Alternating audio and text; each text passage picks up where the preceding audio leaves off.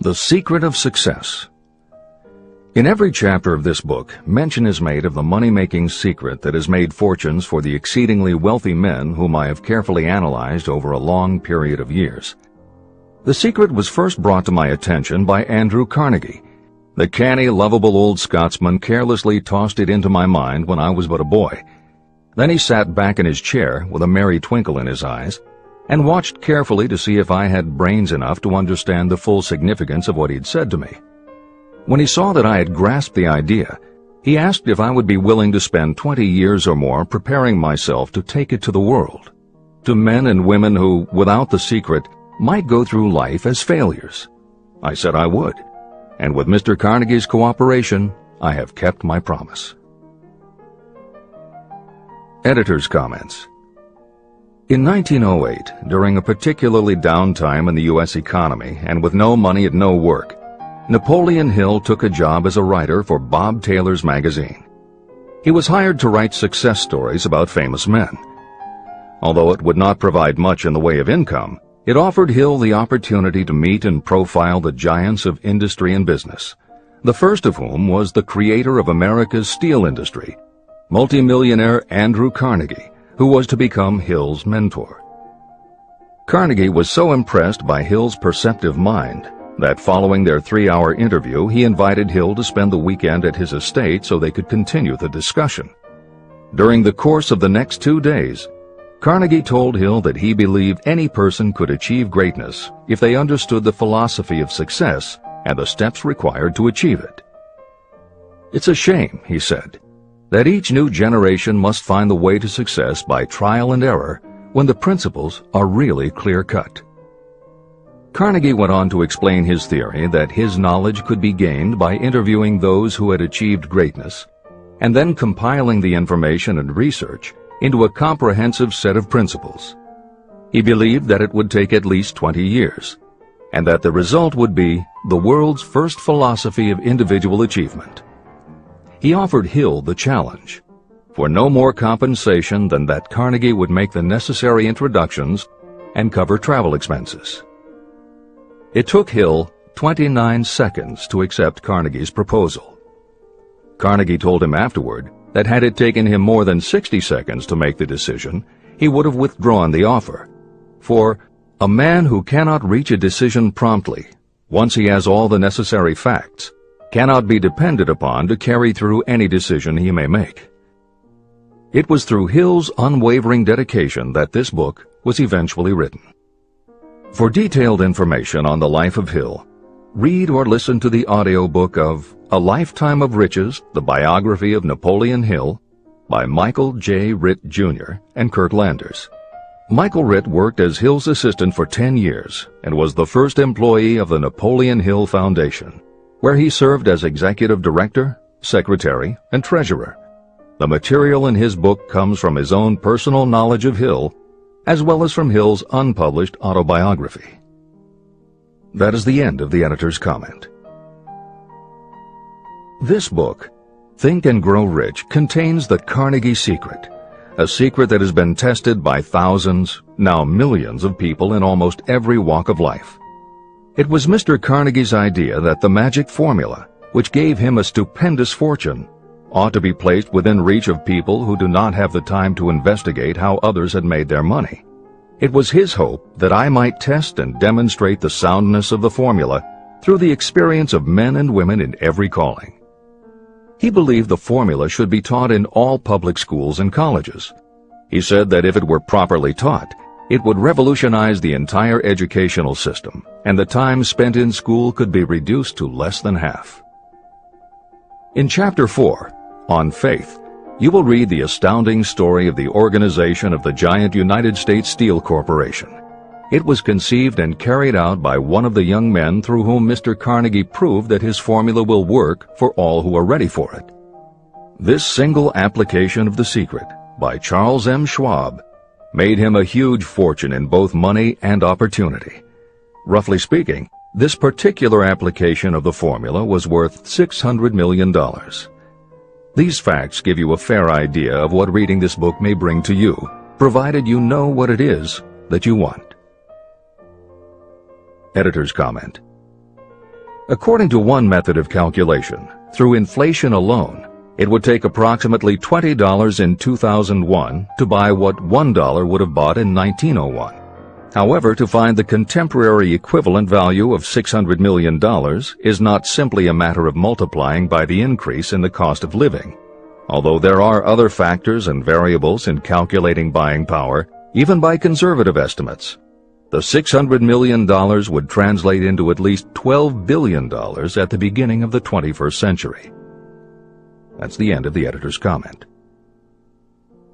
The secret was passed on to thousands of men and women who have used it for their personal benefit.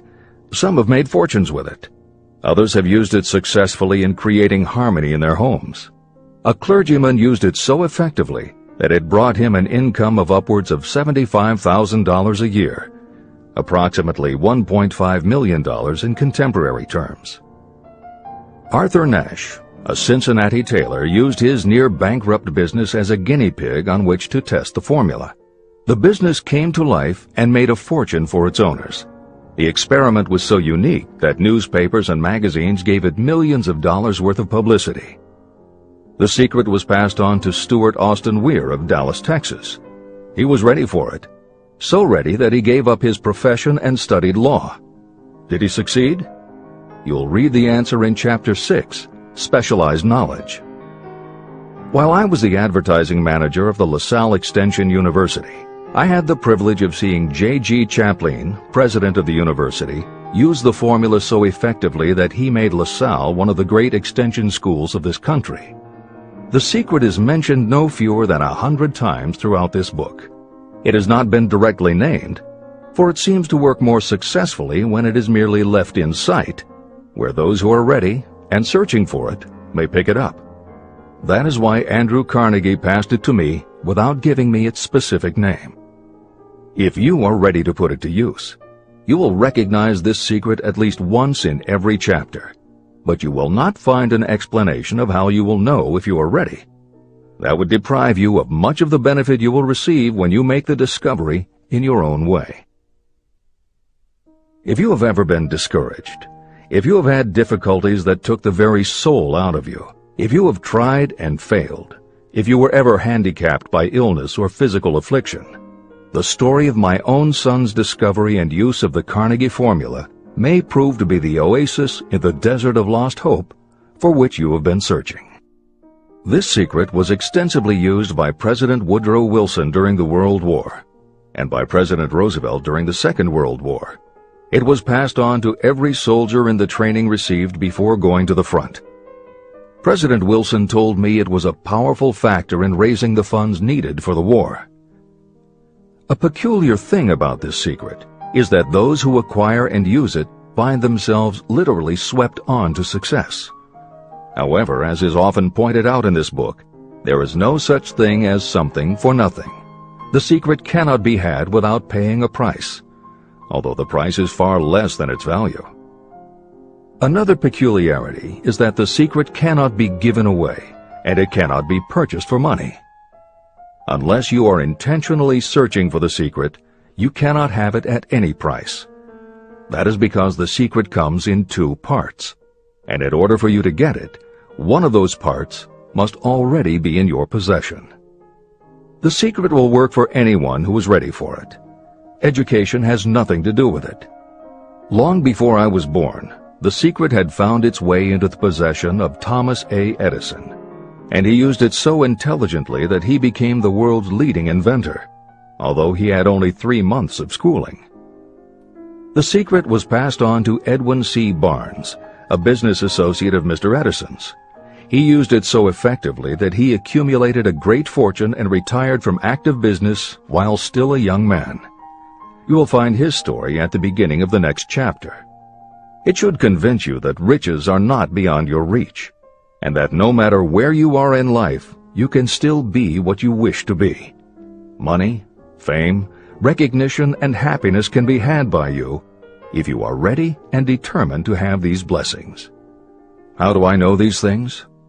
You should have the answer before you finish this book. You may find it in the very first chapter or on the last page. While I was doing the research that I had undertaken at Andrew Carnegie's request, I analyzed hundreds of well-known men. Many of them attributed the accumulation of their vast fortunes to the Carnegie secret. Among these men were Henry Ford. Founder of the Ford Automobile Company, Ford started with no money and little education, yet became one of the most successful self-made businessmen in American history. William Wrigley, Jr., a traveling salesman who found that his customers liked the chewing gum he gave away as a premium better than the goods he sold, so he started his own company. John Wanamaker. Known as the Merchant Prince, he created the world's first department store and was hailed for his innovations in marketing, customer service, and employee benefits. James J. Hill. Known as the Empire Builder, he built the transcontinental Great Northern Railway, encouraged homesteading in the West, then established shipping routes linking America to Asia. George S. Parker. A school teacher who grew tired of fixing his students' pens, he created a new design, founded the Parker Pen Company, and turned a simple idea into a fortune. E. M. Statler. The son of a poor pastor, he started as a bellboy and worked his way up until he was able to start his own chain of Statler hotels, famous for their luxury and service with a smile. Henry L. Doherty. Started at age 12 as an office boy for Columbia Gas, he went on to acquire 53 utilities companies and patented 140 innovations for natural gas and oil production. Cyrus H.K. Curtis. Starting with a small agricultural weekly, Curtis turned it into Ladies' Home Journal, created Saturday Evening Post, then assembled one of the largest newspaper empires. George Eastman. Inventor and founder of the Eastman Kodak Company, he created many of the innovations that popularized photography and transformed the motion picture industry. Charles M. Schwab. The right-hand man of Andrew Carnegie, he was president of Carnegie Steel Company, brokered the deal that formed U.S. Steel, and went on to found Bethlehem Steel. Theodore Roosevelt. 26th President of the United States from 1901 to 1909. John W. Davis. A lawyer and political leader, Davis was Solicitor General under President Woodrow Wilson and later appointed Ambassador to Great Britain. Elbert Hubbard. Philosopher, publisher of the Fra magazine, and founder of the Roy Crofters Artists Colony, Hubbard was also the author of many bestsellers including A Message to Garcia. Wilbur Wright. A bicycle shop owner who, with his brother Orville, became the first Americans to fly heavier-than-air aircraft and pioneered the aviation industry. William Jennings Bryan. Newspaper publisher, presidential nominee, Secretary of State under President William McKinley, but perhaps best known as the lawyer who defended creationism at the Scopes monkey trial. Dr. David Starr Jordan. Educator, scientist, author of over 50 books, he was the nation's youngest university president at Indiana University and became the first president of Stanford University. J. Ogden Armour. Inherited his family's meatpacking business, turned it into a conglomerate with more than 3,000 products, was an owner of the Chicago Cubs, and a director of National City Bank and American International Corporation. Arthur Brisbane. A crusading journalist and syndicated columnist, Brisbane was sought after by every major news organization and was the most read and highest-paid editorial writer of his day. Dr. Frank Gonzalez. A Chicago preacher who delivered such a powerful sermon, Philip D. Armour gave him $1 million to start the Armour Institute of Technology, of which he became president. Daniel Willard. President of the B&O Railroad for more than 30 years, he was honored by having the city of Willard, Ohio, named for him. King Gillette. A traveling salesman and born tinkerer, Gillette was trying to shave on a moving train when he came up with the idea of the safety razor, which became the foundation of a corporate giant. Ralph A. Weeks. President of International Correspondence Schools, Weeks helped finance Napoleon Hill's Intra-Wall Institute, established to educate and rehabilitate prison inmates. Judge Daniel T. Wright, instructor at Georgetown Law School, where Napoleon Hill was studying when Bob Taylor's magazine gave him the assignment to write a profile of Andrew Carnegie. John D. Rockefeller. With $1,000 in savings plus another $1,000 borrowed from his father, he started a kerosene company which he grew into the giant Standard Oil and one of the world's greatest fortunes. Thomas A. Edison. Inventor and entrepreneur, he perfected the electric light bulb, the phonograph, the motion picture camera, and owned the rights to more than 1,000 patented inventions. Frank A. Vanderlip. A poor boy who became a journalist, social reformer, and self-made millionaire, he was president of the National City Bank, now Citibank, and Assistant Secretary of the Treasury. F. W. Woolworth. A clerk in a general store, he pioneered the idea of fixed-price selling and self-service and forever changed retail selling with a chain of Woolworth 5 and 10 cent stores. Colonel Robert A. Dollar. Starting with a small schooner bought to haul lumber down the West Coast, he built the Dollar Steamship Company, the largest fleet of luxury liners sailing under the U.S. flag. Edward A. Filene. Founder of the Boston-based stores, he devised revolutionary methods of distribution and merchandising and became famous for the first bargain basement department.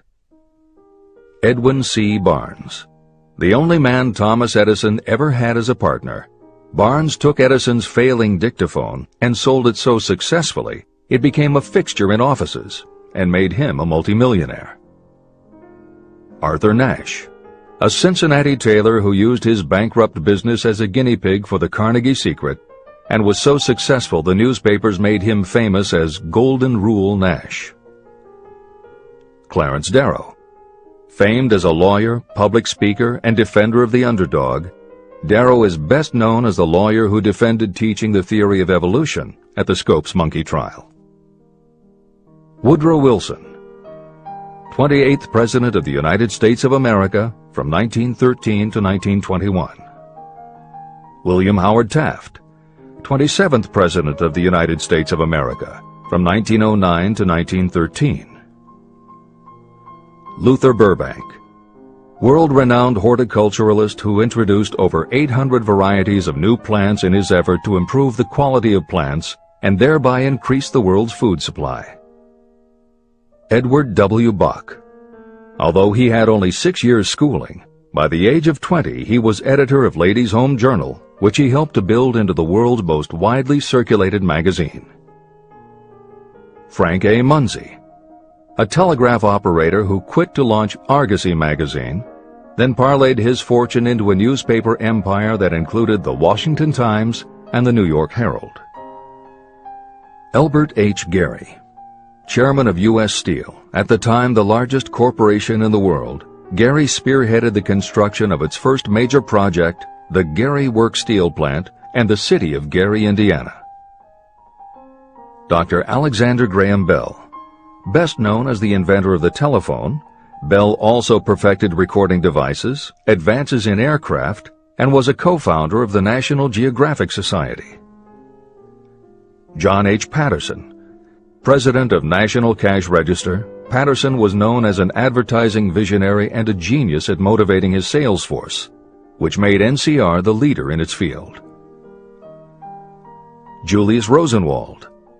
A small manufacturer who foresaw the future of mail order, he bought 25% of Sears Roebuck & Company, and together with Richard Sears built it into an icon of American business. Stuart Austin Weir. A construction engineer Hill met in the Texas oil fields who, inspired by the Carnegie Secret, went to law school after age 40 and also helped publish Napoleon Hill's magazine. Dr. Frank Crane. A noted psychologist, essayist, and author of the book 4-Minute Essays on subjects such as the price of liberty, pragmatism, the duty of the rich, and how to keep friends. J.G. Chaplin, president of the LaSalle Extension University at the time Napoleon Hill worked in the university's advertising and sales department, where he first realized his talent for motivating people. Jennings Randolph, a congressman, then U.S. Senator from West Virginia. Randolph was a lifelong admirer of Napoleon Hill, and it was he who encouraged Hill to act as advisor to President Franklin Delano Roosevelt. These names represent a small fraction of well-known Americans whose achievements, financial and otherwise, prove that those who understand and apply the Carnegie Secret reach high positions in life. Editor's comment. As Napoleon Hill says, the preceding list includes only some of the more than 500 multimillionaires and extraordinarily successful individuals whom Napoleon Hill interviewed prior to writing Think and Grow Rich.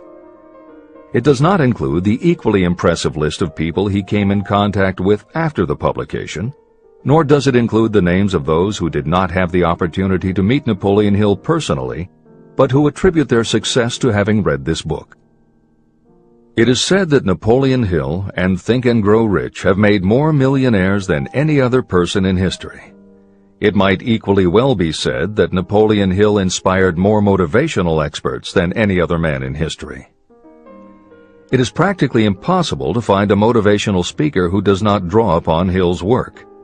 His influence can be seen in the writings of his early peers, Dale Carnegie and Norman Vincent Peale.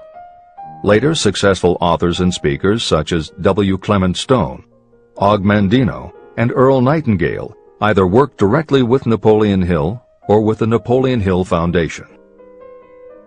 Echoes of Hill's principles can also be found in books by people as diverse as Wally Famous Amos, Mary Kay Ash, Ken Blanchard, Adelaide Bry, Chicken Soup for the Soul authors Jack Canfield and Mark Victor Hansen, Debbie Fields, Shakti Gawain, John Gray, Susan Jeffers, Bruce Jenner, Charlie Tremendous Jones, Tommy Lasorda, Art Linkletter, Joan London, Dr. Maxwell Maltz, James Redfield, Dr. Bernie Siegel, Jose Silva, Brian Tracy, Lillian Vernon, and Dennis Waitley.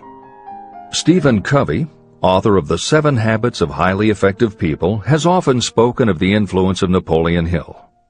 Anthony Robbins, arguably the most successful motivational author and speaker at the beginning of the 21st century, has acknowledged Napoleon Hill as a personal hero.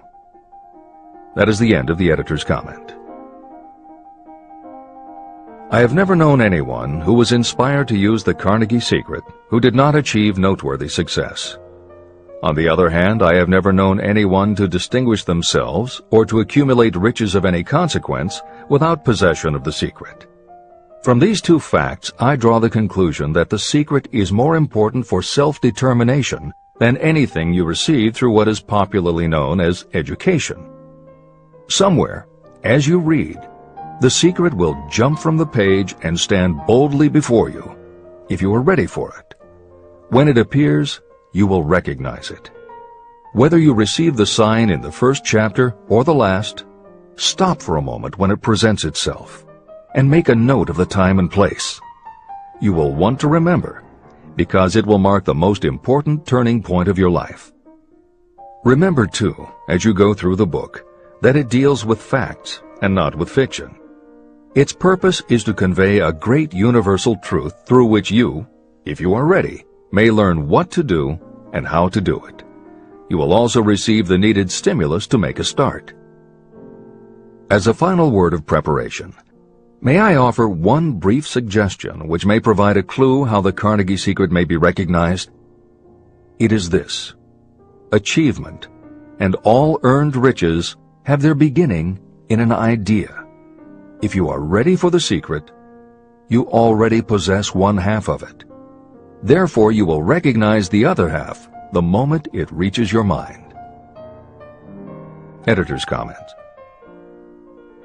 Unlike much of the business and motivational literature available, Think and Grow Rich is not written for readers to skip around from chapter to chapter, taking a concept here and an idea there to solve the problem of the moment.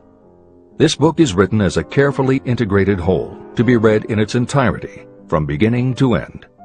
Concepts that are introduced in one chapter recur in other chapters where their meaning and significance rely upon the reader having already assimilated the earlier knowledge. The chapters are designed to build upon one another in such a way that every word is to be read, every idea is to be considered, and every concept is to be understood and absorbed. Think and Grow Rich is often called the first philosophy of personal achievement, and a philosophy is more than a collection of solutions to business problems. A philosophy is a system of principles that will guide your thoughts and actions, and provide you with a code of ethics and a standard of values. Think and Grow Rich will not just change what you think, it will literally change the way you think. In preparing this new and updated edition, every aspect of Think and Grow Rich has been analyzed to ensure its relevance to the current business climate. In those instances where material might be considered dated or out of step with contemporary practices, the original text has been updated or augmented with relevant new material. A hallmark of the original edition of Think and Grow Rich is that in every chapter Napoleon Hill cites real-life examples based on his own first-hand knowledge of America's most successful self-made multimillionaires. In this edition, every one of Hill's stories has been retained, and the editors have added contemporary examples and modern parallels which clearly demonstrate that Hill's principles are as up-to-date as today and still guiding those who succeed. In addition to contemporary examples, where the editors felt it would be of interest to the reader, we have included marginal notes that provide relevant information about recent developments. Where applicable, we have also suggested books or other materials that complement various aspects of Napoleon Hill's philosophy. On a more technical note, the editors have approached the written text as we would that of a living author. When we encountered what modern grammarians would consider run-on sentences, outdated punctuation, or other matters of form, we opted for contemporary usage.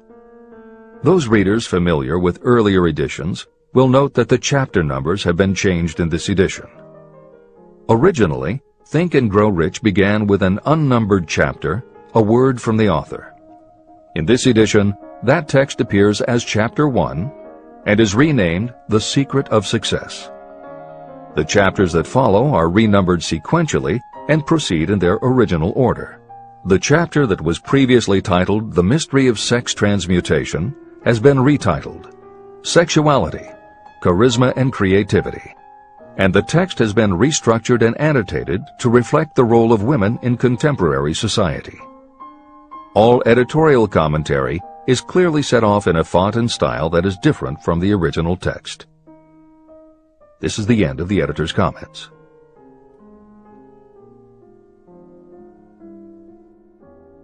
Both poverty and riches are the offspring of thought. Chapter 2. Thoughts are things. The man who thought his way into partnership with Thomas A. Edison. Truly, thoughts are things, and powerful things, when they are mixed with definiteness of purpose, persistence, and a burning desire for their translation into riches or other material objects. Some years ago, Edwin C. Barnes discovered how true it is that you really can think and grow rich. His discovery did not come about at one sitting. It came little by little, beginning with a burning desire to become a business associate of the great Thomas Edison. One of the chief characteristics of Barnes' desire was that it was definite. He wanted to work with Edison, not for him. Pay close attention to the story of how he turned his desire into reality, and you'll have a better understanding of the principles that lead to riches. When this desire, or this thought, first flashed into his mind, he was in no position to act upon it. Two problems stood in his way. He did not know Mr. Edison, and he did not have enough money to buy a train ticket to West Orange, New Jersey, where the famed Edison Laboratory was located. These problems would have discouraged the majority of people from making any attempt to carry out the desire. But his was no ordinary desire. The Inventor and the Tramp. Edwin C. Barnes presented himself at Mr. Edison's laboratory and announced that he had come to go into business with the inventor. Years later, in speaking about that first meeting, Mr. Edison said about Barnes, "He stood there before me looking like an ordinary tramp, but there was something in the expression of his face which conveyed the impression that he was determined to get what he had come after. I had learned from years of experience with men that when a man really desires a thing so deeply that he is willing to stake his entire future on a single turn of the wheel in order to get it, he is sure to win. I gave him the opportunity he asked for, because I saw he had made up his mind to stand by until he succeeded. Subsequent events proved that no mistake was made." It could not have been the young man's appearance that got him his start in the Edison office. That was definitely against him. It was what he thought that counted. Barnes did not get his partnership with Edison on his first interview. What he did get was a chance to work in the Edison offices at a very nominal wage. Months went by. Nothing happened to bring nearer the goal that Barnes had set as his definite major purpose. But something important was happening in Barnes' mind. He was constantly intensifying his desire to become the business associate of Edison. Psychologists have correctly said, when one is truly ready for a thing, it puts in its appearance. Barnes was ready for a business association with Edison, and he was determined to remain ready until he got what he was seeking. He did not say to himself, well, what's the use? I guess I'll change my mind and try for a salesman's job. But he did say, I came here to go into business with Edison, and I'll accomplish my goal if it takes the remainder of my life. He meant it. What a different story people would tell if only they would adopt a definite purpose and stand by that purpose until it had time to become an all-consuming obsession. Maybe young Barnes did not know it at the time, but his bulldog determination and his persistence in focusing on a single desire was destined to mow down all opposition and bring him the opportunity he was seeking. When the opportunity came, it appeared in a different form and from a different direction than Barnes had expected. That is one of the tricks of opportunity. It has a sly habit of slipping in by the back door, and often it comes disguised in the form of misfortune or temporary defeat.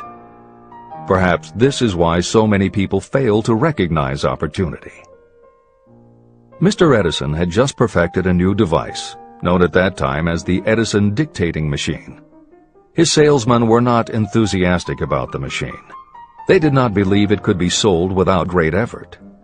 Barnes saw his opportunity. It had crawled in quietly, hidden in a queer-looking machine that interested no one but Barnes and the inventor. Barnes knew he could sell the Edison dictating machine, and he told Edison so. Edison decided to give him his chance.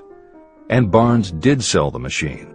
In fact, he sold it so successfully that Edison gave him a contract to distribute and market it all over the nation. Out of that business association, Barnes made himself rich in money, but he did something infinitely greater. He proved that you really can think and grow rich. How much actual cash that original desire of Barnes was worth to him, I have no way of knowing. Perhaps it brought him $2 or $3 million. Editor's comment. $3 million in the early years of the 20th century would be comparable to more than $50 million in terms of buying power at the beginning of the 21st century.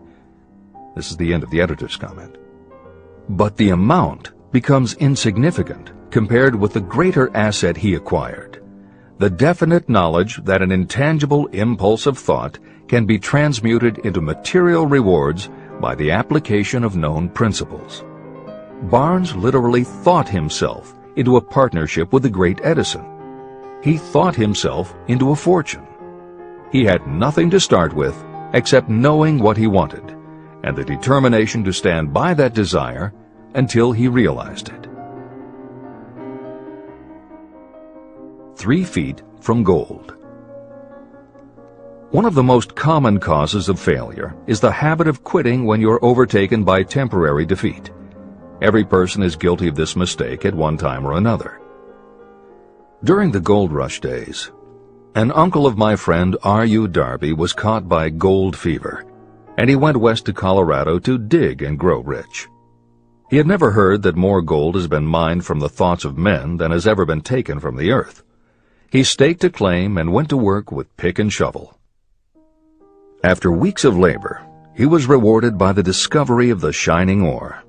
He needed machinery to bring the ore to the surface. Quietly, he covered up the mine and returned to his home in Williamsburg, Maryland. He told his relatives and a few neighbors about the strike. They got together the money for the machinery and had it shipped. R.U. Darby decided to join his uncle, and they went back to work the mine. The first car of ore was mined and shipped to a smelter. The returns proved they had one of the richest mines in Colorado. A few more cars of that ore would clear their debts. Then would come the big killing in profits. Down went the drills. Up went the hopes of Darby and Uncle. Then something happened. The vein of gold ore disappeared. They had come to the end of the rainbow, and the pot of gold was no longer there. They drilled on, desperately trying to pick up the vein again, all to no avail. Finally, they decided to quit. They sold the machinery to a junkman for a few $100s and took the train back home. The junkman called in a mining engineer to look at the mine and do a little calculating. The engineer advised that the project had failed because the owners were not familiar with fault lines. His calculations showed that the vein would be found just 3 feet from where the Darbys had stopped drilling. And that is exactly where it was found. The junkman took millions of dollars in ore from the mine because he knew enough to seek expert counsel before giving up.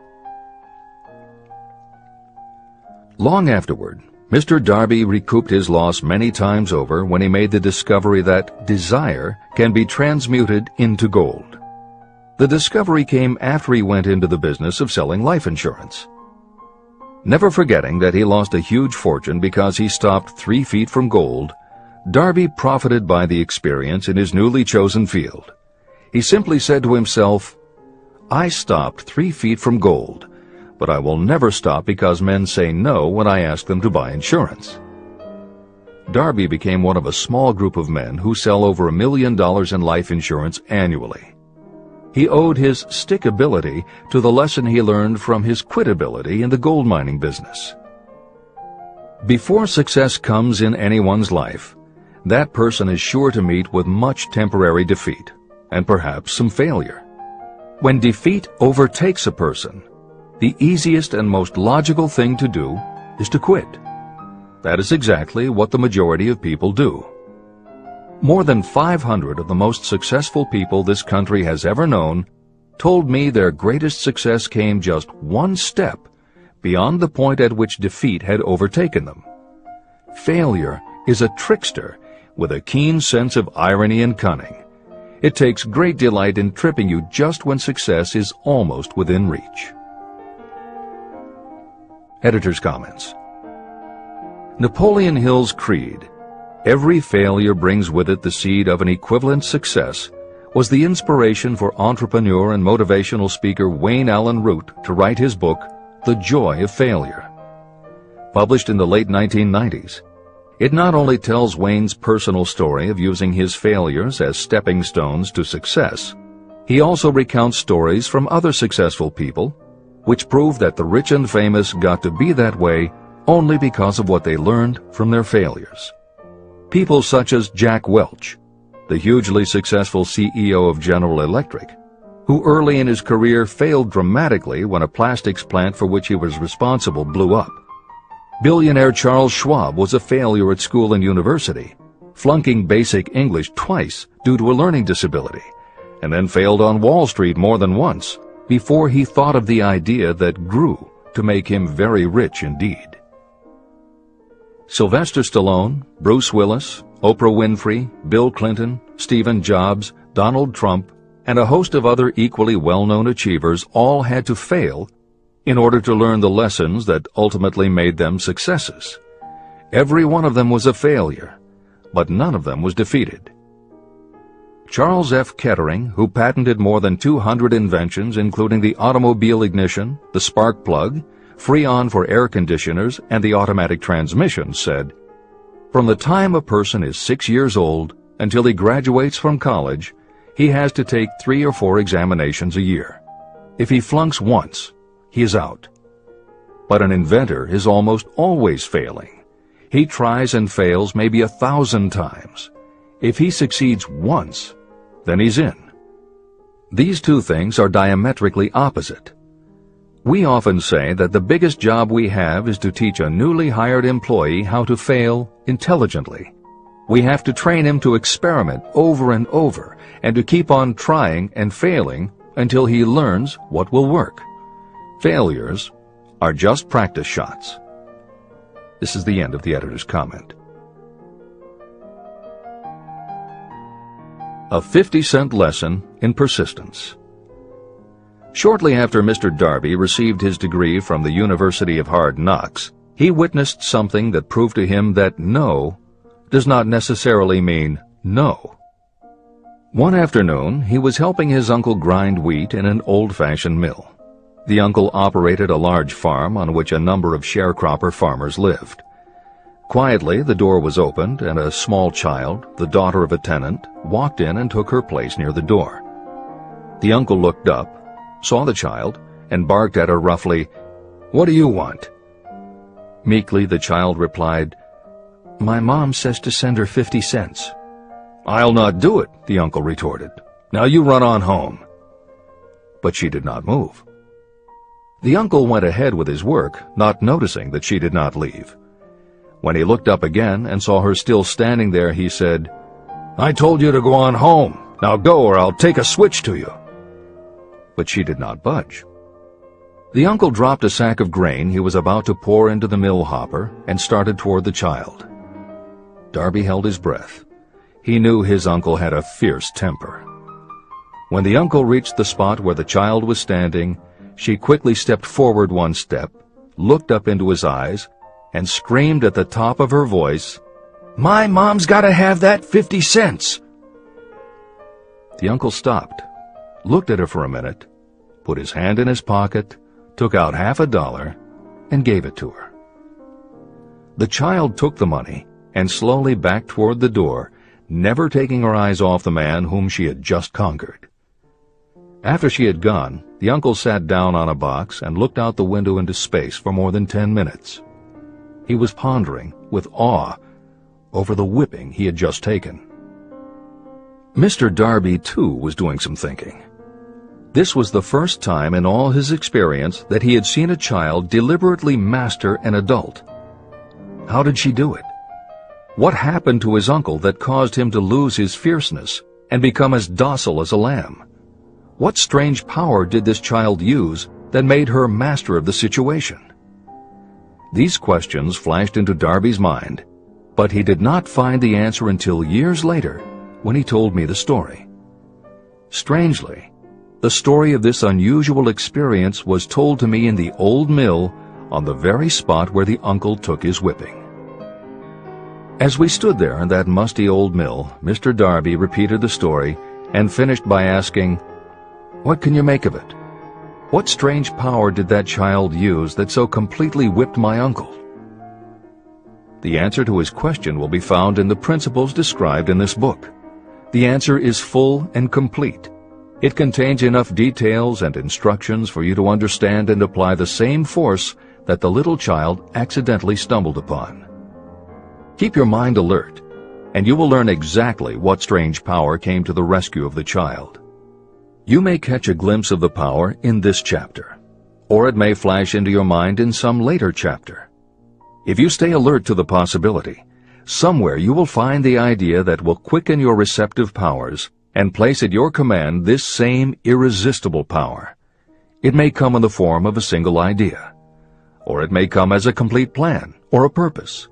It may even cause you to go back over your past experiences of failure or defeat, and in doing so, it may bring to the surface some lesson by which you can regain all that you lost through defeat.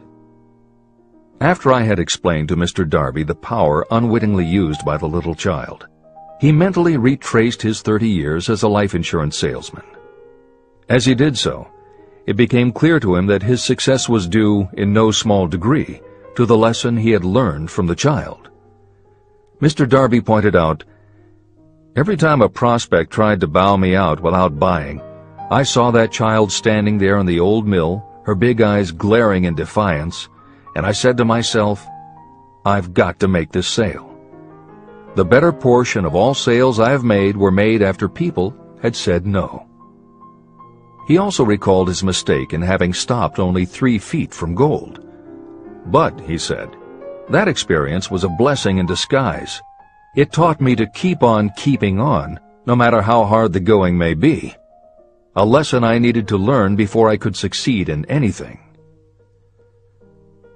Mr. Darby's experiences were commonplace and simple enough, yet they held the answer to his destiny in life. In fact, to him the experiences were as important as life itself, and he was able to profit from these 2 important experiences because he analyzed them and found the lesson they taught. But what if you don't see the events of your life as being experiences of such profound significance? And what about the young person who doesn't yet have even minor failures to analyze? Where and how will they learn the art of converting defeats into the stepping stones to opportunity? That is exactly why this book was written, to answer those questions. To convey my answer, I have constructed 13 principles. These principles work individually or together as catalysts. The specific answer that you are looking for may already be in your own mind. Reading these principles may be the catalyst that causes your answer to suddenly come to you as an idea, a plan, or a purpose. One sound idea is all you need to achieve success. These 13 principles contain the best and most practical ways and means of creating ideas. Success consciousness. Before I go any further in the description of these principles, you should know this. When riches begin to come, they come so quickly and in such great abundance that you will wonder where they've been hiding during all those lean years. This is an astounding statement, especially when you take into consideration the popular belief that riches come only to those who work hard and long. When you begin to think and grow rich, you will observe that riches begin with a state of mind, with definiteness of purpose, with little or no hard work. What you need to know now is how to acquire the state of mind that will attract riches. I spent 25 years researching the answer to that question, because I, too, wanted to know how wealthy men become that way. What you will learn is that as soon as you master the principles of this philosophy and begin to apply those principles, your financial status will begin to improve. Everything you touch will begin to transmute itself into an asset for your benefit. Impossible? Not at all. One of the main weaknesses the average person suffers is too much familiarity with the word impossible. We know all the rules that will not work. We know all the things that cannot be done. This book was written for those who seek the rules that have made others successful and are willing to stake everything on those rules. Success comes to those who become success conscious. Failure comes to those who allow themselves to become failure conscious. The object of this book is to help you learn the art of changing your mind from failure consciousness to success consciousness. Another weakness is the habit of measuring everything and everyone by your own impressions and beliefs. Some of you reading this will have trouble believing that you can think and grow rich because your thought habits have been steeped in poverty, misery, failure, and defeat. This kind of thinking reminds me of the story about the man who came from China to study at the University of Chicago. One day, President Harper met this young man on campus and stopped to chat with him for a few minutes. He asked what had impressed him as being the most noticeable characteristic of the American people. "Why," the student exclaimed, "the unusual shape of your eyes." It's all a matter of perspective and habit. The same is true of your belief in what a person can achieve. If you have formed the habit of seeing life only from your own perspective, you may make the mistake of believing that your limitations are in fact the proper measure of limitations.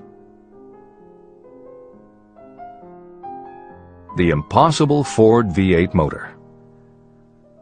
When Henry Ford decided to produce his famous V8 motor, he chose to build an engine with the entire 8 cylinders cast in one block. Ford instructed his engineers to produce a design for the engine. The design was drawn up on paper, but the engineers agreed to a man that it was simply impossible to cast an 8-cylinder engine block in one piece. Ford said, "Produce it anyway." But they replied, "It's impossible." "Go ahead," Ford commanded, "and stay on the job until you succeed, no matter how much time is required." So the engineers went ahead. 6 months went by.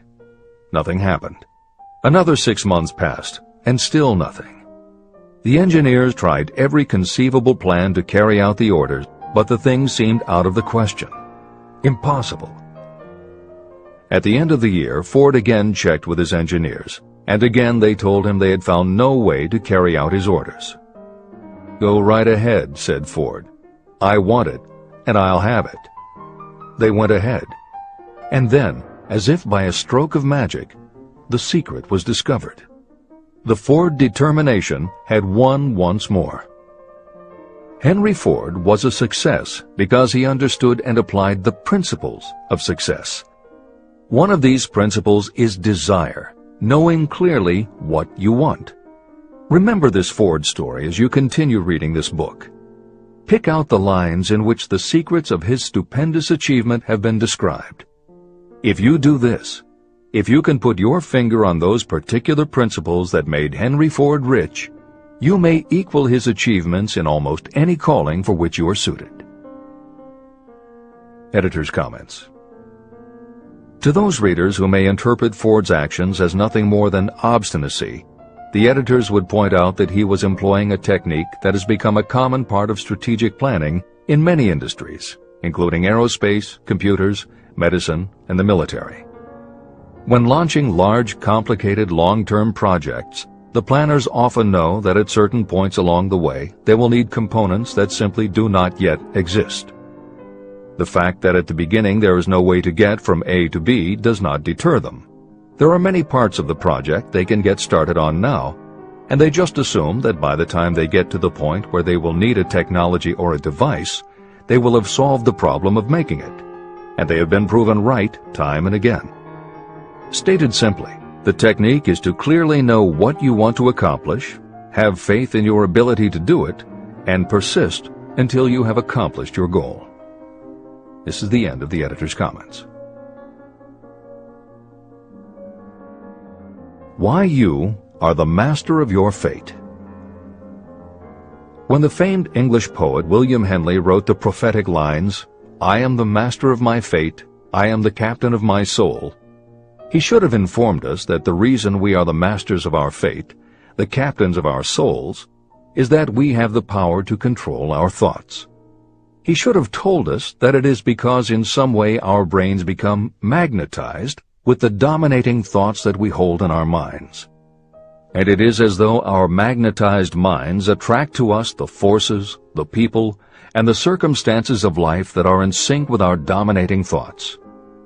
He should have told us that before we can accumulate riches in great abundance, we must magnetize our minds with intense desire for riches.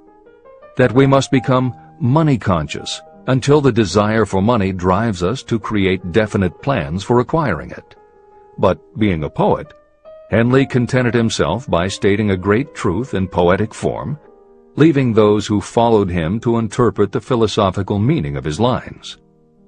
Little by little, the truth has unfolded itself, until I have come to know with certainty that the principles described in this book hold the secret of mastery over our economic fate.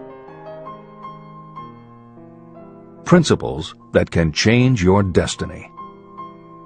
We are now ready to examine the first of these principles, and as we do, I ask you to maintain a spirit of open-mindedness.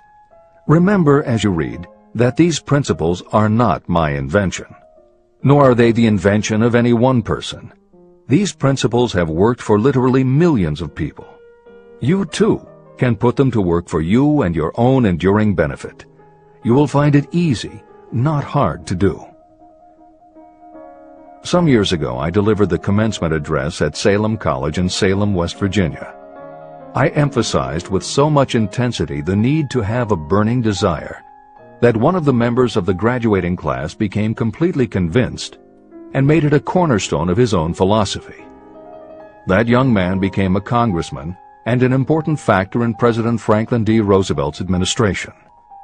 He wrote me a letter in which he so clearly stated his opinion of the principle of desire outlined in the next chapter that I have chosen to publish his letter as an introduction to that chapter. It gives you an idea of the rewards to come. My dear Napoleon, my service as a member of Congress having given me an insight into the problems of men and women, I am writing to offer a suggestion which may become helpful to thousands of worthy people. In 1922, you delivered the commencement address at Salem College when I was a member of the graduating class. In that address, you planted in my mind an idea which has been responsible for the opportunity I now have to serve the people of my state, and will be responsible in a very large measure for whatever success I may have in the future. I recall, as though it were yesterday, the marvelous description you gave of the method by which Henry Ford, with but little schooling, without a dollar, with no influential friends, rose to great heights. I made up my mind then, even before you had finished your speech, that I would make a place for myself, no matter how many difficulties I had to surmount. Thousands of young people will finish their schooling this year and within the next few years. Every one of them will be seeking just such a message of practical encouragement as the one I received from you. They will want to know where to turn, what to do to get started in life. You can tell them, because you have helped to solve the problems of so many, many people. There are thousands of people in America today who would like to know how they can convert ideas into money. People who must start from scratch without finances and recoup their losses. If anyone can help them, you can. If you publish the book, I would like to own the first copy that comes from the press, personally autographed by you. With best wishes, believe me, cordially yours, Jennings Randolph. Since that time in 1922, I watched Jennings Randolph rise to become one of the nation's leading airline executives, a great inspirational speaker, and a United States Senator from West Virginia. 35 years after I made that speech, it was my pleasure to return to Salem College in 1957 and deliver the baccalaureate sermon. At that time, I received an honorary Doctor of Literature degree from Salem College. Editor's comments. As you begin the next chapter, the editors would like to reinforce the earlier statement that what you are reading is not just a collection of theories out of which you can cherry-pick what you like. The 13 principles of success were proven by the real-life experiences of the long list of famous successful people cited earlier by Napoleon Hill. His techniques are also practiced and endorsed by the contemporary experts and authors whom the editors mentioned following Hill's list.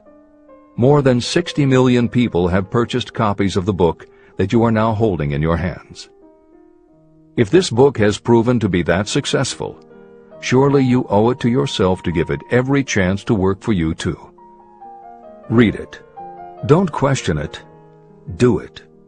If you don't, if you think that you know better than Napoleon Hill, if you decide to pick and choose the parts that you will believe or follow, then, if you don't succeed, you will never know if your failure lies with this book or with you.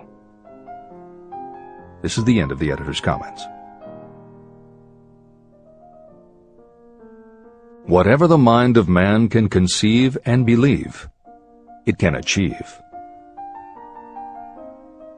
Chapter 3. Desire. The starting point of all achievement.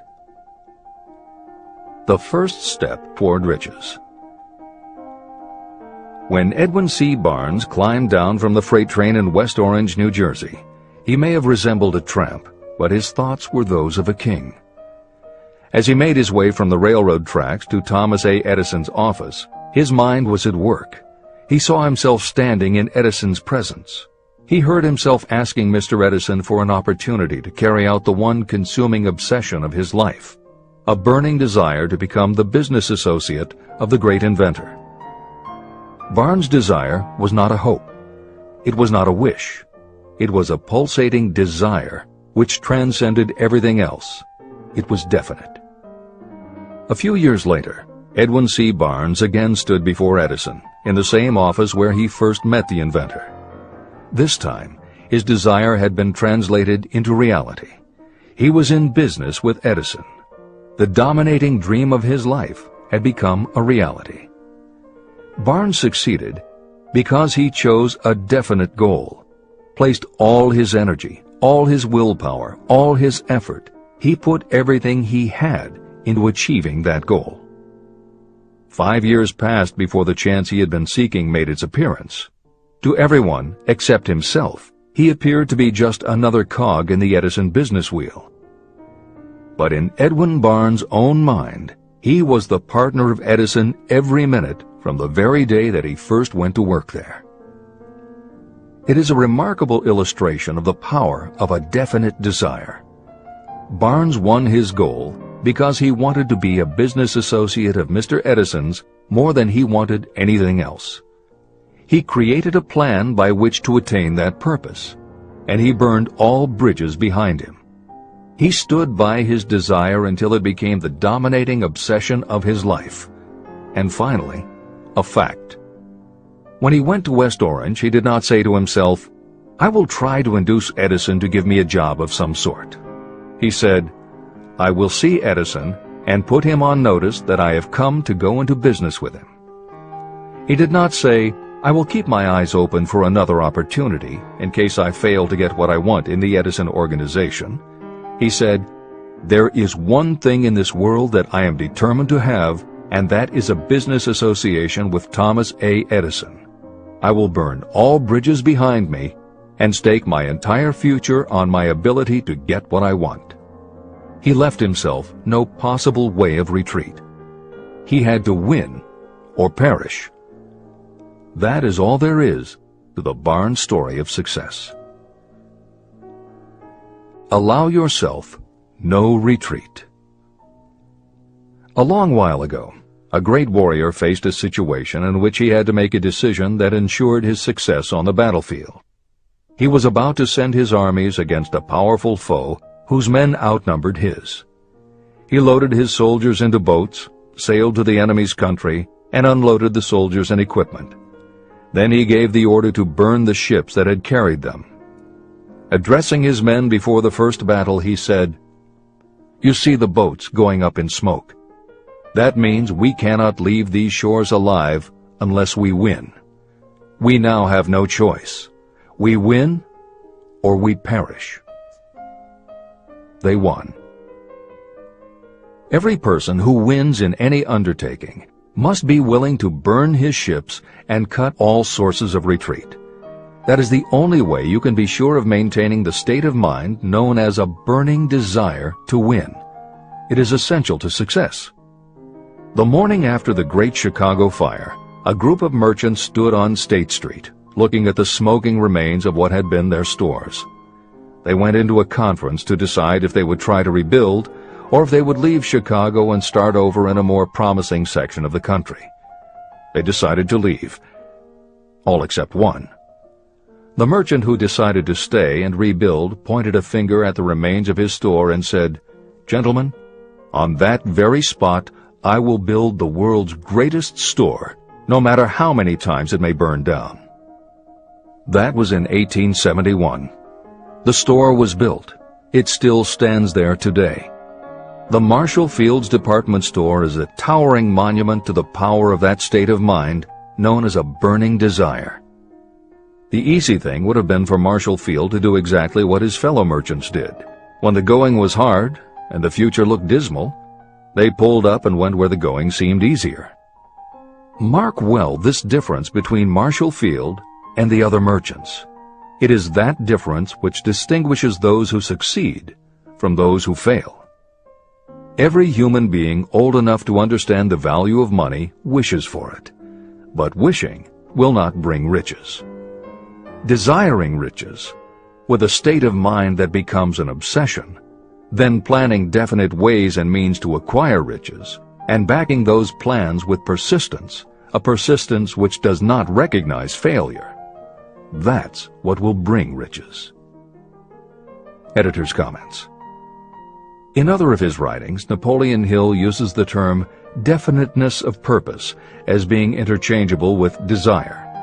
The following explanation is adapted from the Napoleon Hill Foundation's book, Believe and Achieve.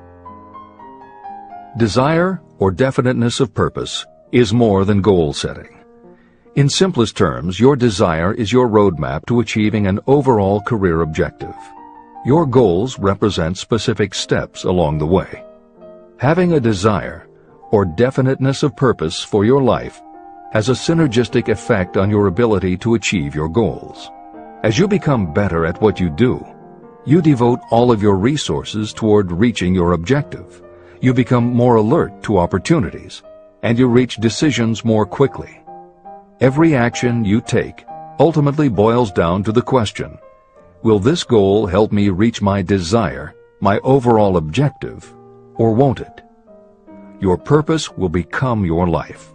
It will permeate your mind, both conscious and subconscious. This is the end of the editor's comments. 6 ways to turn desire into gold. The method by which your desire for riches can be transmuted into its financial equivalent consists of 6 definite, practical steps. 1. Fix in your mind the exact amount of money you desire. It is not sufficient merely to say, "I want plenty of money." Be definite about the amount. There is a psychological reason for such definiteness explained in subsequent chapters. 2. Determine exactly what you intend to give in return for the money you desire. There is no such reality as something for nothing. 3. Establish a definite date when you intend to possess the money you desire. 4. Create a definite plan for carrying out your desire and begin at once, whether you are ready or not, to put this plan into action. 5. Now write it out. Write a clear, concise statement of the amount of money you intend to acquire. Name the time limit for its acquisition. State what you intend to give in return for the money, and describe clearly the plan through which you intend to accumulate it. 6. Read your written statement aloud, twice daily. Read it once just before retiring at night, and read it once after arising in the morning. As you read, see and feel and believe yourself already in possession of the money. It is important that you follow the instructions in these 6 steps. It is especially important that you observe and follow the instructions in the 6th step. You may complain that it is impossible for you to see yourself in possession of money before you actually have it. Here is where a burning desire will come to your aid. If you truly desire money so keenly that your desire is an obsession, you will have no difficulty in convincing yourself that you will acquire it. The object is to want money, and to become so determined to have it that you convince yourself you will have it. If you have not been schooled in the workings of the human mind, these instructions may appear impractical.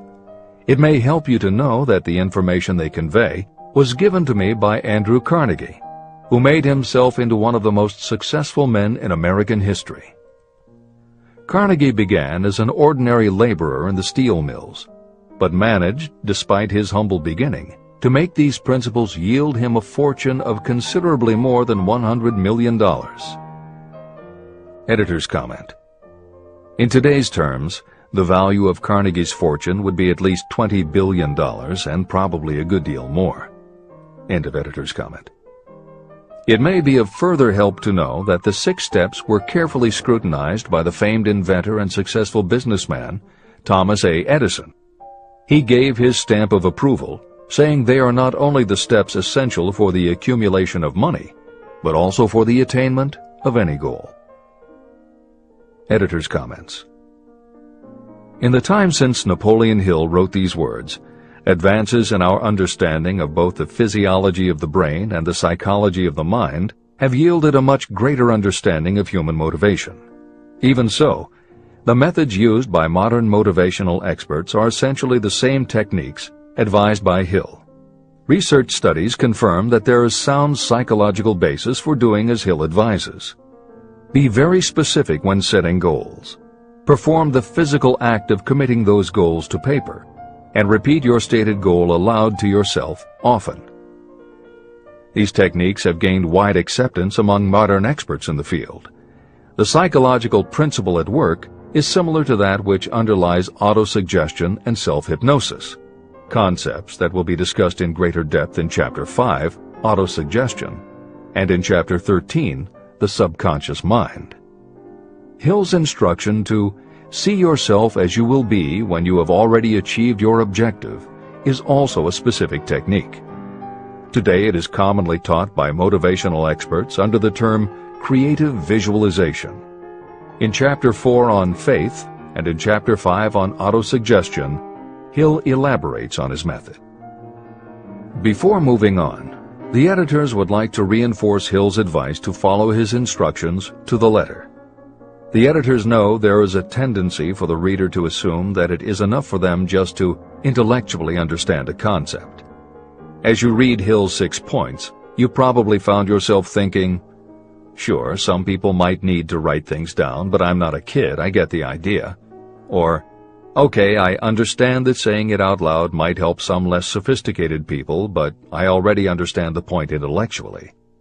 If you feel that way, let us remind you that many of the most successful people whom you admire did not think they were too smart or too sophisticated to follow Hill's instructions. The editors would again point out that if Napoleon Hill believed the actual acts of writing and speaking your goals is important, and if psychologists and motivational experts agree, then you would be foolish not to follow this simple advice. Just do it. This is the end of the editor's comments. The steps call for no hard labor. They call for no sacrifice. To apply them does not call for a great amount of education. But the 6 steps do call for enough imagination to see and to understand that the accumulation of money cannot be left to chance or luck. You may as well know right here that you can never have riches in great quantity unless you can work yourself into a white heat of desire for money and actually believe you will possess it.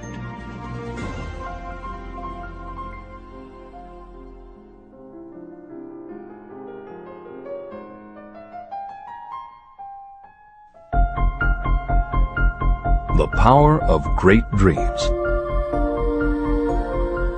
If you are in this race for riches, you should be encouraged by the following truth. The world in which we live is demanding new ideas, new ways of doing things, new leaders, new inventions, and new methods, styles, versions, and variations of everything all the time. Behind all this demand for new and better things, there is one quality that you must possess to win, and that is definiteness of purpose, the knowledge of what you want, and a burning desire to possess it.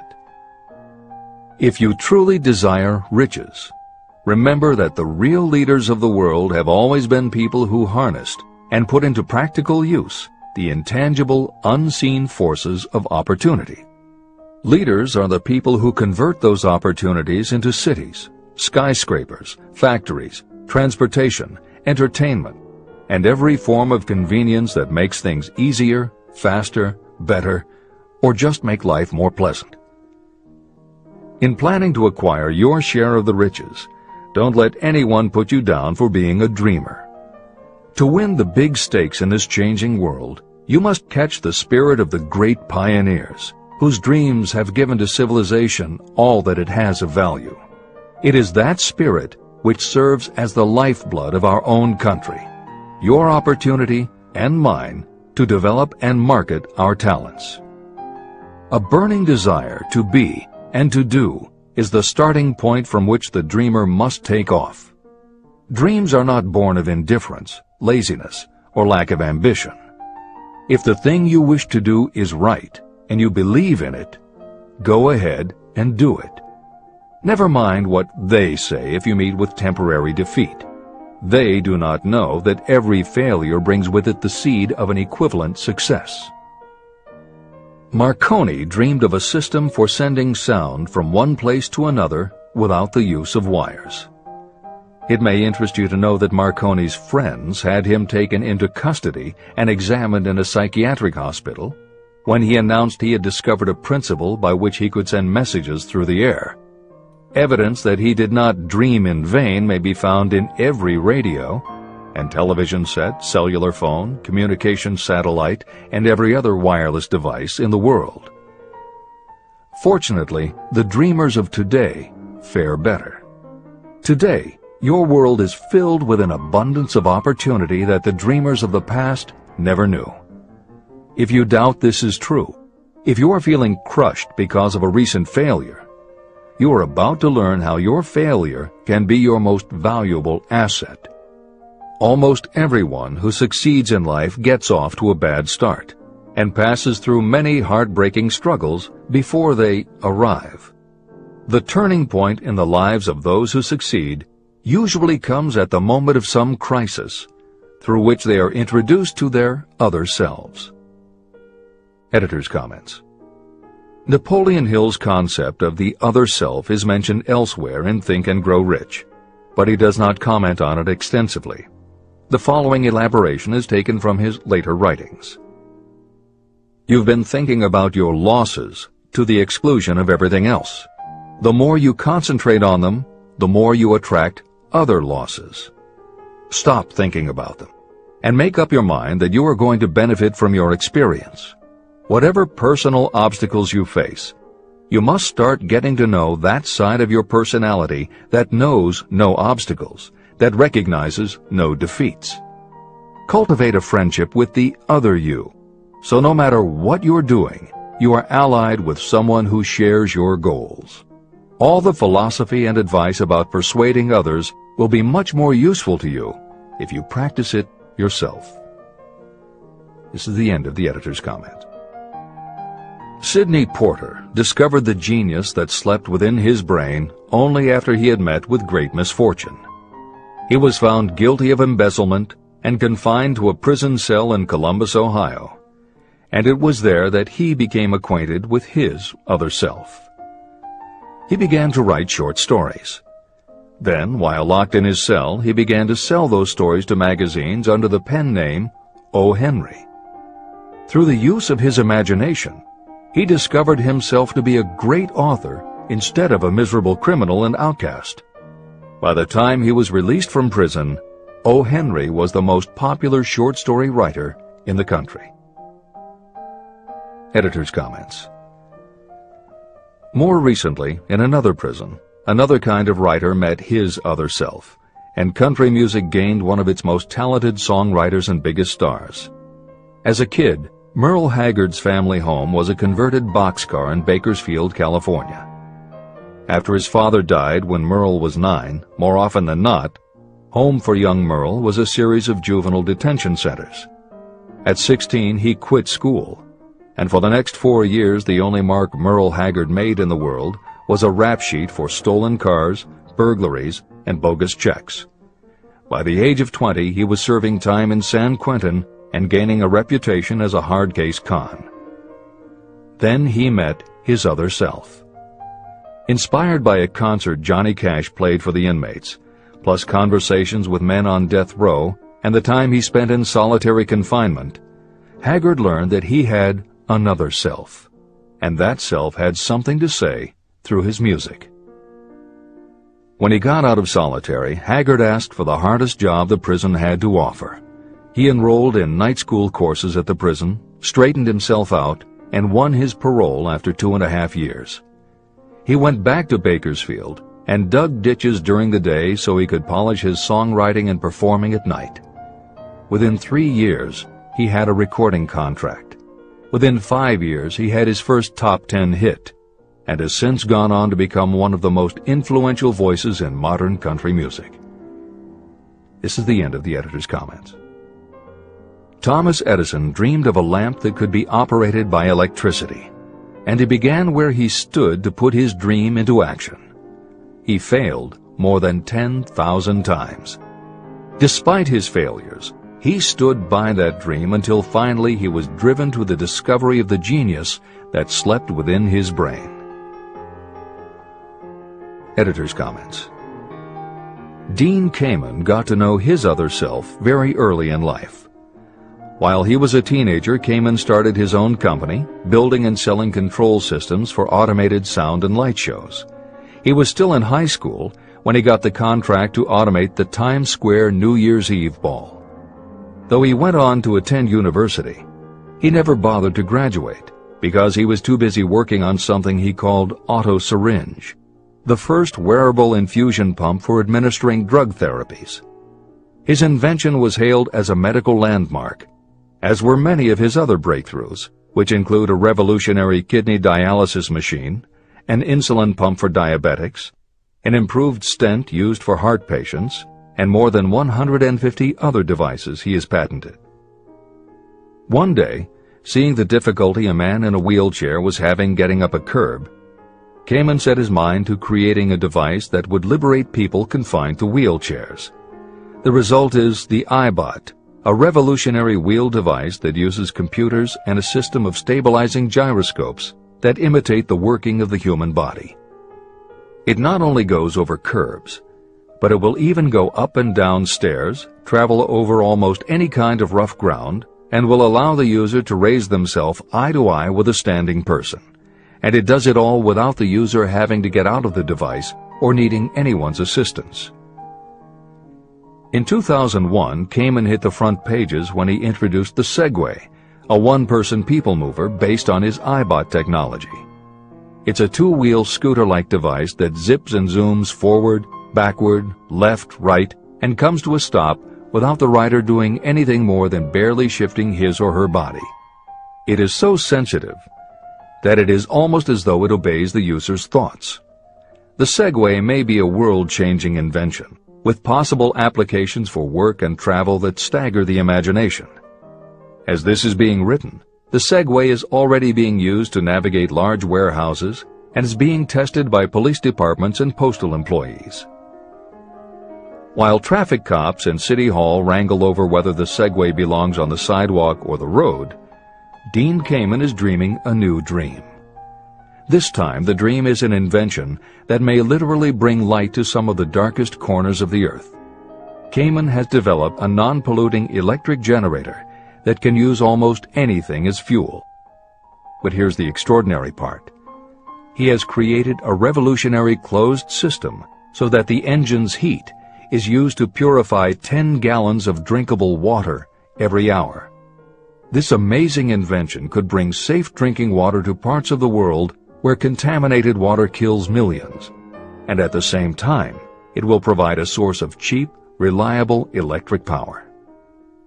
Dean Kamen is not some academic hidden in a lab somewhere. Kamen is an inventor. But like Thomas Edison, he is also an entrepreneur and businessman, creating and marketing devices that are changing the public perception of what an inventor is. This is the end of the editor's comments. Henry Ford, poor and uneducated, dreamed of a horseless carriage. He went to work with what tools he possessed without waiting for opportunity to favor him, and now evidence of his dream belts the entire earth. He put more wheels into operation than any man who ever lived because he was not afraid to back his dreams. Editor's comments. Stephen Jobs and Steve Wozniak, two university dropouts, dreamed of making and selling computers that the average person could use. Like Ford, working with the tools they possessed, they built the first Apple computer in the Jobs family garage. And like Ford, they weren't afraid to back their dreams. After showing their prototype to a local retailer, they got an order for 25 machines. Jobs sold his Volkswagen, and Woz sold his expensive Hewlett-Packard scientific calculator to raise $1,300 to start their new company. They took the money, convinced the local electronic suppliers to grant them a line of credit, and started production of the Apple I. they revolutionized the computer hardware and software industry. Released in 1976 and priced at $666, the Apple I earned them $774,000. 2 years later, they introduced the Apple II, which in the next 3 years earned $140 million. In 1980, Apple went public, and after the first day of trading, the company had a market value of $1.2 billion. Wozniak left the company in 1981, but Jobs pushed through the development of the Macintosh in 1984. In 1985, Jobs left too, but in 1998 he came back to Apple to revitalize the floundering company with the creation of the iMac computers, the animation company Pixar, the iPod, and iTunes.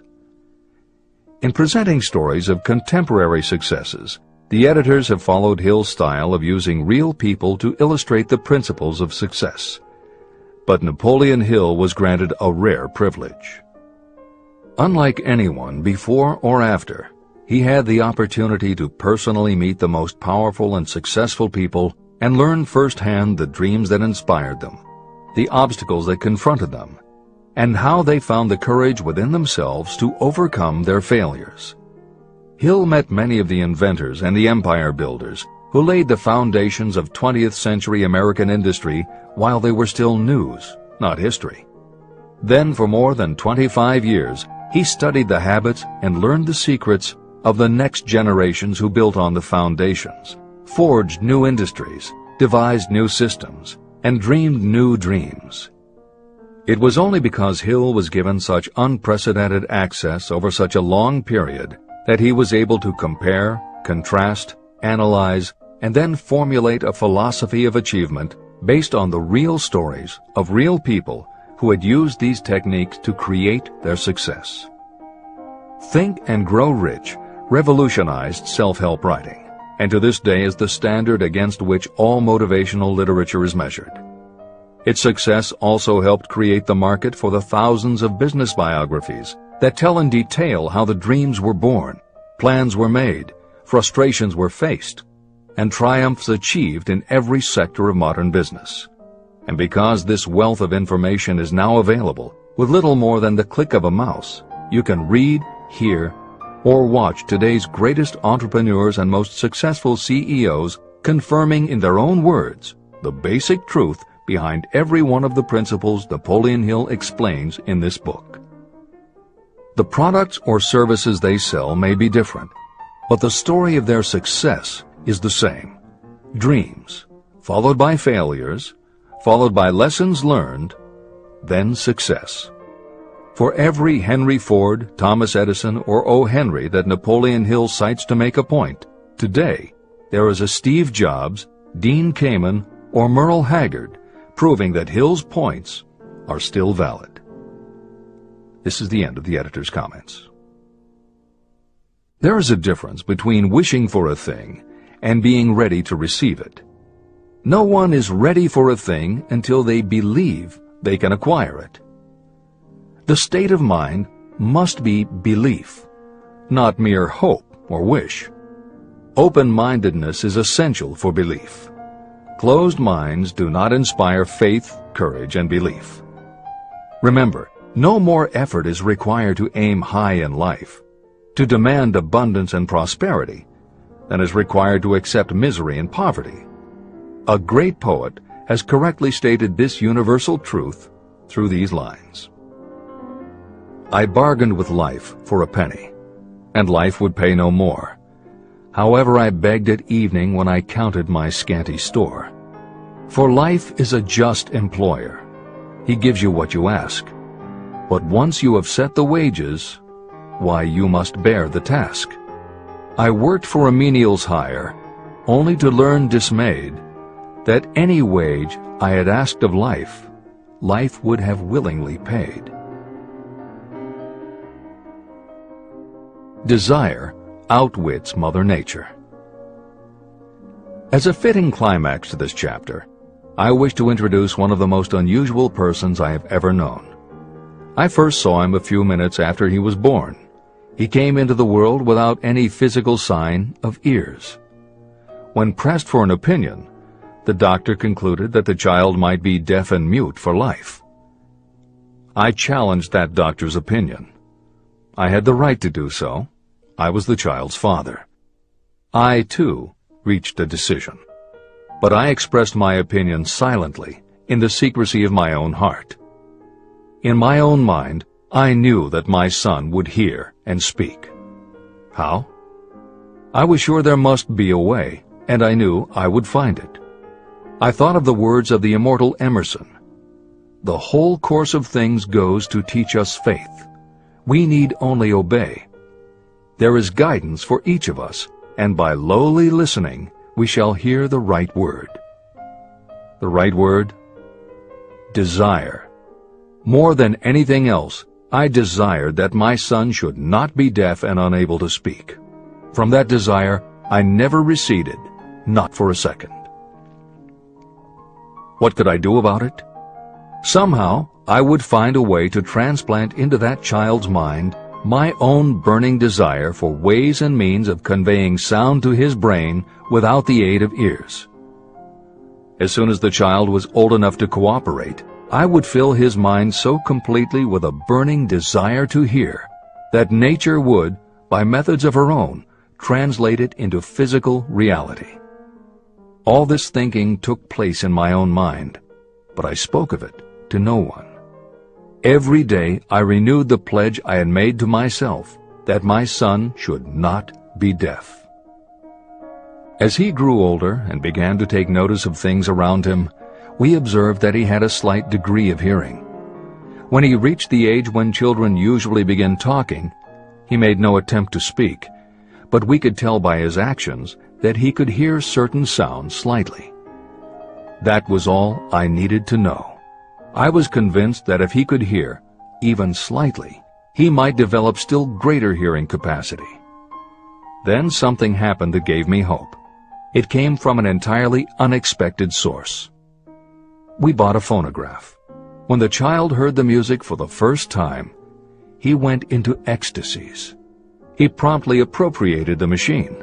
On one occasion, he played a record over and over for almost 2 hours, standing in front of the phonograph with his teeth clamped on the edge of the case. The significance of this did not become clear to us until years afterward. At the time, we had never heard of the principle of bone conduction of sound.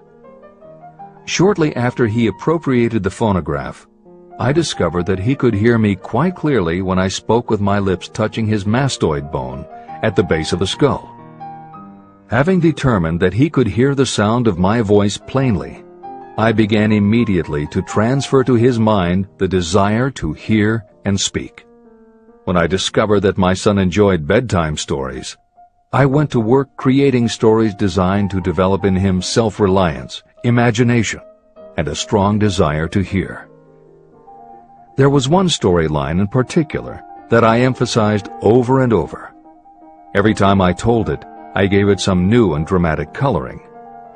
These stories were designed to plant in his mind the thought that his affliction was not a liability, but an asset of great value. As a result of my studies and personal experience, I firmly believe that every adversity brings with it the seed of an equivalent advantage. However, despite my beliefs, I must confess that I did not have the slightest idea how this disability could ever become an asset. He won a new world with 6 cents. As I analyze the experience in retrospect, I can see now that my son's faith in me had much to do with the astounding results. He did not question anything I told him. I sold him on the idea that he had a distinct advantage over his older brother, and that this advantage would reflect itself in many ways. For example, the teachers in school would observe that he had no ears, and because of this they would show him special attention and treat him with extraordinary kindness. And they always did. I also sold him on the idea that when he became old enough to sell newspapers, his older brother had already become a newspaper merchant, he would have a big advantage over his brother. My reasoning was that people would pay him extra money for his wares because they could see that he was a bright, industrious boy, despite the fact that he had no ears. When he was about 7, he showed the first evidence that my method of stimulating his mind was bearing fruit. For several months he begged for the privilege of selling newspapers, but his mother would not give the project her consent. Finally, he took matters in his own hands. One afternoon, when he was left at home with the staff, he climbed through the kitchen window, shinnied to the ground, and set out on his own. He borrowed 6 cents in capital from the neighborhood shoemaker and invested it in papers, which he sold out. He took his earnings, reinvested in more newspapers, and kept repeating until late in the evening. After balancing his accounts and paying back the 6 cents he had borrowed from his banker, he had a net profit of 42 cents. When we got home that night, we found him in bed asleep with the money tightly clenched in his hand. His mother opened his hand, removed the coins, and cried. Of all things, to me it seemed she was crying over her son's first victory. My reaction was the reverse.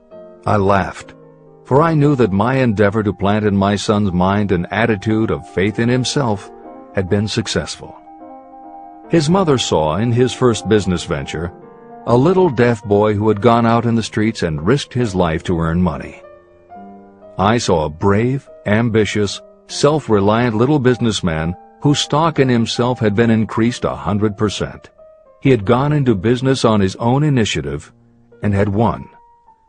I was not only pleased, I was impressed. He had clearly demonstrated the first signs of a resourcefulness that would go with him all through life. The little deaf boy went through grade school, high school, and college without being able to hear his teachers, except when they shouted loudly at close range. He did not go to a school for the deaf, and we did not use sign language. We were determined that he should live like any other boy who could hear and speak. We stood by that decision, although it cost us many heated debates with school officials. While he was in high school, he tried an electronic hearing aid, but it was of no value to him. During his last week in college, something happened that marked the most important turning point of his life. Through what seemed to be mere chance, he came into possession of another electronic hearing device, which was sent to him on trial. He was slow about testing it, due to his disappointment with a similar device. Finally, he picked it up carelessly, placed it on his head, and hooked up the battery. Suddenly, as if by magic, his lifelong desire for normal hearing became a reality. For the first time in his life, he heard practically as well as any person with normal hearing. Overjoyed because of the changed world that had been brought to him, he rushed to the telephone, called his mother, and heard her voice perfectly. The next day, for the first time in his life, he plainly heard the voices of his professors in class. For the first time in his life, he could converse freely with other people without them having to speak loudly. Truly, he had come into possession of a changed world. His desire was finally paying dividends. But the victory was not yet complete. He still had to find a definite and practical way to convert his disability into an equivalent asset. Thought that works miracles. Intoxicated with the joy of his newly discovered world of sound, he wrote a letter to the manufacturer of the hearing aid, enthusiastically describing his experience. Something in his letter prompted the company to invite him to New York.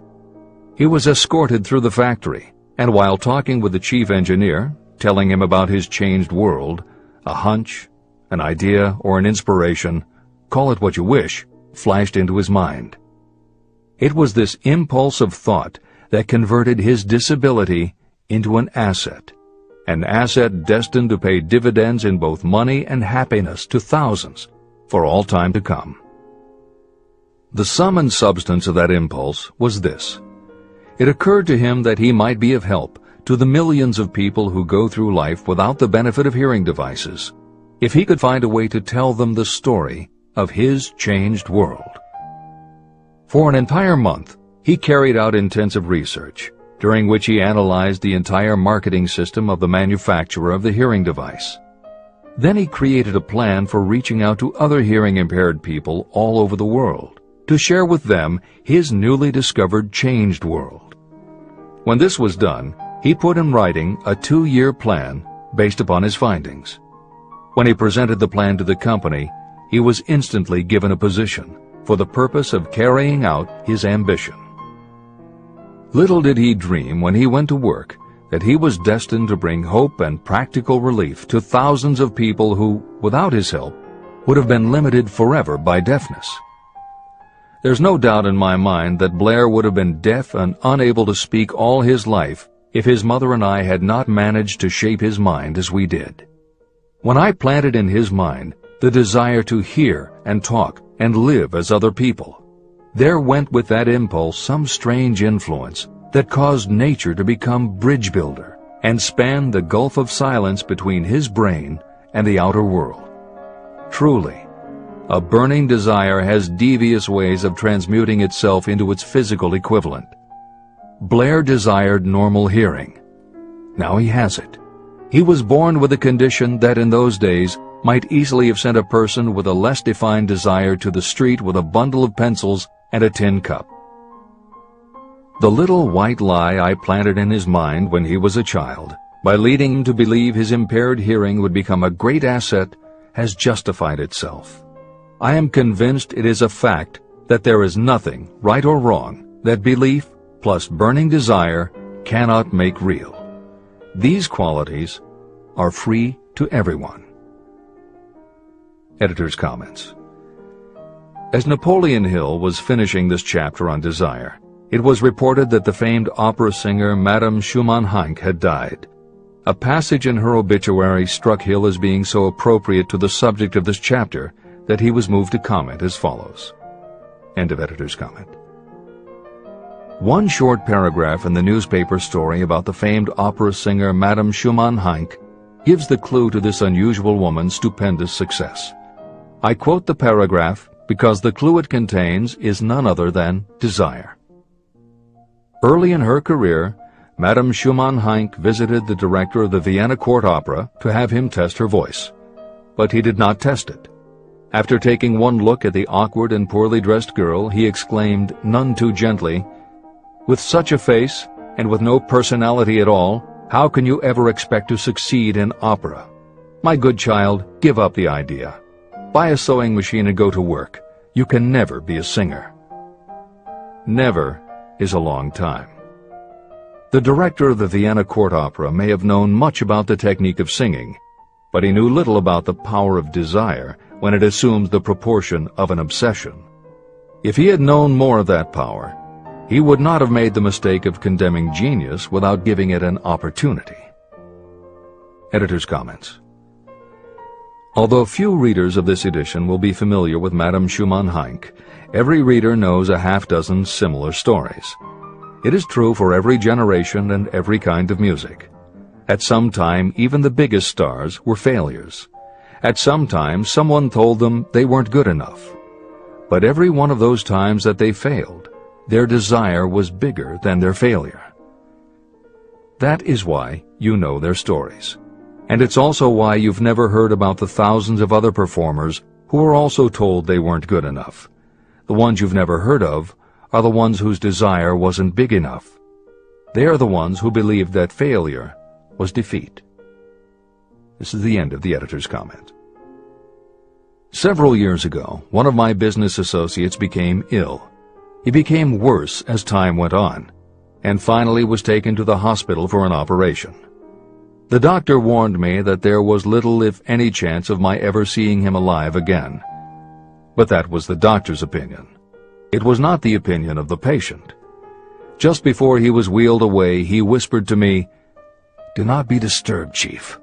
I will be out of here in a few days." The attending nurse looked at me with pity. But the patient did come through safely. After it was all over, his physician said, nothing but his own desire to live saved him. He never would have pulled through if he had not refused to accept the possibility of death. Editor's comments.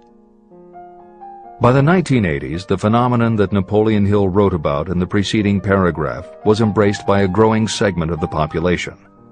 Among the adherents were numerous medical professionals who incorporated the concept under the term the body-mind connection. And by the turn of the 21st century, the belief that the mind can manifest physical changes in the body had become a part of mainstream medical practice.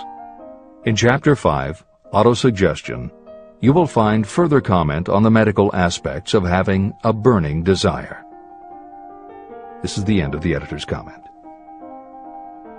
I believe in the power of desire backed by faith in yourself, because I have seen this power lift people from lowly beginnings to places of power and wealth. I have seen it rob the grave of its victims. I have seen it serve as the medium by which people staged a comeback after having been defeated in 100 different ways. And I have seen it provide my own son with a normal, happy, successful life, despite nature's having sent him into the world without ears. How can you harness and use the power of desire? The first part of the answer is in the technique at the beginning of this chapter. You will learn more about it in the next and subsequent chapters of this book. Through some strange and powerful principle, nature wraps up in the impulse of strong desire that something that recognizes no such word as impossible, and accepts no such reality as failure. There are no limitations to the mind except those we acknowledge. Chapter 4. Faith in your ability. Visualization of and belief in attainment of desire. The second step toward riches. Faith is the head chemist of the mind. When faith is blended with thought, the subconscious mind instantly picks up the vibration. The subconscious then translates it and transmits it to infinite intelligence. The emotions of faith, love, and sex are the most powerful of all the major positive emotions. When the three are blended, they have the effect of coloring thought in such a way that it instantly reaches the subconscious mind. There, it is changed into a form that induces a response from infinite intelligence. Editor's comments. In the preceding paragraph, Napoleon Hill uses two terms, faith and infinite intelligence, both of which may convey to the reader a religious connotation that Hill did not intend. The following will define the meaning of the words as Hill uses them in the following chapter. In modern usage, the word faith has become almost interchangeable with religious belief, which is not the way Hill uses the word. Faith, as it is used here, means having confidence, trust, and an absolute unwavering belief that you can do something. And in order for you to have faith in yourself as Hill means it, it has to be true on a subconscious level. If you have a nagging doubt in the back of your mind, or if you are just going through the motions of pretending you believe, it won't work, because your subconscious will know your doubts. Unless you have absolute total confidence, unless you are convinced without question, then you don't have faith. Hill uses the term infinite intelligence to identify that part of the human mind and thinking process that produces hunches, flashes of insight, and leaps of logic. Hill's concept has similarities to what psychologist Carl Jung called the collective unconscious. And on another level, it is very close to what contemporary psychologists refer to as working in the flow state, or being in the zone. Infinite intelligence is discussed in greater depth in later chapters. Hill also uses another term, the subconscious mind, that should be commented on before the reader proceeds with this chapter. Although there are differing schools of thought, in general, modern psychology developed from the pioneering work of Sigmund Freud and Carl Jung. Each believed that the human mind operates on both a conscious and an unconscious level, but they differed on the role the subconscious plays and the way it influences attitude and action. Through his own research and studies, Napoleon Hill developed a theory of the conscious and subconscious that is closest to the Jungian view. The following briefly describes the basis of Hill's view. The conscious mind. Your conscious mind receives information through the five senses of sight, smell, taste, hearing, and touch. Your conscious mind keeps track of what you need for thinking and operating, and it filters out what you don't need. Your conscious mind, and what your memory retains, is the intelligence with which you normally think, reason, and plan. The subconscious mind. Your subconscious has access to all the same information your conscious mind receives, but it doesn't reason the way your conscious mind does. It takes everything literally. It doesn't make value judgments. It does not filter, and it does not forget. You cannot command your conscious mind to reach out and dip into your subconscious mind. However, under certain circumstances, all those forgotten facts and ideas that are always there in your subconscious can, if they are firmly rooted, influence your conscious attitudes and actions. This is the end of the editor's comments. How to develop faith.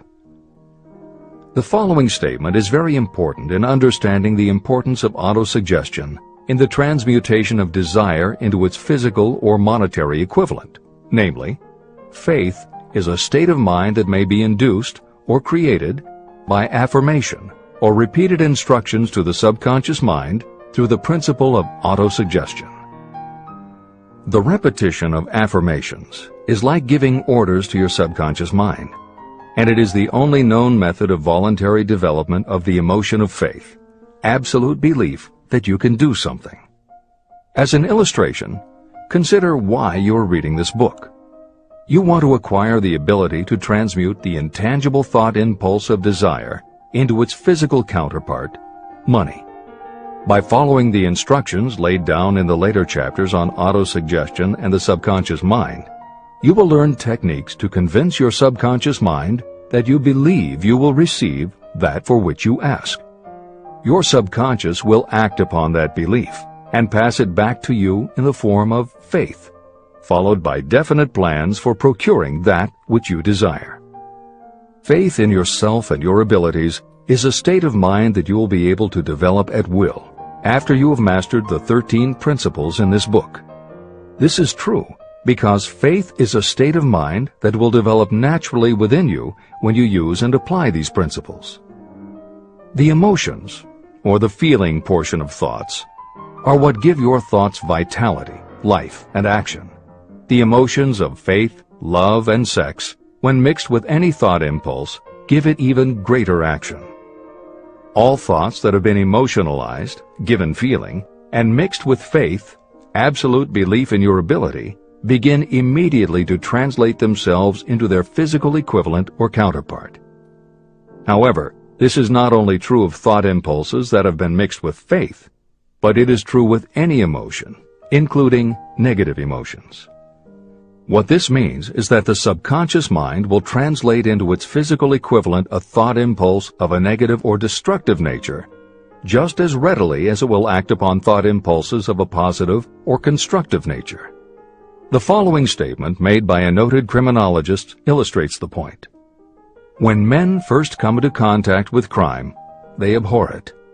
If they remain in contact with crime for a time, they become accustomed to it and endure it. If they remain in contact with it long enough, they finally embrace it and become influenced by it.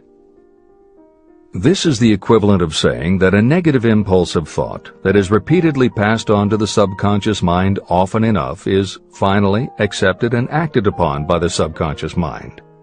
The subconscious then proceeds to translate that impulse into its physical equivalent by the most practical procedure available. This also accounts for the strange phenomenon that so many millions of people experience, referred to as bad luck. There are millions of people who believe themselves doomed to poverty and failure because of some strange force they call bad luck, over which they believe they have no control. But the truth is that they are the creators of their own misfortunes, because this negative belief in bad luck is picked up by the subconscious mind and translated into its physical equivalent. Your belief, or faith, is the element that will determine the action of your subconscious mind. Once again, let me stress that you will benefit by passing on to your subconscious mind any desire that you wish translated into its physical or monetary equivalent in a state of expectancy or belief that the transmutation will actually take place. The subconscious mind will transmute into its physical equivalent, by the most direct and practical way available, any order that is given to it in a state of belief or faith that the order will be carried out. At this point, it should also be noted that because of the way that the subconscious operates, there is nothing to stop you from deceiving your subconscious mind when giving it instructions through autosuggestion. That is what I did when I deceived my son's subconscious mind. To make this deception more realistic, when you call upon your subconscious mind, you must conduct yourself just as you would if you were already in possession of the material thing that you are demanding. Editor's comments. It is an axiom of contemporary motivation theory that the subconscious mind cannot distinguish between what is real and what is vividly imagined. One of the most frequently cited studies supporting this concept was done with a group of basketball players. The players were divided into 3 teams, and the players on each team were tested on their ability to make free throws. The teams were then separated for a period of time, and each team was given instructions which they were told would improve their abilities. One team was instructed to practice making baskets on a daily basis. The second team was instructed not to practice during the period and not to even think about basketball. The third team was also instructed not to practice during the period, but instead the members were told to spend their daily practice time visualizing in detail the process of making baskets. At the end of the experiment, the teams were again tested. The team that rested showed a decrease in ability. The team that practiced showed a marked increase in ability. And the team that didn't practice but visualized making baskets showed an increase in ability almost equal to those who had practiced daily. As Hill says, you can deceive your subconscious through autosuggestion. If you convincingly plant an idea in your subconscious will accept and work with the idea as though it were a fact. But the key word is convincingly. If you try to send a message to your subconscious, but in the back of your mind you have a nagging doubt whether it will work, your subconscious will pick that up also. You will have sent mixed messages that cancel each other out. That is why Hill stresses the importance of doing it with faith. Your subconscious will not judge if it is true or false, positive or negative, but it does respond to the power of the input, how emotionalized the thought is. This is the end of the editor's comment. It is essential for you to encourage the positive emotions as the dominating forces of your mind. But faith in yourself doesn't come from merely reading instructions. Now that you understand the theory, you must begin to apply it. By experimenting and practicing, you will develop your ability to mix faith with any order you give to your subconscious.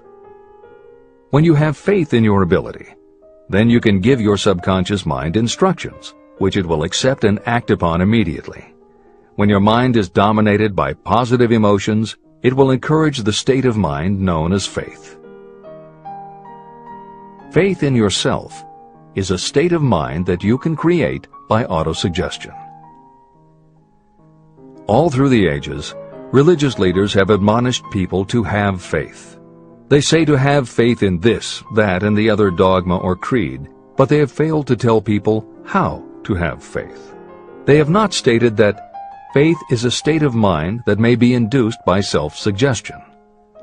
In language that anyone can understand, this book explains the principle through which faith in your ability to accomplish a goal may be developed where it does not already exist. Before we begin, you should be reminded again that faith is the eternal elixir that gives life, power, and action to the impulse of thought. Faith is the starting point of all accumulation of riches. Faith is the basis of all miracles and of all mysteries that cannot be analyzed by the rules of science. Faith is the only known antidote for failure. Faith is the element that, when mixed with desire, gives you direct communication with infinite intelligence. Faith is the element that transforms the ordinary vibration of thought created by the human mind into the spiritual equivalent.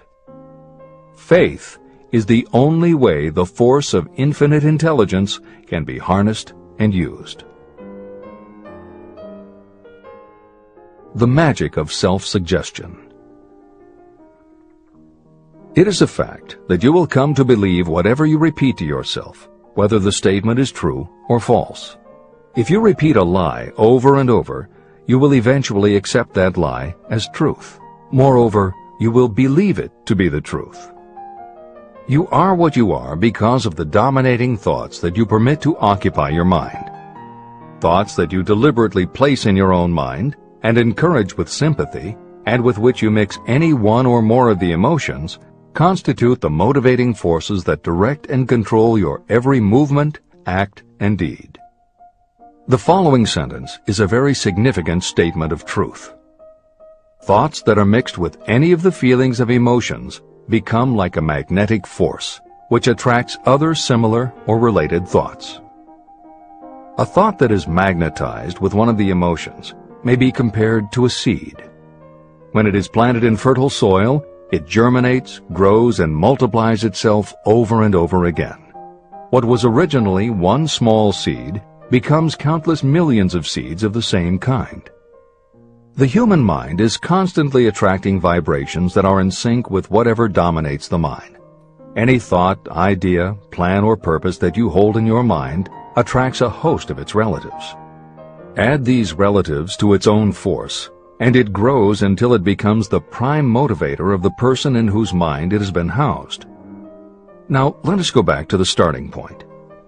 How can the original seed of an idea, plan, or purpose be planted in the mind? The answer? Any idea, plan, or purpose may be placed in the mind through repetition of thought.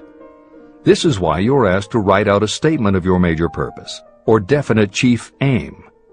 Commit it to memory, and repeat it out loud day after day until these vibrations of sound have reached your subconscious mind. You are what you are because of the dominating thoughts that you permit to occupy your mind. If you choose to, you can throw off any bad influences from your past and build your own life the way you want it to be. For instance, by taking inventory of your mental assets and liabilities, you might discover that your greatest weakness is lack of self-confidence. This can be overcome and translated into courage through the principle of autosuggestion. You can do this by writing out a set of simply stated positive thought impulses, memorizing them, and repeating them until they become a part of the working equipment of your subconscious mind. The following is an example for someone whose definite purpose is to overcome a lack of self-confidence. Self-confidence formula. 1. I know that I have the ability to achieve the object of my definite purpose in life. Therefore, I demand of myself persistent, continuous action toward its attainment, and I here and now promise to render such action. 2. I realize the dominating thoughts of my mind will eventually reproduce themselves in outward physical action and gradually transform themselves into physical reality. Therefore, I will concentrate my thoughts for 30 minutes each day, visualizing the person I intend to become. In this way, I will create in my mind a clear mental picture. 3. I know, through the principle of autosuggestion, that any desire I persistently hold in my mind will eventually find some practical means of attaining my objective. Therefore, I will devote 10 minutes daily to demanding of myself the development of self-confidence. 4. I have clearly written down a description of my definite chief aim in life, and I will never stop trying until I have developed sufficient self-confidence for its attainment. 5. I fully realize that no wealth or position can last unless it is built upon truth and justice. Therefore, I will engage in no transaction that does not benefit all whom it affects. I will succeed by attracting to myself the forces I wish to use and the cooperation of others. I will persuade others to help me because of my willingness to help others. I will eliminate hatred, envy, jealousy, selfishness, and cynicism by developing love for all humanity. because I know that a negative attitude toward others can never bring me success. I will cause others to believe in me because I will believe in them and in myself.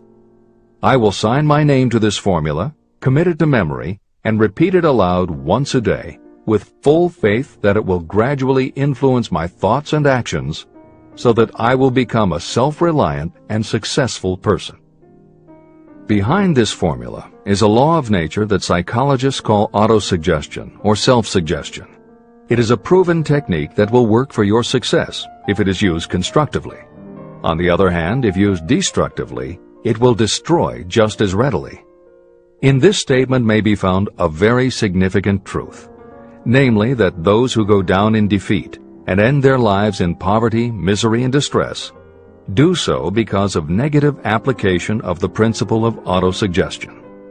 All impulses of thought have a tendency to clothe themselves in their physical equivalent. The disaster of negative thinking. The subconscious mind makes no distinction between constructive and destructive thought impulses. It works with the material we feed it through our thought impulses. The subconscious mind will translate into reality a thought driven by fear just as readily as it will translate into reality a thought driven by courage or faith. Just as electricity will turn the wheels of industry and render useful service if used constructively, it will snuff out life if wrongly used. So too will the law of autosuggestion lead you to peace and prosperity, or down into the valley of misery, failure, and death. It depends on your degree of understanding and application of it. If you fill your mind with fear or doubt, and if you do not believe in your ability to connect with and use the forces of infinite intelligence, then you will not be able to use those forces. The law of autosuggestion will take your lack of belief and use that doubt as a pattern by which your subconscious mind will translate it into its physical equivalent. Editor's comments. When you have faith in your ability to accomplish what you want, it not only firmly plants ideas in your subconscious, but it then works to reinforce itself. When you have faith in your abilities, part of what you must have faith in is that it is possible to tap into infinite intelligence. And because you have faith that it will work, your conscious mind won't be resistant. When your conscious doesn't resist, your subconscious mind can send creative ideas to your conscious mind more easily. Then the more you see the power working in your life, the easier it is for you to act on faith the next time. Will it work for you? You will never know unless you relax your resistance and just have faith that it will. This is the end of the editor's comment. Like the wind that carries one ship east and another west, the law of autosuggestion will lift you up or pull you down according to the way you set your sails of thought. The law of autosuggestion, through which any person may rise to altitudes of achievement that stagger the imagination, is well described in the following verse. Observe the words that have been emphasized, and you will catch the deep meaning that the poet had in mind. If you think you are beaten, you are. If you think you dare not, you don't. If you like to win, but you think you can't, it is almost certain you won't. If you think you'll lose, you're lost. For out in the world we find, success begins with a fellow's will. It's all in the state of mind. If you think you are outclassed, you are. You've got to think high to rise. You've got to be sure of yourself before you can ever win a prize. Life's battles don't always go to the stronger or faster man, but soon or late the man who wins is the man who thinks he can. Editor's comments. As noted at the beginning of this chapter, the way in which Napoleon Hill uses the word faith is meant to have no religious connotation. However, it would be impossible for Hill to write this chapter without acknowledging the power of religious faith. Therefore, in the following two paragraphs, when Hill discusses Jesus Christ and Mahatma Gandhi as exemplifying the power of faith, he is referring to their personal faith, the absolute trust in his beliefs that Jesus exhibited and Gandhi's total conviction and confidence in his cause. In this way, they perfectly exemplify thought impulse mixed with faith. This is the end of the editor's comment. If you wish evidence of the power of faith, study the achievements of men and women who have employed it. At the head of the list comes the Nazarene. The basis of Christianity is faith, no matter how many people may have perverted or misinterpreted the meaning of this great force. The sum and substance of the teachings and the achievements of Christ, which may have been interpreted as miracles, were nothing more nor less than faith. If there are any such phenomena as miracles, they are produced only through the state of mind known as faith. Consider Mahatma Gandhi of India, one of the most astounding examples of the possibilities of faith. Gandhi wielded more potential power than any man living in his time, and he had this power despite the fact that he had none of the orthodox tools of power, such as money, battleships, soldiers, and materials of warfare. Gandhi had no money, no home. He did not own a suit of clothes, but he did have power. How did he come by that power? He created it out of his understanding of the principle of faith and through his ability to transplant that faith into the minds of 200 million people. Gandhi accomplished the astounding feat of influencing 200 million minds to coalesce and move in unison as a single mind. What other force on earth, except faith, could do as much? How an idea built a fortune. Editor's comment. Although the following story is not exclusively about faith, and it makes no mention of autosuggestion or the subconscious mind, Napoleon Hill included it at this point in every edition of Think and Grow Rich. In fact, as Hill says, this story illustrates at least 6 of the 13 principles of success, but faith is at the center of it. If the central figure, Charles M. Schwab, had not mixed his big idea with absolute unwavering faith that he could pull it off, the whole history of American business would have been different. This is the end of the editor's comment. The event chosen for this illustration dates back to 1900, when the United States Steel Corporation was being formed. As you read the story, keep in mind the following fundamental facts and you will understand how ideas have been converted into huge fortunes. First, the United States Steel Corporation was born in the mind of Charles M. Schwab in the form of an idea he created through his imagination. Second, he mixed faith with his idea. Third, he formulated a plan for the transformation of his idea into physical and financial reality. Fourth, he put his plan into action with his famous speech at the University Club. Fifth, he applied and followed through on his plan with persistence and backed it with firm decision until it had been fully carried out. Sixth, he prepared the way for success by a burning desire for success. If you are one of those who have often wondered how great fortunes are accumulated, this story of the creation of the United States Steel Corporation will be enlightening. If you have any doubt that a person can think and grow rich, this story should dispel that doubt. You can plainly see in the story of United States Steel the application of a major portion of the principles described in this book. This astounding description of the power of an idea was dramatically told by John Lowell in the New York World Telegram, with whose courtesy it is here reprinted. Editor's comments. In order for the modern reader to fully appreciate the following newspaper story, it is appropriate at this point to provide some background information about the main players. Charles M. Schwab was Andrew Carnegie's right-hand man and president of the Carnegie Steel Corporation.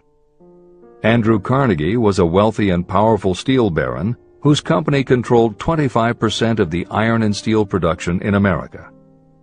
J.P. Morgan was a wealthy and powerful Wall Street banker whose company had arranged the financing for many of the major industrial companies in America at the beginning of the 20th century.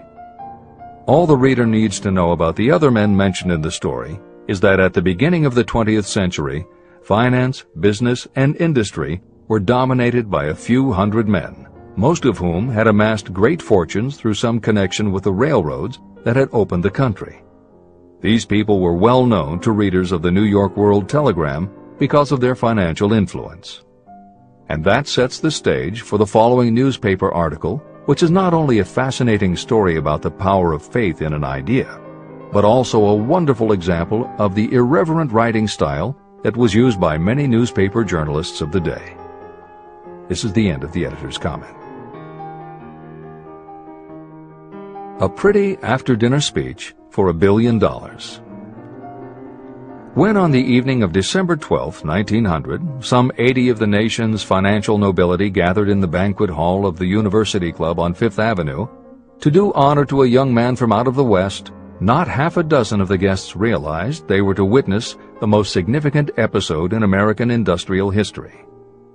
J. Edward Simmons and Charles Stewart Smith, their hearts full of gratitude for the lavish hospitality bestowed on them by Charles M. Schwab during a recent visit to Pittsburgh, had arranged the dinner to introduce the 38-year-old steel man to Eastern banking society. But they didn't expect him to stampede the convention. They warned him, in fact, that the bosoms within New York's stuffed shirts would not be responsive to oratory, and that if he didn't want to bore the Stillmans and Harrimans and Vanderbilts, he had better limit himself to 15 or 20 minutes of polite vaporings and let it go at that. Even John Pierpont Morgan, sitting on the right hand of Schwab as became his imperial dignity, intended to grace the banquet table with his presence only briefly. And so far as the press and public were concerned, the whole affair was of so little moment that no mention of it found its way into print the next day. So the two hosts and their distinguished guests ate their way through the usual 7 or 8 courses. There was little conversation, and what there was of it was restrained.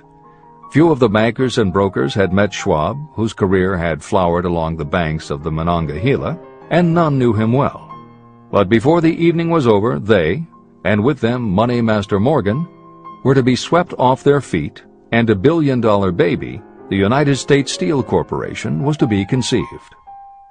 It is perhaps unfortunate for the sake of history that no record of Charlie Schwab's speech at the dinner ever was made. It is probable, however, that it was a homely speech, somewhat ungrammatical, for the niceties of language never bothered Schwab, full of epigram and threaded with wit. But aside from that, it had a galvanic force and effect upon the $5 billion of estimated capital that was represented by the diners. After it was over, and the gathering was still under its spell, although Schwab had talked for 90 minutes, Morgan led the orator to a recessed window where, dangling their legs from the high, uncomfortable seat, they talked for an hour more. The magic of the Schwab personality had been turned on full force, but what was more important and lasting was the full-fledged, clear-cut program he laid down for the aggrandizement of steel. Many other men had tried to interest Morgan in slapping together a steel trust after the pattern of the biscuit, wire and hoop, sugar, rubber, whiskey, oil, or chewing gum combinations. Editor's comments. The Random House College Dictionary defines a trust as an illegal combination of industrial or commercial companies in which the stock is controlled by a central board of trustees, thus making it possible to control prices and destroy competition. Many of America's new industrial companies had grown so quickly that they were not yet profitable. They were saddled with huge debt incurred in raising the capital to finance their rapid expansion, and at the same time they were faced with having to cut costs and slash prices or go out of business. The answer for many was to join up with others in related industries to form what were called trusts or combinations. Although trusts were illegal since the passage of the Sherman Antitrust Act in 1890, companies still tried to find ways to monopolize their industries, and if their efforts weren't technically trusts, they were something very close. The one thing the large company owners who assembled these trusts needed was cash to buy up the many smaller companies they would have to own in order to effectively dominate an industry. J.P. Morgan was the banker who financed many such takeovers. This is the end of the editor's comment. John W. Gates, the gambler, had urged it, but Morgan distrusted him. The Moore boys, Bill and Jim, Chicago stock jobbers who had glued together a match trust and a cracker corporation, had urged it and failed. Elbert H. Gerry, the sanctimonious country lawyer, wanted to foster it, but he wasn't big enough to be impressive. Until Schwab's eloquence took J.P. Morgan to the heights from which he could visualize the solid results of the most daring financial undertaking ever conceived, the project was regarded as a delirious dream of easy money crackpots.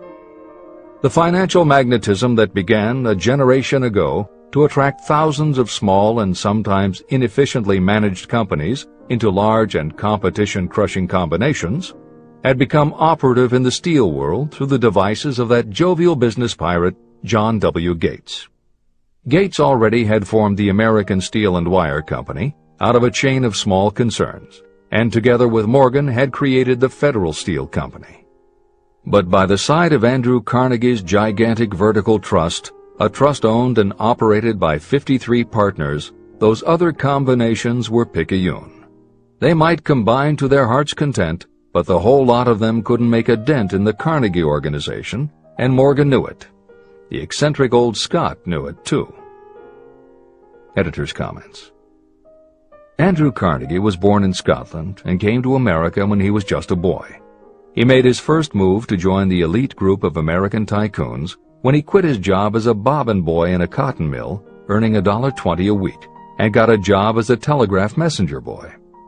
He soon taught himself to operate a telegraph key, which got him hired as personal telegrapher and secretary to the head of the Pennsylvania Railroad.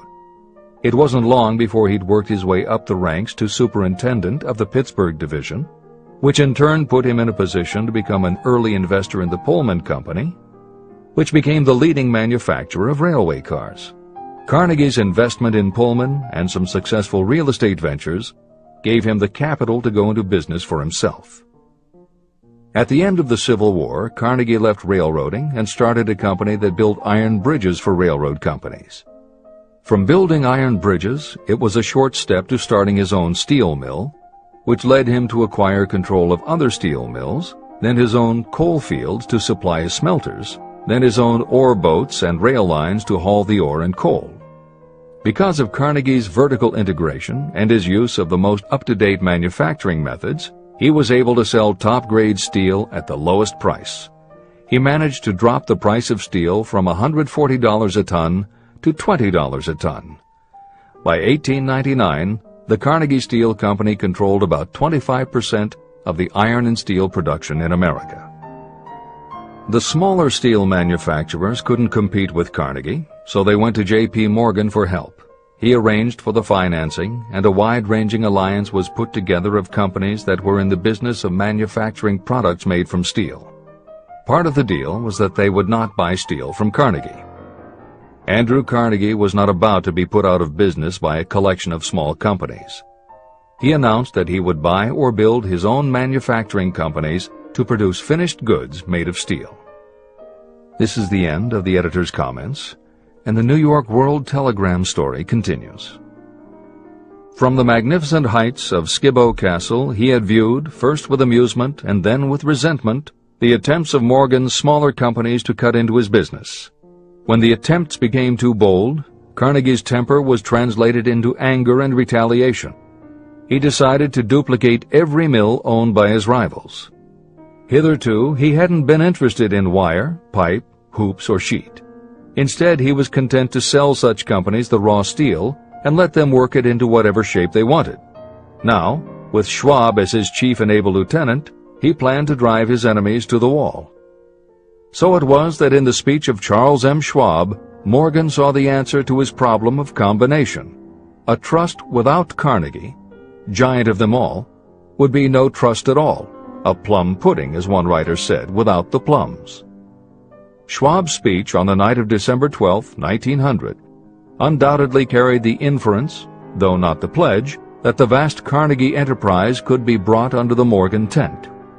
He talked of the world future for steel, of reorganization for efficiency, of specialization, of the scrapping of unsuccessful mills and concentration of effort on the flourishing properties, of economies in the ore traffic, of economies in overhead and administrative departments, of capturing foreign markets. More than that, he told the buccaneers among them wherein lay the errors of their customary piracy. Their purposes, he inferred, had been to create monopolies, raise prices, and pay themselves fat dividends out of privilege. Schwab condemned the system in his heartiest manner. The short-sightedness of such a policy, he told his hearers, lay in the fact that it restricted the market in an era when everything cried for expansion. By cheapening the cost of steel, he argued, an ever-expanding market would be created. More uses for steel would be devised, and a goodly portion of the world trade could be captured. Actually, though he did not know it, Schwab was an apostle of modern mass production. Editor's comments. For J.P. Morgan, all of Schwab's talk about economies of scale and expanding markets meant only one thing. Until that night, it was assumed that Andrew Carnegie would continue building his own manufacturing companies to compete with the steel trusts that Morgan had helped put together. Morgan knew that for Carnegie to do so would require an enormous amount of capital, and Morgan also knew that Carnegie had always been strongly against raising money by selling stock in his company. What Schwab seemed to be implying was that rather than going to Wall Street for the money needed to fight the trusts, Carnegie might be interested in selling his business. This is the end of the editor's comment.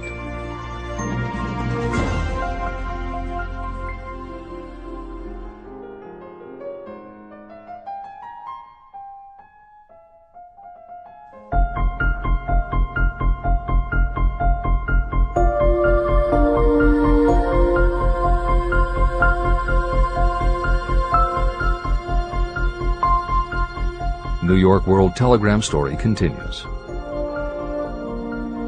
So the dinner at the University Club came to an end. Morgan went home to think about Schwab's rosy predictions. Schwab went back to Pittsburgh to run the steel business for Andrew Carnegie, while Gary and the rest went back to their stock tickers to fiddle around in anticipation of the next move. It was not long coming. It took Morgan about 1 week to digest the feast of reason Schwab had placed before him. When he had assured himself that no financial indigestion was to result, he sent for Schwab, and found that young man rather coy.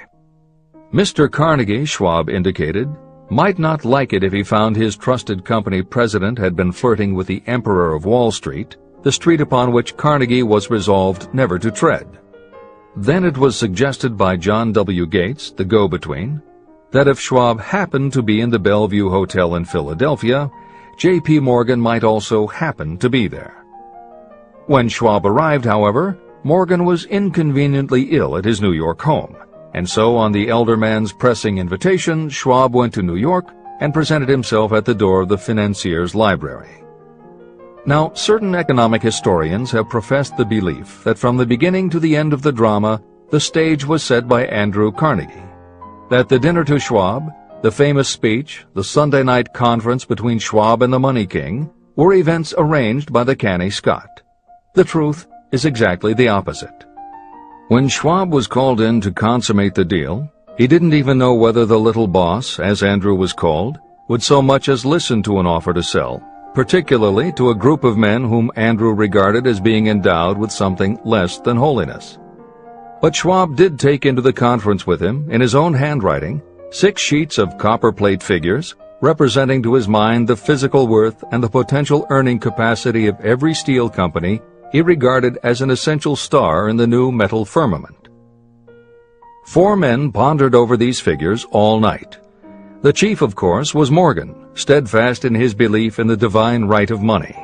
With him was his aristocratic partner, Robert Bacon, a scholar and a gentleman. The third was John W. Gates, whom Morgan scorned as a gambler and used as a tool. The fourth was Schwab, who knew more about the processes of making and selling steel than any whole group of men then living. Throughout that conference, the Pittsburghers' figures were never questioned. If he said a company was worth so much, then it was worth that much and no more. He was insistent, too, upon including in the combination only those concerns he nominated. He had conceived a corporation in which there would be no duplication, not even to satisfy the greed of friends who wanted to unload their companies upon the broad Morgan shoulders. When dawn came, Morgan rose and straightened his back. Only one question remained. "Do you think you can persuade Andrew Carnegie to sell?" he asked. "I can try," said Schwab. "If you can get him to sell, I will undertake the matter," said Morgan. So far, so good. But would Carnegie sell? How much would he demand? Schwab thought about $320 million. What would he take payment in? Common or preferred stocks? Bonds? Cash? Nobody could raise $1/3 billion in cash. There was a golf game in January on the frost-cracking heath of the St. Andrews Links in Westchester, with Andrew bundled up in sweaters against the cold and Charlie talking volubly as usual to keep his spirits up. But no word of business was mentioned until the pair sat down in the cozy warmth of the Carnegie cottage nearby. Then, with the same persuasiveness that had hypnotized 80 millionaires at the University Club, Schwab poured out the glittering promises of retirement and comfort, of untold millions to satisfy the old man's social caprices. Carnegie capitulated, wrote a figure on a slip of paper, handed it to Schwab and said, "All right, that's what we'll sell for." The figure was approximately $400 million, and was reached by taking the $320 million mentioned by Schwab as a basic figure, and adding to it $80 million to represent the increased capital value over the previous 2 years. Later, on the deck of a transatlantic liner, the Scotsman said ruefully to Morgan, "I wish I had asked you for $100 million more." "If you had asked for it, you'd have gotten it," Morgan told him cheerfully. There was an uproar, of course. A British correspondent cabled that the foreign steel world was appalled by the gigantic combination. President Hadley of Yale declared that unless trusts were regulated, the country might expect an emperor in Washington within the next 25 years. But that able stock manipulator Keene went at his work of shoving the new stock at the public so vigorously that all the excess water, estimated by some at nearly $600 million, was absorbed in a twinkling. So Carnegie had his millions, and the Morgan Syndicate had $62 million for all its trouble, and all the boys, from Gates to Gary, had their millions. Editor's comment. The 38-year-old Charles M. Schwab had his reward too. He was made president of the new corporation, United States Steel, and remained in control until 1930. When Schwab left U.S. Steel, he went on to found the Mammoth Bethlehem Steel Corporation, of which he also became president. This is the end of the editor's comment. Riches begin with thought. The dramatic story of big business that you've just finished is a perfect illustration of the method by which desire can be transmuted into its physical equivalent. That giant organization was created in the mind of one man. The plan by which the organization was provided with the steel mills that gave it financial stability was created in the mind of the same man. His faith, his desire, his imagination, his persistence were the real ingredients that went into United States Steel. The steel mills and equipment acquired by the corporation, after it had been brought into legal existence, were incidental. However, careful analysis reveals that the appraised value of the properties acquired by the corporation increased in value by an estimated $600 million, approximately $12 billion today. The increase in value of the assets is attributable to the mere transaction that consolidated them under one management. In other words, Charles M. Schwab's idea, plus the faith with which he conveyed it to the minds of J.P. Morgan and the others, was marketed for a profit of approximately $600 million. Not an insignificant sum for a single idea. The United States Steel Corporation prospered and became one of the richest and most powerful corporations in America, employing thousands of people, developing new uses for steel and opening new markets, thus proving that the $600 million in profit that the Schwab idea produced was earned. Riches begin in the form of thought. The amount is limited only by the person in whose mind the thought is put into motion. Faith removes limitations. Remember this when you are ready to bargain with life for whatever it is that you ask as your price for having passed this way. Editor's comments. In the years since that article appeared in the New York World Telegram, the well-told business story has become its own genre within the publishing industry. There are best-selling books and biographies by and about the insiders who run every industry. The editors of this edition of Think and Grow Rich strongly encourage you to sample some of these books. They can be entertaining and inspirational, and in them you will be able to see examples of Hill's principles of success at work in the real world. The best of them are not only entertaining and inspirational, but they are filled with ideas and techniques you can adapt and use. There are literally too many bestsellers from which to select a best of listing for inclusion here. Any such choice the editors might make would not necessarily be the best, but merely reflective of the interests of the person doing the choosing. However, there are 2 books the editors recommend that are not by or about a single individual or industry. These books are In Search of Excellence by Tom Peters and Breakthroughs by P.R. Nyack and John N. Ketteringham.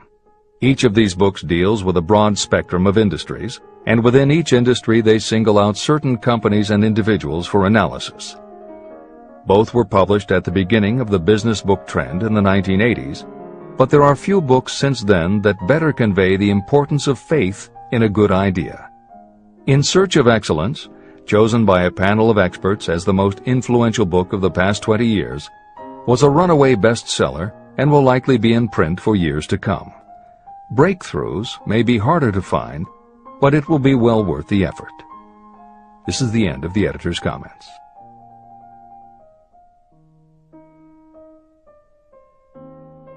A quitter never wins, and a winner never quits. Chapter 5. Autosuggestion, the medium for influencing the subconscious mind. The third step toward riches. Autosuggestion is a term that applies to all suggestions and all self-administered stimuli that reach your mind through the 5 senses. Stated in another way, autosuggestion is self-suggestion. It is the way of communicating between that part of the mind where conscious thought takes place and that which serves as the seat of action for the subconscious mind. Through the dominating thoughts that you permit to remain in your conscious mind, it doesn't matter whether these thoughts are negative or positive, the principle of autosuggestion reaches the subconscious mind and influences it with these thoughts. Nature has built human beings so that we can have control over the material that reaches our subconscious mind through our 5 senses. However, this does not mean that we always exercise this control. In the great majority of instances, we do not exercise it, which explains why so many people go through life in poverty. Recall what I said about the subconscious mind resembling a fertile garden, in which weeds will grow if the seeds of more desirable crops are not sown. Autosuggestion is the way you may feed your subconscious on creative thoughts. Or you can, by neglecting it, permit thoughts of a destructive nature to find their way into this rich garden of the mind. Editor's comments. Numerous psychological studies and experiments with hypnotherapy have validated Napoleon Hill's concept that a person's subconscious mind retains everything that person ever experienced. Studies also support the theory that the subconscious is non-judgmental. It does not filter or interpret, it simply processes information literally and stores it. For those readers who may be dubious about the subconscious, or that thoughts stored below the level of consciousness can exert enough influence to affect attitude and behavior, the following explanation should alleviate any such doubts. There is no doubt about the existence of the conditions known by the psychological terms fixations, phobias, and compulsive behaviors. These conditions occur when a child has learned something in such a powerful or dramatic way that the knowledge becomes firmly planted in the child's subconscious mind. Then, even as the child grows to adulthood and the conscious mind learns to understand that information from a mature point of view, because the childhood learning experience was so powerful, the subconscious still retains the childhood understanding of the information. The result is a fixation, phobia, or compulsive behavior that causes a response rooted in childhood, which does not make logical sense to the adult's conscious mind. That is because it does not come from the conscious. It comes from the subconscious belief that was so emotionalized it overrides the adult's logical conscious mind. Hill's theory is based on exactly the same psychological principles. Thoughts do remain stored in the subconscious. They remain just as they were when they were input, and the more highly emotionalized the thoughts are when they are input, the more influence they exert on attitude and behavior. It is this aspect of the subconscious that will allow you to use autosuggestion as a tool with which to input the positive thoughts that will help you achieve the success you desire. This is the end of the editor's comments. See and feel money in your hands.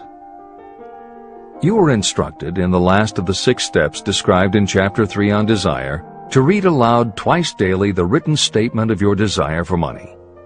You were also directed to see and feel yourself already in possession of the money.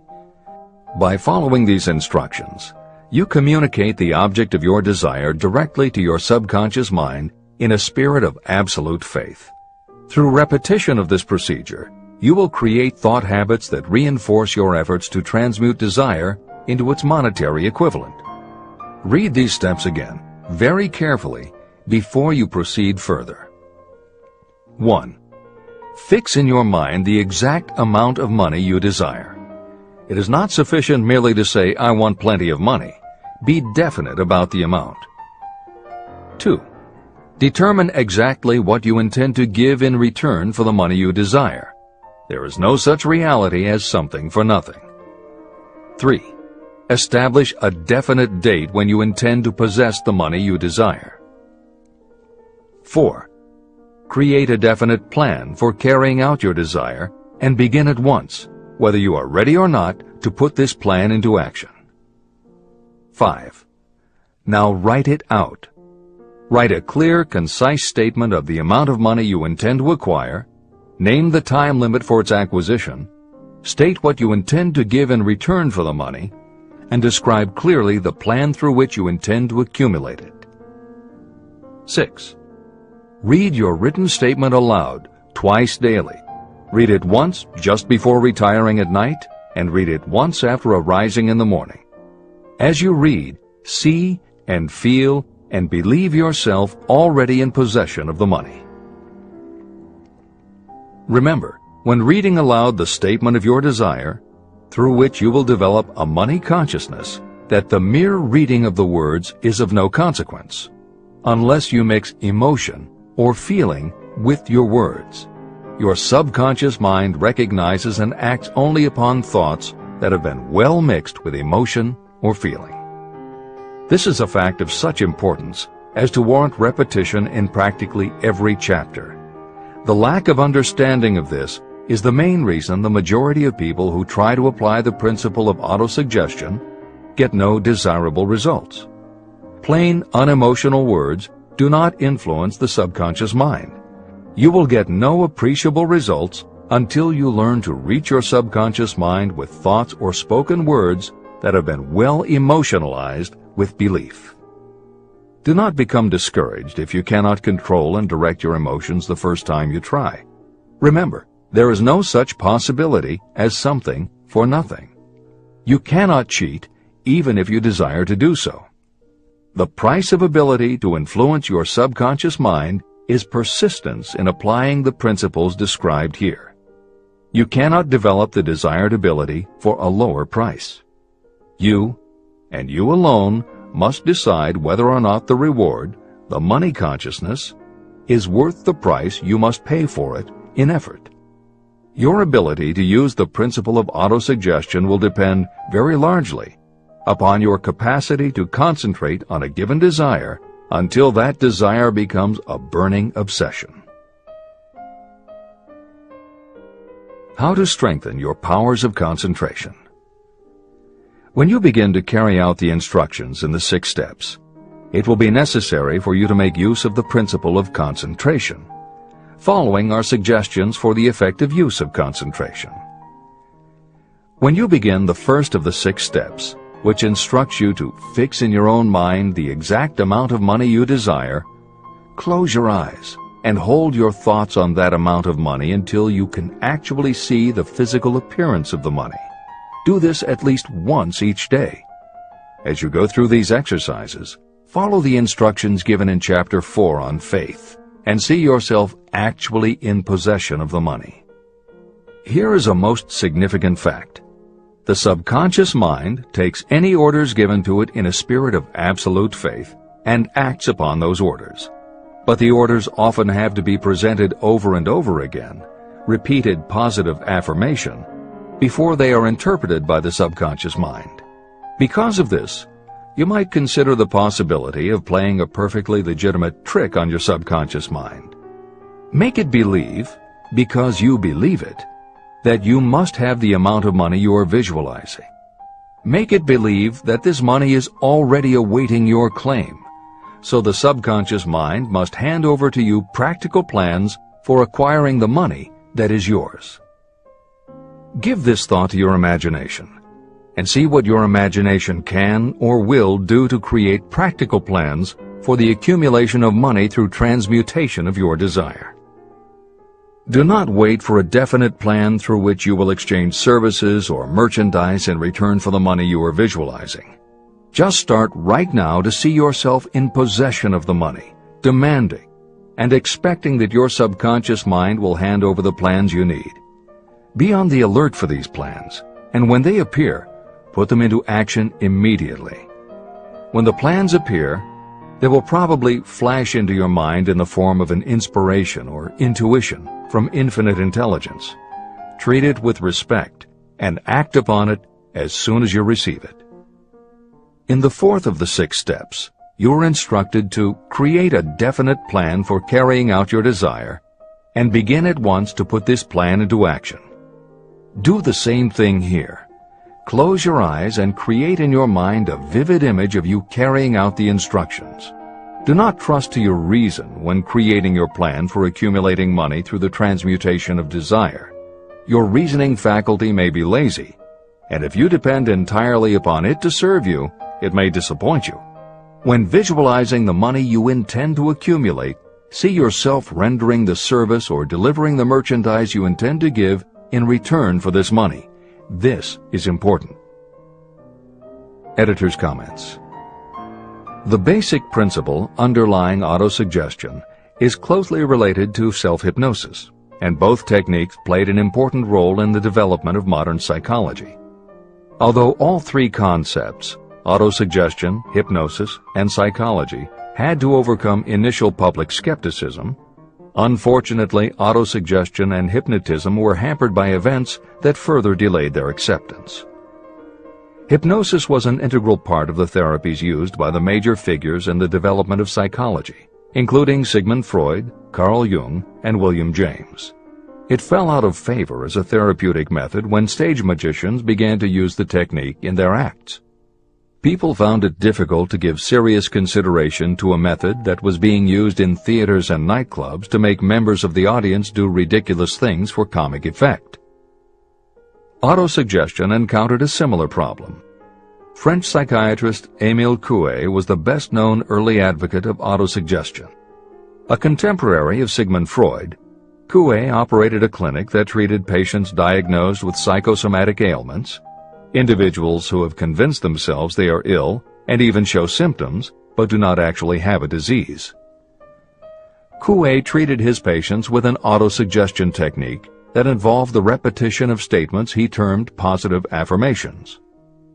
Coué devised a general, non-specific phrase that would give the subconscious a positive instruction, but was open enough that it did not tell the subconscious how to do it. The positive affirmation was, "Every day, in every way, I am getting better and better." And he instructed his patients to repeat the phrase several times a day. Improvements among his patients happened so quickly and dramatically that his method became the talk of medical and scientific circles, and the use of the phrase practically became a movement in Europe. Word of the success Coué was having with his method spread to America, and he was soon booked to do a lecture tour. At one of his early speaking engagements, a cynical newspaper reporter made a joke of the technique, calling it, "Hell's bells, I'm well."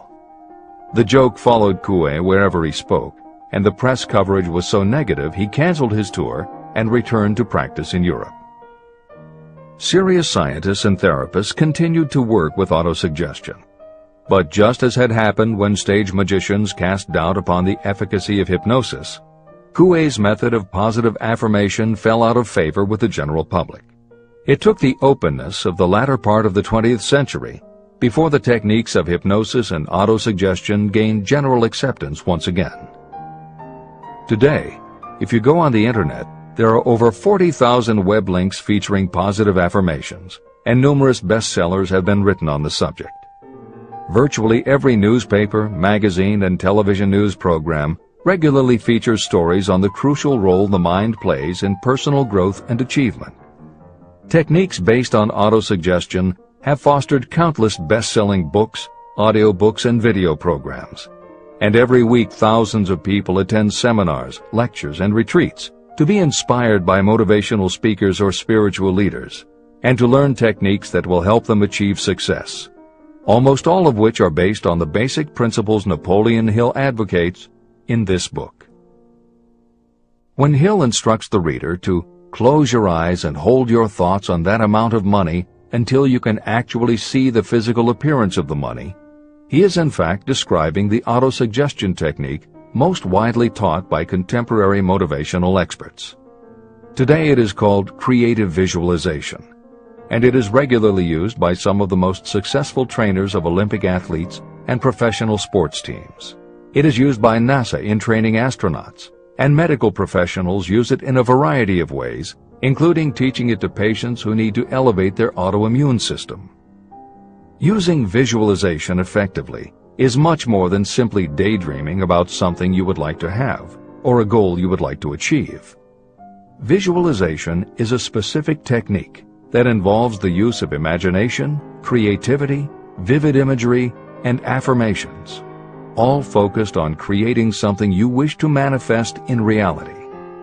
Napoleon Hill identified the practice of visualization and wrote about it as early as 1928 in his first bestseller, Law of Success. Since then, many other psychologists, medical professionals, motivational speakers, and authors have developed systems based on the same principles. Dr. Maxwell Maltz, a noted plastic surgeon, found that often it was as important for his patients to change their inner perception of themselves as it was to change their outer appearance. Dr. Maltz's landmark bestseller, Psycho-Cybernetics, draws heavily on visualization as a way to increase self-esteem and improve a wide range of abilities. The Silva method, which is another variation on visualization, has been taught to millions of people by certified Silva trainers who hold seminars throughout the country. Jose Silva's best-selling book, The Silva Mind Control Method, has also sold many millions of copies. In 1978, 50 years after Napoleon Hill wrote about visualization in Law of Success, Shakti Gawain published the phenomenal bestseller Creative Visualization, and Adelaide Bry published Visualization, Directing the Movies of Your Mind. At about the same time, Dr. O. Carl Simonton, an oncologist, concluded that cancer patients who used visualizations in conjunction with chemotherapy treatments had a marked improvement over those who didn't. His bestseller, Getting Well Again, had a profound impact, and it was followed by books from other respected medical professionals, such as Love, Medicine, and Miracles by Dr. Bernie Siegel, and Superimmunity by Dr. Paul Purcell. Other bestsellers by Dr. John Sarno, Dr. Deepak Chopra, and Dr. Andrew Weil have made what once was referred to as alternative medicine now part of mainstream medical practice. This is the end of the editor's comments.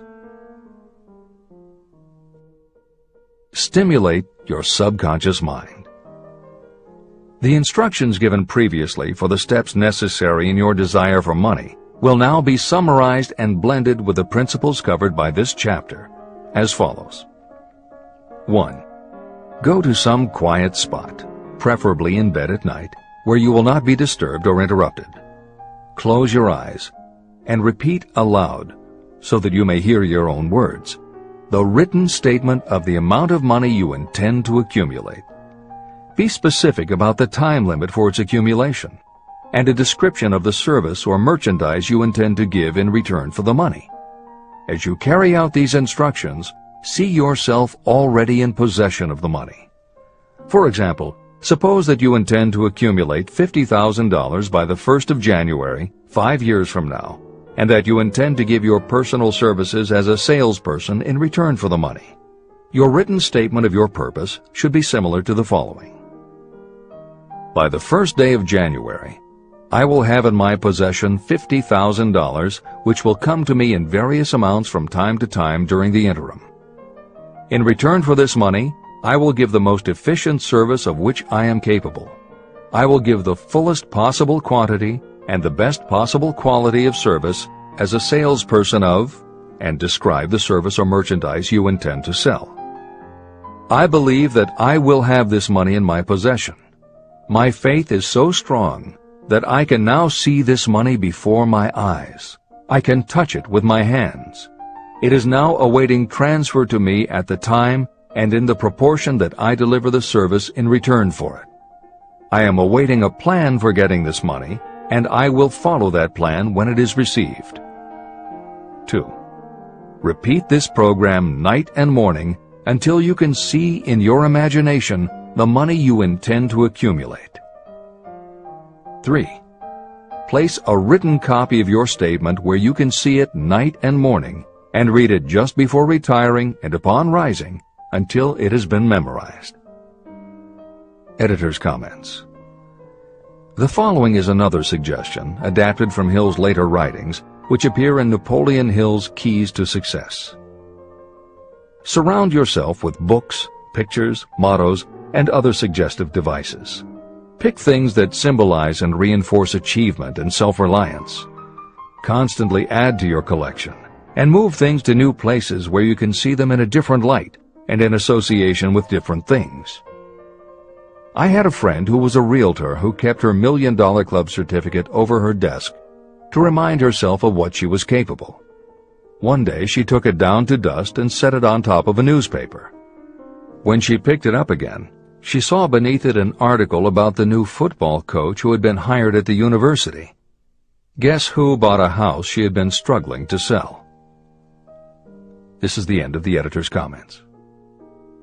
Remember, as you carry out these instructions, that you are applying the principle of autosuggestion for the purpose of giving orders to your subconscious mind. Remember also that your subconscious mind will act only upon instructions that are emotionalized and handed over to it with feeling. Faith is the strongest and most productive of the emotions. These instructions may at first seem abstract. Do not let this disturb you. Follow the instructions no matter how abstract or impractical they may appear to be. If you do as you have been instructed, in spirit as well as in act, the time will soon come when a whole new universe of power will unfold to you. Skepticism, in connection with all new ideas, is characteristic of all human beings. If you follow the instructions, your skepticism will soon be replaced by belief, and belief will become crystallized into absolute faith. Many philosophers have made the statement that man is the master of his own earthly destiny, but most of them have failed to say why he is the master. The reason that man may become the master of himself and of his environment is because he has the power to influence his own subconscious mind. The actual performance of transmuting desire into money is through autosuggestion. That is the principle by which you can reach and influence the subconscious mind. The other principles are simply tools with which to apply autosuggestion. Keep this thought in mind, and you will at all times be conscious of the important part the principle of autosuggestion is to play in your efforts to accumulate money through the methods described in this book. After you have read the entire book, come back to this chapter and follow in spirit and in action this instruction. Read the entire chapter aloud once every night until you become thoroughly convinced that the principle of autosuggestion is sound and that it will accomplish for you all that has been claimed for it. As you read, underscore with a pencil every sentence that impresses you. Follow the foregoing instruction to the letter, and it will open the way for a complete understanding and mastery of the principles of success. Every adversity, every failure, and every heartache carries with it the seed of an equivalent or a greater benefit. Chapter 6. Specialized Knowledge. Personal Experiences or Observations. The fourth step toward riches. There are two kinds of knowledge. One is general, the other is specialized. General knowledge, no matter how great in quantity or variety it may be, is of little use in the accumulation of money. The faculties of the great universities possess practically every form of general knowledge known to civilization. Most of the professors have little money. They specialize in teaching knowledge, but they do not specialize in the organization or the use of knowledge.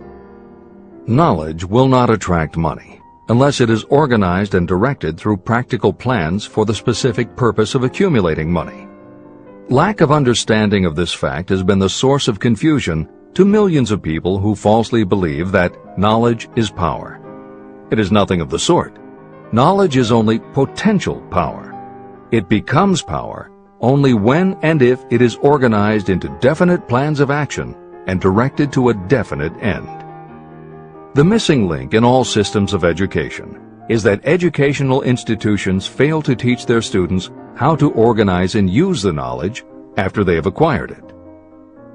Many people made the mistake of assuming that because Henry Ford had little schooling, he was not a man of education. Those who made this mistake did not understand the real meaning of the word educate. That word is derived from the Latin word educo, meaning to educe, to draw out, or to develop from within.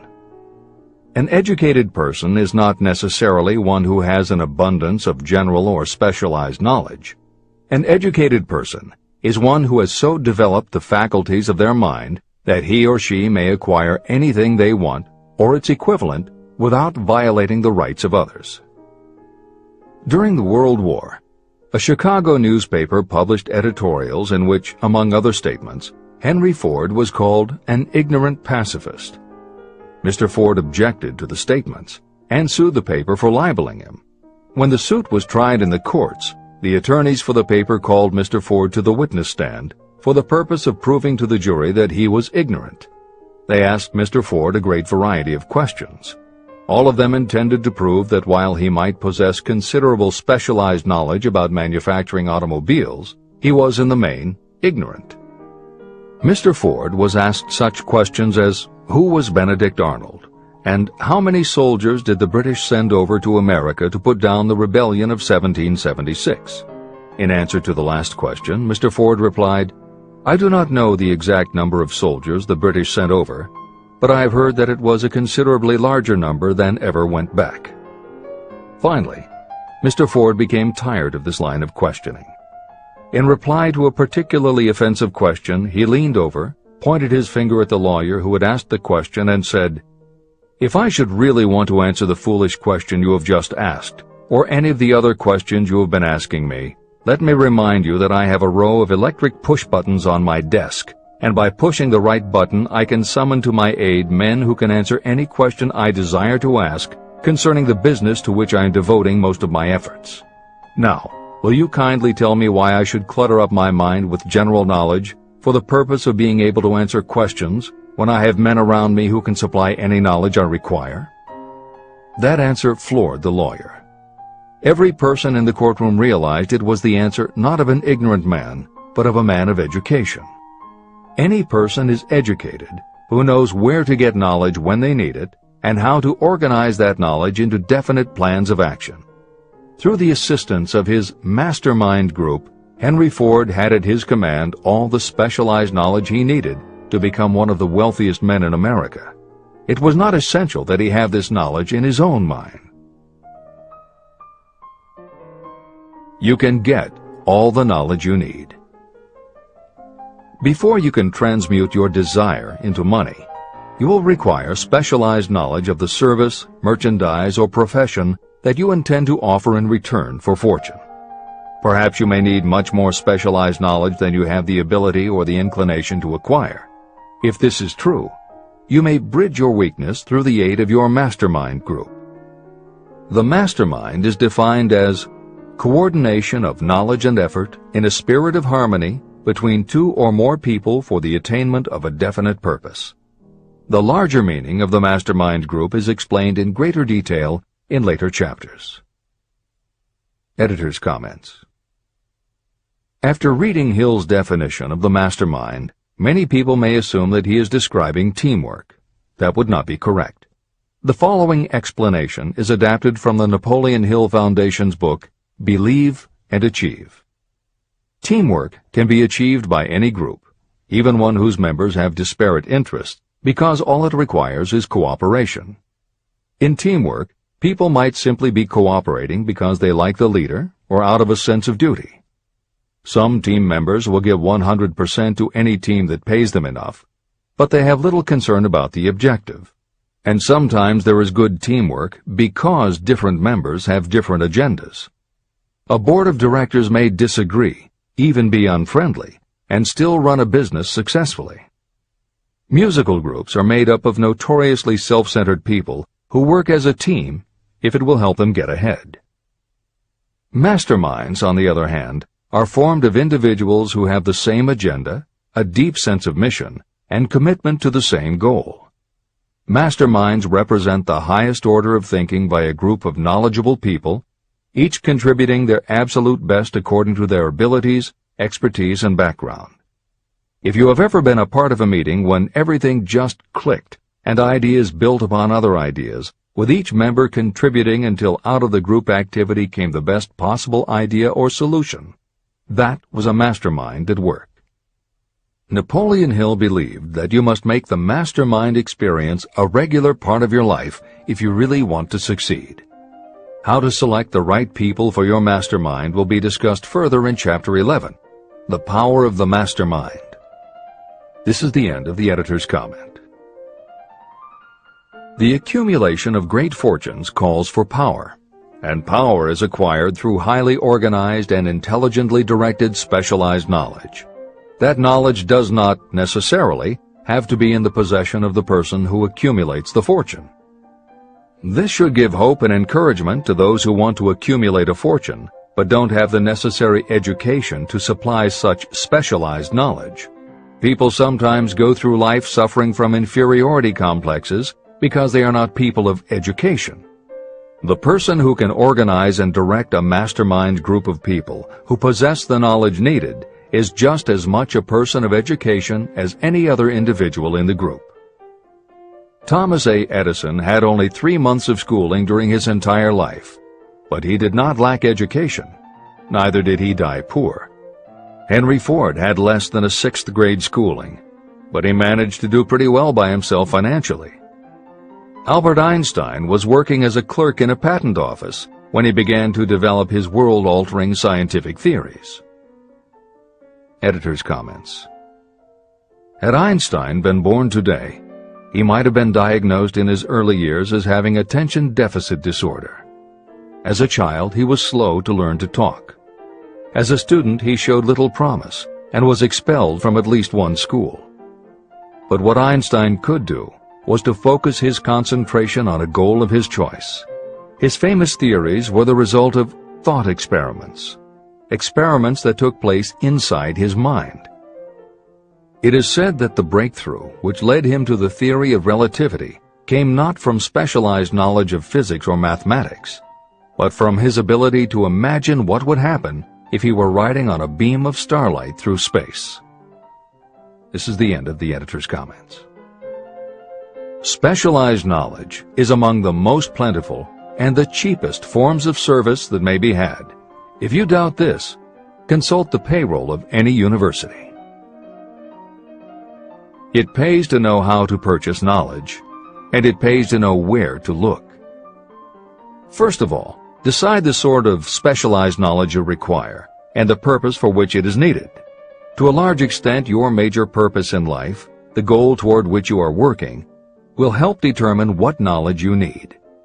Your next move requires that you have accurate information concerning dependable sources of knowledge. The more important of these are your own experience and education. Experience and education available through cooperation of others, Mastermind Alliance, colleges and universities, public libraries, and even easier, the internet, special training courses, through night schools and home study courses in particular. As knowledge is acquired, it must be organized and put into use for a definite purpose through practical plans. Knowledge has no value except for what can be gained from its application toward some worthy end. Successful people never stop acquiring specialized knowledge related to their major purpose, business, or profession. Those who are not successful usually make the mistake of believing that the knowledge-acquiring period ends when you finish school. The truth is that schools do little more than teach you how to acquire practical knowledge. Editor's comments. At this point in the original edition of Think and Grow Rich, Napoleon Hill included a newspaper story about education and job opportunities. Although the contemporary job market has changed considerably, the author of the article, Robert Moore, Director of Placements at Columbia University, made some comments that are perfectly aligned with the philosophy of Think and Grow Rich and are still holding true today. One such comment was, "The man who has been active on the campus, whose personality is such that he gets along with all kinds of people, and who has done an adequate job with his studies, has a most decided edge over the strictly academic student." One of the largest industrial companies, the leader in its field, in writing to Mr. Moore concerning prospective seniors at the college said, "We emphasize qualities of character, intelligence, and personality far more than specific educational background." Although few would argue that education is valuable, as Moore implies above and as Hill noted earlier about Edison, Ford, and Einstein, academic accomplishment has never been a sure indicator of success. The October 27, 2003 issue of Time magazine made a similar point in their cover story about the changes being made in the SAT exam. Although the article's primary focus is on the efforts to make the SAT less biased, it also notes that recent research indicates that neither the SAT nor IQ tests have proven to be very reliable predictors of future real-world achievement. In his best-selling book, Emotional Intelligence, author Daniel Goleman has created a persuasive argument that the way in which a person handles themselves and their relationships, which he calls emotional intelligence, or EI, is a much better indicator than IQ in predicting whether a person will be successful in life. In his later books, Working with Emotional Intelligence and Primal Leadership, Goleman applies his theory to the workplace, focusing on emotional intelligence leadership techniques and comparing corporate managers' EI with their IQ to analyze which has the greatest positive effect on the financial bottom line. Daniel Goleman's theories have caused some significant changes within educational circles and among management theorists, but their greatest impact has been on individuals who have gone through life intimidated because they believe they aren't smart enough. For them, Goleman's books offer convincing evidence that although they may not have conventional education, their natural abilities and interpersonal skills can be far more important in achieving success. This is the end of the editor's comments. One of the most reliable and practical sources of knowledge available to those who need specialized schooling are night schools, extension courses, and seminars. The correspondence schools give specialized training anywhere the U.S. mails go, or via the Internet. One advantage of home study training is the flexibility of the study program, which permits you to study during spare time. Another advantage of home study training, if the school is carefully chosen, is that most courses offer some method of personal consultation, which can be of priceless value to those needing specialized knowledge. No matter where you live, you can share the benefits. A lesson from a collection agency. Anything acquired without effort and without cost is generally unappreciated and often discredited. Perhaps this is why we get so little from our marvelous opportunity in public schools. The self-discipline you will learn from a program of specialized study can make up for the wasted opportunity when knowledge was available without cost. Being asked to pay, whether you make good grades or poor, has the effect of causing you to follow through with the course when you would otherwise drop it. I learned this from experience when I enrolled for a home study course in advertising. After completing 8 or 10 lessons, I stopped studying. But the school did not stop sending me bills. In fact, they insisted upon payment whether I kept up my studies or not. I decided that if I had to pay for the course, which I had legally obligated myself to do, I should complete the lessons and get my money's worth. Correspondence schools are well-organized businesses. At the time, I felt that their collection system was somewhat too well organized, but I learned later in life that it was a valuable part of my education. The truth is that their collection department constituted the very finest sort of training on decision-making, promptness, and the habit of finishing what you begin. The collection system that forced me to finish the course turned out to be worth much in the form of money earned. The road to specialized knowledge. We have in this country what is said to be the greatest public school system in the world. One of the strange things about human beings is that they value only that which has a price. The free schools of America and the free public libraries do not impress people because they are free. This is the major reason why so many people find it necessary to acquire additional training after they finish school and go to work. It is also one of the major reasons why employers give greater consideration to employees who take specialized training courses. They have learned that those who have the ambition to give up a part of their spare time to studying at home have in them those qualities that make for leadership. There is one weakness in people for which there is no remedy. It is the universal weakness of lack of ambition. People who give up some of their spare time to take courses seldom remain at the bottom very long. By taking such courses, they open the way for the upward climb, remove many obstacles from their path, and attract the interest of those who have the power to help them. The home study method of training is especially suited to people who have already started working. They often find that after having left school, they still need additional specialized knowledge, but cannot spare the time to go back to school. Stuart Austin Weir was a construction engineer. He followed this line of work until the Depression hit and severely limited the construction business. He took inventory of himself and decided to change his profession to law. He went back to school and took special courses to prepare himself as a corporation lawyer. He completed his training, passed the bar examination, and quickly built a lucrative law practice as a patent attorney. Just to keep the record straight, and to anticipate the excuses of those who will say, "I couldn't go to school because I have a family to support," or "I'm too old," I will add that Mr. Weir was past 40 and married when he went back to school. Moreover, by carefully selecting highly specialized courses, Mr. Weir completed in 2 years the work that it takes the majority of law students 4 years to do. It pays to know how to purchase knowledge. A simple idea that paid off.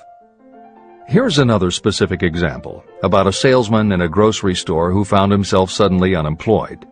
Having had some bookkeeping experience, he took a special course in accounting, familiarized himself with all the latest bookkeeping and office equipment, and went into business for himself. Starting with a grocer for whom he had formerly worked, he made contracts with more than 100 small merchants to keep their books at a very nominal monthly fee. His idea was so practical that he soon found it necessary to set up a portable accounting office in a light delivery truck. He now has a fleet of these bookkeeping offices on wheels. He employs a large staff of assistants who provide small merchants with accounting services equal to the best that money can buy at very nominal cost. Specialized knowledge plus imagination were the ingredients that went into this unique and successful business. Last year, the owner of that business paid income taxes of almost 10 times as much as was paid by the grocery store that fired him. Editor's comments. It would be impossible to write a contemporary book about success without including the story of Bill Gates.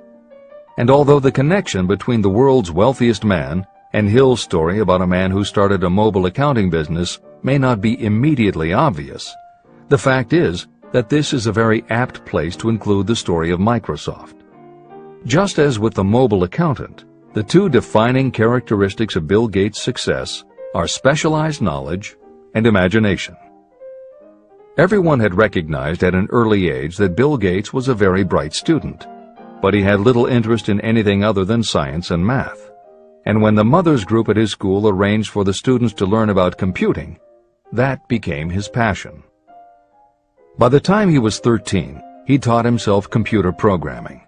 And throughout high school and his years at university, his life revolved around computer clubs and odd jobs working for companies that had something to do with computers.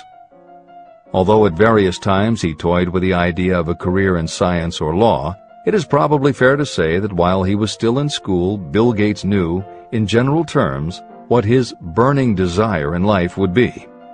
He paid little attention to general knowledge, but devoted himself to assembling the specialized knowledge he would need to achieve his definite major purpose. Gates' burning desire heated up the day his friend and fellow computer club member Paul Allen bought a copy of the January 1975 issue of Popular Electronics. On the cover was a picture of an inexpensive desktop computer, the Altair 8800, which could be built from a kit. Gates and Allen knew in their gut that there were other students just like them who would love to get their hands on one of these things. At the time, it took a lot of imagination to foresee the impact computers might have on the average person. And even though they didn't own an Altair, they decided they could write a computer program for it. That took even more imagination. They contacted Ed Roberts, the founder of the company that made the Altair, and pitched their idea. Roberts told them he was getting offers from all over, and his policy was that whoever wrote it first would get the job. For the next 2 months, they tore apart the manual, gleaning the specialized knowledge they would need to write the program. They were the first to deliver a workable operating system, and Roberts bought it from them for $3,000 plus a royalty on sales. With their vision of the future burning in their imaginations, Gates and Allen used the advance and their royalties to launch a company that would be in the business of writing computer programs. They named their new company Microsoft and called old friends from their high school computer club to staff it. Bill Gates was 19 and Paul Allen was only a few years older. They and about 9 of their friends started writing programs for Apple Computer, Commodore, and anyone else who would contract with the company for their services. For the next 5 years, Bill Gates and Paul Allen had their share of imaginative ideas, but mostly they concentrated on learning the specialized knowledge needed to run and grow a successful business. Then in 1980, IBM, which had finally decided to get into the small computer business, needed help getting up to speed. They approached Microsoft to write an operating system for the new computer venture. Once again, specialized knowledge and imagination were the qualities that guided Bill Gates. In their imagination, Gates and Allen could see an even bigger future than before, and through specialized knowledge of what computers were capable of, they knew the role they could play in that future. They then made 2 business moves that are the foundation of the Microsoft success. First, because IBM had such a tight schedule, Gates went to a computer programmer, Tim Patterson, and bought from him a rudimentary but already developed operating system. Gates then set to work modifying the system, and he renamed it MS-DOS, for Microsoft Disk Operating System. The other move that was crucial to their success was the negotiation with IBM. They started from the position that they would not sell an operating system to IBM. What they would do was license the system to IBM in exchange for a royalty on every copy sold with an IBM computer. And it would not be an exclusive license, which meant that Microsoft could also license the system to other computer companies. If you were to continue to track the history of Microsoft, you would find those same qualities: a burning desire, an idea, specialized knowledge, and imagination behind each move Bill Gates made and continues to make, just as they were behind the success of the man who started the mobile accounting business. This is the end of the editor's comments. The beginning of the successful mobile accounting business was an idea. I know this is true because I was the one who gave him that idea. Now I'd like to pass on the story of another idea. And it was my accountant friend who indirectly suggested this one to me. When I first proposed the accounting idea to him, he said, "I like the idea, but I would not know how to turn it into cash." In other words, he did not know how to market his bookkeeping knowledge after he had acquired it. So, with the aid of a young woman copywriter, a very attractive presentation was prepared describing the advantages of the new system of bookkeeping. The brochure told the story of this new business so effectively that its owner soon had more accounts than he could handle. There are thousands of people all over the country who need the services of a merchandising specialist capable of preparing an attractive way to market personal services.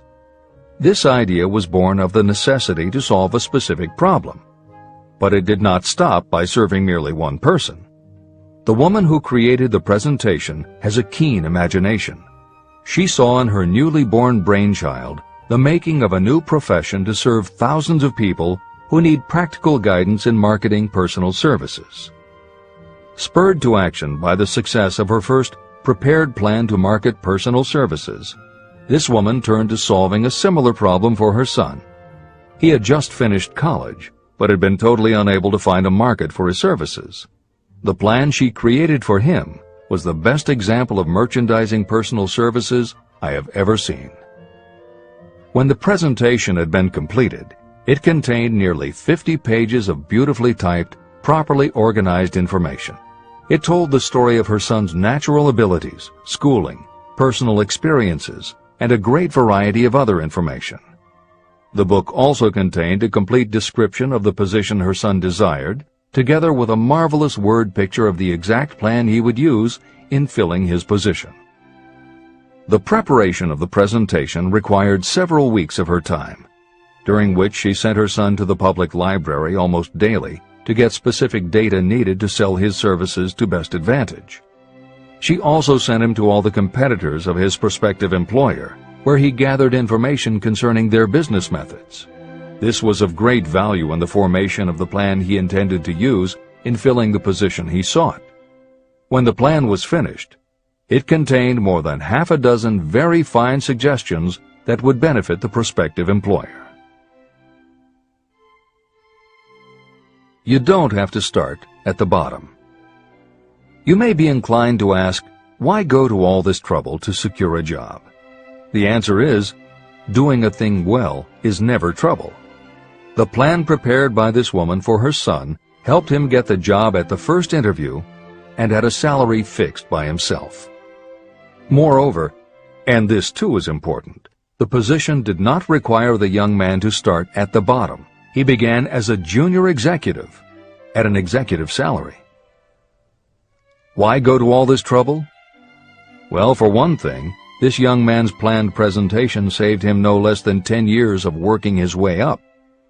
The idea of starting at the bottom and working your way up may appear to be sound, but the major objection to it is this. Too many of those who begin at the bottom never manage to lift their heads high enough to be seen by those who count. And the outlook from the bottom is not very bright or encouraging. It has a tendency to kill off ambition. You get into a rut, and you accept your fate because you form the habit of daily routine. Often this habit finally becomes so strong you don't even try to throw it off. And that is another reason why it pays to start 1 or 2 steps above the bottom. By so doing, you will form the habit of looking around, of observing how others get ahead, of seeing opportunity, and of embracing it without hesitation. A splendid example of what I mean is Dan Halpin. During his college days, he was manager of the famous 1930 championship Notre Dame football team, when it was under the direction of the late Knute Rockne. Halpin finished college at a very unfavorable time. The Depression had made jobs scarce. So after a fling at investment banking and motion pictures, he took the first job with a potential future he could find. It was selling electrical hearing aids on a commission basis. Anyone could start in that sort of job, and Halpin knew it, but it was enough to open the door of opportunity to him. For almost 2 years he worked at the job, but it didn't satisfy him. He would never have risen above that job if he had not done something about his dissatisfaction. He aimed first at the job of assistant sales manager of the company, and he got the job. That single step upward placed him high enough above the crowd for him to see still greater opportunity. Also, it placed him where opportunity could see him. In his new position, he did so well selling hearing aids that A.M. Andrews, chairman of the board of the Dictograph Products Company, a competitor of the company for which Halpin worked, asked to meet with him. Mr. Andrews wanted to know something about that man Dan Halpin, who was taking big sales away from the long-established Dictograph Company. When the interview was over, Halpin was the new sales manager in charge of the Acousticon division of Dictograph. Then, to test young Halpin's mettle, Mr. Andrews went away to Florida for 3 months, leaving him to sink or swim in his new job. He did not sink. Knute Rockne's spirit of all the world loves a winner and has no time for a loser inspired him to put so much into his job that he was elected vice president of the company. Vice president was a job that most would be proud to earn through 10 years of loyal effort, but Halpin turned the trick in little more than 6 months. One of the major points I'm trying to emphasize through this entire philosophy is that we rise to high positions or remain at the bottom because of conditions we can control, but only if we desire to control them. I am also trying to emphasize another point, that both success and failure are largely the results of habit. I have not the slightest doubt that Dan Halpin's close association with the greatest football coach America ever knew planted in his mind the same kind of desire to excel that made the Notre Dame football team world famous. Truly, there's something to the idea that hero worship is helpful, provided you worship a winner. My belief in the theory that business associations are vital factors, both in failure and in success, was clearly demonstrated when my son Blair was negotiating with Dan Halpin for a position. Mr. Halpin offered him a beginning salary of about 1/2 what he could have gotten from a rival company. I brought parental pressure to bear and encouraged Blair to accept the job with Mr. Halpin. I believe that close association with people who refuse to compromise with circumstances is an asset that can never be measured in terms of money. The bottom is a monotonous, dreary, unprofitable place for any person.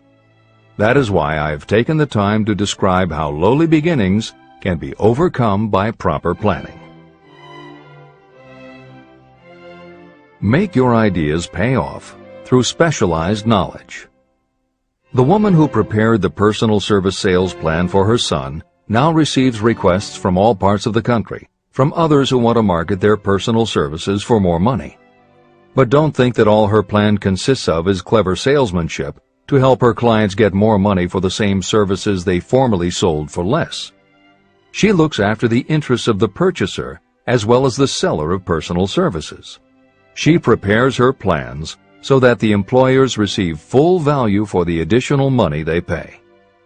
If you have the imagination and seek a more profitable outlet for your personal services, this suggestion may be the stimulus for which you have been searching.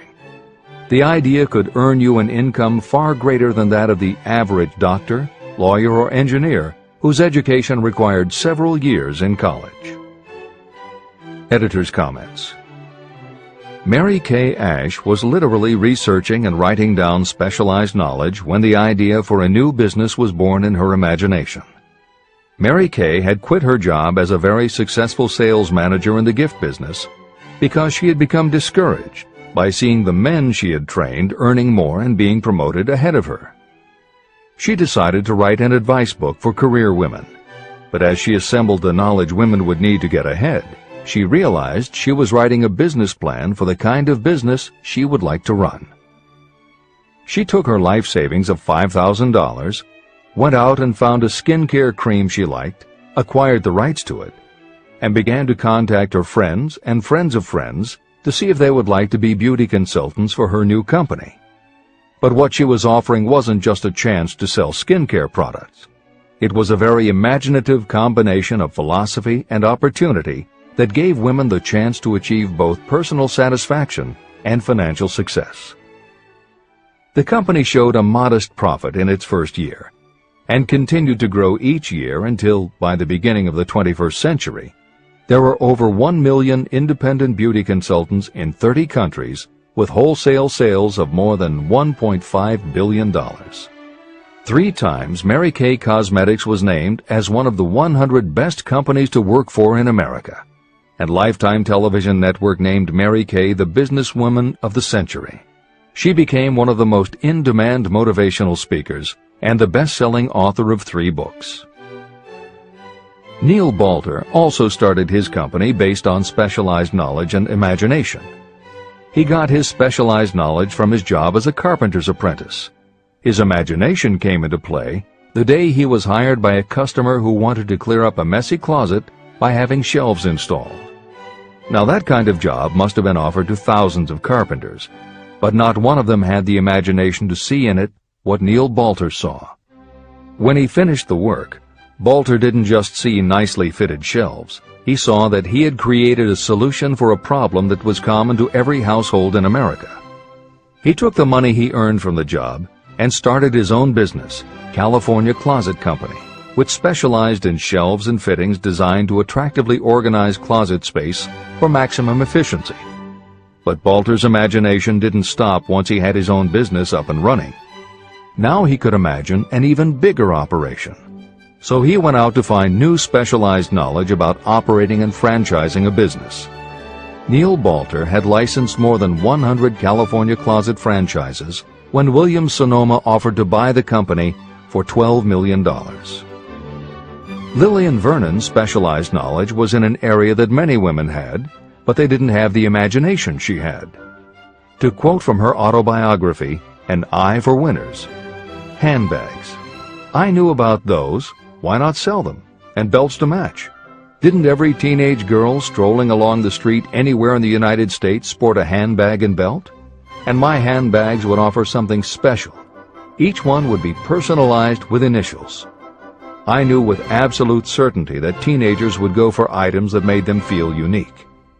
She believed enough in her idea that she spent $495 to take a small ad in 17 magazine. The ad brought in $32,000 in orders. That was when Lillian Vernon started to gather other specialized knowledge about renting space, manufacturing products, warehousing, and shipping, all of which she'd need to grow her idea of bags and belts into a direct response business featuring a whole array of distinctively monogrammed items. Within a few years, she needed more specialized knowledge about product photography, layout, printing, and direct mail, as she imagined having her own catalog. She started by mailing a 16-page black and white catalog to 125,000 customers who had bought products from her in the past. At the beginning of the 21st century, Lillian Vernon was still picking the merchandise and overseeing the design of her catalogs, many of which now run well over 100 full-color pages, are mailed to millions of people many times each year, and generate approximately $250 million in annual sales. There is another story about gathering specialized knowledge that is so good we will use it to conclude this editorial comment. It actually comes from the Napoleon Hill archives, and although he did not include it in Think and Grow Rich, he often used it as an example in his lectures and seminars. There was a young man who started out working for the railroad in 1893 as a machinist at 5 cents an hour. He was always taking courses and learning what he could about steam engines, and by 1905 he had worked his way up through the ranks until he was superintendent of motive power for Chicago Great Western in Oelwein, Iowa. Then he did something that must have made his friends think he had taken leave of his senses. He was attending the Chicago Automobile Show when a red and white locomobile caught his attention. He put up his life savings of $700 and convinced a friend to co-sign a loan for $4,300 so he could buy the car.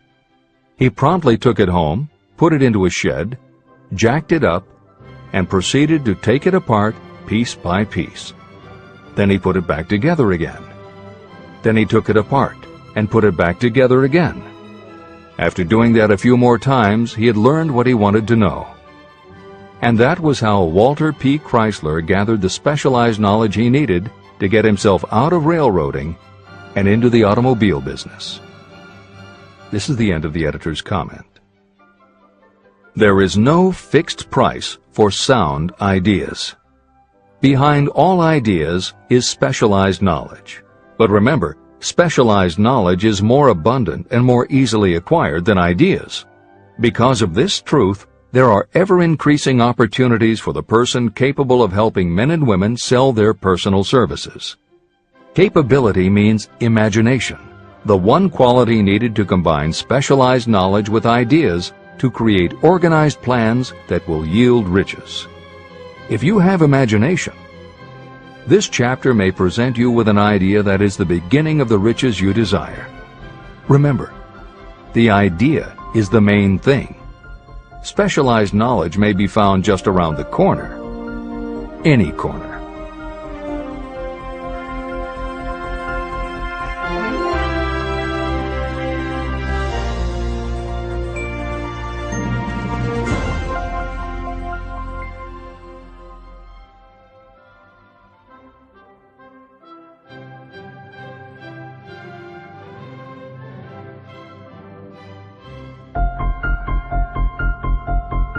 Happiness is found in doing, not merely in possessing. Chapter 7. Imagination, the workshop of the mind. The fifth step toward riches. The imagination is literally the workshop where all plans are created. It is where the impulse, the desire, is given shape, form, and action through the aid of the imaginative faculty of the mind. It has been said that we can create anything that we can imagine. Through the aid of imagination, we have discovered and harnessed more of nature's forces during the past 50 years than during the entire history of the human race previous to that time. And even with all we have accomplished, we have come nowhere near the limit of what we are capable. Our only limitation, within reason, lies in the development and use of our imagination. The human imagination offers so much possibility. It is as though we have merely discovered that we have an imagination and have just started to use it in a very elementary way. Two forms of imagination. The imaginative faculty functions in two forms. One is known as synthetic imagination, and the other as creative imagination. Editor's comments. In modern usage, the word synthetic has taken on a negative connotation, implying that something is artificial, not the real thing. Today, the word synthesized, which is defined as something made up from component parts, would better describe what Hill had in mind and has been substituted here accordingly. This is the end of the editor's comment. Synthesized imagination. Through this faculty, you arrange old concepts, ideas, or plans into new combinations. Synthesized imagination does not create anything. It merely works with the material of experience, education, and observation with which it is fed. It is the faculty used by most inventors, with the exception of those geniuses who draw upon the creative imagination when they cannot solve problems through synthesized imagination. Creative imagination. Through the faculty of creative imagination, the finite human mind has direct communication with infinite intelligence, the faculty through which hunches and inspirations are received. It is by this faculty that all basic or new ideas are handed over to mankind. It is through this faculty that we pick up vibes from other people, and in that way one individual may tune in or communicate with the subconscious minds of others. This concept is explained in greater detail later. The creative imagination works automatically, but only when your conscious mind is motivated, energized, and working at such a high rate that it becomes very perceptive and receptive, such as when the conscious mind is stimulated through the emotion of a strong desire. The great leaders of business, industry, and finance, and the great artists, musicians, poets, and writers became great because they developed the faculty of creative imagination. Editor's comment. At this point, it should be noted that both kinds of imagination are equally valuable to you, and they work together so seamlessly, it is often hard to tell where one ends and the other begins.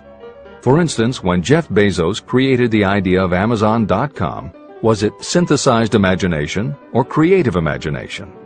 At the time, Many people were getting onto the idea of the internet as a sales medium. From this, it could be concluded that he was drawing upon experience, education, and observation, which would mean he was using synthesized imagination. But why did he decide to sell books? Was that synthesized or creative? Did that idea come out of something in his subconscious that just felt like books were the right thing? And what about that name? Calling a bookstore Amazon didn't make sense to anyone but Bezos, but it certainly caught the public's attention. How important was the name in the store's success?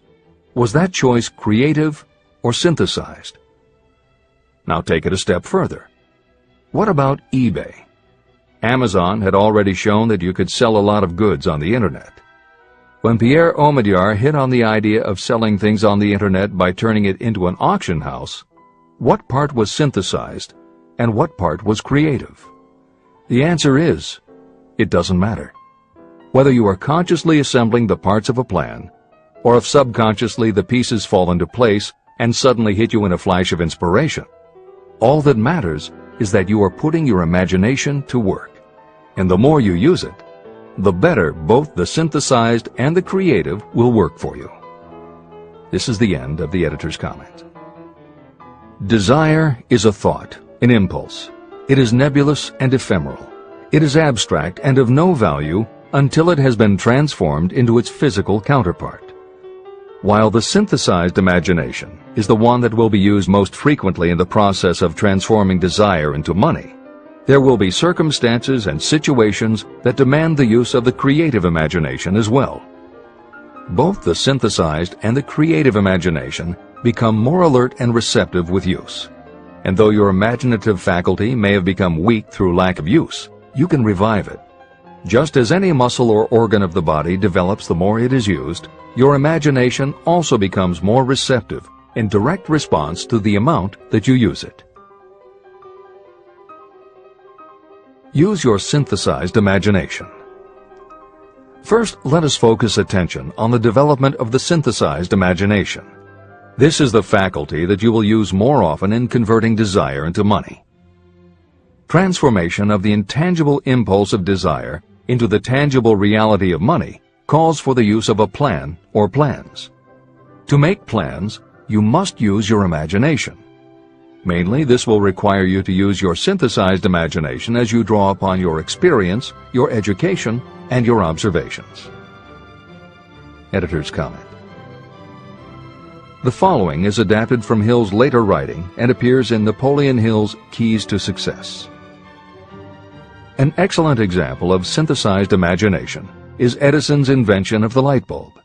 He began with one recognized fact that other people had discovered. A wire could be heated by electricity until it produced light. The problem was that the intense heat quickly burned the wire out, and the light never lasted more than a few minutes. Edison failed more than 10,000 times in his attempt to control this heat. When he found the method, it was by applying another common fact that had simply eluded everyone else. He realized that charcoal is produced by setting wood on fire, covering it with soil, and allowing the fires to smolder. The soil permits only enough air to reach the fire to keep it burning without blazing, and that way the wood isn't burned up. When Edison recognized this fact, his imagination immediately associated it with the idea of heating the wire. He placed the wire inside a bottle, pumped out most of the air, and produced the first incandescent light. It burned for 8.5 hours. Everything that Edison used to make the electric light was widely known, but the way he synthesized the knowledge changed the world and made him a very wealthy man. W. Clement Stone called the process the R2A2 formula. Recognize and relate, assimilate and apply. If you do that with everything you see, hear, think and experience, it will give you a new way of looking at familiar things. If you do that, you can achieve what others believe is impossible. Later in this chapter, you will read of other fortunes that grew from even simpler synthesized ideas. And these stories should lead you to conclude that the combination of ideas is nothing that you couldn't have thought of yourself. That alone should start your own imagination synthesizing ideas. However, Even though these stories will inspire you and you will be anxious to get started, this is not yet the point for you to start making plans. Here, and throughout Think and Grow Rich, Napoleon Hill reminds the reader that this book is meant to be read all the way through before beginning to put the philosophy into practice. There are other ideas to be assimilated from later chapters that will influence your imagination and therefore affect the plans you may develop. This is the end of the editor's comments. Read the entire book through, then come back to this chapter and begin to put your imagination to work on the building of a plan for transforming your desire into money. Examples and instructions for creating plans are given in almost every chapter. Carry out the instructions that are best suited to your needs and put your plan in writing. The moment you complete this, you will have definitely given concrete form to your intangible desire. Now, read that sentence once more in a slightly different way. The moment I put my plan in writing, I will have definitely given concrete form to my desire. Now read it aloud and realize what you are telling yourself. Desire is only a thought. Through synthesized imagination, your experience, education, and observations will give it shape, form, and action. From the moment you follow those instructions and write out your desire and your plan, you will have actually taken the first of a series of steps that will enable you to convert the thought into its physical counterpart. Editor's comments. Synthesized imagination plays a role in every phase of a business plan. In fact, some of the most successful companies actually get started from synthesized imagination. When an entrepreneur, drawing upon his or her education, experience, and observations, takes an idea from one source and gives it a new application. That is exactly what happened with Ruth Handler. She and her husband, along with another partner, had started a small manufacturing company which had evolved into toy manufacturing. The success of their business depended on coming up with new toy ideas. Watching her young daughter at play, Ruth Handler noticed that she was fascinated with cutout books that featured teenage girl or career women paper dolls that she could cut out clothes for. She also knew that little girls loved to play dress-up in grown-up clothes. These ideas, drawn from Ruth Handler's education, experience, and observations, synthesized themselves in her imagination and came together as a new idea. Ruth Handler announced that they should make a lifelike teenage girl doll. Not a paper doll, but a real three-dimensional grown-up doll with a woman's figure, and they could also make grown-up clothes to fit it, so that girls could play dress-up with the doll. In honor of the source of inspiration, Ruth Handler named the new doll after her daughter, Barbie. As obvious as it seems now, until Ruth Handler, no one had the imagination to make and market a doll that looked like a woman. And certainly no one had ever made endless collections of tiny women's fashions for a doll to wear. Previously, we mentioned Jeff Bezos creating Amazon by combining the idea of a bookstore with the internet, and Pierre Omidyar doing the same thing with auctions when he launched eBay. Mary Kay Ash took the idea of women running their own businesses and added the idea of door-to-door sales. Anita Roddick took the trend of all-natural ingredients, combined it with cosmetics, and created the body shop empire. Bernard Marcus and Arthur Blank took the concept of the supermarket, combined it with hardware, and created Home Depot. Thomas Stemberg and Leo Kahn did the same thing with office supplies and launched Staples. Once the connections are made, it may seem obvious, but making these supposedly obvious connections has brought success to many people. Napoleon Hill says imagination is like a muscle that can be strengthened through use. Just as there are specific exercises that will build and improve physical muscles, specific exercises have been developed to improve and build imagination. And it is commonly accepted that creativity developed in one area will affect your creativity in others. Dr. Edward de Bono, one of the most highly regarded experts in the field, has written more than 25 books, including the bestsellers Lateral Thinking and 6 Thinking Hats, that are literally designed to make you think. Dr. Betty Edwards' bestseller, Drawing on the Right Side of the Brain, uses drawing techniques to awaken creativity. Dr. Gabrielle Rico's bestseller, Writing the Natural Way, uses a technique called clustering as a way to break writer's block. And Tony Buzan uses a similar method for opening your mind that he terms mind mapping. In their bestseller, Super Learning, Sheila Ostrander and Lynn Schroeder show ways to use classical music. And Roger Von Eck suggests puzzles and riddles as stimuli in A Whack on the Side of the Head. This is the end of the editor's comments. Tapping into creative imagination. The earth on which you live, you yourself, and every other material thing are the result of evolutionary change, through which bits of matter have been organized and arranged in an orderly fashion. As far as science has been able to determine, the entire universe consists of but two things, matter and energy. Moreover, and this statement is of stupendous importance, this earth, every one of the billions of individual cells of your body, and every subatomic particle of matter began as an intangible form of energy. Through the combination of energy and matter has been created everything perceptible, from the largest star in the heavens down to and including man himself. Desire is a thought impulse. Thought impulses are forms of energy. When you begin the process of acquiring money by using the thought impulse of desire, you are drafting into your service the same stuff that nature used in creating this earth, as well as every material form in the universe, including your body and your brain, in which the thought impulses function. Editor's comments.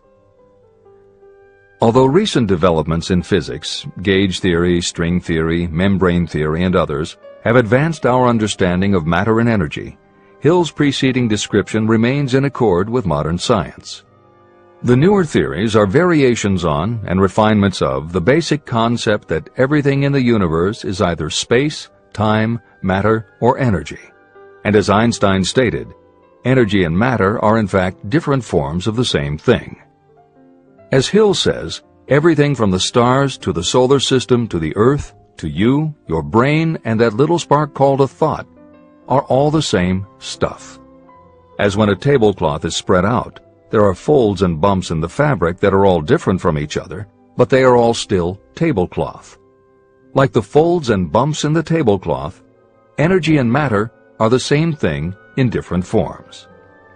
Therefore you, matter, your thoughts, energy, and everybody else, matter, and their thoughts, energy, and all other things, matter, are not just interconnected, but are in essence all the same thing.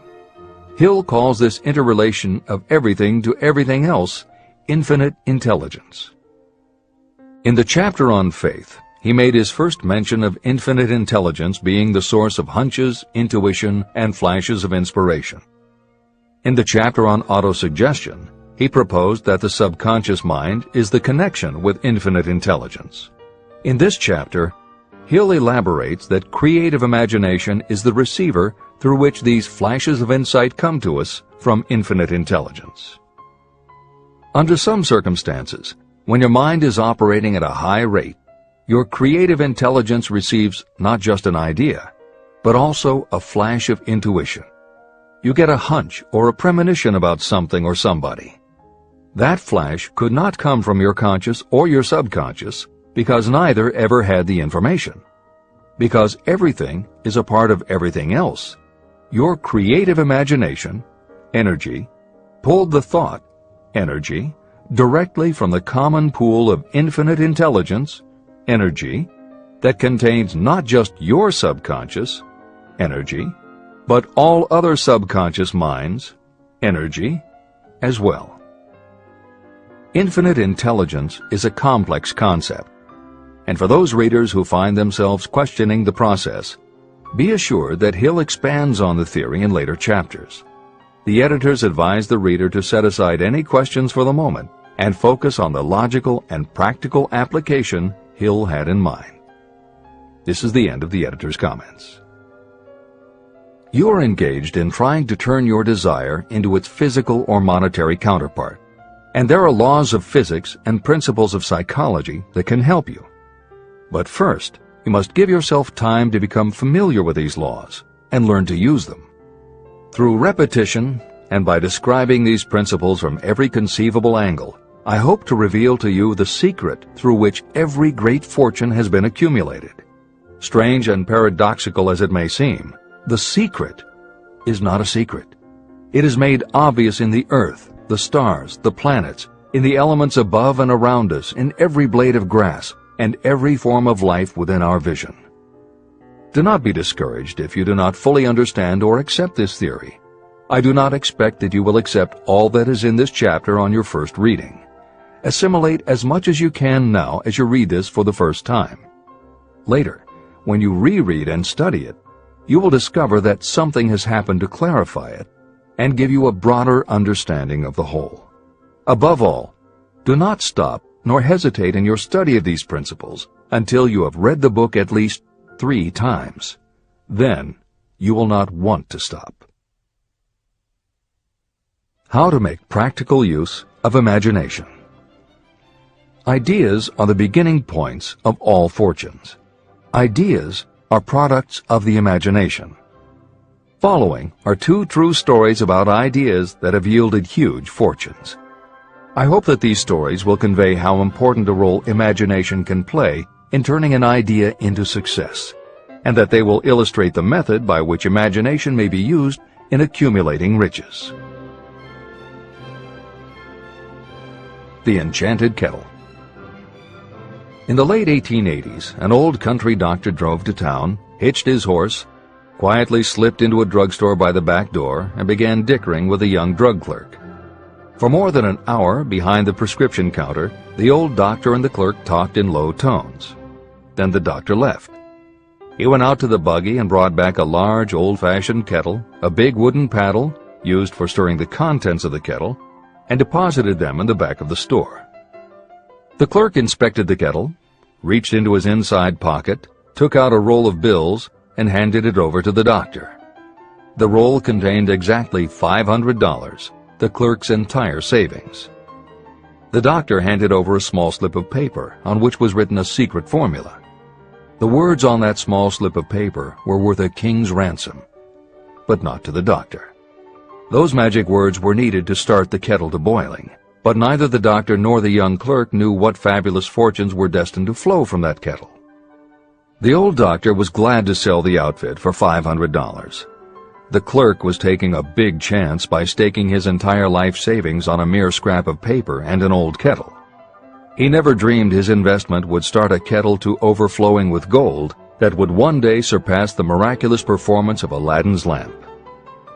What the clerk really purchased was an idea. The old kettle and the wooden paddle and the secret message on a slip of paper were incidental.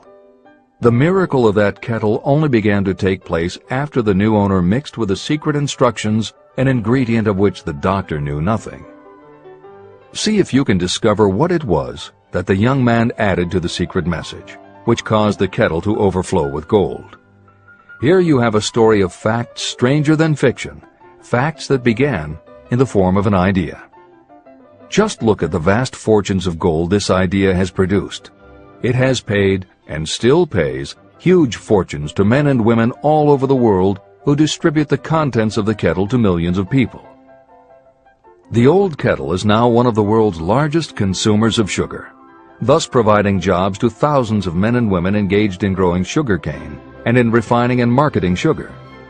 The old kettle consumes annually millions of bottles and cans, providing jobs to huge numbers of workers. The old kettle gives employment to an army of clerks, stenographers, copywriters, and advertising experts throughout the nation. It has brought fame and fortune to scores of artists who have created magnificent pictures describing the product.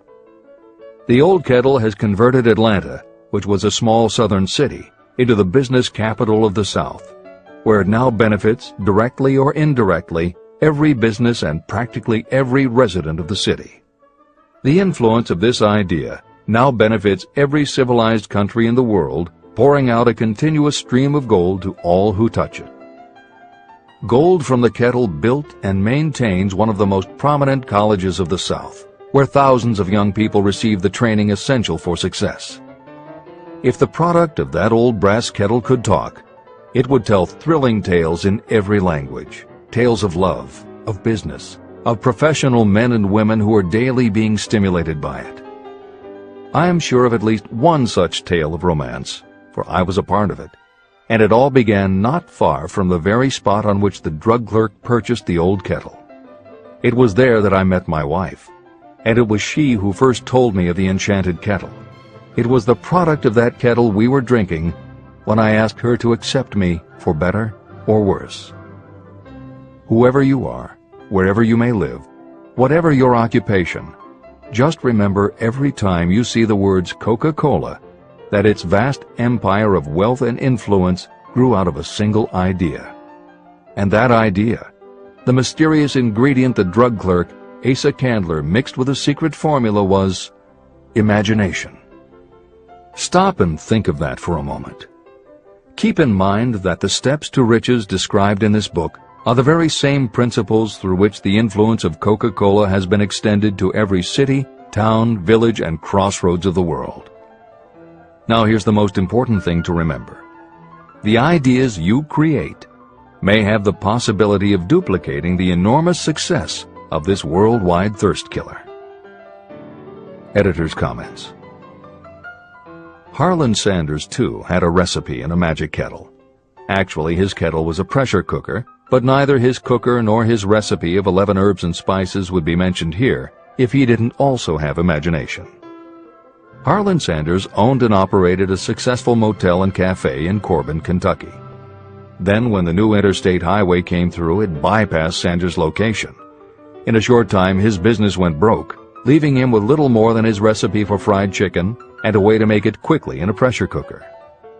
At 62 years of age, the Colonel, as people called him, had to find a new way to make a living.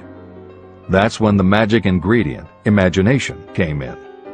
He decided he wasn't going to sell fried chicken anymore. Instead, he would sell his method for making it.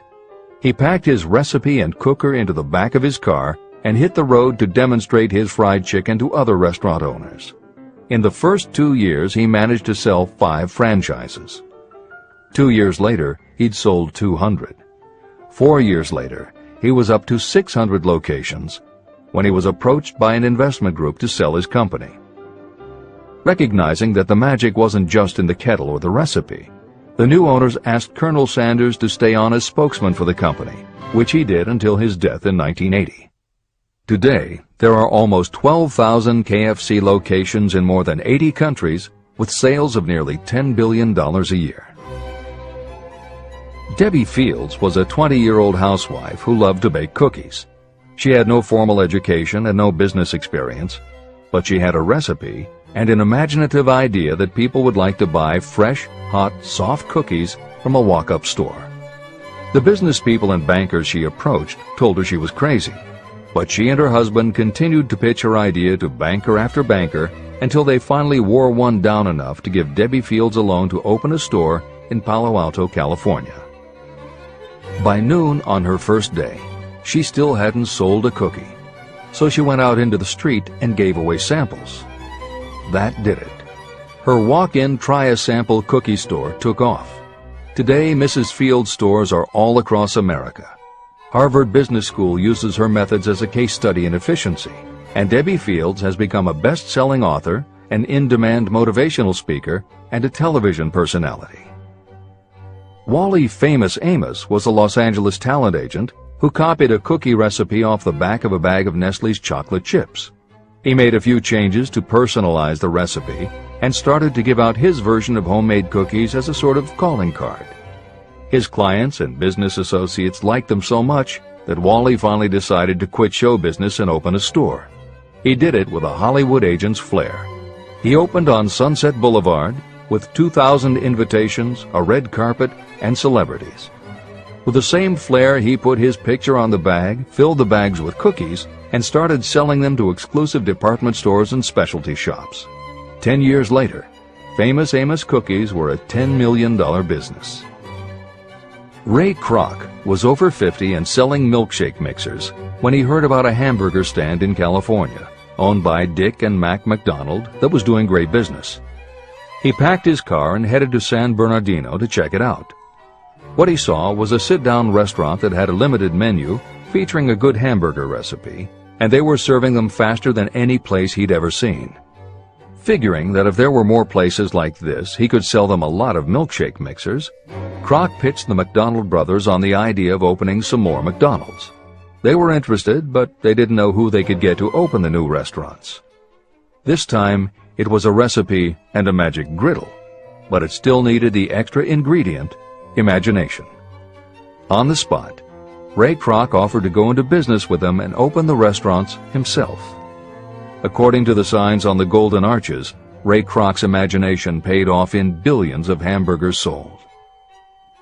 In 1982, Howard Schultz went to work as the director of marketing for a small coffee importer wholesaler called Starbucks, which had only one location in Seattle's Pike Place Market. While he was on a trip to Italy, Schultz got the idea that the coffee bar culture he saw in Milan could be transposed to the downtown Seattle scene. He convinced the company to try it. His coffee house idea was such a success that Schultz went out and raised the money to buy the company. 5 years after he joined Starbucks, he was CEO of a company that had 17 locations. 15 years later, Schultz's coffee house culture was on every corner of America, and there were more than 7,000 Starbucks worldwide. As a final example of imagination, we offer Paul Newman's salad dressing. Now, it would seem that it doesn't take much imagination for a big celebrity to put his name on a product, and that's what Newman thought too. But when he and his partner, A.E. Hotchner, pitched their salad dressing idea to companies that specialize in marketing foods, nobody was interested unless they would personally put up about $1 million for the first year's operations. According to Newman and Hotchner's book, Shameless Exploitation, they found out that almost all celebrity products in the food business have been disastrous failures, and now nobody would touch them. So when it came to marketing salad dressing, even Paul Newman's big name wasn't the magic they needed. And unless they were willing to put up a ridiculous amount, money wasn't the magic either. The magic would have to be in the imaginative way that they would convince the right people to help them, and in having the perseverance to stick with it until they succeeded. And just like most everyone with an idea, they were told they were crazy to try it. They were turned down by bottling companies that wouldn't do small runs, and they were rejected by distributors who wouldn't take a chance on another celebrity product. In the end, it was one supermarket owner, Stu Leonard, who helped hook them up with the right suppliers. But even that wouldn't have been enough if Stu Leonard hadn't had enough imagination to see the possibilities and agree to put Newman's own salad dressing on the shelves in his store. 15 years later, Newman's Own Brands was a $100 million company, which gives all profits to charity. This is the end of the editor's comments. What I would do if I had $1 million. The following story proves the truth of that old saying, where there's a will, there's a way. It was told to me by that beloved educator and clergyman Frank W. Gonzalez, who began his preaching career in the Stockyards region of Chicago. While Dr. Gonzalez was going through college, he observed many defects in our educational system, defects that he believed he could correct if he were the head of a college. He made up his mind to organize a new college in which he could carry out his ideas without being handicapped by orthodox methods of education. He needed $1 million to put the project across. Where was he to lay his hands on so large a sum of money? That was the question that absorbed most of this ambitious young preacher's thought, but he couldn't seem to make any progress. Every night, he took that thought to bed with him. He got up with it in the morning. He took it with him everywhere he went. He turned it over and over in his mind until it became a consuming obsession with him. Being a philosopher as well as a preacher, Dr. Gonzalez recognized, as do all who succeed in life, that definiteness of purpose is the starting point from which one must begin. He recognized, too, that definiteness of purpose takes on life and power when backed by a burning desire to translate that purpose into its material equivalent. He knew all these great truths, yet he did not know where or how to lay his hands on $1 million. The normal thing would have been to give up and quit, saying, "Ah, well, my idea's a good one, but I can't do anything with it because I can't raise the $1 million." That is exactly what the majority of people would have said, but it is not what Dr. Gonzalez said. What he said, and what he did, are so important that I will now introduce him and let him speak for himself. One Saturday afternoon, I sat in my room thinking of ways and means of raising the money to carry out my plans. For nearly 2 years I had been thinking, but I had done nothing but think. The time had come for action. I made up my mind, then and there, that I would get the necessary $1 million within a week. How? I was not concerned about that. The main thing of importance was the decision to get the money within a specified time. I want to tell you that the moment I reached a definite decision to get the money within a specified time, a strange feeling of assurance came over me, such as I had never before experienced. Something inside me seemed to say, "Why didn't you reach that decision a long time ago? The money was waiting for you all the time." I called the newspapers and announced I would preach a sermon the following morning entitled, "What I Would Do If I Had $1 Million." I went to work on the sermon immediately, but I must tell you frankly that the task was not difficult because I had been preparing that sermon for almost 2 years. Long before midnight, I had finished writing the sermon. I went to bed and slept with a feeling of confidence, for I could see myself already in possession of the $1 million. Next morning I arose early, went into the bathroom, read the sermon, then knelt on my knees and asked that my sermon might come to the attention of someone who would supply the needed money. While I was praying, I again had that feeling of assurance that the money would be forthcoming.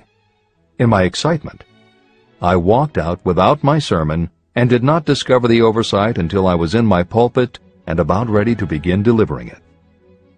It was too late to go back for my notes, and what a blessing that I couldn't go back. Instead, my own subconscious mind yielded the material I needed. When I arose to begin my sermon, I closed my eyes and spoke with all my heart and soul of my dreams. I not only talked to my audience, but I fancy I talked also to God. I told what I would do with $1 million if that amount were placed in my hands. I described the plan I had in mind for organizing a great educational institution, where young people would learn to do practical things and at the same time develop their minds. When I had finished and sat down, a man slowly arose from his seat, about 3 rows from the rear, and made his way toward the pulpit. I wondered what he was going to do. He came into the pulpit, extended his hand, and said, "Reverend, I liked your sermon. I believe you can do everything you said you would if you had $1 million. To prove that I believe in you and your sermon, if you will come to my office tomorrow morning, I will give you the $1 million. My name is Philip D. Armour." Young Gonzalez went to Mr. Armour's office, and the $1 million was presented to him. With that money, he founded the Armour Institute of Technology, now known as Illinois Institute of Technology. The $1 million that launched the Armour Institute came as the result of an idea. Behind the idea was a desire that young Gonzalez had been nursing in his mind for almost 2 years. Observe this important fact. He got the money within 36 hours after he reached a definite decision in his own mind to get it and decided upon a definite plan for getting it. There was nothing new or unique about young Gonzalez vaguely thinking about $1 million and weakly hoping for it. Others have had similar thoughts. But there was something very unique and different about the decision he reached on that memorable Saturday, when he put vagueness into the background and definitely said, "I will get that money within a week." The principle through which Dr. Gonzalez got his $1 million is still alive. It is available to you. This universal law is as workable today as it was when the young preacher made use of it so successfully. Editor's comments. The Armour Institute of Technology opened in 1893, offering courses in engineering, chemistry, architecture, and library science, and in 1940 became the Illinois Institute of Technology when the Armour Institute merged with the Lewis Institute, a Chicago college that had opened in 1895 and offered liberal arts as well as science and engineering courses. In 1949, the Institute of Design, founded in 1937, also merged with IIT, followed in 1969 by the Chicago-Kent College of Law and the Stewart School of Business, and in 1986 by the Midwest College of Engineering. Today there are several campuses in downtown Chicago. IIT has been called the alma mater of accomplishments. This is the end of the editor's comment. How to transmute ideas into cash. Asa Candler and Dr. Frank Gonzalez had one characteristic in common. Both knew the astounding truth that ideas can be transmuted into cash through the power of definite purpose plus definite plans. If you are one of those who believe that hard work and honesty alone will bring riches, you can forget it. It is not true. Riches, when they come in huge quantities, are never the result of hard work alone. Riches come, if they come at all, in response to definite demands based upon the application of definite principles, and not by chance or luck. Generally speaking, an idea is a thought that prompts you to action because it appeals to your imagination.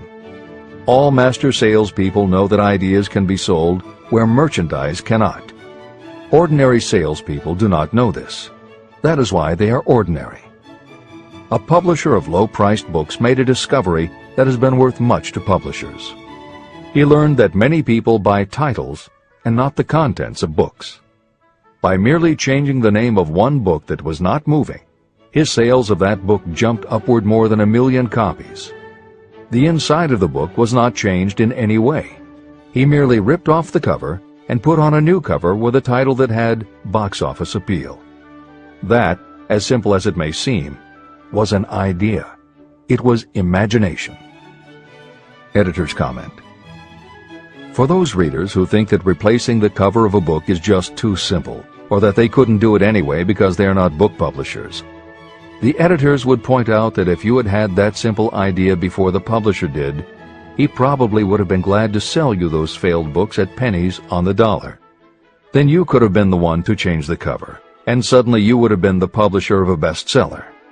However, the idea of replacing the covers wouldn't have meant a thing if you didn't also have ideas about how to market and promote that flashy new cover. And that is Hill's point. Coca-Cola was a recipe, a creative idea. But it would have stayed just a recipe if Asa Candler hadn't also had other creative ideas to market it and the faith in himself to carry through on those ideas.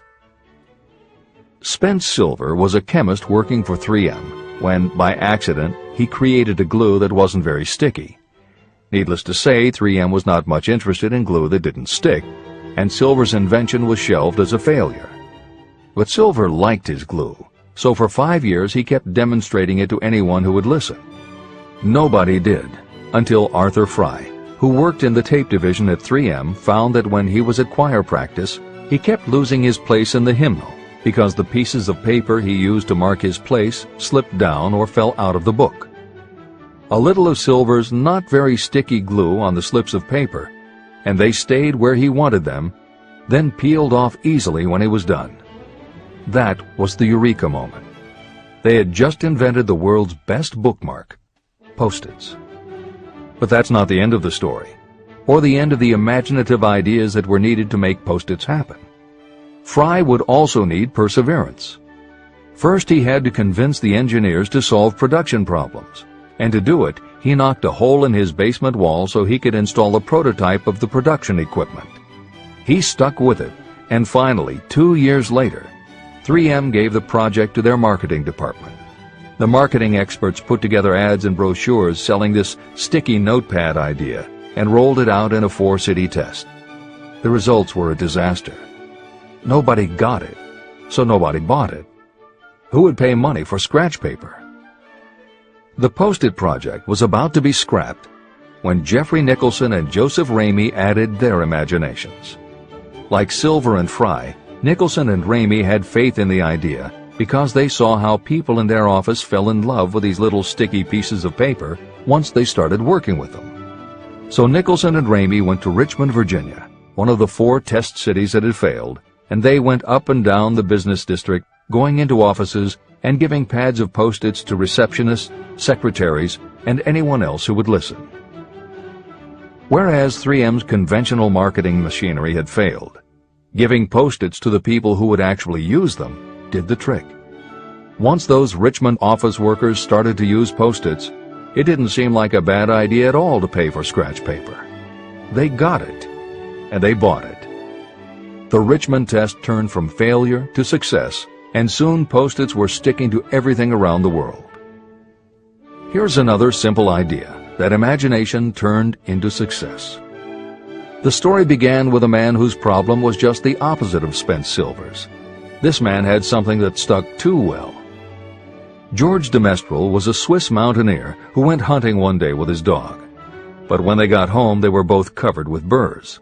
The burrs were so difficult to remove that de Mestral put them under a magnifying glass to learn why. He saw that they were covered with tiny hooks which attached themselves to fur and fabric. That was when the flash hit. If burrs stuck where you didn't want them, why couldn't you put tiny hooks on things so they would stick where you did want them? Like everyone else mentioned in this book, de Mestral had an imaginative idea, but that was just the beginning.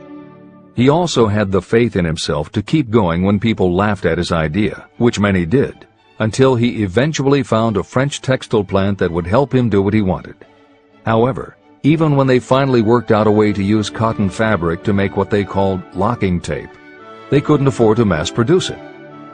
And that's when de Mestral accidentally discovered that when you sew nylon under infrared light, it naturally made little hooks. Now they could manufacture it economically. All they needed was a name. One side was fuzzy like velvet, and the other side was crochet, the French word for hook. Take half vel and half crow, combine it with imagination. The result is Velcro, and a Swiss mountaineer becomes a business tycoon. The Sony Corporation once tried to make a very small stereo tape recorder that would work with standard-size cassettes, but they couldn't do it. They could make a small playback machine, but at the time the electronics needed to also make it a recording machine just couldn't be made small enough. They concluded that the design was a failure. Then one day Sony's honorary chairman, Masaru Ibuka, walked into the laboratory and saw that a few of the engineers were using the prototypes of the failed tape recorder to listen to music tapes. They didn't seem to care that it couldn't record. They just liked to be able to walk around listening to their favorite music. Then came the imaginative idea that made all the difference. Ibuka remembered that another division was working on lightweight headphones. That was the flash. Ibuka's imagination made the connection that the rest of the engineers had not. In Ibuka's view, they hadn't made a failed recorder. They had created a successful private stereo listener. They added the headphones, named it the Walkman, and it revolutionized both the music business and the electronics industry. Clarence Saunders was a grocery clerk in a small southern retail store. One day he was standing with a tray in his hands waiting his turn in a cafeteria. He had never earned more than $20 a week before then, and no one had ever noticed anything about him that indicated unusual ability, but something took place in his mind as he stood in the line of waiting people that put his imagination to work. That was when he came up with the idea that this same self-serve concept would also work at the grocery store. Clarence Saunders took the idea to his boss. Naturally, his boss told him he was crazy. So Clarence Saunders quit his job, went out and did what he needed to do to raise the money, and opened the first self-serve grocery store. He called it Piggly Wiggly, and Clarence Saunders, the $20 a week grocery clerk, rapidly became the multi-million-dollar chain store grocery man of America. Sylvan Goldman was the owner of a number of Piggly Wiggly stores in Oklahoma, and like any good businessman, he spent a lot of time watching his customers go up and down the aisles, putting their choices into their baskets or net shopping bags. One night, while trying to figure out how to get his customers to buy more at one time, he found himself staring at a basket sitting on the seat of a wooden folding chair. Eureka! He called in his mechanic, Fred Young. They put some wheels on the bottom of the legs, added another basket below the seat, and the shopping cart was born. As this edition is being readied for publication, there are about 35 million shopping carts in America, and approximately 1.25 million new carts are sold each year. Thomas Stemberg, whom we also mentioned earlier, was another supermarket executive who watched his customers as they shopped. By this time, shopping carts were well established in supermarkets, and it was because his customers were pushing shopping carts up and down the aisles that he got his flash of inspiration. He was so sure of his idea that he convinced another supermarket executive, Leo Kahn, to join him. Together, they took the supermarket concept and applied it to selling office supplies. And in 1986, they opened their first store in Brighton, Massachusetts. They called it Staples. In 1989, they took the company public, and 10 years later, there were more than 1,000 Staples stores with revenues exceeding $7 billion. We'll end this commentary with another set of connected stories, which make the point that sometimes the most imaginative part of marketing is in the timing. If you were to go shopping in the late 1800s, it usually meant bartering with a merchant who would then have to get the goods from storage shelves kept behind the counter. In the 1870s, fixed pricing was just starting to be used by storekeepers. Merchants were trying the idea by setting out a table of merchandise that was all priced the same, usually 5 cents. Frank Winfield Woolworth was a clerk in a general store, and he convinced the store owner to let him try the 5-cent table idea. Although it worked, the owner wasn't impressed. So Woolworth borrowed $350 from his boss, and in 1879 opened his first 5-cent store in Utica, New York. It was an entire store full of goods where everything cost a nickel. A year later, he had 4 stores, and the 4th one, in Lancaster, Pennsylvania, was the first that he named F.W. Woolworth's 5 and 10 cent store. 20 years later, he had 238 stores.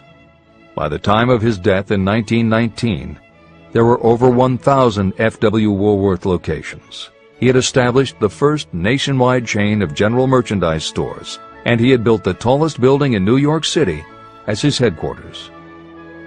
The Woolworth Company stayed true to the original idea and didn't carry any merchandise that cost more than a dime until 1932, when the top price was raised to 20 cents. But as times changed, the fixed price was dropped, the merchandise became more varied, and the company kept growing until it had over 8,000 stores worldwide, selling everything from notions to appliances and furniture. Then in the 1960s and 1970s, something started to happen. The mood of America was changing, but the Woolworth stores weren't. And that was when Sam Walton opened the first Walmart in Rogers, Arkansas in 1962.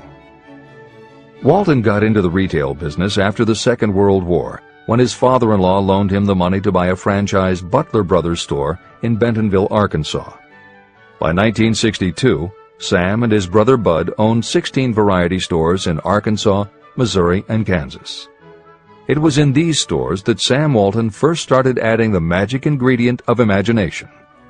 In addition to his flair for promotion, Sam tried new approaches to the way household goods and general merchandise could be sold at retail. He insisted on clean, well-lighted interiors, and he introduced the concept of self-service, with aisles wide enough for shopping carts and checkout counters at the front of the store.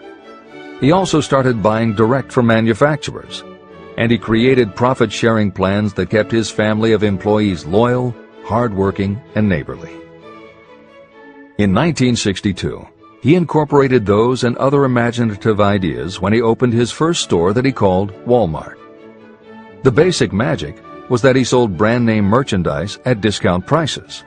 But there was also magic in the way he kept a friendly hometown feel to his store, even though it was what is now called a big box store. Sam Walton's Walmart store was a success, so he just kept building and opening more of them.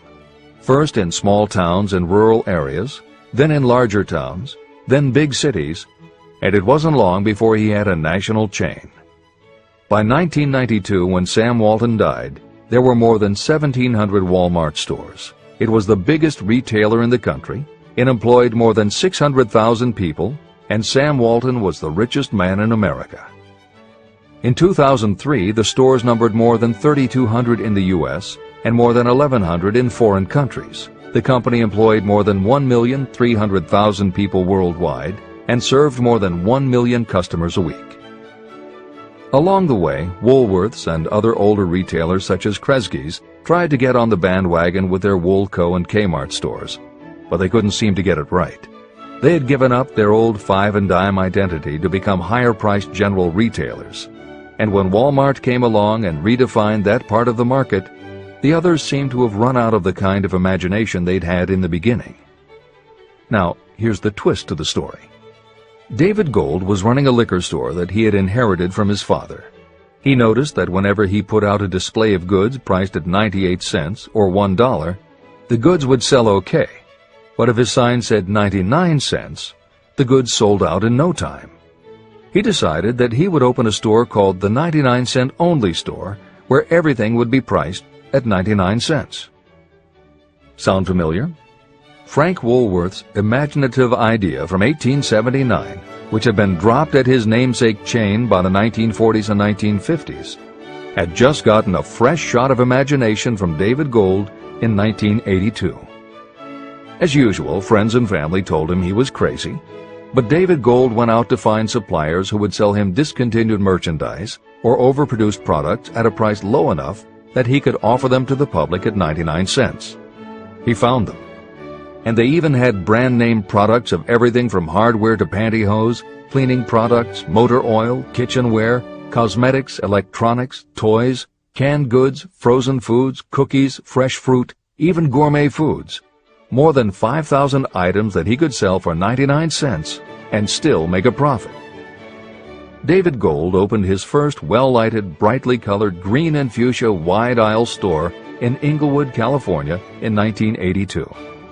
By 2003, he had 142 stores in California, Nevada, and Arizona, and he was listed on the Forbes 400 as having earned a personal fortune estimated at more than $650 million. As Napoleon Hill wrote elsewhere about the creation of Piggly Wiggly, where in this story do you see the slightest indication of something that you could not duplicate? The plan, which made millions of dollars for its originator, was a very simple idea that anyone could have adopted. Yet considerable imagination was required to put the idea to work in a practical sort of way. The more simple and easily adapted an idea is, the greater is its value, as no one is looking for ideas that are involved with great detail or are in any way complicated. This is the end of the editor's comments. There is no standard price on ideas. The creator of ideas sets his or her own price, and if they are smart, they get it. The story of practically every great fortune starts with a day when a creator of ideas and a seller of ideas got together and worked in harmony. Carnegie surrounded himself with men who could do what he could not do, men who created ideas and men who put ideas into operation, and that was what made him and the others fabulously rich. Millions of people go through life hoping for favorable breaks. Perhaps a favorable break can get you an opportunity, but the safest plan is not to depend upon luck. It was a favorable break that gave me the biggest opportunity of my life, but more than 20 years of determined effort had to be devoted to that opportunity before it became an asset. The break consisted of my good fortune in meeting and gaining the cooperation of Andrew Carnegie. On that occasion, Carnegie planted in my mind the idea of organizing the principles of achievement into a philosophy of success. Millions of people have profited by the discoveries made in the years of research, and fortunes have been accumulated through the application of the philosophy. The beginning was simple. It was an idea that anyone might have developed. The favorable break came through Carnegie. But what about the determination, definiteness of purpose, and the desire to attain the goal, and the persistent effort of all those years of research? It was no ordinary desire that survived disappointment, discouragement, temporary defeat, criticism, and the constant reminding that I was wasting my time. It was a burning desire, an obsession. When the idea was first planted in my mind by Mr. Carnegie, it was coaxed, nursed, and enticed to remain alive. Gradually, the idea became a giant under its own power, and it coaxed, nursed, and drove me. Ideas are like that. First you give life and action and guidance to ideas. Then they take on a power of their own and sweep aside all opposition. Ideas are intangible forces. but they have more power than the physical brains that give birth to them. They have the power to live on after the brain that creates them has returned to dust. Tell the world what you intend to do, but first, show it. Chapter 8. Organized Planning. The crystallization of desire into action. The sixth step toward riches. You have learned that everything we create or acquire begins in the form of desire. Desire is taken on the first lap of its journey from the abstract to the concrete in the workshop of the imagination, where plans for its transition are created and organized. In Chapter 3, Desire, you were instructed to take 6 practical steps to begin translating your desire for money into its monetary equivalent. One of the steps you must take is the formation of a definite, practical plan or plans through which this transformation may be made. Following are the basic instructions for making practical plans. Ally yourself with a group of as many people as you may need for the creation and carrying out of your plan or plans for the accumulation of money, making use of the mastermind principle. Compliance with this instruction is absolutely essential. Do not neglect it. Editor's comment: the Mastermind Alliance is built of 2 or more minds working actively together in perfect harmony toward a common goal. This concept was introduced in Chapter 6, Specialized Knowledge, and is described in more detail in Chapter 11, The Power of the Mastermind. This is the end of the editor's comment.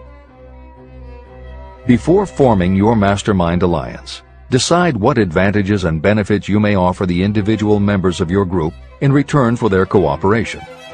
No one will work indefinitely without some form of compensation.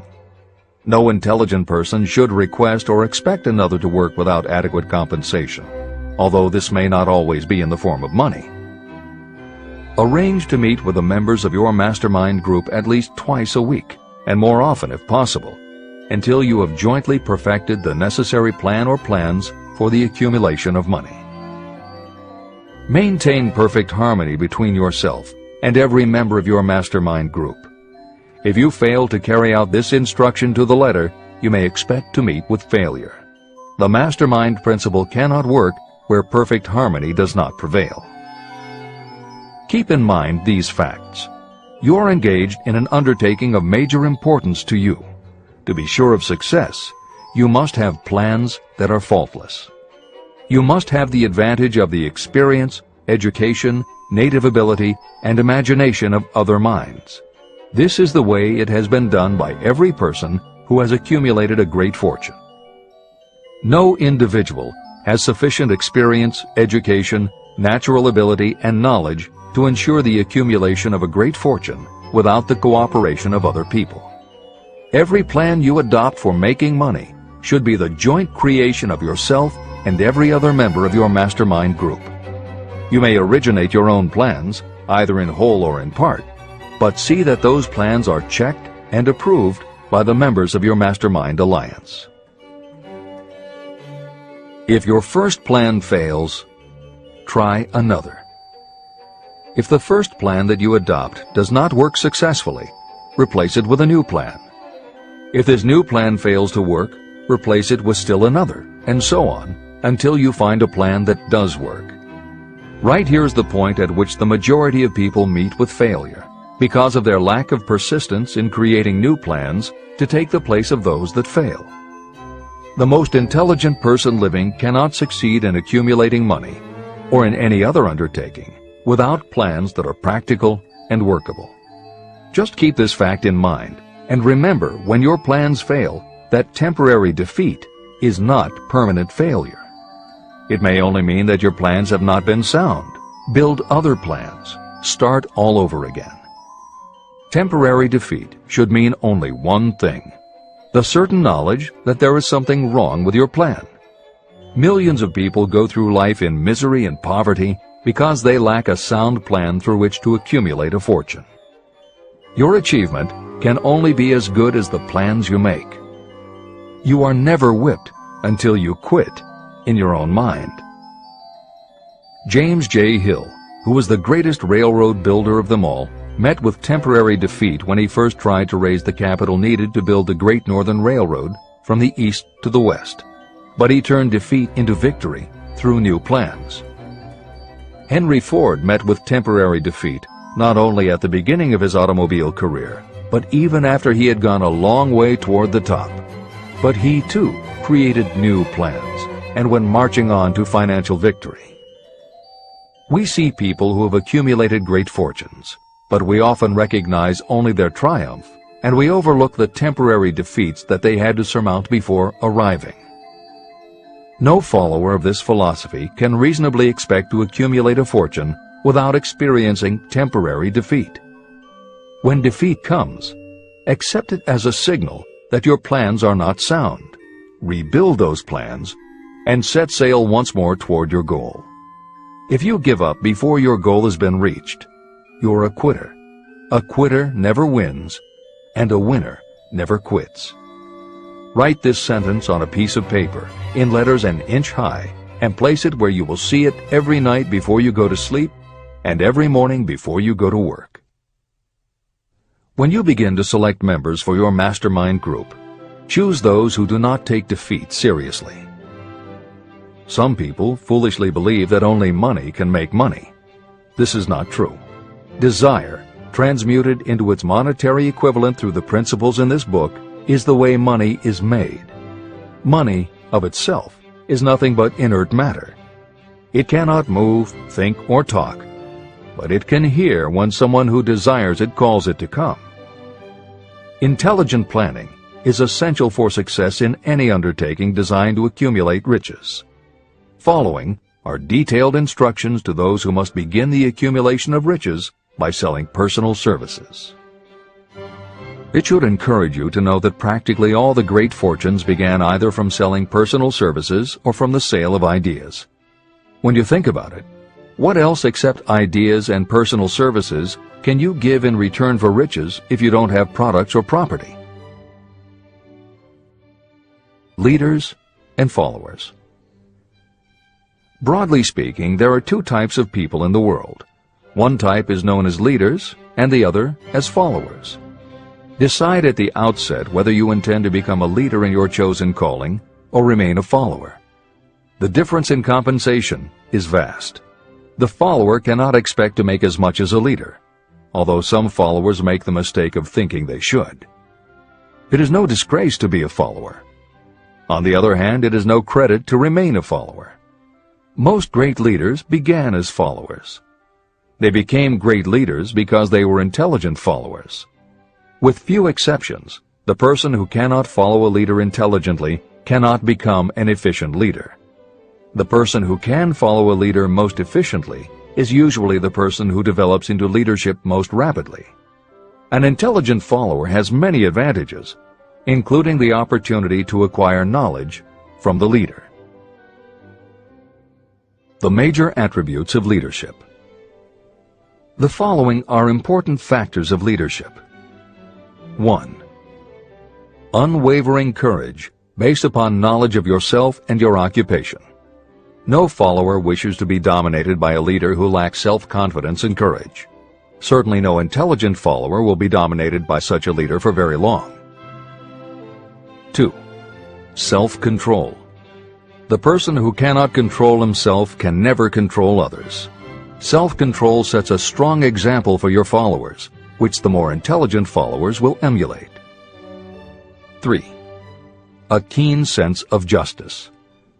Without a sense of fairness and justice, no leader can command and retain the respect of their followers. 4. Definiteness of decision. Those who waver in decisions show that they are not sure of themselves and therefore cannot lead others successfully. 5. Definiteness of plans.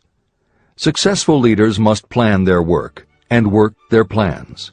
Leaders who move by guesswork, without practical definite plans, are like a ship without a rudder. Sooner or later, they will land on the rocks. 6. The habit of doing more than paid for. One of the penalties of leadership is the necessity of the leaders to willingly do more than they require of their followers. 7. A pleasing personality. Leadership calls for respect.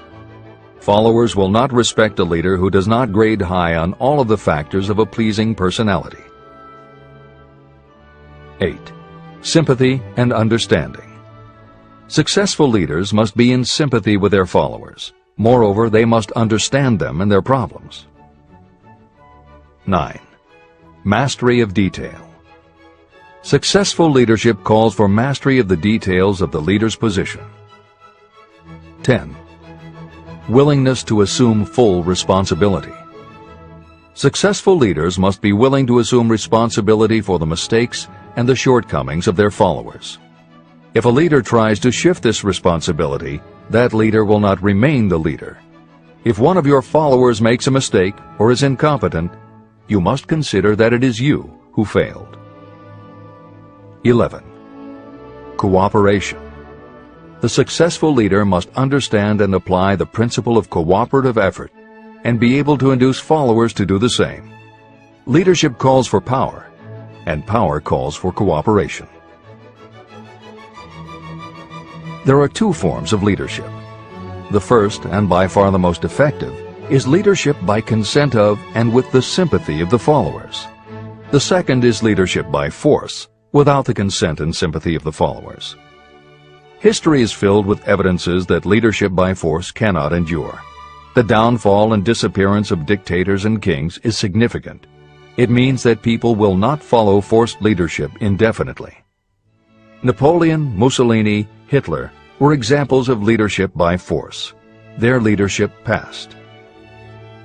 Editor's comment. The following may also be added to the list: Idi Amin, Francisco Franco, Saddam Hussein, Ferdinand Marcos, Slobodan Milosevic, Juan Perón, General Augusto Pinochet, Pol Pot, General Suharto, the Taliban leaders in Afghanistan, Marshal Josip Broz Tito, Joseph Stalin, and subsequent leaders of the Soviet Union, East Germany, and the other countries in the Communist bloc. This is the end of the editor's comment. Those that remain see their power eroding and slipping away. Leadership by consent of the followers is the only leadership that can endure. People may follow forced leadership temporarily, but they will not do so willingly. Successful leaders will embrace the 11 factors of leadership described in this chapter, as well as some other factors. Those who make these attributes the basis of their leadership will find abundant opportunity to lead in any walk of life. The 10 major causes of failure in leadership. The following are the major faults of leaders who fail. It is just as essential for you to know what not to do as it is to know what to do. 1. Inability to organize details. Efficient leadership calls for the ability to organize and master details. No genuine leader is ever too busy to do anything that may be required in the capacity as leader. Whether a leader or follower, when you admit that you are too busy to change your plans or to give attention to any emergency, you are admitting your inefficiency. The successful leader must be the master of all details connected with the position. That means, of course, that you must acquire the habit of relegating details to capable lieutenants. 2. Unwillingness to render humble service. Truly great leaders are willing, when occasion demands, to perform any sort of labor that they would ask another to perform. The greatest among ye shall be the servant of all is a truth that all able leaders observe and respect. 3. Expectation of pay for what they know, instead of what they do with what they know. The world does not pay you for what you know. It pays you for what you do, or what you induce others to do. 4. Fear of competition from followers. Leaders who fear that one of their followers may take their position are practically sure to realize that fear sooner or later. Able leaders train understudies to whom they may delegate any of the details of their position. Only in this way can leaders multiply themselves and be at many places and give attention to many things at one time. It is an eternal truth that leaders receive more pay for their ability to get others to perform than they could possibly earn by their own efforts. An efficient leader may, through knowledge of the job and a magnetic personality, greatly increase the efficiency of others and get them to render more service and better service than they could render without the leader's guidance. 5. Lack of imagination. Without imagination, the leader is incapable of meeting emergencies or of creating plans by which to guide followers efficiently. 6. Selfishness. Leaders who claim all the honor for the work of their followers are sure to be met by resentment. The really great leader claims none of the honors. Great leaders are content to see the honors, when there are any, go to their followers, because the great leaders know that most people will work harder for commendation and recognition than they will for money alone. 7. Intemperance. Followers do not respect an intemperate leader.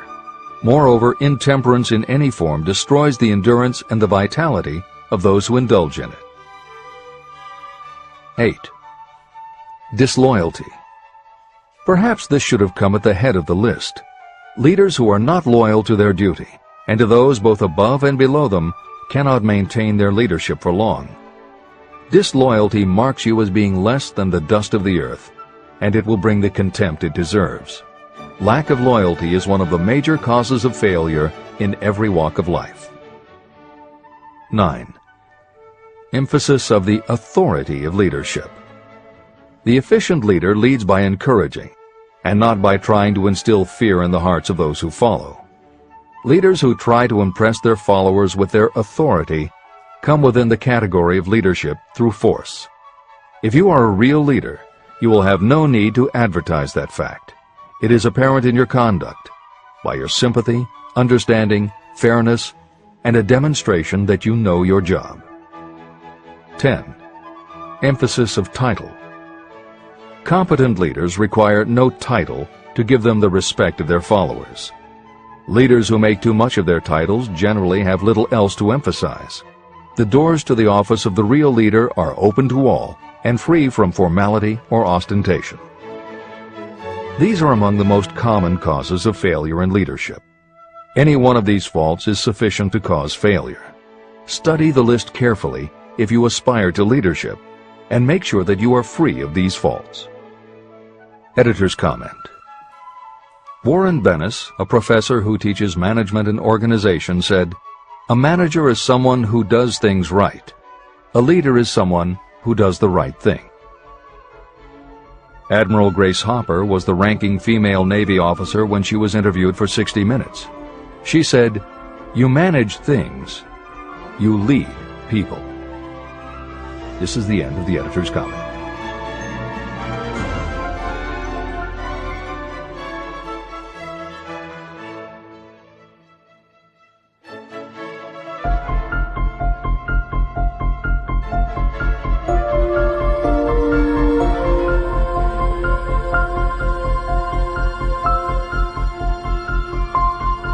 When and how to apply for a position.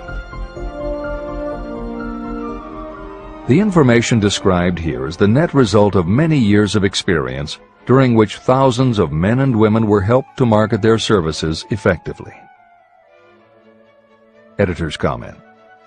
The Internet, email, and faxed resumes have radically changed the way employers search for new employees, and the way that most people apply for jobs. However, Think and Grow Rich was never intended for most people. It was written for those who want to stand out. If you are such a person, the editors of this revised and updated edition strongly advise that you give serious thought to each of the following suggestions about how to apply for a position and how to prepare a resume. If you are tempted to think the suggestions are too obvious, simplistic, or out of date, we assure you they are not. In those instances where it is appropriate to update the material, we have added commentary. This is the end of the editor's comment. 1. Employment agencies. Care must be taken to select only reputable companies that can show adequate records of achievement of satisfactory results. Editor's comment. As anyone in the job market knows, Today, employment agencies range from companies that supply temporary office help to headhunters who connect high-level executives with companies seeking experienced management talent. If you are seeking a mid to upper-level position, the old adage that you get what you pay for is particularly true. This is the end of the editor's comment. 2. Advertising in newspapers, trade journals, magazines. Classified advertising may produce satisfactory results for those applying for entry-level, clerical, or salaried positions. For those seeking executive positions, a well-written and well-designed display ad, though more expensive, may be more desirable. The copy should be prepared by an expert who understands how to inject sufficient selling qualities to produce replies. Editor's comment. For individuals, the display ad approach is not very common in the contemporary job market. But for that reason, if you are sure of the position you want, a well-written and well-designed ad selling yourself and placed in the right trade paper or industry journal might be just the thing to get the attention you want. However, if you attempt this approach, be prepared that it will be an expensive experiment. In effect, you will have gone into the advertising business. And it is a rule of thumb in advertising that a single ad rarely sells anything. It usually requires multiple exposures before the buyer, the potential employer, is motivated to buy, hire, a product, you. This is the end of the editor's comment. 3. Personal letters of application. These should be directed to particular firms or individuals that could need the kind of service or experience you have to offer. Letters should be neatly typed always and signed by hand. You should include a complete resume or outline of your qualifications. Both the letter of application and the resume should be prepared by an expert. Editor's comment. In the contemporary job market, sending a letter of application when no job has been advertised can in fact be a very successful approach. But this is only for those who truly know what they want and will take the time to prepare a convincing presentation. Managers in a position to hire always have an eye out for good prospective employees. If they receive a well-constructed and intriguing presentation that clearly states you are interested in a position whenever one is available, it will not be thrown away. And the first thing good managers do when a position comes open is go to their files. When that happens, if your presentation made a good and convincing impression, it will be there. The only question is, are you willing to make yourself available when they are ready for you? If you are just blanketing everyone with a stock letter in hopes of getting a job, it very likely won't work. This approach is not for someone looking for a job. This approach is only for those who really want a specific career. This is the end of the editor's comment. 4. Application in person. In some instances, it may be more effective if the applicant personally offers his or her services to prospective employers, in which event a complete written statement of qualifications for the position should be presented, as prospective employers will often wish to discuss your record with associates. Editor's comment. Asking for an interview when no job has been advertised is an even stronger statement that you know what you want and you are serious about working in a particular industry. If you pursue this approach, keep in mind that you are asking someone to give you their time. Some managers will not be receptive because it does not fit into their company's business practice, and some managers will just find it an annoyance. This approach will work for you only if you are confident that you can make an outstanding impression in person. If you make a strong, positive impression, it will be remembered when an opening is available. This is the end of the editor's comment. 5.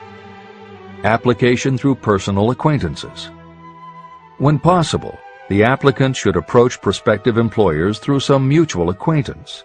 This method is particularly advantageous in the case of those who seek executive connections and do not wish to appear to be peddling themselves. Information to be supplied in a written resume. A good resume should be prepared as carefully as a lawyer would prepare the brief for a case to be tried in court. Unless the applicant is experienced in the preparation of such briefs, an expert should be consulted for this purpose. When successful businesses want to advertise, they hire specialists who understand the psychology of advertising to sell their products. If you are selling your personal services, you should do the same. Editor's comment. The job market in America has never been as bad as it was when Napoleon Hill wrote the preceding paragraph. Because of the Great Depression, many adults had never had any kind of steady job, let alone sought a career position, and there were few places to learn how to do it. Since that time, many excellent books have been published on the subject, and companies that offer professional help in preparing resumes have become very common. However, neither books nor copywriters are magic. It all begins with what you have to offer.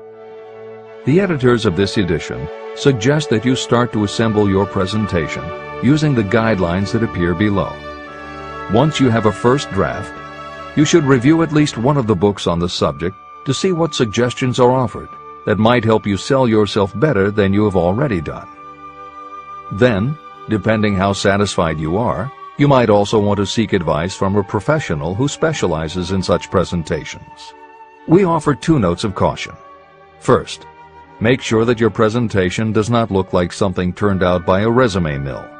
Having received many resumes over the years, the editors warn you that some professionals use the same stock phrases, buzzwords, and formats for every client, and this can be a dead giveaway that someone else prepared your resume, or that you have simply copied from a book.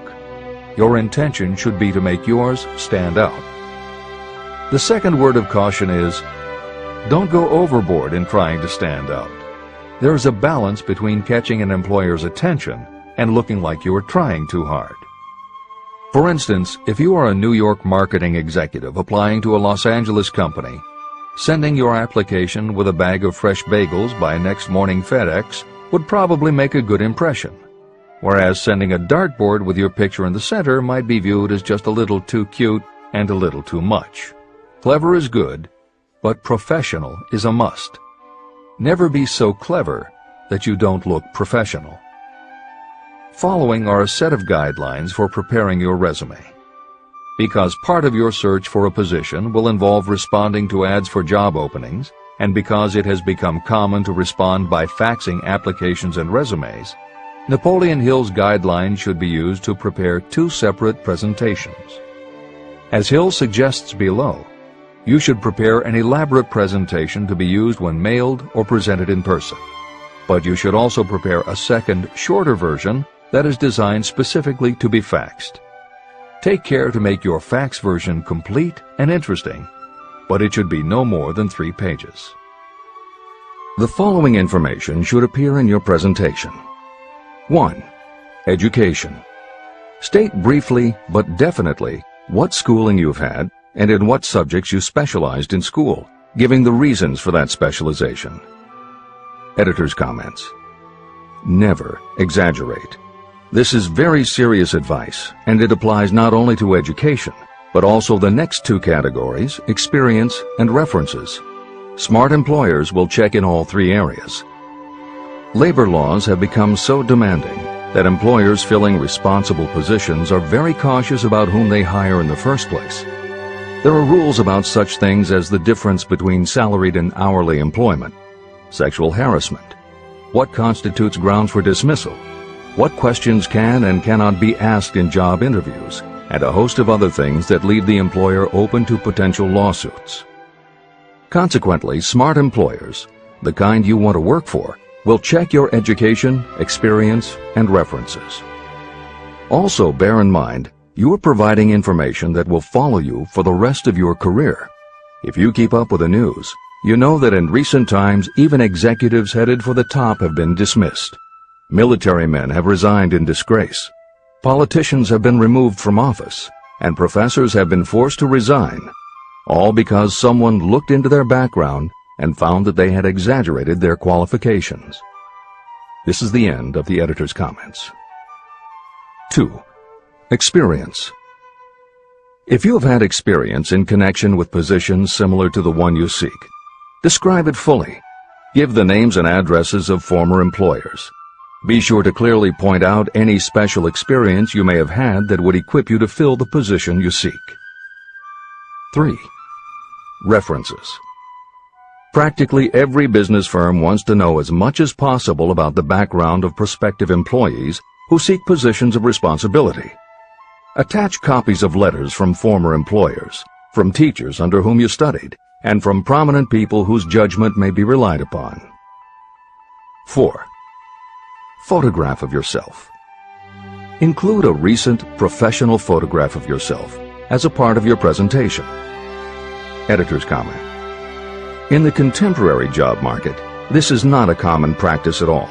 However, from personal experience, the editors of this edition know it can be advantageous. We have received only one such job application, but unquestionably it was the photograph that prompted us to ask the applicant to come in for an interview. If you are confident that your appearance makes a good, professional impression, you may want to consider this unusual approach. There is the danger that you may be seen as vain or self-centered, but it could also be the thing that gives you an edge. This is the end of the editor's comment. 5. Apply for a specific position. Never apply for just a job. That indicates you lack specialized qualifications. 6. State your qualifications for the particular position for which you apply. Give full details why you believe you are qualified for the particular position you seek.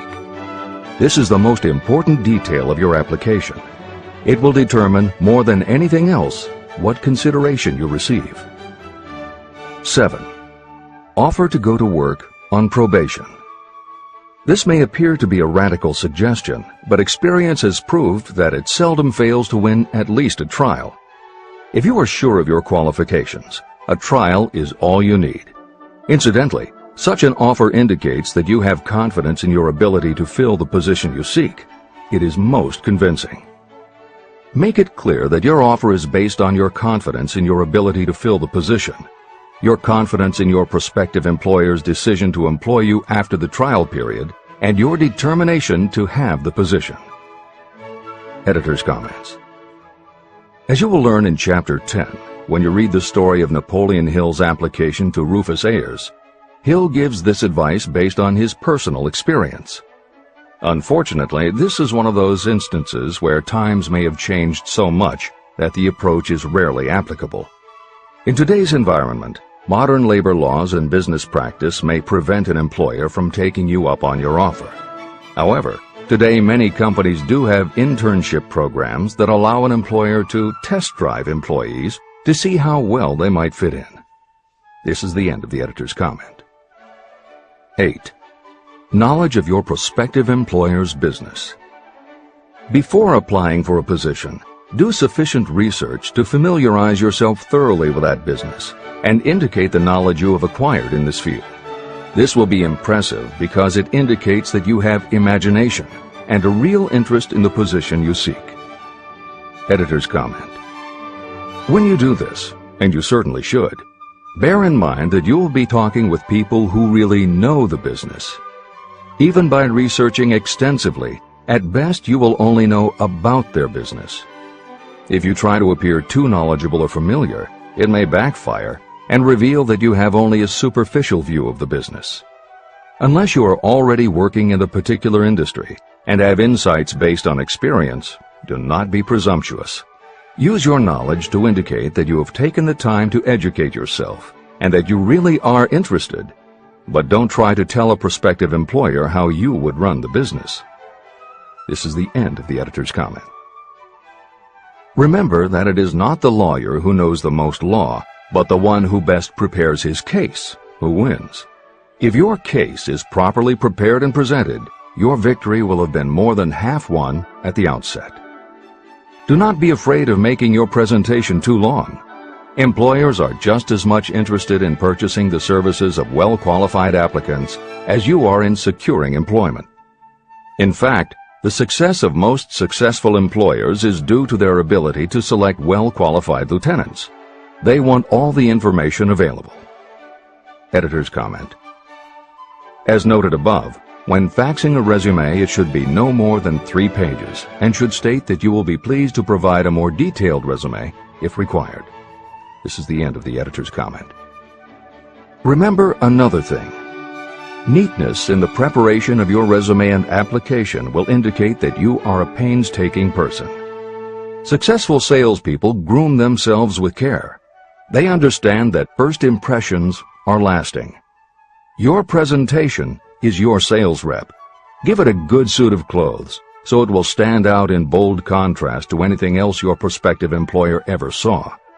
If the position you seek is worth having, it is worth going after with care. More important, if you sell yourself in a manner that shows off your individuality, you probably will receive more money from the very start than you would if you applied for employment in the usual conventional way. When your resume package has been completed, you should prepare individual and personalized copies for each company or person to whom it will be presented. This personal touch is sure to command attention. Have it neatly typed, proofread, printed, and properly bound on the finest paper you can obtain. Your photograph should be mounted and included on one of the pages. Prepare a separate binding with the proper company name inserted if it is to be shown to more than one company. If you seek employment through an employment agency, have the agent use copies of your presentation in marketing your services. This will help to gain preference for you, both with the agent and the prospective employers. I've helped to prepare presentations for clients that were so striking and out of the ordinary that they resulted in the employment of the applicant without a personal interview. If you want similar results, follow the instructions to the letter, improving upon them however your imagination suggests. Editor's comments. Today, every office supply store offers a wide variety of paper stock, folders, binders, and presentation materials that can be put together in a way that is both unique and professional looking. With all of those possibilities available, if you simply present standard sheets of paper stapled in the corner, the response will very likely be standard too. If you apply a little creativity, you should have no trouble preparing a presentation that is tailored to the company to which you are applying, appropriate for the position you seek, and reflective of your personality and style. This is the end of the editor's comments. How to get the exact position you desire. Everyone enjoys doing the kind of work for which he or she is best suited. An artist loves to work with paints, a craftsman with his or her hands, a writer loves to write. Those with less definite talents have their preferences for certain fields of business and industry. If America does anything well, it offers a full range of occupations. 1. Decide exactly what kind of a job you want. If the job doesn't already exist, perhaps you can create it. 2. Choose the company or individual for whom you wish to work. 3. Study your prospective employer as to policies, personnel, and chances for advancement. 4. By analysis of yourself, your talents, and your capabilities, figure what you can offer. Plan specific ways and means of giving advantages, services, developments, or ideas that you believe you can successfully deliver. 5. Forget about a job.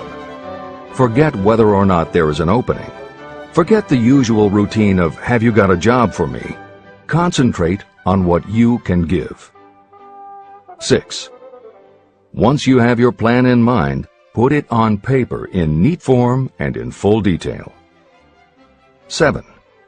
Present it to the proper person with authority, and the rest will come automatically. Every company is looking for people who can give something of value, whether it is ideas, services, or connections.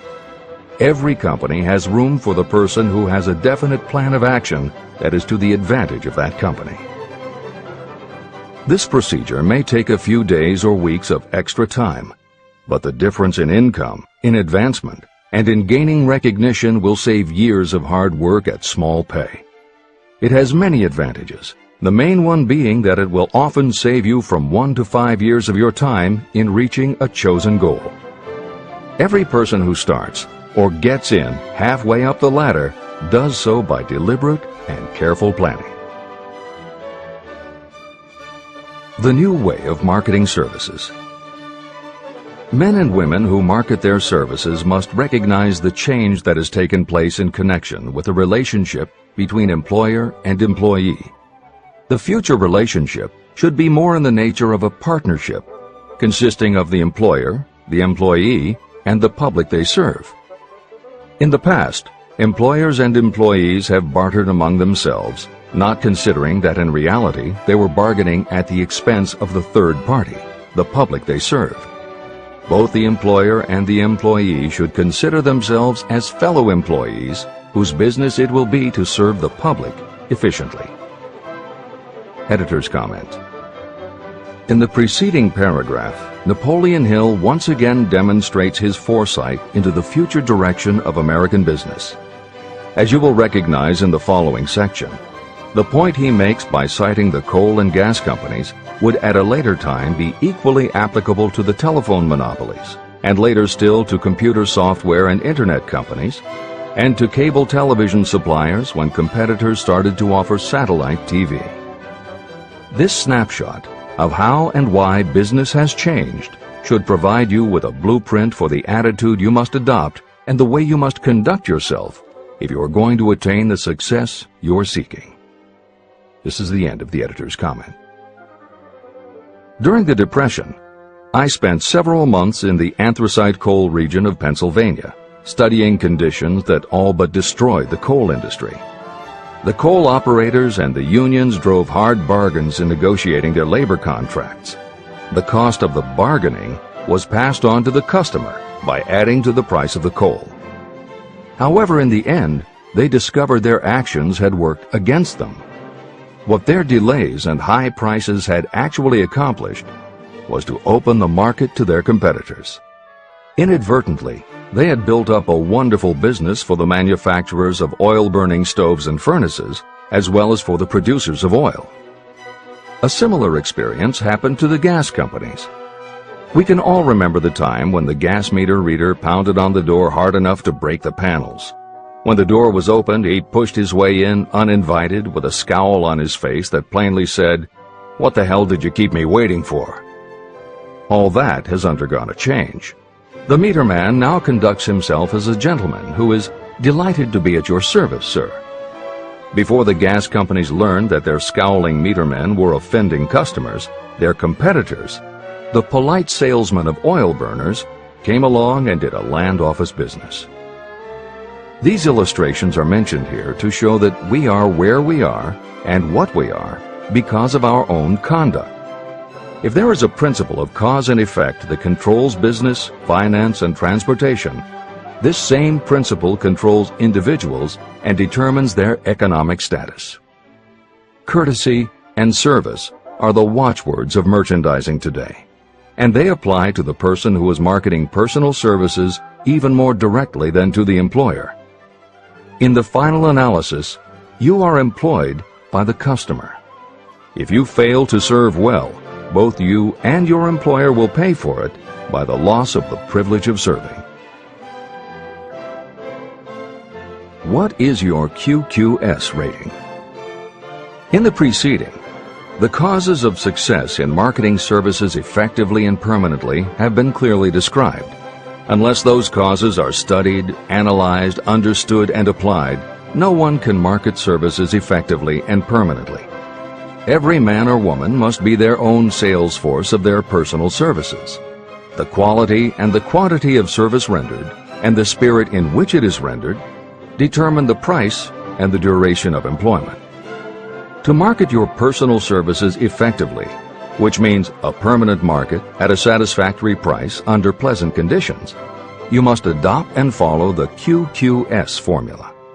QQS means that quality plus quantity plus the proper spirit of cooperation equals perfect salesmanship of service. Remember the QQS formula, but do more. Apply it as a habit. Analyze the formula to make sure you understand exactly what it means. Quality of service means the performance of every detail in connection with your position in the most efficient manner possible, with the object of greater efficiency always in mind. Quantity of service means the habit of rendering all the service of which you are capable at all times, with the purpose of increasing the amount of service rendered as you develop greater skill through practice and experience. Emphasis is again placed on the word habit. Spirit of service means the habit of agreeable, harmonious conduct, which will induce cooperation from associates and fellow employees. Adequate quality and adequate quantity of service is not sufficient to maintain a permanent market for your services. The spirit in which you deliver service is a strong determining factor in connection with both the price you receive and the duration of your employment. Andrew Carnegie stressed this point in his description of the factors that lead to success in the marketing of personal services. He emphasized again and again the necessity for harmonious conduct. He stressed the fact that he would not retain any man, no matter how great a quantity or how efficient the quality of his work, unless he worked in a spirit of harmony. Mr. Carnegie insisted upon his people working with each other in an agreeable manner. To prove that he placed a high value on this quality, he helped many who met his standards to become very wealthy. Those who did not conform had to make room for others who did. The importance of a pleasing personality has been stressed because it is so important in rendering service in the proper spirit. If you have a personality that pleases, and you render service in a spirit of harmony, these assets often make up for what you may lack in both the quality and the quantity of service you render. Nothing, however, can be successfully substituted for pleasing conduct.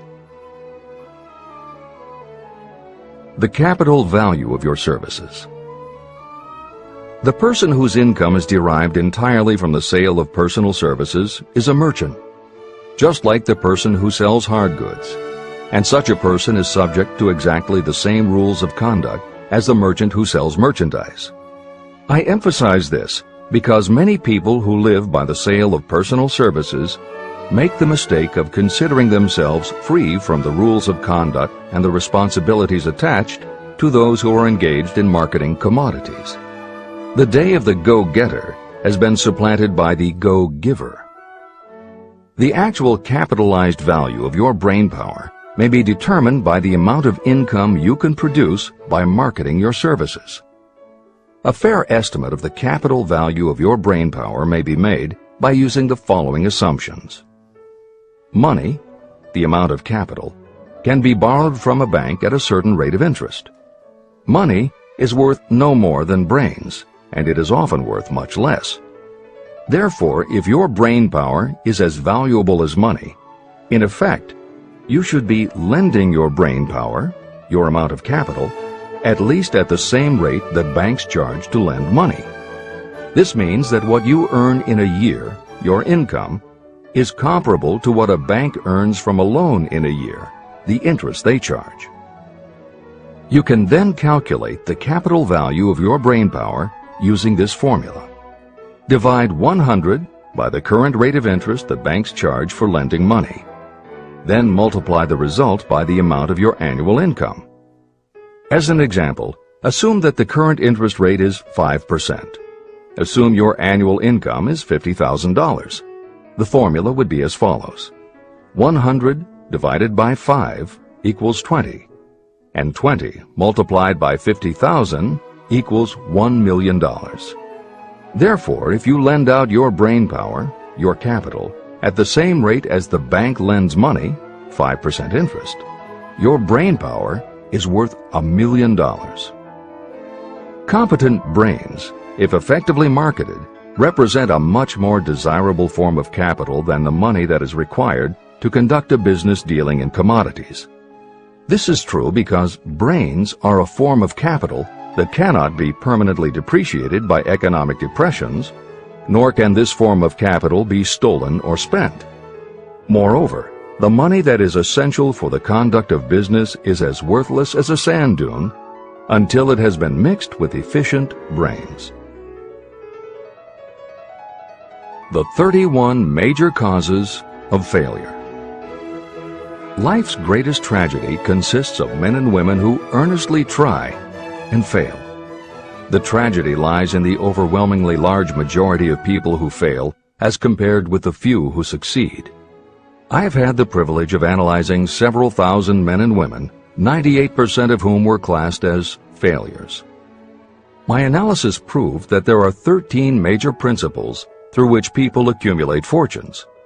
Each of the 13 principles of success has its own chapter in this book, and there are 31 major reasons for failure. The 31 causes of failure are listed below. As you go through the list, measure yourself point by point. It will help you to discover how many of these causes of failure stand between you and success. 1. Unfavorable hereditary background. There is little, if anything, that can be done for people who are born with a deficiency in brain power. This is the only one of the 31 causes of failure that may not be easily corrected by any individual. My philosophy can offer only one method of bridging this weakness, through the aid of the mastermind. 2. Lack of a well-defined purpose in life. There is no hope of success for the person who does not have a central purpose or definite goal at which to aim. 98 out of every 100 of those whom I have analyzed had no such aim. Perhaps this was the major cause of their failure. 3. Lack of ambition to aim above mediocrity. I can offer no hope for those who are so indifferent they do not want to get ahead in life and are not willing to pay the price. 4. Insufficient education. This is a handicap that may be overcome with comparative ease. Experience has proven that the best educated people are often those who are self-made or self-educated. It takes more than a college degree to make you a person of education. Any person who is educated has learned to get whatever they want in life without violating the rights of others. Education consists not so much of knowledge, but of knowledge effectively and persistently applied.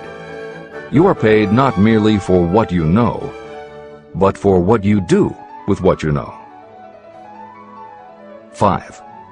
Lack of self-discipline. Discipline comes through self-control. This means that you must control all negative qualities. Before you can control conditions, you must first control yourself. Self-mastery is the hardest job you will ever tackle. If you do not conquer yourself, you will be conquered by yourself. By stepping in front of a mirror, you may see both your best friend and your greatest enemy. 6. Ill health. No person may enjoy outstanding success without good health. Many of the causes of ill health are subject to mastery and control. These, in the main, are overeating of foods not conducive to health, wrong habits of thought or negative thinking, wrong use of and overindulgence in sex, lack of proper physical exercise, an inadequate supply of fresh air due to improper breathing. 7. Unfavorable environmental influences during childhood. As the twig is bent, so shall the tree grow. Most people who have criminal tendencies acquire them as the result of bad environment and improper associates during their childhood or youth. Procrastination. This is one of the most common causes of failure. Procrastination stands within the shadow of every human being, waiting its opportunity to spoil your chances of success.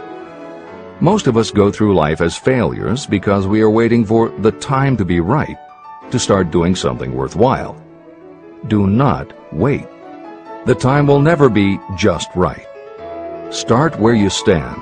Work with whatever tools you have at your command, and you will acquire better tools as you go along. 9. Lack of persistence. Most of us are good starters, but poor finishers of everything we begin. People are prone to give up at the first signs of defeat. There is no substitute for persistence. The person who makes persistence his or her watchword discovers that failure finally becomes tired and makes its departure. Failure cannot cope with persistence. 10. Negative personality. There is no hope of success for the person who repels people through a negative personality. Success comes through the application of power, and power is attained through the cooperative efforts of other people. A negative personality will not induce cooperation. 11. Lack of control of sexual urges. Sexual energy is the most powerful of all the stimuli that move people into action. Because it is the most powerful of the emotions, if it is controlled, it can be converted into other creative channels. 12. Uncontrolled desire for something for nothing. The gambling instinct drives millions of people to failure. Evidence of this may be found in the Wall Street stock market crash of 1929, during which millions of people tried to make money by gambling on stock margins. Editor's comments. For those who are not familiar with the stock market and buying on margin, the following is a simplified explanation of what caused the crash of '29. The first thing to understand is that prior to the Great Depression, there was widespread optimism about the expanding economy. Businesses were booming, and the people who had invested in those companies were making fortunes almost overnight. When the average person saw how much money was being made, they wanted to get in on it, and there was a way for them to do it. Even average people who didn't have enough ready cash to buy stocks could do so because brokers allowed customers to purchase stocks on margin by making what amounted to a down payment. However, part of the purchase agreement stated that when the brokers called in the margin accounts, which they could do at any time, the customers would have to come up with the rest of the cash immediately to pay the balance owing on the original purchase price. That is why Hill used the term gambling when he referred to the stock market. These average people weren't investing in companies. They were betting on the future rise in value. The idea, in the average person's mind, was that they would only have to scrape together enough to pay the margin, which was a small percentage of the full cost. Then when the price of the stock went up, they would sell, which would give them more than enough money to pay the broker the balance owing on the purchase price, and they could pocket the difference. This worked fine as long as stock prices continued to rise, but when the stock market crashed, the stockbrokers called in the margins, and the people who had bought at prices they really couldn't afford suddenly found that they had to come up with the cash. And that was why so many average people got wiped out in the crash of '29. They gambled money they didn't have by buying on margin. This is the end of the editor's comments. 13. Lack of a well-defined power of decision. Those who succeed reach decisions promptly and change them very slowly. Those who fail reach decisions very slowly and change them frequently and quickly. Indecision and procrastination are twins. Where one is found, the other is also usually found. Kill off this pair before they completely tie you to the treadmill of failure. 14. One or more of the 6 basic fears. Fear of poverty, fear of criticism, fear of ill health, fear of loss of love, fear of old age, and fear of death. You will find an in-depth analysis of these 6 basic fears in the final chapter. They must be mastered before you can market your services effectively. 15. Wrong selection of a mate in marriage. This is a most common cause of failure. The relationship of marriage brings people intimately into contact. Unless this relationship is harmonious, failure is likely to follow. Moreover, it will be a form of failure that destroys ambition. 16. Overcaution. The person who takes no chances generally has to take whatever is left when others are through choosing. Overcaution is as bad as undercaution. Both are extremes to be guarded against. Life itself is filled with the element of chance. 17. Wrong selection of associates in business. This is one of the most common causes of failure in business. In marketing personal services, you should use great care to select an employer who will be an inspiration and who is intelligent and successful. We emulate those with whom we associate most closely. Pick an employer who is worth emulating. 18. Superstition and prejudice. Superstition is a form of fear. It is also a sign of ignorance. Successful people keep open minds and are afraid of nothing. 19. Wrong selection of a vocation. You cannot have outstanding success in work that you do not like. The most essential step in the marketing of personal services is that of selecting an occupation into which you can throw yourself wholeheartedly. Although money or circumstances may require you to do something you don't like for a time, no one can stop you from developing plans to make your goal in life a reality. Editor's comments. Most contemporary experts agree with Napoleon Hill's statement that finding the work you love is of key importance in achieving success that is truly rewarding. This concept coincides so well with modern attitudes that it has inspired a number of books, including Feel the Fear and Do It Anyway by Susan Jeffers, Wishcraft by Barbara Sher, and Do What You Love, The Money Will Follow by Marcia Sinitar. All three books became bestsellers by expanding upon that single concept. This is the end of the editor's comments. 20. Lack of concentration of effort. The jack of all trades seldom is good at any. Concentrate all of your efforts on one definite chief aim. 21. The habit of indiscriminate spending. You cannot succeed if you are eternally in fear of poverty. Form the habit of systematic saving by putting aside a definite percentage of your income. Money in the bank gives you a very safe foundation of courage when bargaining for the sale of personal services. Without money, you must take what you are offered and be glad to get it. 22. Lack of enthusiasm. Without enthusiasm, you cannot be convincing. Moreover, enthusiasm is contagious, and the person who has it under control is generally welcome in any group of people. 23. Intolerance. The person with a closed mind on any subject seldom gets ahead. Intolerance means that you have stopped acquiring knowledge.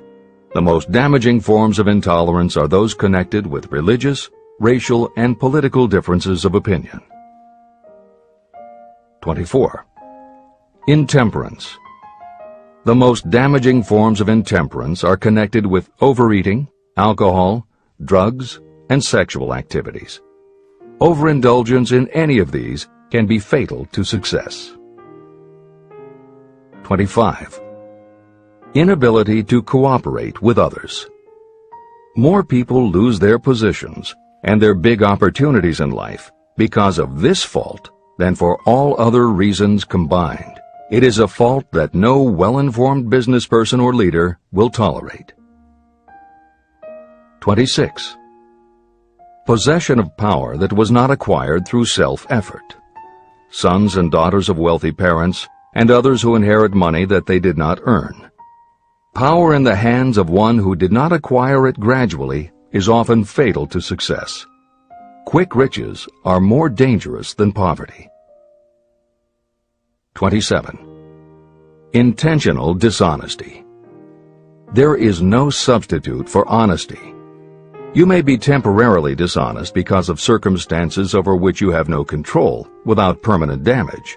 But there is no hope for you if you are dishonest by choice. Sooner or later, your deeds will catch up with you, and you will pay by loss of reputation and perhaps even loss of liberty. 28. Egotism and vanity. These qualities serve as red lights that warn others to keep away. They are fatal to success. 29. Guessing instead of thinking. Most people are too indifferent or lazy to acquire facts with which to think accurately. They prefer to act on opinions created by guesswork or snap judgments. 30. Lack of capital. This is a common cause of failure among those who start out in business for the first time. You must have a sufficient reserve of capital to absorb the shock of your mistakes and to carry you over until you have established a reputation. 31. Here, name any particular cause of failure from which you have suffered that has not been included in the foregoing list. Contained in these 31 major causes of failure is the description of practically every person who tries and fails. It will be helpful if you get someone who knows you well to go over this list with you and help you to analyze yourself by each of these causes of failure. Most people cannot see themselves as others see them. You may be one who cannot. Do you know your own worth? The oldest of admonitions is, know thyself. If you market merchandise successfully, you must know the merchandise. The same is true in marketing personal services. You should know all of your weaknesses in order to bridge them or eliminate them entirely. You should know your strengths in order to call attention to them when selling your services. You can know yourself only through accurate analysis. There's a story about a young man applying for a job who was making a good impression until the manager asked him what salary he expected. He replied that he had no fixed sum in mind, lack of a definite aim. The manager then said, "We will pay you all you are worth after we try you out for a week." "I can't accept that," the applicant replied. "I'm already getting more than that where I'm now employed." It may seem funny, but it makes a serious point. Before you even begin to negotiate for a better salary in your present position or begin to seek employment elsewhere, be sure that you are worth more than you now receive. It is one thing to want money. Everyone wants more. But it is something entirely different to be worth more. Many people mistake their wants for their just dues. Your financial wants have nothing whatever to do with your worth. Your value is established entirely by your ability to render useful service or your capacity to induce others to render such service. Take inventory of yourself. Annual self-analysis is essential in the effective marketing of personal services, just like you would take an annual inventory if you were in merchandising. Moreover, your yearly analysis should show a decrease in your faults and an increase in your virtues. You go ahead, stand still, or go backward in life. Your objective should be to go ahead. Annual self-analysis will disclose whether advancement has been made and, if so, how much. It will also disclose any backward steps you may have taken. The effective marketing of personal services requires you to move forward even if the progress is slow. Your annual self-analysis should be made at the end of each year, so you can include in your New Year's resolutions any improvements that the analysis indicates should be made. Take this inventory by asking yourself the following questions, and by checking your answers with the aid of someone who will not permit you to deceive yourself. Self-analysis questionnaire. 1. Have I attained the goal that I established as my objective for this year? You should work with a definite yearly objective to be attained as a part of your major life objective. 2. Have I delivered service of the best possible quality of which I was capable, or could I have improved any part of this service? 3. Have I delivered service in the greatest possible quantity of which I was capable? 4. Has the spirit of my conduct been harmonious and cooperative at all times? 5. Have I permitted the habit of procrastination to decrease my efficiency, and if so, to what extent? 6. Have I improved my personality, and if so, in what ways? 7. Have I been persistent in following my plans through to completion? 8.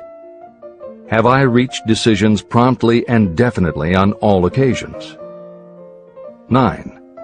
Have I permitted any of the 6 basic fears to decrease my efficiency? 10. Have I been either overcautious or undercautious? 11. Has my relationship with my associates in work been pleasant or unpleasant? If it has been unpleasant, has the fault been partly or wholly mine? 12. Have I dissipated any of my energy through lack of concentration of effort? 13. Have I been open-minded and tolerant in connection with all subjects? 14. In what ways have I improved my ability to render service? 15. Have I been intemperate in any of my personal habits? 16. Have I expressed, either openly or secretly, any form of egotism? 17. Has my conduct toward my associates been such that they respect me? 18. Have my opinions and decisions been based upon guesswork or accuracy of analysis and thought? 19.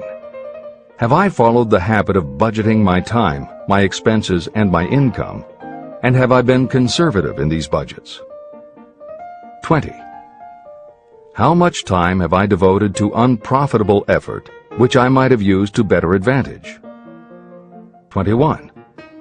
How may I rebudget my time and change my habits so I will be more efficient during the coming year? 22. Have I been guilty of any conduct that was not approved by my own conscience? 23. In what ways have I rendered more service and better service than I was paid to render? 24. Have I been unfair to anyone, and if so, in what way? 25. If I had been the purchaser of my own services for the year, would I be satisfied with my purchase? 26. Am I in the right vocation? And if not, why not? 27.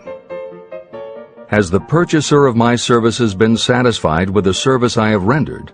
And if not, why not? 28.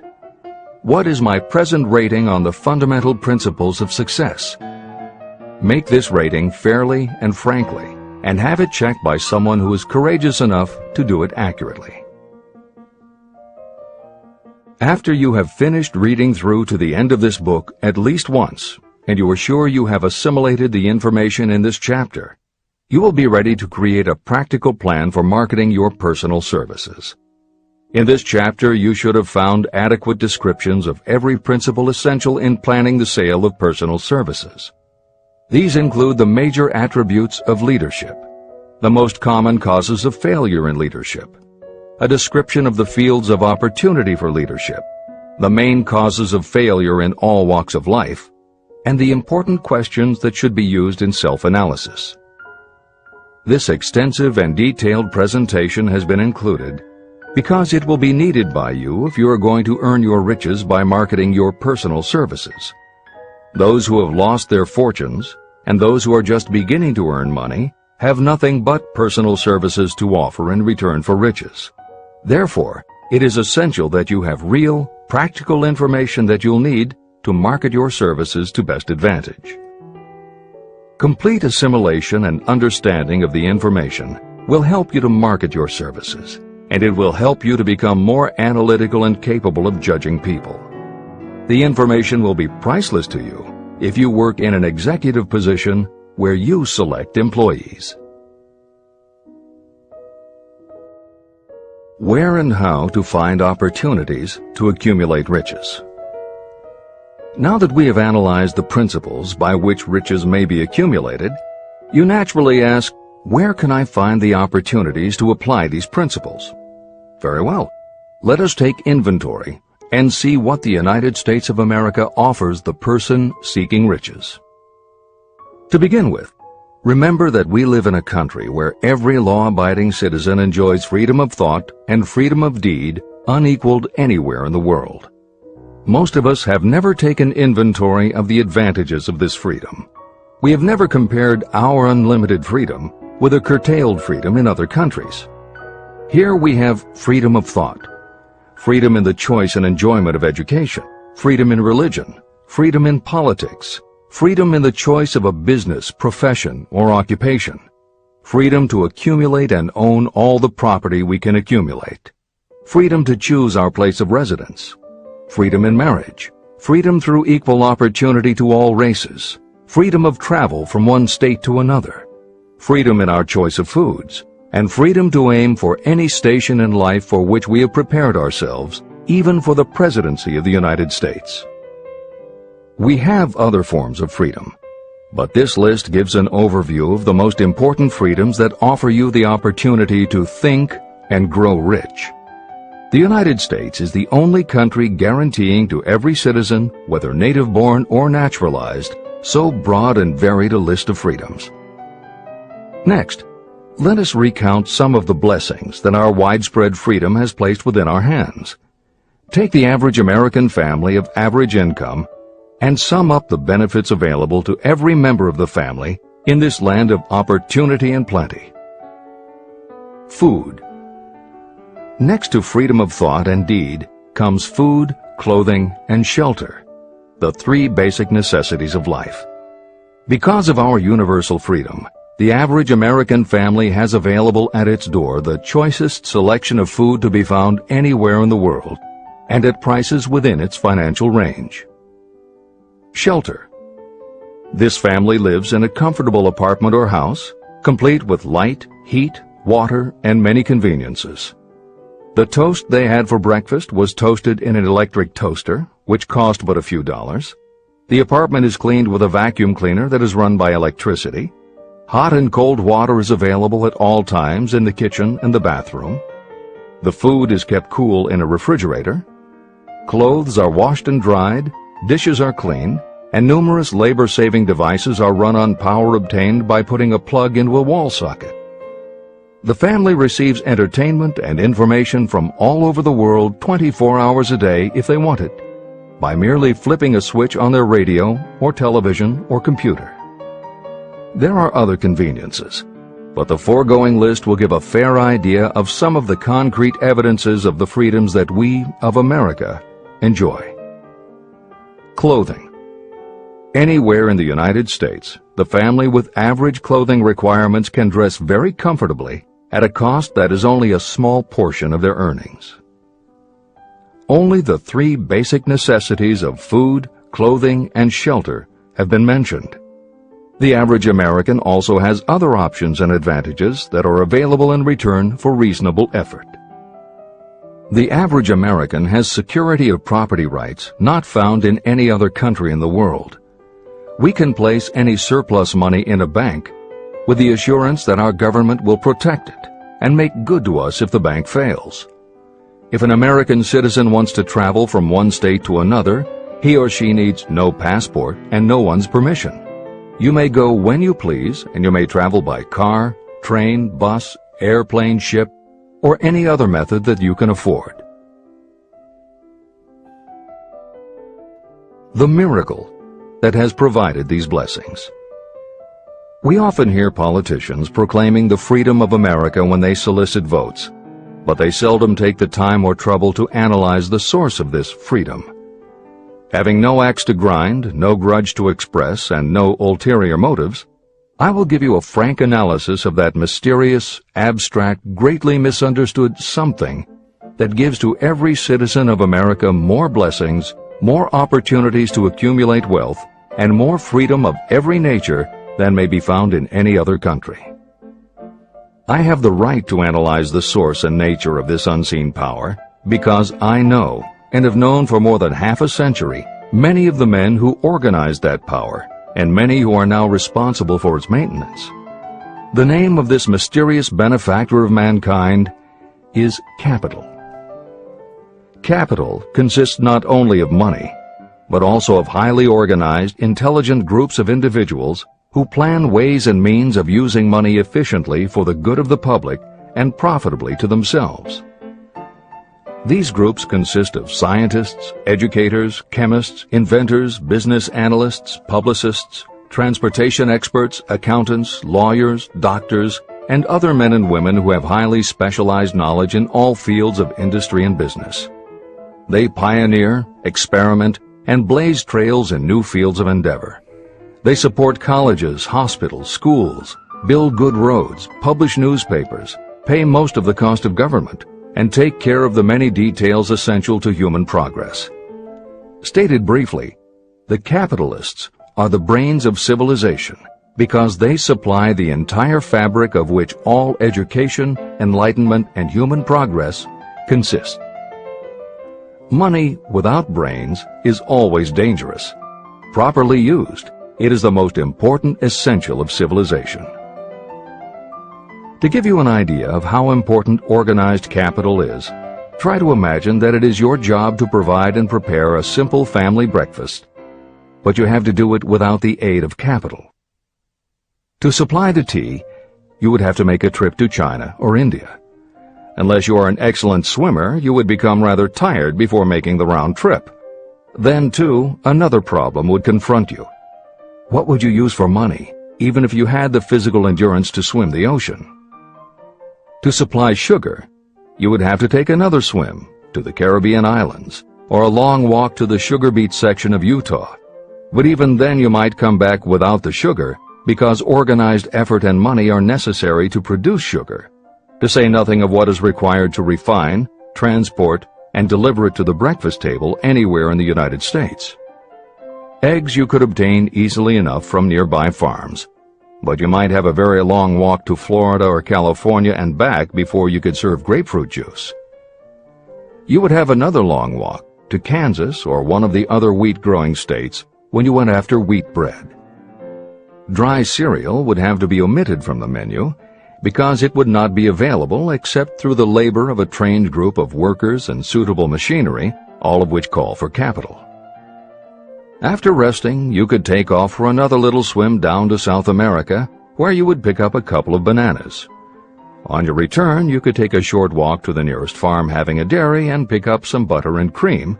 Then your family would be ready to sit down and enjoy breakfast. Seems absurd, doesn't it? Well, the procedure described would be the only possible way these simple items of food could be delivered if we had no capitalistic system. The capital cornerstone of our lives. The sum of money required for the building and maintenance of the planes, trucks, trains, and cargo ships used in the delivery of that simple breakfast is so huge that it staggers imagination. It runs into billions of dollars. Not to mention the armies of trained employees required to run all those planes, trucks, ships, and trains.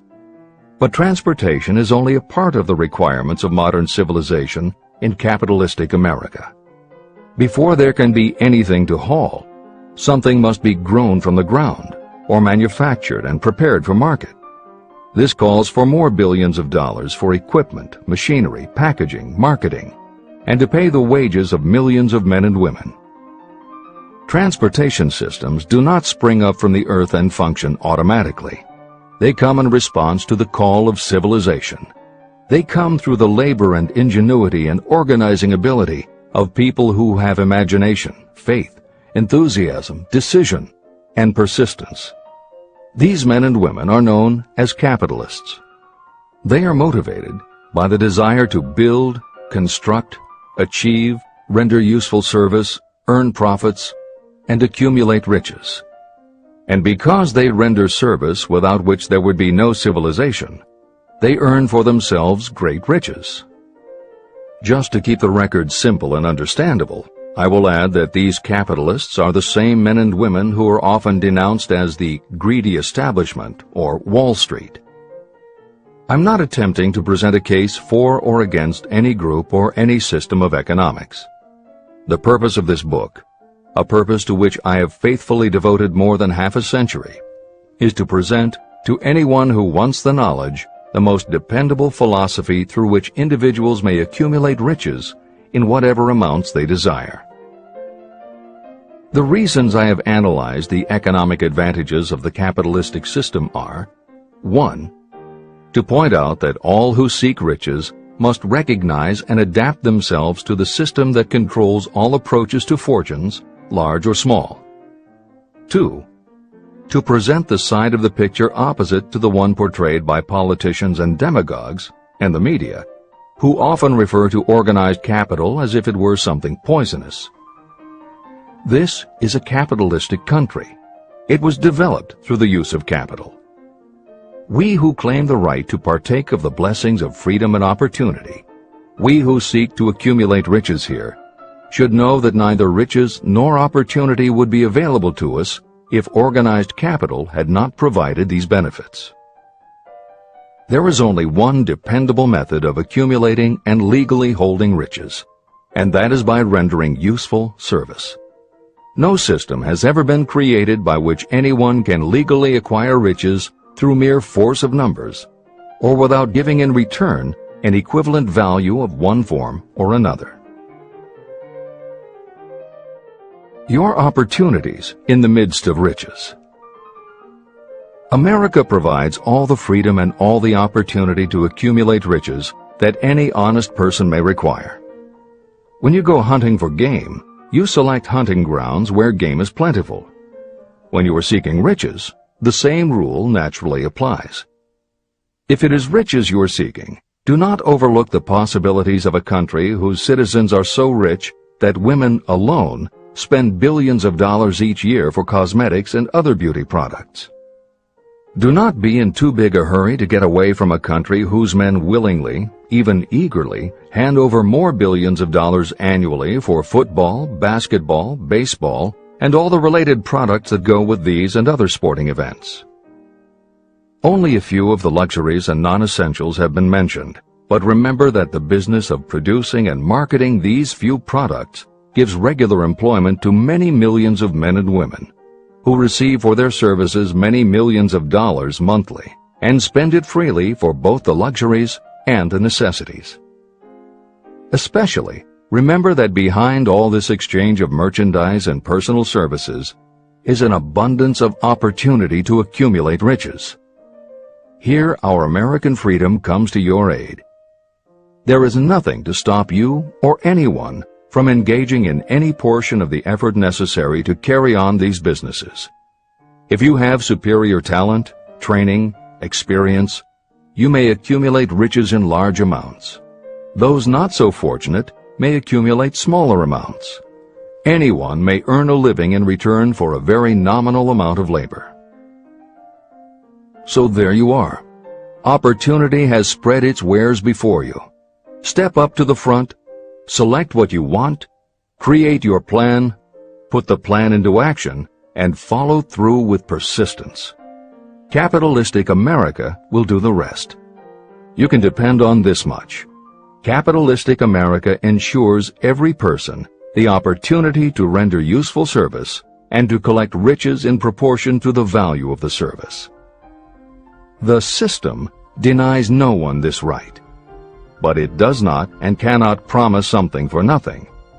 The system itself is irrevocably controlled by the law of economics, which neither recognizes nor tolerates for long getting without giving.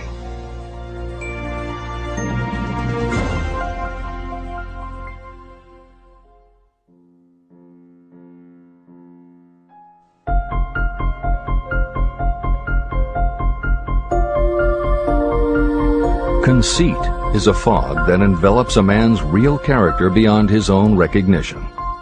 It weakens his native ability and strengthens all his inconsistencies. Chapter 9. Decision. The mastery of procrastination. The seventh step toward riches.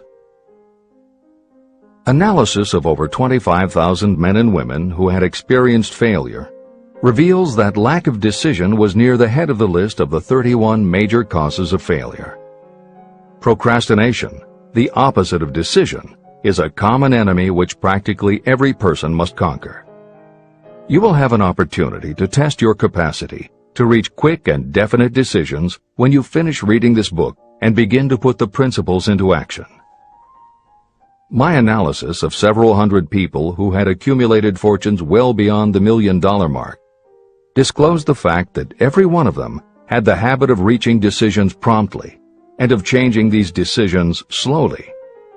People who fail to accumulate money, without exception, have the habit of reaching decisions, if at all, very slowly and of changing these decisions quickly and often. One of Henry Ford's most outstanding qualities was his habit of reaching decisions quickly and definitely and changing them slowly.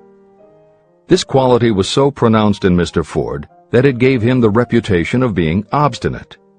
It was this quality that prompted Mr. Ford to continue to manufacture his famous Model T, the world's ugliest car, when all of his advisors and many of the purchasers of the car were urging him to change it. Perhaps Mr. Ford delayed too long in making the change, but the other side of the story is that Mr. Ford's firmness of decision yielded a huge fortune before the change in model became necessary. Some say that Mr. Ford's definiteness of decision was just obstinacy, but even this quality is preferable to slowness in reaching decisions and quickness in changing them. Editor's comments. Henry Ford's consistency extended also to the color of the Model T, 15 million of which in 19 years of production from 1908 to 1927 were made only in black and with little change in the design. Shortly after its introduction, Napoleon Hill met with Ford to talk about the principles of success.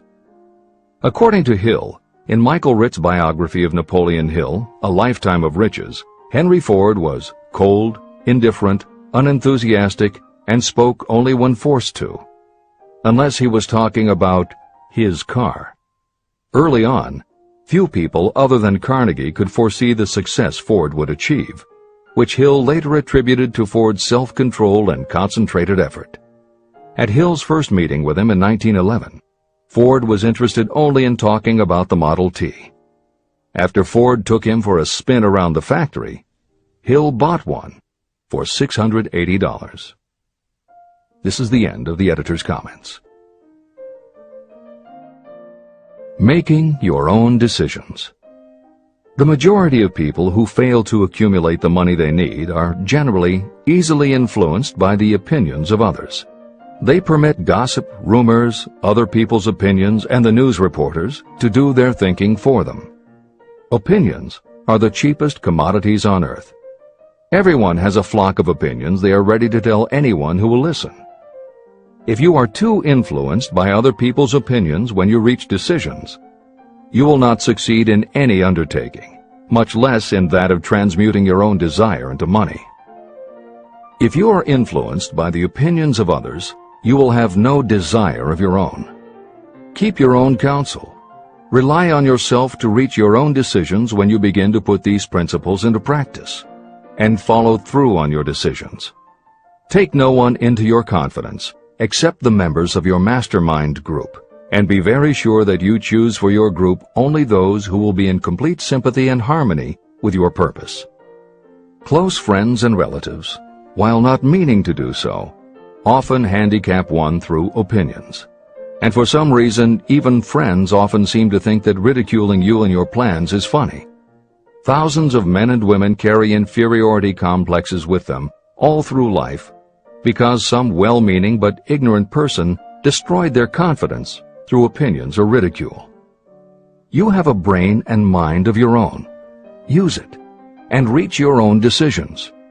If you need facts or information from others to help you reach decisions, acquire the facts or information you need quietly, without disclosing your purpose. It is characteristic of people who have a smattering of knowledge to try to give the impression that they know more than they do. Such people generally do too much talking and too little listening. Keep your eyes and ears open and your mouth closed if you wish to acquire the habit of prompt decision. Those who talk too much do little else. If you talk more than you listen, you may miss some important piece of knowledge that might have been very useful to you. By talking too much, you may also disclose your plans and purposes to people who will take great delight in defeating you because they envy you. Remember, every time you open your mouth in the presence of a person who really has knowledge, you tip your hand and show that person your exact stock of knowledge, or you tip your hand to your lack of it. The mark of genuine wisdom is modesty and silence. Keep in mind that every person is, like you, seeking the opportunity to accumulate money. If you talk about your plans too freely, You may be surprised when you learn that some other person has beat you to it by using the plans you bragged about. Let one of your first decisions be to keep a closed mouth and open ears and eyes. As a reminder to yourself, copy the following epigram in large letters and place it where you will see it daily. Tell the world what you intend to do, but first, show it. This is the equivalent of saying that deeds and not words are what count most. The value of decisions depends upon the courage required to render them. The great decisions that served as the foundation of civilization were reached by assuming great risks, which often meant the chance of death. Lincoln's decision to issue his famous Proclamation of Emancipation, which gave freedom to African Americans, was rendered with full understanding that his act would turn thousands of friends and political supporters against him. When the rulers of Athens gave Socrates the choice of disclaiming his teachings or being sentenced to death, Socrates' decision to drink the cup of poison, rather than compromise in his personal belief, was a decision of courage. It turned time ahead 1,000 years and gave to people then unborn the right to freedom of thought and of speech. 56. Who risked the gallows? The greatest decision of all time, as far as any American citizen is concerned, was reached in Philadelphia on July 4, 1776, when 56 men signed their names to a document that they well knew would bring freedom to all Americans, or leave every one of the 56 hanging from a gallows. You have heard of this famous document, the Declaration of Independence. But have you taken from it the great lesson in personal achievement it so plainly taught? We all remember the date of this momentous decision, but few of us realize what courage that decision required. We remember our history as it was taught. We remember dates and the names of the men who fought. We remember Valley Forge and Yorktown. We remember George Washington and Lord Cornwallis. But we know little of the real forces behind these names, dates, and places. We know even less of that intangible power that ensured freedom long before Washington's armies reached Yorktown. It is nothing short of tragedy that the writers of history have missed entirely even the slightest reference to the irresistible power that gave birth and freedom to the nation destined to set up new standards of independence for all the peoples of the earth. I say it is a tragedy because it is the same power that must be used by every individual who overcomes the difficulties of life and forces life to pay the price asked. Let us briefly review the events that gave birth to this power. The story begins with an incident in Boston on March 5, 1770. British soldiers were patrolling the streets, openly threatening the citizens by their presence. The colonists resented armed men marching in their midst. They began to express their resentment openly, hurling stones as well as epithets at the marching soldiers, until the commanding officer gave orders, "Fix bayonets, charge." The battle was on. It resulted in the death and injury of many. The incident aroused such resentment that the Provincial Assembly, made up of prominent colonists, called a meeting for the purpose of taking definite action. Two of the members of that assembly were John Hancock and Samuel Adams. They spoke up courageously and declared that a move must be made to eject all British soldiers from Boston. Remember this: a decision in the minds of two men might properly be called the beginning of the freedom that we of the United States now enjoy. Remember, too, that the decision of these two men called for faith and courage because it was dangerous. Before the assembly adjourned, Samuel Adams was appointed to call on Hutchinson, the governor of the province, and demand the withdrawal of the British troops. The request was granted, and the troops were removed from Boston, but the incident was not closed. It had caused a situation that was destined to change the entire trend of civilization. Richard Henry Lee became an important factor in this story because he and Samuel Adams corresponded frequently, sharing freely their fears and their hopes concerning the welfare of the people of their provinces. From this practice, Adams conceived the idea that a mutual exchange of letters between the 13 colonies might help to bring about the coordination of efforts so badly needed in connection with the solution of their problems. In March of 1772, 2 years after the clash with the soldiers in Boston, Adams presented this idea to the Assembly. He made a motion that a correspondence committee be established among the colonies, with definitely appointed correspondents in each colony, for the purpose of friendly cooperation for the betterment of the colonies of British America.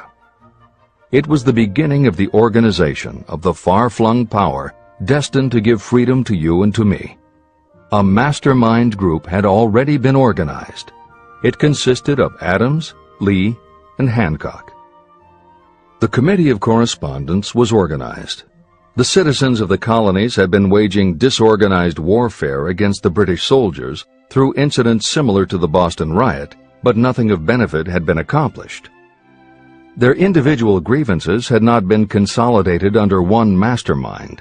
No group of individuals had put their hearts, minds, souls, and bodies together in one definite decision to settle their difficulty with the British once and for all, until Adams, Hancock, and Lee got together.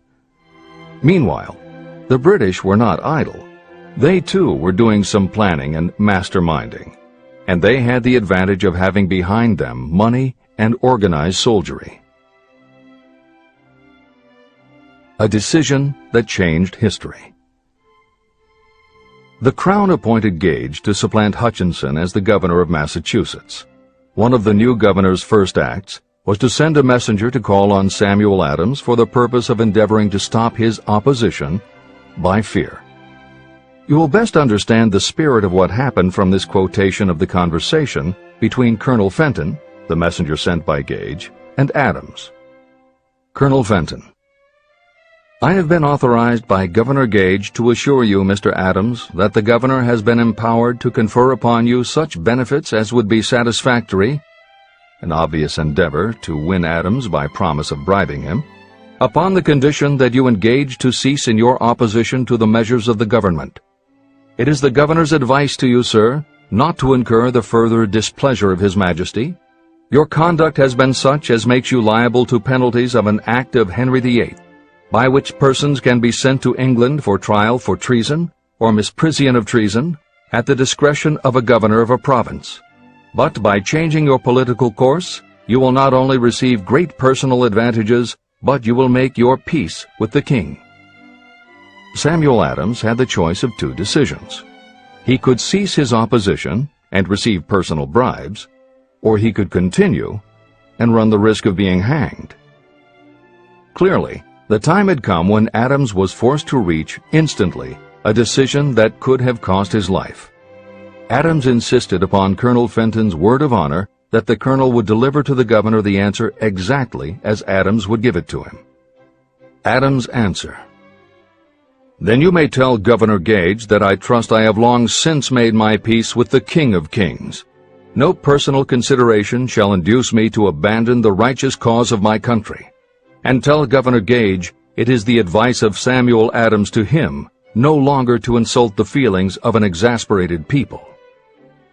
When Governor Gage received Adams' caustic reply, he flew into a rage and issued a proclamation that read, I do hereby, in His Majesty's name, offer and promise His most gracious pardon to all persons who shall forthwith lay down their arms and return to the duties of peaceable subjects, excepting only from the benefit of such pardon Samuel Adams and John Hancock, whose offenses are of too flagitious a nature to admit of any other consideration but that of condign punishment. Adams and Hancock were on the spot.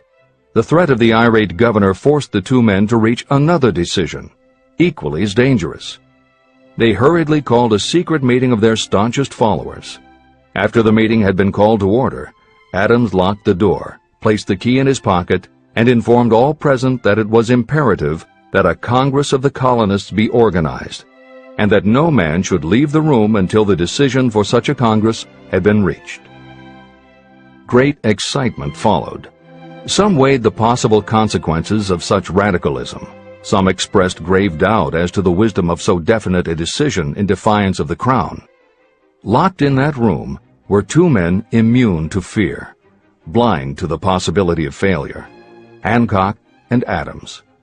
Through the influence of their minds, the others were induced to agree that, through the Correspondence Committee, arrangements should be made for a meeting of the First Continental Congress to be held in Philadelphia, September 5, 1774. Remember this date. It is more important than July 4, 1776. If there had been no decision to hold a Continental Congress, there could have been no signing of the Declaration of Independence. Before the first meeting of the new Congress, another leader, in a different section of the country, was deep in the throes of publishing a summary view of the rights of British America. He was Thomas Jefferson, of the province of Virginia, whose relationship to Lord Dunmore, representative of the Crown in Virginia, was as strained as that of Hancock's and Adams with their governor. Shortly after his famous Summary of Rights was published, Jefferson was informed that he was subject to prosecution for high treason against His Majesty's government. Inspired by the threat, one of Jefferson's colleagues, Patrick Henry, boldly spoke his mind, concluding his remarks with a sentence that shall remain forever a classic. "If this be treason, then make the most of it." It was such men as these who, without power, without authority, without military strength, without money, sat in solemn consideration of the destiny of the colonies, beginning at the opening of the First Continental Congress and continuing at intervals for 2 years, until on June 7, 1776, Richard Henry Lee arose, addressed the chair, and to the startled assembly made this motion: "Gentlemen, I make the motion that these united colonies are, and of right ought to be, free and independent states, that they be absolved from all allegiance to the British Crown, and that all political connection between them and the state of Great Britain is, and ought to be, totally dissolved." The most momentous decision ever placed on paper. Lee's astounding motion was discussed fervently and at such length that he began to lose patience. Finally, after days of argument, he again took the floor and declared in a clear, firm voice, "Mr. President, we have discussed this issue for days. It is the only course for us to follow. Why then, sir, do we longer delay? Why still deliberate? Let this happy day give birth to an American republic. Let her arise, not to devastate and to conquer, but to reestablish the reign of peace and of law." Before his motion was finally voted upon, Lee was called back to Virginia because of serious family illness. But before leaving, he placed his cause in the hands of his friend, Thomas Jefferson, who promised to fight until favorable action was taken. Shortly thereafter, the President of the Congress, Hancock, appointed Jefferson as chairman of a committee to draw up a Declaration of Independence. Long and hard the committee labored on a document that would mean, when accepted by the Congress, that every man who signed it would be signing his own death warrant should the colonies lose in the fight with Great Britain that was sure to follow. The document was drawn, and on June 28th, the original draft was read before the Congress. For several days it was discussed, altered, and made ready. On July 4th, 1776, Thomas Jefferson stood before the Assembly and fearlessly read the most momentous decision ever placed on paper. When in the course of human events it becomes necessary for one people to dissolve the political bands which have connected them with another, and to assume among the powers of the earth the separate and equal station to which the laws of nature and of nature's God entitled them, a decent respect to the opinions of mankind requires that they should declare the causes which impel them to the separation. When Jefferson finished, the document was voted upon, accepted, and signed by the 56 men, every one staking his own life upon his decision to write his name. By that decision came into existence a nation destined to bring to mankind forever the privilege of making decisions. Analyze the events that led to the Declaration of Independence, and be convinced that this nation, which now holds a position of commanding respect and power among all nations of the world, was born of a decision created by a mastermind consisting of 56 men. Note well the fact that it was their decision that ensured the success of Washington's armies, because the spirit of that decision was in the heart of every soldier who fought with him, and served as a spiritual power which recognizes no such thing as failure. Note also, with great personal benefit, that the power that gave this nation its freedom is the same power that must be used by every individual who becomes self-determining. This power is made up of the principles described in this book. It will not be difficult to detect in the story of the Declaration of Independence at least 6 of these principles: desire, decision, faith, persistence, the mastermind, and organized planning. Know what you want, and you will generally get it. Throughout this philosophy, you'll find the suggestion that thought, backed by strong desire, will transmute itself into its physical equivalent. The story of the founding of America and the story of the organization of the United States Steel Corporation are perfect examples of the method by which thought makes this astounding transformation. In your search for the secret of the method, do not look for a miracle, because you will not find it. You will find only the eternal laws of nature. These laws are available to every person who has the faith and the courage to use them. They may be used to bring freedom to a nation or to accumulate riches. Those who reach decisions promptly and definitely know what they want and generally get it. The leaders in every walk of life decide quickly and firmly. That is the major reason why they are leaders. The world has a habit of making room for the people whose words and actions show that they know where they are going. Indecision is a habit that usually begins when a person is young. It becomes more and more of a habit as the youth goes through grade school, high school, and even through college without definiteness of purpose. The habit of indecision goes with the student into the occupation he or she chooses. Generally, a young person just out of school seeks any job that can be found. Young people take the first job they can find because they have fallen into the habit of indecision. The vast majority of people working today are in the positions they hold because they lack the definiteness of decision to plan a definite position and the knowledge of how to choose an employer. Definiteness of decision always requires courage, sometimes very great courage. The 56 men who signed the Declaration of Independence staked their lives on the decision to affix their signatures to that document. The person who reaches a definite decision to go after a specific job and make life pay the price he or she asks does not stake his or her life on that decision. They stake their economic freedom. Financial independence, riches, and desirable business positions are not within reach of the person who neglects or refuses to expect, plan, and demand these things. The person who desires riches in the same spirit that Samuel Adams desired freedom for the colonies is sure to accumulate wealth. No man achieves great success who is unwilling to make personal sacrifices.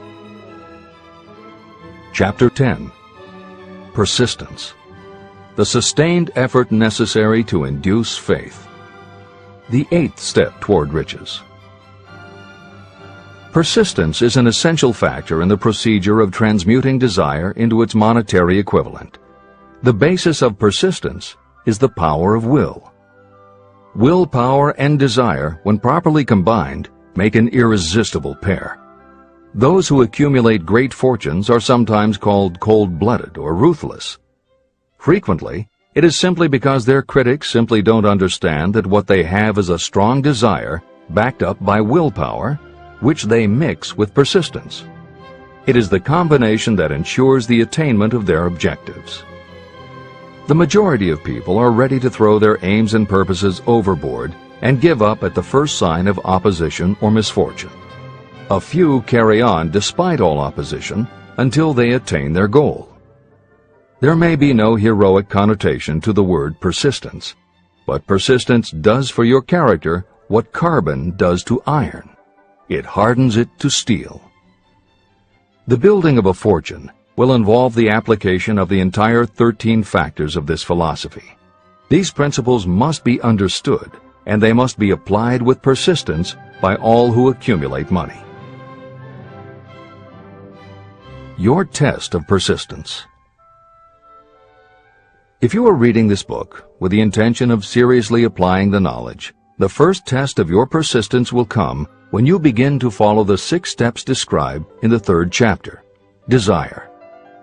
Unless you are one of the few people who already have a definite goal and a definite plan for its attainment, you may read the instructions, but you will never actually apply them in your daily life.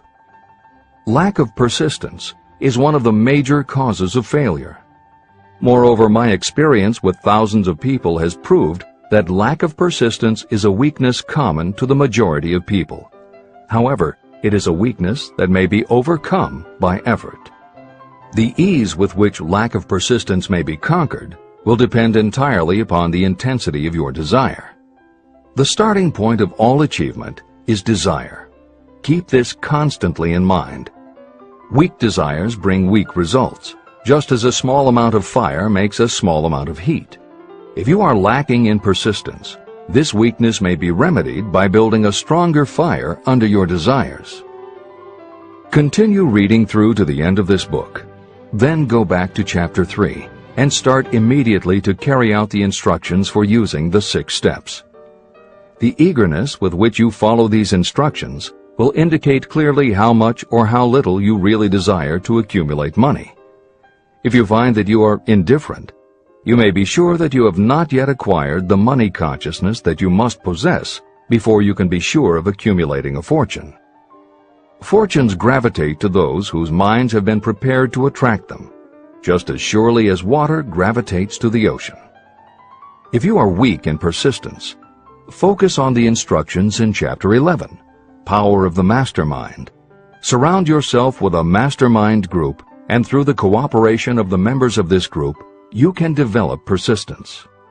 You will find additional instructions for the development of persistence in Chapter 5, Autosuggestion, and in Chapter 13, The Subconscious Mind.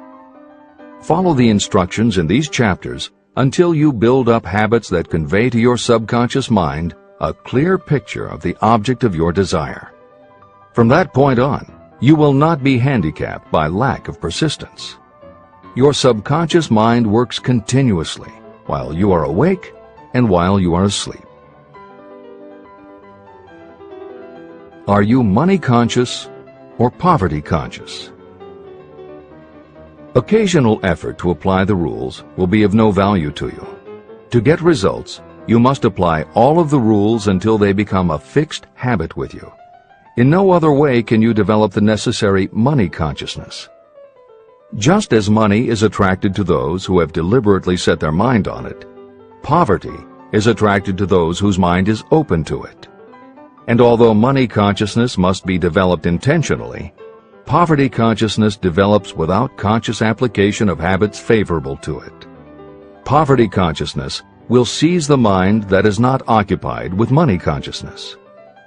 If you understand the point of the preceding paragraph, you will understand the importance of persistence in the accumulation of a fortune. Without persistence, you will be defeated even before you start. With persistence, you will win. If you have ever had a nightmare, you will realize the value of persistence. You are lying in bed, half awake, with a feeling that you are about to smother. You are unable to turn over or to move a muscle. You realize that you must begin to regain control over your muscles. Through persistent effort of willpower, you finally manage to move the fingers of one hand.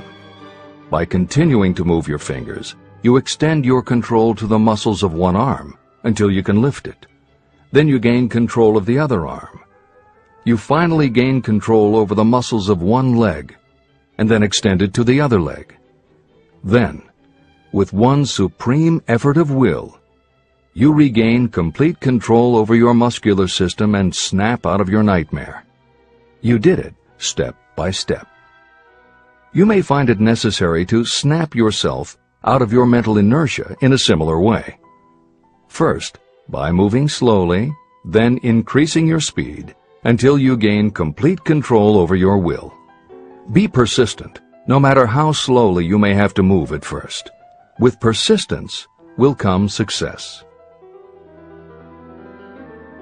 Snap out of mental inertia.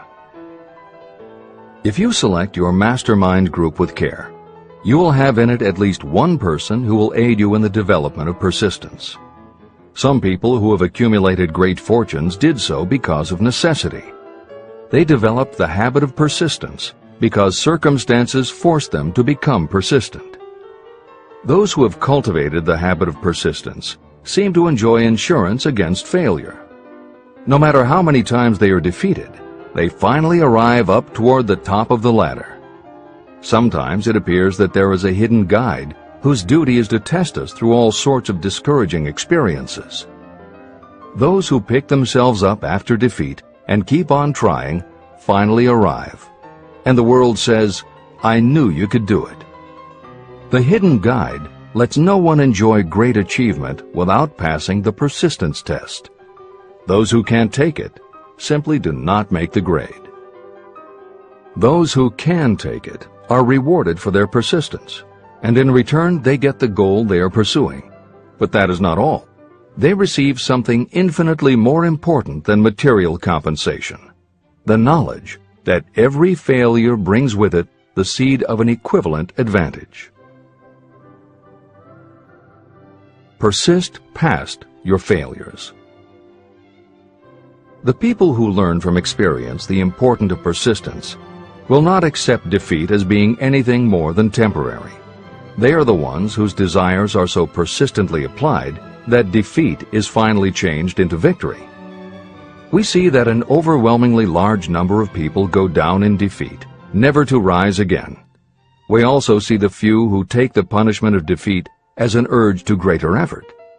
But what we do not see, what most of us never suspect of existing, is the silent but irresistible power that comes to the rescue of those who fight on in the face of discouragement. If we speak of this power at all, we call it persistence and let it go at that. One thing is sure: if you do not have persistence, you will not achieve noteworthy success in any calling. As I am writing these lines, I can look out the window and see, less than a block away, the great mysterious Broadway, the graveyard of dead hopes and the front porch of opportunity. From all over the world, people have come to Broadway seeking fame, fortune, power, love, or whatever it is that human beings call success. Once in a great while, someone steps out from the long procession of seekers, and the world hears that another person has conquered Broadway. But Broadway is not easily nor quickly conquered. Broadway acknowledges talent, recognizes genius, and pays off in money only after a person has refused to quit. The secret is always inseparably attached to one word: persistence. Editor's comments. Today we think of making it on Broadway in terms of the theater, but here Napoleon Hill uses Broadway as a metaphor for the New York arts, publishing, and entertainment industries in general. In the original edition of Think and Grow Rich, Hill used this introduction to tell of Fannie Hurst, one of the best-selling authors of the day, who pounded the streets of New York for 4 years and received 36 rejection slips from one publisher alone before her persistence paid off and she finally got published.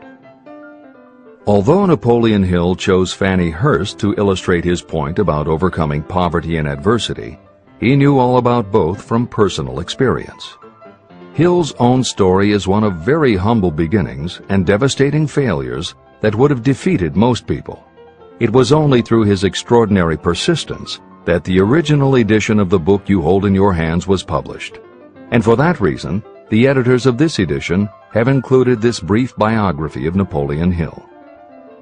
The following is adapted from A Lifetime of Riches, the biography of Napoleon Hill, written by Michael J. Ritt Jr. and Kirk Landers, and also draws upon Napoleon Hill's first bestseller, his 4-volume masterwork, Law of Success. In it, Hill told of the 7 turning points in his own life, and those excerpts told in his words are told in the first person. Born into poverty in the backwoods of Virginia, young Nap, as he was called, was the local gun-toting troublemaker. He would probably have ended up a criminal had his widowed father not met and married Martha Ramey Banner. Nap's new stepmother set out to change the family's mountain ways, and she started by trading Napoleon a typewriter for his 6-shooter pistol. She told him, "If you become as good with a typewriter as you are with that gun, you may become rich and famous and known throughout the world." Her faith and encouragement turned young Nap around, and by the age of 15, he was submitting stories to the local newspapers and doing everything he could to get himself out of his meager circumstance. After completing high school and 1 year at a business college, he wrote an audacious letter to Rufus Ayers, one of the most powerful men in the coal industry. Hill wrote to apply for a job, but he said that he didn't want a salary. In fact, he said he would pay Ayers.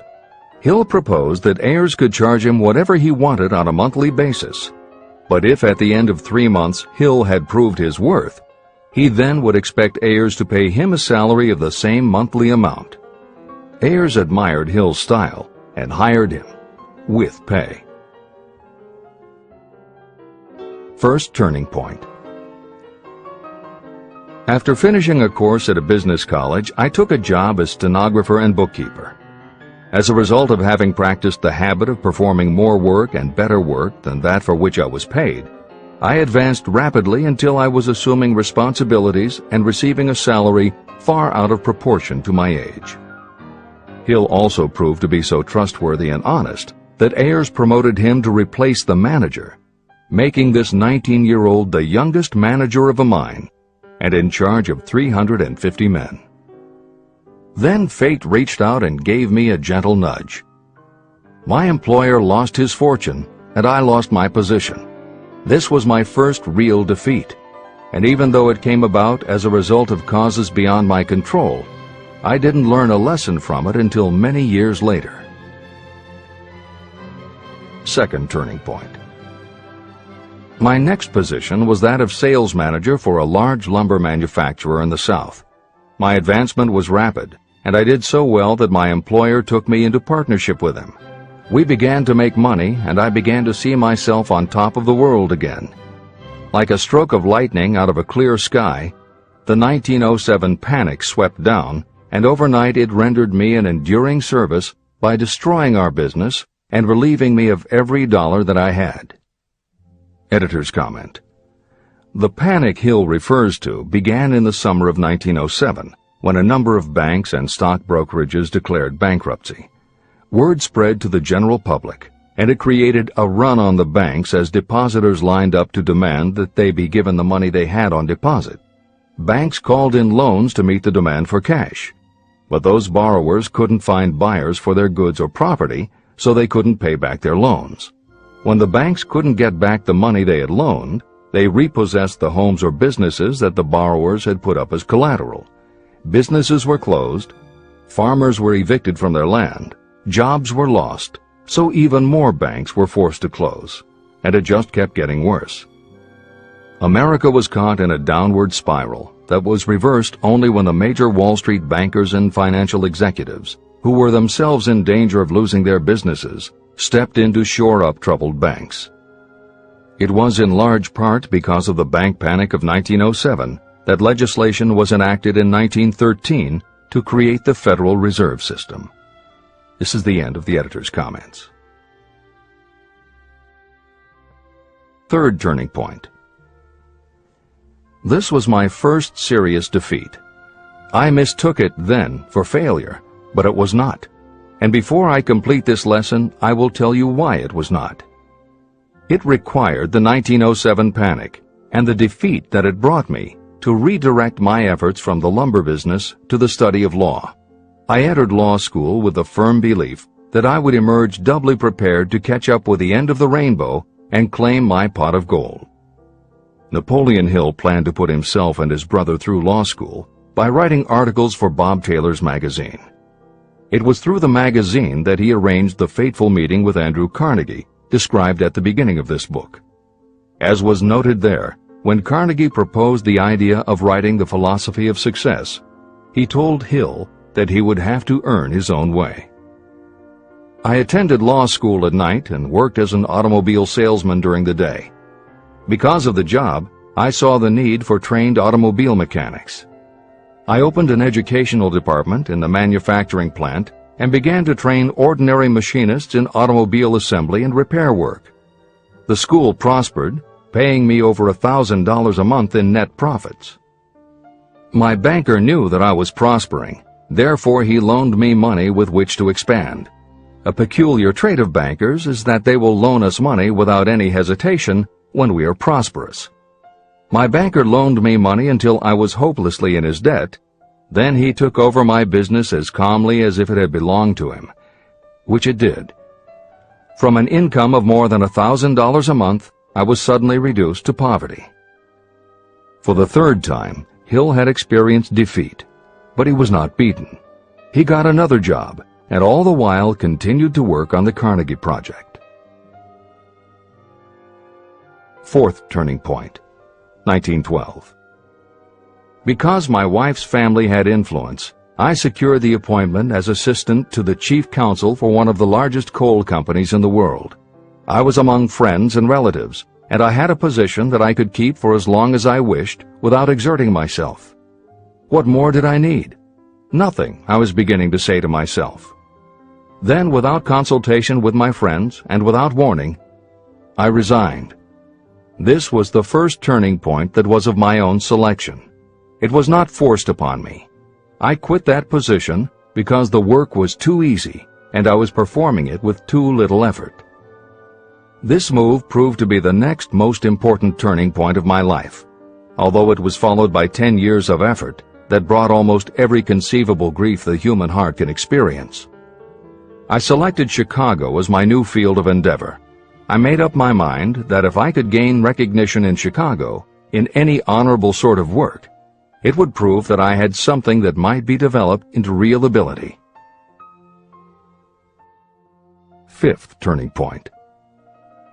My first position in Chicago was that of advertising manager for a large correspondence school. I did so well that the president of the school induced me to resign my position and go into the candy manufacturing business with him. We organized the Betsy Ross Candy Company, and I became its first president. The business grew rapidly, and soon we had a chain of stores in 18 different cities. They did so well, in fact, Hill's partners decided they wanted to take over the business. They had Hill arrested on a false charge and then offered to withdraw the charge if he would turn over to them his interest in the business. Outraged at the suggestion, Hill refused. When the case went to court, his partners failed to appear for the hearing. Hill sued them for malicious damage to his character. The judge's ruling completely vindicated Hill and allowed him the option to have his partners thrown in jail. Being arrested seemed at the time a terrible disgrace, even though the charge was false. It was not a pleasant experience, and I would not wish to go through a similar experience again, but I must admit that it was worth all the grief it cost me, because it gave me the opportunity to find out that revenge was not a part of my makeup. Sixth turning point. This turning point came shortly after my dreams of success in the candy business had been shattered, when I turned my efforts to teaching advertising and salesmanship as a department of one of the colleges in the Midwest. My school prospered from the very beginning. I had a resident class and also a correspondence school through which I was teaching students in nearly every English-speaking country. It was 1917. And in April of that year, President Woodrow Wilson declared the United States would enter the war against Germany. Hill contacted the president, who he had previously met through Andrew Carnegie, and offered his services to help the war effort. Hill was given the position of creating public relations materials and helping to sell war bonds. When not operating his school, he threw himself into his war work, for which he insisted that he be paid only $1 a year. Then came the second military draft, and it practically destroyed my school, as it caught most of those who were enrolled as students.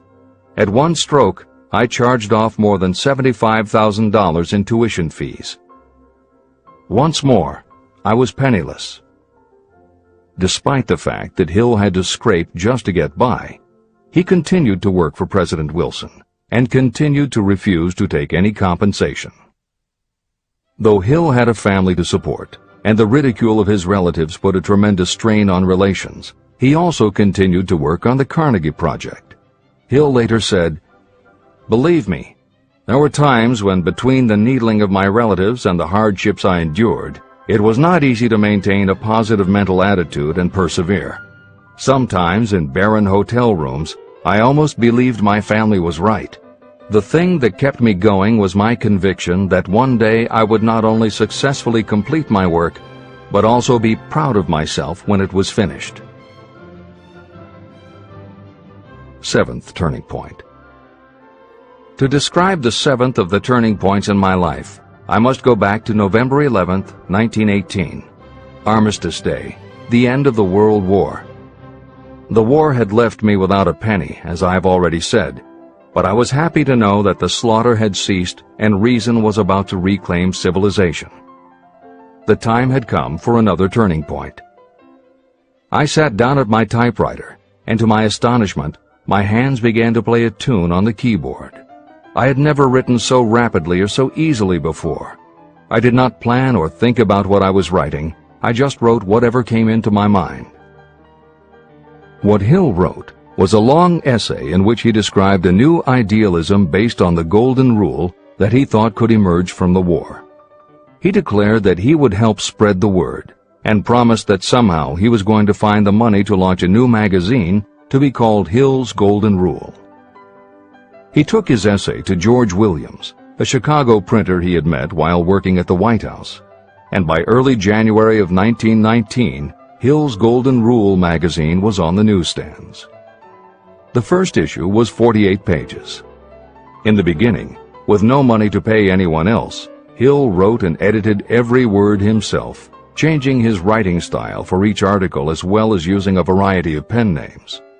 Additional staff was hired later, which soon led to problems on the inside and on the outside, and Williams attempted to buy out Hill's share of the business. But when Hill realized that one stipulation of the buyout prevented him from any involvement in a competing publication, in October of 1920, he simply left. By April of 1921, he had raised the money for a new publication, Napoleon Hill's magazine, the foundation of which was again the Golden Rule. But it also expanded into presenting many of the principles of success that would become the basis of Hill's later books. The magazine's acceptance and success also led to Hill's success as a speaker and motivator, which led to even greater success for the magazine.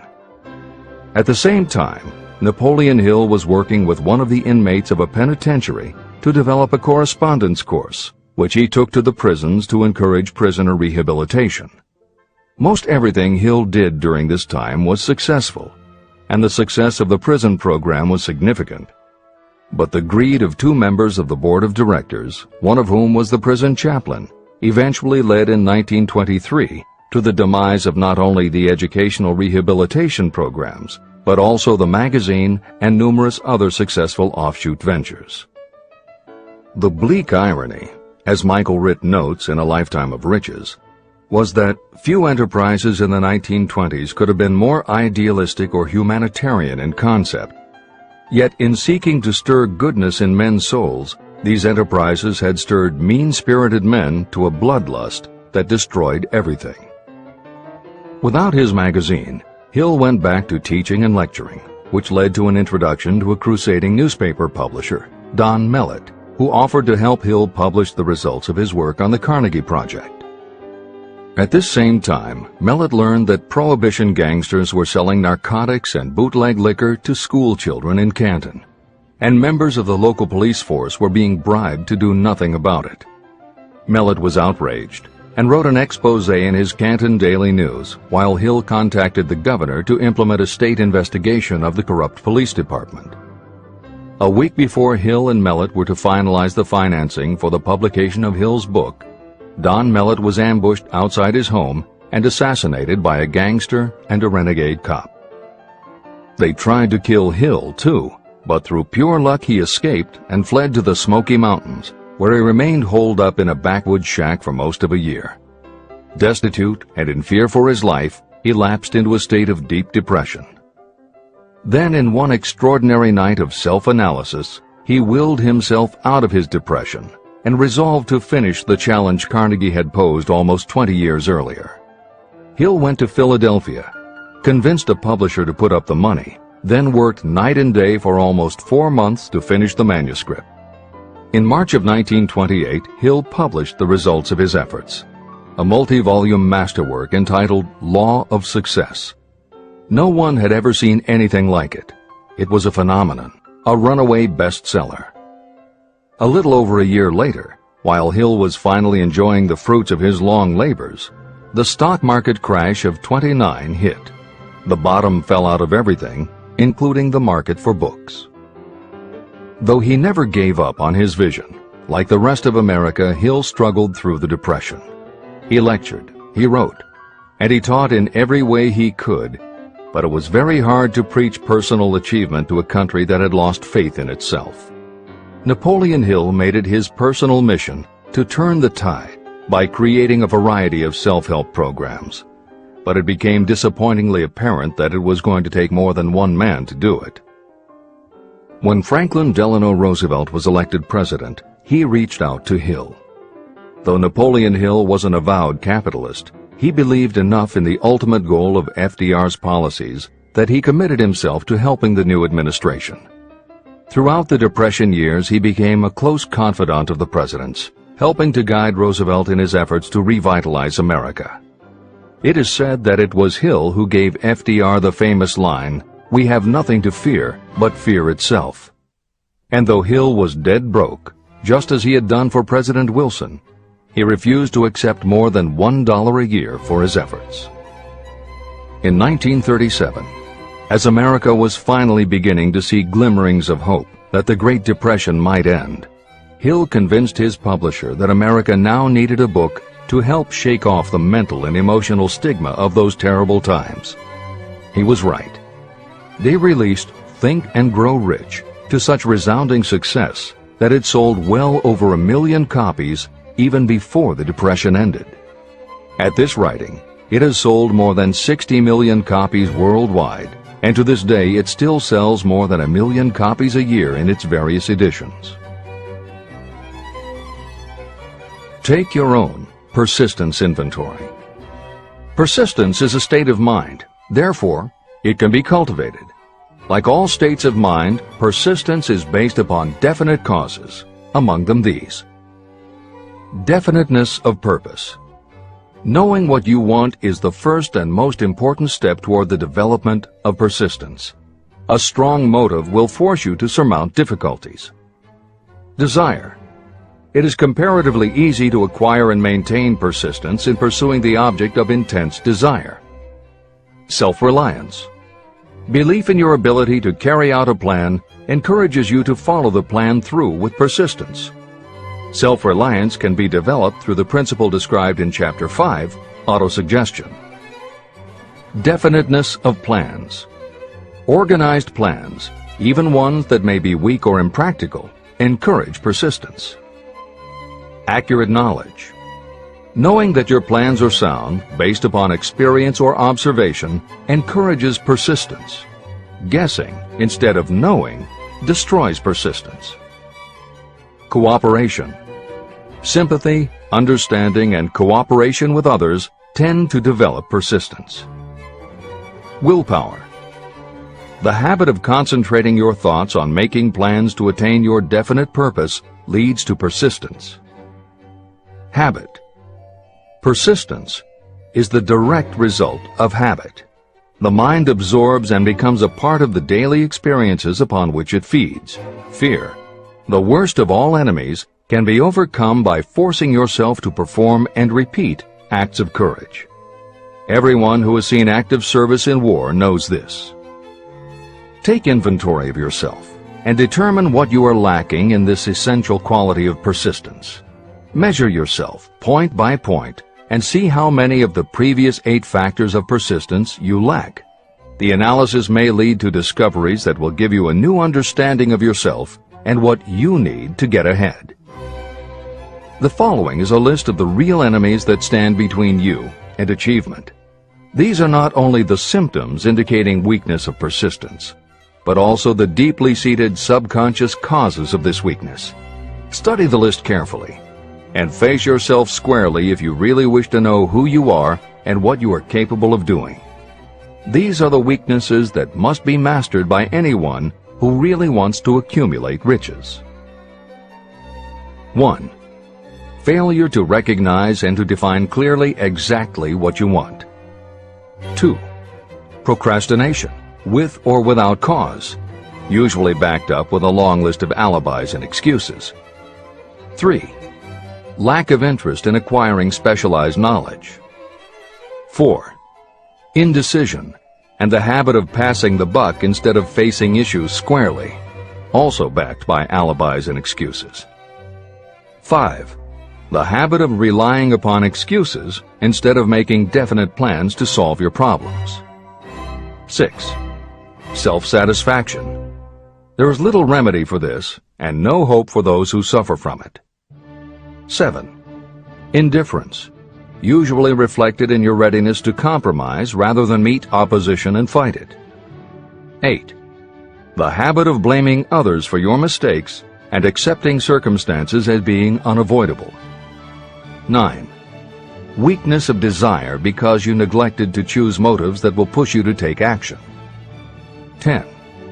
Willingness to quit at the first sign of defeat, based upon one or more of the 6 basic fears. 11. Lack of organized plans that you have written out so they can be analyzed. 12.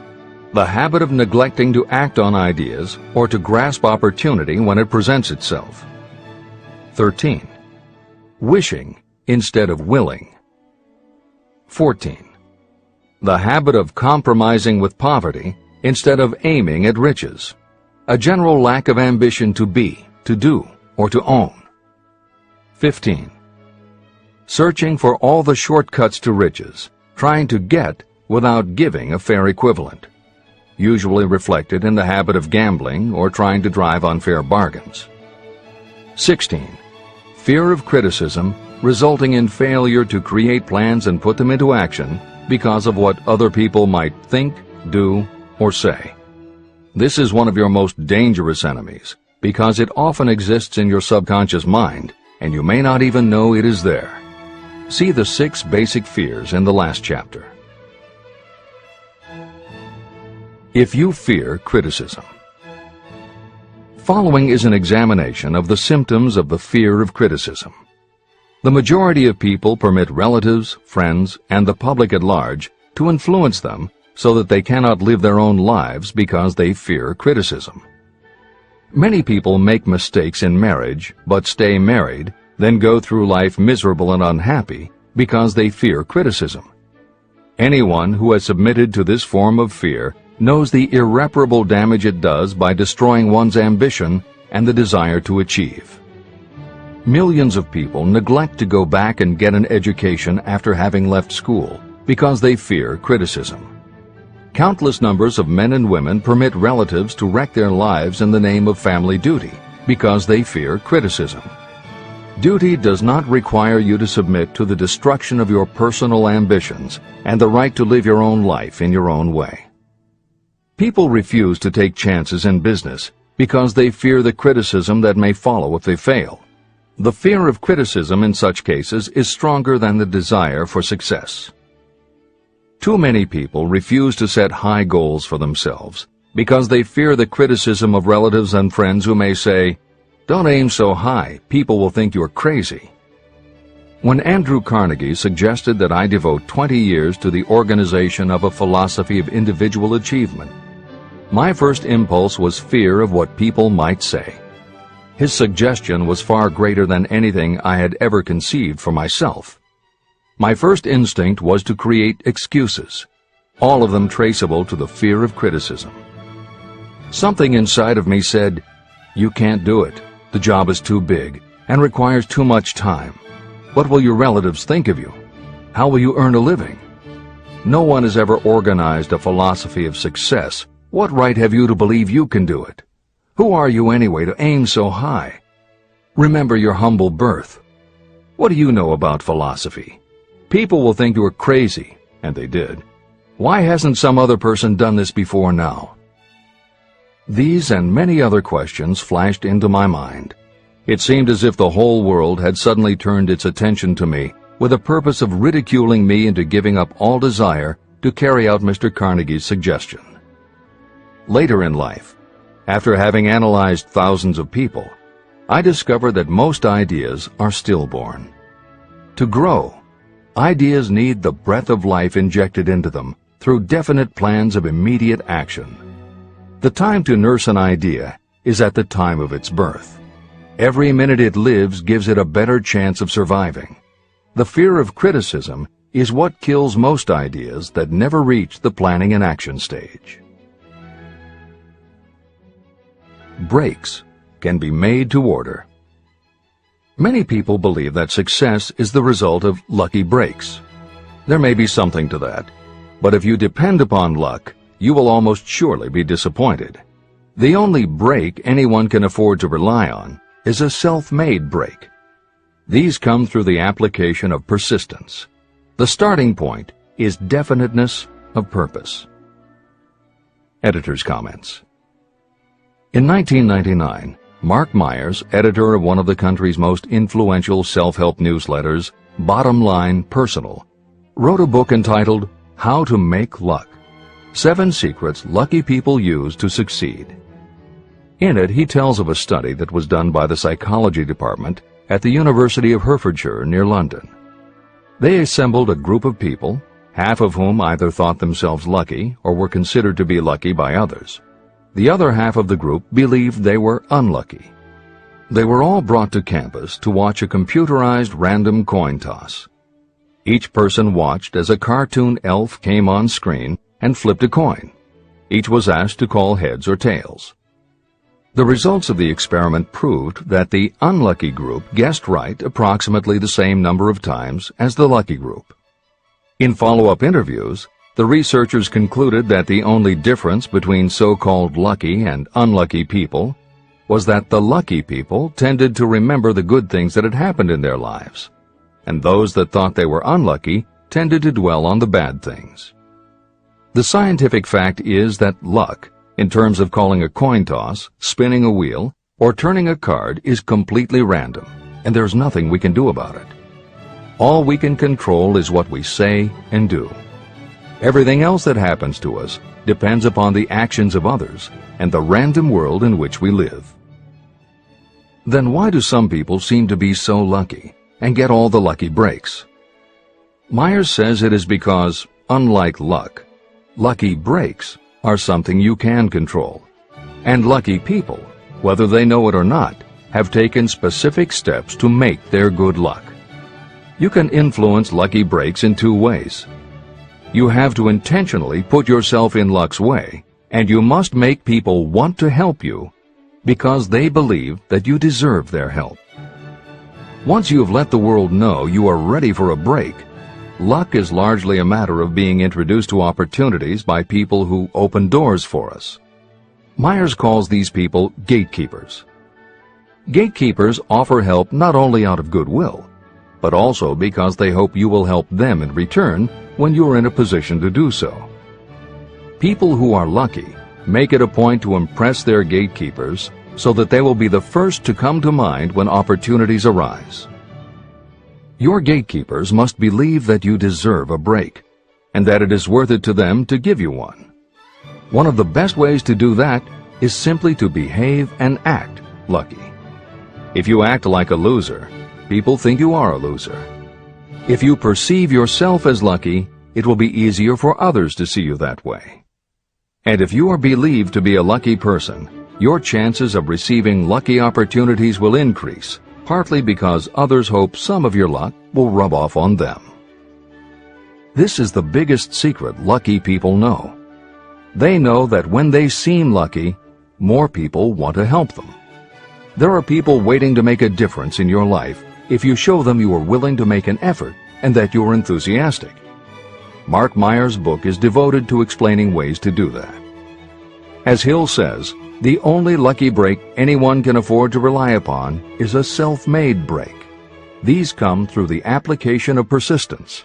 The starting point is definiteness of purpose. This is the end of the editor's comments. If you stop the first 100 people you meet on the street and ask them what they want most in life, 98 of them would not be able to tell you. If you press them for an answer, some will say security, many will say money, a few will say happiness, and others will say fame and power.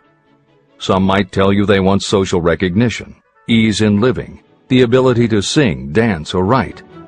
But none of them will be able to give you the slightest indication of a plan by which they hope to attain these vaguely expressed wishes. Riches do not respond to wishes. They respond only to definite plans backed by definite desires through constant persistence. How to develop persistence. There are 4 simple steps that lead to the habit of persistence. They call for no great amount of intelligence, no particular amount of education, and little time or effort. These necessary steps are: 1. A definite purpose, backed by a burning desire for its fulfillment. 2. A definite plan, expressed in continuous action. 3. A mind closed tightly against all negative and discouraging influences, including negative suggestions of relatives, friends, and acquaintances. 4. A friendly alliance with one or more persons who will encourage you to follow through with both plan and purpose. These 4 steps are essential for success in all walks of life. An important purpose of the 13 principles of this philosophy is to enable you to take those 4 steps as a matter of habit. They are steps by which you may control your economic destiny. They are steps that lead to freedom and independence of thought. They are steps that lead to riches in small or great quantities. They are steps that lead the way to power, fame, and worldly recognition. They are 4 steps that guarantee favorable breaks. They are steps that convert dreams into physical realities. They are steps that lead also to the mastery of fear, discouragement, indifference. There is a magnificent reward for anyone who learns to take these 4 steps. It is the privilege of writing your own ticket and of making life yield whatever price is asked. How to master difficulties. What mystical power gives people of persistence the capacity to master difficulties? Does the quality of persistence set up in your mind some form of spiritual, mental, or chemical activity that gives you access to supernatural forces? Does infinite intelligence throw itself on the side of the person who still fights on when the whole world seems to be against them? These and many other similar questions were in my mind as I watched Henry Ford start from scratch and build an industrial empire with little more than persistence. Or Thomas A. Edison, who, with less than 3 months of schooling, became the world's leading inventor. He turned his persistence into sound recording and playback machines, motion picture cameras and projectors, and the incandescent light, to say nothing of 100 other useful inventions.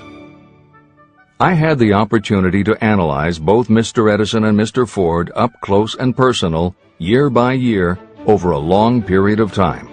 So I speak from actual knowledge when I say that I found no quality except persistence in either of them that even remotely suggested the major source of their stupendous achievements. If you make an impartial study of the prophets, philosophers, and religious leaders of the past, you will come to the inevitable conclusion that persistence, concentration of effort, and definiteness of purpose were the major sources of their achievements.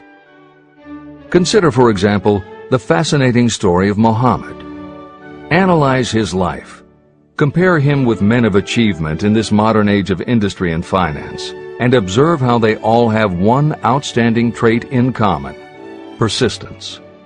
If you want to understand more about the power of persistence and how it works, I strongly suggest that you read a biography of Muhammad. Editor's comments. At the beginning of the 21st century, there was an increased interest in Islam due to the attacks on the World Trade Center and the subsequent war on terror. Consequently, the modern reader will have no difficulty finding a number of very good books about Muhammad. At the time that Hill was writing the first edition of Think and Grow Rich, one of the best biographies of Muhammad was written by Esad Bey, who was born in Baku, Azerbaijan, the son of a Jewish businessman named Nusenbaum. Later, he changed his name when he converted to Islam. During the Russian Revolution, he fled his home for Berlin, where he lived until the rise of Hitler again forced him to move, first to Austria and then finally to Italy. It is believed by some that this man, known as Esad Bey, also wrote under another pen name, Kurban Said, and was in fact the author of the acclaimed Azerbaijani novel, Ali and Nino. That Napoleon Hill was very impressed with this particular biography of Muhammad is clear from his recommendation, which follows. I strongly suggest that you read a biography of Muhammad, especially the one by Esad Bey. This brief review of that book, which appeared in the Herald Tribune, will provide a preview of the rare treat in store for those who take the time to read the entire story of one of the most astounding examples of the power of persistence known to civilization. The Last Great Prophet. Reviewed by Thomas Sugro. Muhammad was a prophet, but he never performed a miracle. He was not a mystic. He had no formal schooling. He did not begin his mission until he was 40. When he announced that he was the messenger of God, bringing word of the true religion, he was ridiculed and labeled a lunatic. Children tripped him, and women threw filth upon him. He was banished from his native city, Mecca, and his followers were stripped of their worldly goods and sent into the desert after him. When he had been preaching 10 years, he had nothing to show for it but banishment, poverty, and ridicule. Yet before another 10 years had passed, he was dictator of all Arabia, ruler of Mecca, and the head of a new world religion which was to sweep to the Danube and the Pyrenees before exhausting the impetus he gave it. That impetus was threefold: the power of words, the efficacy of prayer, and man's kinship with God. His career never made sense. Muhammad was born to impoverished members of a leading family of Mecca. Because Mecca, the crossroads of the world, home of the magic stone called the Kaaba, great city of trade and the center of trade routes, was unsanitary, its children were sent to be raised in the desert by Bedouins. Muhammad was thus nurtured, drawing strength and health from the milk of nomad, vicarious mothers. He tended sheep and soon hired out to a rich widow as leader of her caravans. He traveled to all parts of the Eastern world, talked with many men of diverse beliefs, and observed the decline of Christianity into warring sects. When he was 28, Khadijah, the widow, looked upon him with favor and married him. Her father would have objected to such a marriage, so she got him drunk and held him up while he gave the paternal blessing. For the next 12 years, Muhammad lived as a rich and respected and very shrewd trader. Then he took to wandering in the desert. And one day he returned with the first verse of the Quran and told Khadijah that the archangel Gabriel had appeared to him and said that he was to be the messenger of God. The Quran, the revealed word of God, was the closest thing to a miracle in Muhammad's life. He had not been a poet. He had no gift of words. Yet the verses of the Quran, as he received them and recited them to the faithful, were better than any verses which the professional poets of the tribes could produce. This, to the Arabs, was a miracle. To them, the gift of words was the greatest gift. The poet was all-powerful. In addition, the Quran said that all men were equal before God, that the world should be a democratic state, Islam. It was this political heresy, plus Muhammad's desire to destroy all the 360 idols in the courtyard of the Kaaba, which brought about his banishment. The idols brought the desert tribes to Mecca, and that meant trade. So the businessmen of Mecca, the capitalists, of which he had been one, set upon Muhammad. Then he retreated to the desert and demanded sovereignty over the world. The rise of Islam began. Out of the desert came a flame which would not be extinguished. A democratic army, fighting as a unit and prepared to die without wincing. Muhammad had invited the Jews and Christians to join him, for he was not building a new religion. He was calling all who believed in one God to join in a single faith. If the Jews and Christians had accepted his invitation, Islam would have conquered the world. They didn't. They would not even accept Muhammad's innovation of humane warfare. When the armies of the Prophet entered Jerusalem, not a single person was killed because of his faith. When the Crusaders entered the city, centuries later, not a Muslim man, woman, or child was spared. But the Christians did accept one Muslim idea, the place of learning, the university.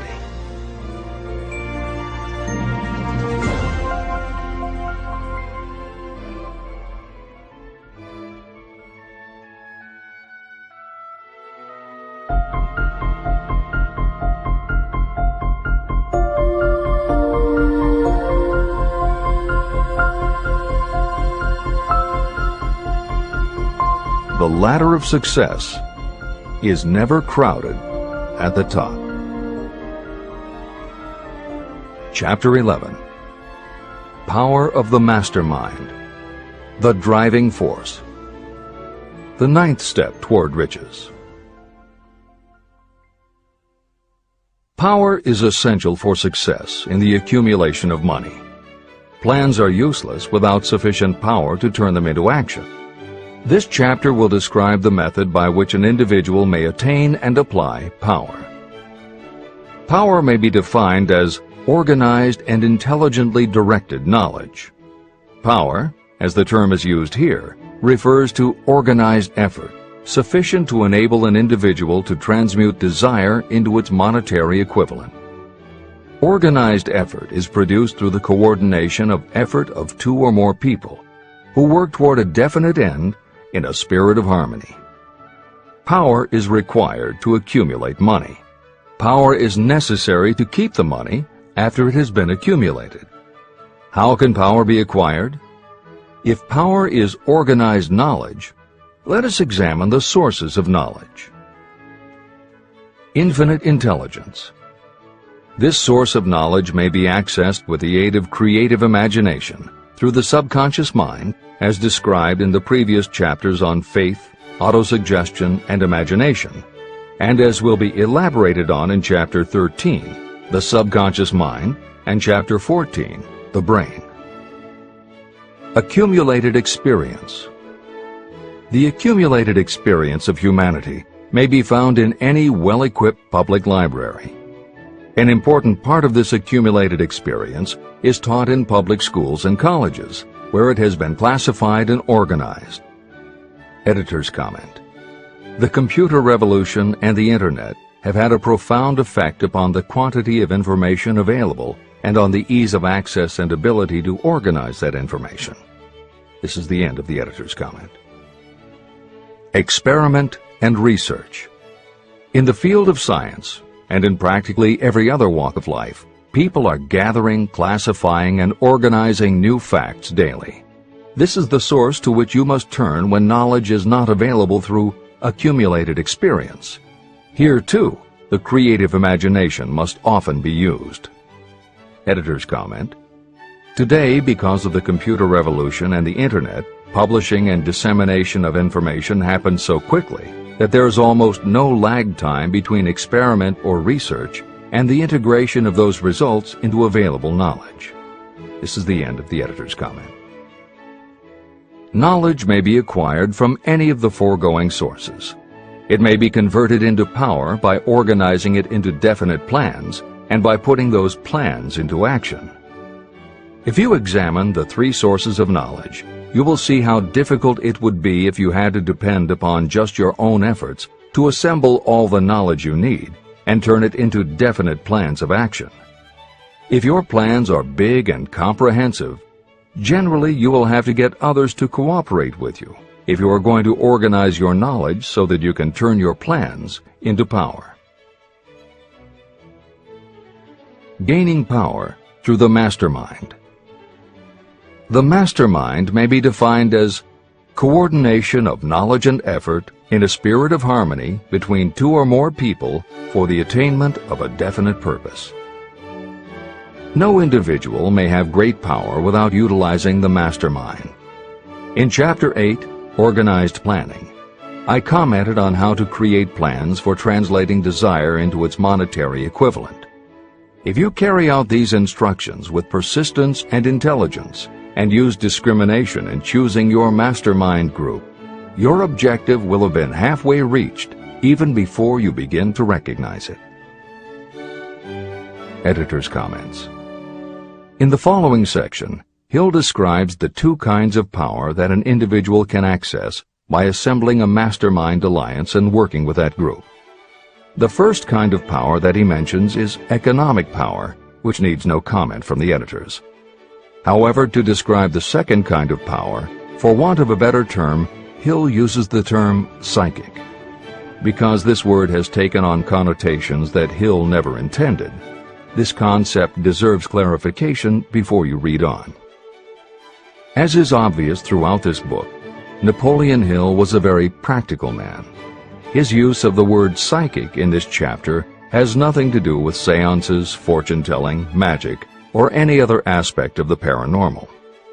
The word psychic is defined as of or pertaining to the human mind, and Hill uses the term to describe something pertaining to the mind that everyone reading this book has experienced. It is that feeling you get when you are working together with other people.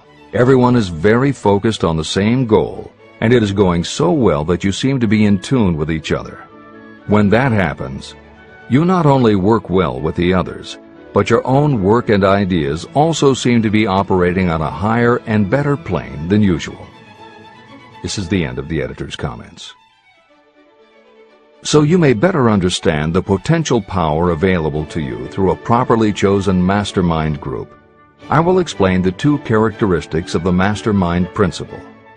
One kind of power is economic, and the other psychic. Economic power. The economic feature is obvious. Economic advantages may be created by any person who surrounds himself with the advice, counsel, and personal cooperation of a group of people who are willing to lend him or her wholehearted aid in a spirit of perfect harmony. This form of cooperative alliance has been the basis of nearly every great fortune. Your understanding of this great truth may definitely determine your financial status. Psychic power. What I refer to as the psychic phase of the mastermind principle is a little more difficult to comprehend. You'll get a better sense of the meaning from this statement. No two minds ever come together without creating a third, invisible, intangible force, which may be likened to a third mind. The human mind is a form of energy. When the minds of two people are coordinated in a spirit of harmony, the energy of each mind seems to pick up on the energy of the other mind, which constitutes the psychic phase of the mastermind. The mastermind principle, or rather the economic feature of it, was first called to my attention by Andrew Carnegie. Discovery of this principle was responsible for the choice of my life's work. Mr. Carnegie's mastermind group consisted of a staff of approximately 50 people with whom he surrounded himself for the purpose of manufacturing and marketing steel. He knew little of the technical side of the steel business. His strength was his ability to get others to work together in perfect harmony toward achieving a common goal. Carnegie attributed his entire fortune to the power he accumulated through this mastermind alliance. If you analyze the record of anyone who has accumulated a great fortune, and many of those who have accumulated modest fortunes, you will find that they have either consciously or unconsciously employed the mastermind principle. Great power can be accumulated through no other principle. How to multiply your brain power. The human brain may be compared to an electric battery. It is a fact that a group of batteries will provide more energy than a single battery. It is also a fact that the amount of energy provided by each individual battery depends upon the number and capacity of the cells it contains. The brain functions in a similar fashion. Some brains are more efficient than others. A group of brains coordinated or connected in a spirit of harmony will provide more thought energy than a single brain. just as a group of electric batteries will provide more energy than a single battery. Through this metaphor, you can see that the mastermind principle holds the secret of the power wielded by those who surround themselves with others of great brain power. The following will further define the so-called psychic phase of the mastermind principle. When a group of individual minds are coordinated and function in harmony, the increased energy created through that alliance becomes available to every individual mind in the group. Henry Ford began his business career under the handicap of poverty, illiteracy, and ignorance. Within the inconceivably short period of 10 years, Mr. Ford mastered these 3 handicaps, and within 25 years, he made himself one of the richest men in America. How did he do it? Here is an important clue. Mr. Ford's most rapid strides became noticeable from the time he became a personal friend of the famed inventor Thomas A. Edison. In the story of Ford's success, this is just the first indication of what the influence of one mind upon another can accomplish. Follow his story further, and you will have even more evidence that power may be produced through friendly alliance of minds. It is a fact that Mr. Ford's most outstanding achievements became even more pronounced later, after he formed the acquaintances of Harvey Firestone, John Burroughs, and Luther Burbank, each a man of great mental capacity.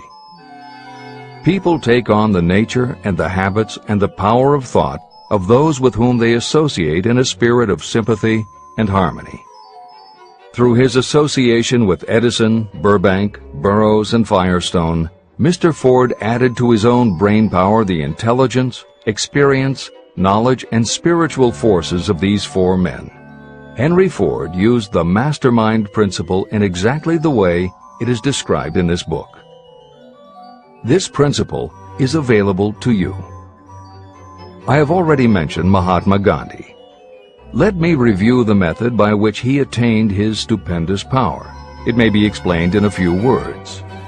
He came by power through inducing over 200 million people to coordinate with mind and body in a spirit of harmony for a definite purpose. In brief, Gandhi accomplished a miracle. For it is a miracle when 200 million people can be induced, not forced, to cooperate in a spirit of harmony. If you doubt that this is a miracle, try to get even 2 people to cooperate in a spirit of harmony for any length of time. Every person who manages a business knows how difficult it is to get employees to work together in a spirit even remotely resembling harmony. Editor's comments. The first step in putting together your mastermind alliance is to clearly know your desire. Your desire will tell you what you need. It could be a small group, just 2 or 3 people, as was the case with Stephen Jobs and Steve Wozniak when they formed Apple, Bill Gates and Paul Allen launching Microsoft, or Steven Spielberg, Jeffrey Katzenberg, and David Geffen creating DreamWorks SKG. Or it could be a large group, such as the Mastermind Alliance of 30 regional directors of Century 21 Real Estate, which founder Arthur Bartlett firmly believes was essential to the company's success. Napoleon Hill suggests that in most cases, it should be a dozen people or less, and generally the smaller the better. Choosing the people means finding those who not only share your vision, but who will also share their ideas, information, and contacts with you. They will let you use the full strength of their experience, training, and knowledge as if it were your own, and they will do it in a spirit of perfect harmony. The question that immediately comes to every reader's mind is, where do I find people who will help me to that degree? Napoleon Hill cannot answer that question for you, but he does tell you what to look for. Where you look is up to you. And if you really do have the desire to succeed, you will start looking and you won't give up until you find the right people. Napoleon Hill's description of the mastermind that appears below is augmented with additional material from articles and speeches he wrote after the publication of Think and Grow Rich. These were compiled for publication by Hill's friend, mentor, and business associate, W. Clement Stone, and appear in 2 books, Napoleon Hill's Keys to Success and Believe and Achieve. This is the end of the editor's comments. Finding your mastermind members. Ally yourself with a group of as many people as you may need in order to assemble a mastermind that will assist you in creating and carrying out your plan or plans for the accumulation of money. Compliance with this instruction is absolutely essential. Choose to associate with people who share common values, goals, and interests, yet who each have a strong desire to contribute to the overall effort. Trial and error will be part of the process, but there are 2 qualities to keep foremost in your mind. The first is ability to do the job. Do not select people for your alliance merely because you know them and like them. Such people are valuable to you because they improve the quality of your life, but they are not necessarily suited to a mastermind alliance. Your best friend may not be the most knowledgeable marketing professional, but perhaps he or she can introduce you to someone who is. The second quality is the ability to work in a spirit of harmony with others. There must be a complete meeting of minds without any reservations. Personal ambition must be subordinate to the achievement of the purpose of the alliance. This includes your own.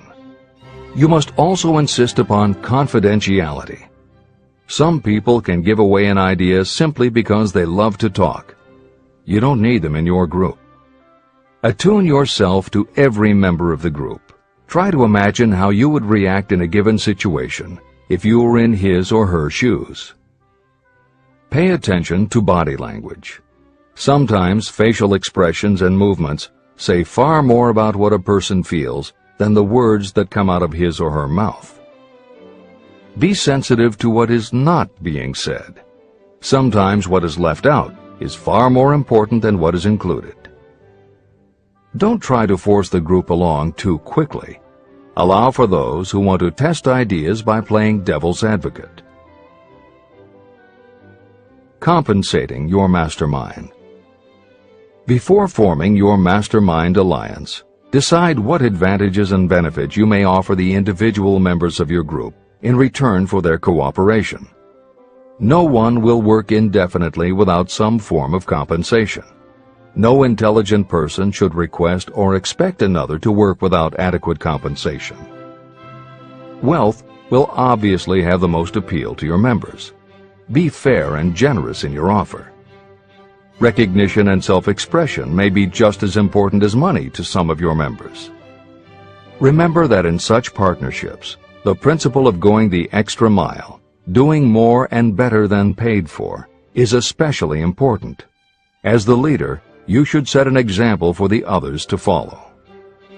Each member must agree at the outset on the contribution each will make, and on the division of benefits and profits. Otherwise, be assured that dissension will arise, you will have wasted everyone's time, you will ruin friendships, and your venture will be destroyed. Meeting with your mastermind. Arrange to meet with the members of your mastermind group at least twice a week, and more often if possible, until you have jointly perfected the necessary plan or plans for the accumulation of money. The first meeting will be involved in sorting out strengths and weaknesses, and in fine-tuning your plans. Your alliance must be active to do any good. Establish specific responsibilities and action steps to be taken. As your mastermind matures and harmony grows among the members, you will find that the meetings create a flow of ideas into every member's mind. Don't let the meetings become so regular and formalized that they inhibit phone calls and other less formal contact. Mastermind maintenance. Maintain perfect harmony between yourself and every member of your mastermind group. If you fail to carry out this instruction to the letter, you may expect to meet with failure. The mastermind principle cannot work where perfect harmony does not prevail. Create a non-threatening environment. Explore all ideas with equal interest and concern for the originator's feelings. Everyone must deal with everyone else on a completely ethical basis. No member should seek unfair advantage at the expense of others. As the leader, you must inspire confidence in your members by your dedication to your desire, which is the object of the group. The members must know with certainty that you are reliable, trustworthy, and loyal. When you are finally ready to present the results of your efforts to investors, buyers, or the public, you may face your greatest leadership challenge in maintaining the harmony of your mastermind. The group's efforts will now be judged by outsiders, and facing judgment takes courage and persistence. The courage of separate individuals is nothing compared with that of a united team. The more you are able to maintain harmony, the greater the power, and the greater the power, the more resistance you can overcome. Marriage and the mastermind. A mastermind alliance with the person you love most deeply is of untold importance. If you are married and have not built your relationship on the same principles of harmony that are crucial to any alliance, you may have some reselling to do with your spouse. Set aside time each day to talk about what you want to achieve and how you are going about it. Rely on your definiteness of purpose to build your persuasive abilities, to convince your partner of the benefits of the work you are doing. It is very unlikely that your work will not affect your husband or wife in some significant way, and you absolutely must not drag your partner unwillingly into any adventure. Build your mastermind alliance into your marriage from the start, and it will steady and support you through the darkest moments.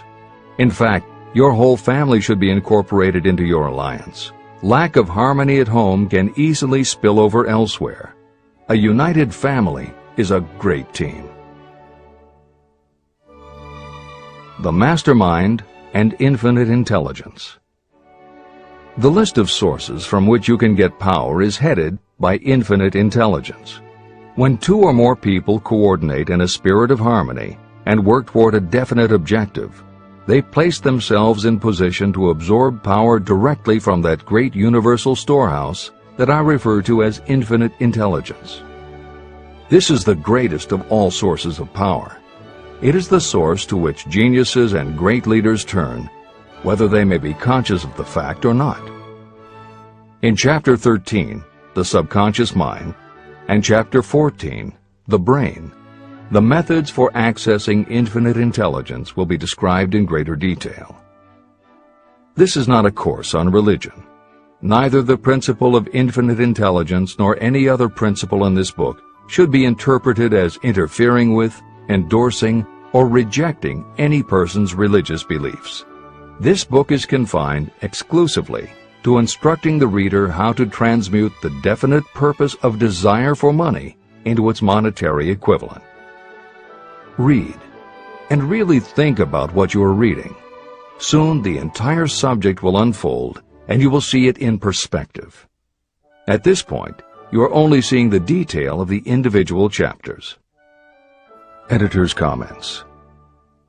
This chapter would not be complete without commenting on a mastermind that came into being almost 15 years after the first publication of Think and Grow Rich. Napoleon Hill's own mastermind alliance with multimillionaire businessman and philanthropist W. Clement Stone. On May 2, 1951, at the age of 67, Napoleon Hill and his wife Annie Lou agreed it was time for Napoleon to think about retiring. They decided to begin by cutting back on his speaking engagements after he completed the lectures that were already on his calendar, including one he was scheduled to give a few weeks later in Chicago. Unbeknownst to them, at that event, W. Clement Stone had prearranged to sit at the head table next to Napoleon Hill. Like Hill, Stone had been born into poverty. At the age of 6, he started selling newspapers to help pay the rent, and by 13, he owned his own stand. By 16, he was selling insurance, and by 20, he'd managed to scrape together $100, which he used to start his own insurance agency. Stone was a consummate salesman and motivator, and his company was growing very nicely. Then in 1938, he read Think and Grow Rich, and was so inspired by it that he bought a copy for every one of his employees and continued to do so for each new person who joined his company. Over the years, this amounted to thousands of copies. When Stone was introduced to Hill, he told him about all the copies he had purchased of Think and Grow Rich, and said that he firmly believed it was Hill's book that had transformed his sales force and turned his company from modest to extraordinary success. Napoleon Hill and W. Clement Stone found that they were in such complete accord that by the end of their first meeting, Hill had decided to postpone his retirement and join with Stone in a venture dedicated to creating a better world for this and future generations. Within a year, they launched Napoleon Hill Associates. They published new books by Hill, including How to Raise Your Own Salary and The Master Key to Riches. They reissued Hill's earlier bestsellers, and they co-authored a new bestseller, Success Through a Positive Mental Attitude. They also launched Success Unlimited magazine, created PMA Science of Success home study courses, made television programs, radio shows, a documentary film entitled A New Sound in Paris, which showed the amazing changes that happened when the entire town of Paris, Missouri, adopted the Napoleon Hill philosophy. And they both crisscrossed America speaking, teaching, giving interviews, and spreading the philosophy to as many people as possible. In addition to his work with Napoleon Hill Associates, Hill also consulted to W. Clement Stone's company, Combined Insurance Company of America. Hill designed and implemented a new training program for the sales force, which was so successful he astounded the business world by helping Stone grow his company from $30 million in assets to $100 million in less than 10 years. When W. Clement Stone passed away in 2002, his company, now known as Aon Corporation, had revenues of $2 billion a year. W. Clement Stone had personally given more than $275 million to various charitable and philanthropic organizations. There has perhaps never been a greater example of coordination of knowledge and effort in a spirit of harmony between two or more people for the attainment of a definite purpose. The sheer volume of work and scope of influence achieved in a 10-year period by Napoleon Hill and W. Clement Stone leaves little question as to the power and importance of a mastermind alliance. This is the end of the editor's comments. The power of positive emotions. Money is shy and elusive. It must be wooed and won by methods not unlike those used by a determined lover. And the power you use in the wooing of money is not greatly different from what you use to attract the one you love. It is the power of positive emotion. That power, when successfully used in the pursuit of money, must be mixed with faith. It must be mixed with desire. It must be mixed with persistence. It must be applied through a plan, and that plan must be set into action. When money comes in large quantities, it flows to the one who accumulates it as easily as water flows downhill. There exists a great unseen stream of power, which may be compared to a river that flows in two directions. One side flows in one direction, carrying all who get into that side of the stream onward and upward to wealth. The other side flows in the opposite direction, carrying all who are unfortunate enough to get into it and can't pull themselves out downward to misery and poverty. Everyone who has accumulated a great fortune has recognized the existence of this stream of life. It consists of one's thinking process. Positive emotions form the side of the stream that carries you to fortune. Negative emotions form the side that carries you down to poverty. This is a point of great importance to the person who is following this book with the object of accumulating a fortune. If you are caught in the side of the stream of power that leads to poverty, this book will serve as an oar by which you may propel yourself over into the other side of the stream. But it can serve you only through application and use. Merely reading and passing judgment on it, either one way or another, will be of no benefit to you. Poverty and riches can change places. But when riches take the place of poverty, the change only happens through well-conceived and carefully executed plans. The same is not true of poverty. Poverty needs no plan. It needs no one to help it because it is bold and ruthless. Riches are shy and timid. They have to be attracted. More gold has been mined from the thoughts of men than has ever been taken from the earth. Chapter 12. Sexuality, Charisma, and Creativity. The 10th step toward riches. Editor's comments. What motivates human beings is the subject of continuing scientific research and philosophical debate. There is general agreement that the prime motivators are the basic human needs for food and water, shelter and clothing, and safety. Beyond these basic life-sustaining needs, however, there are other factors that motivate people to action. It is the definition of the other factors and their order of importance that continues to be open to interpretation.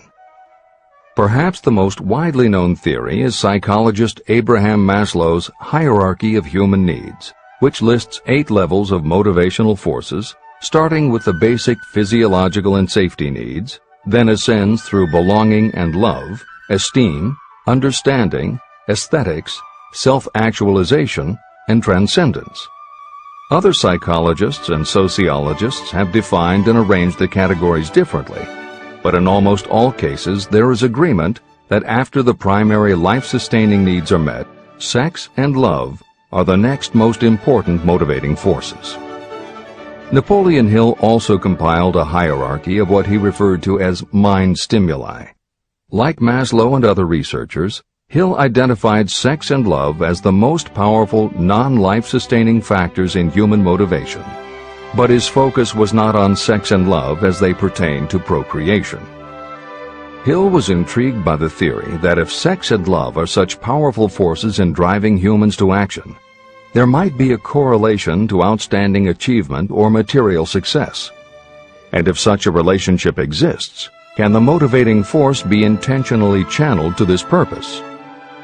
In the original edition of the following chapter, Hill used terms such as sex emotion and sex energy in his analysis of these motivating forces as they relate to attitude and personality.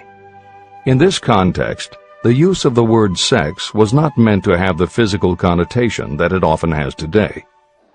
Today, these concepts would be conveyed by words such as sexuality, passion, or charisma. In this edition, where appropriate, the editors have opted for the modern usage of these and similar terms. This is the end of the editor's comments. Charisma. The world is ruled, and the destiny of civilization is established by the human emotions. People are influenced more by feelings than by reason. Your creativity is set into action entirely by emotions, and not by cold reason. The human mind responds to stimuli, through which it may be keyed up in such a way that it takes on characteristics such as enthusiasm, creative imagination, and intense desire. The stimuli to which the mind responds most freely are 1. The desire for sexual expression, 2. Love, 3. A burning desire for fame, power, or financial gain, money, 4. Music, 5. Close friendship and or admiration, 6. A mastermind alliance based upon the harmony of 2 or more people who ally themselves for advancement, 7. Mutual suffering, such as that experienced by people who are persecuted, 8. Autosuggestion, 9. Fear, 10. Alcohol and drugs. The desire for sexual expression comes at the head of the list of stimuli that step up the mind and start the wheels of physical action. The emotions associated with a human sexual drive bring into being a state of mind. When motivated by this desire, people often show courage, willpower, persistence, imagination, and creative ability that they don't normally have. So strong and impelling is the desire for sexual expression that people freely run the risk of life and reputation because of it. A river may be dammed and its water controlled for a time, but eventually it will force an outlet. The same is true of the emotions related to sexual expression. It may be submerged and controlled for a time, but its very nature causes it to be ever-seeking means of expression. The desire for sexual expression is inborn and natural. The desire cannot and should not be submerged or eliminated, but it can be given other outlets that enrich the body, mind, and spirit. When harnessed and redirected, this motivating force has been used as a powerful creative force in literature, art, and other pursuits, including the accumulation of riches. A teacher who has trained more than 30,000 salespeople came to the conclusion that individuals who are most confident sexually are the most efficient salespeople. The explanation is that the factor of personality known as personal magnetism is a manifestation of sexual energy. Editor's comments. There have been numerous psychological and sociological studies about the relationship between sexuality and success that tend to support Hill's observation. Because physical characteristics are the most quantifiable aspects of sexuality, most research studies focus on gender, attractiveness, body size, and age, and they measure indicators such as first impressions, expectation of performance, perception of performance, and social interaction. These studies generally conclude that when comparing individuals of equal competence, for men, the perception is that taller men will do better than short, a full head of hair will outperform balding, handsome or virile will beat out plain or older. For women, the results are comparable.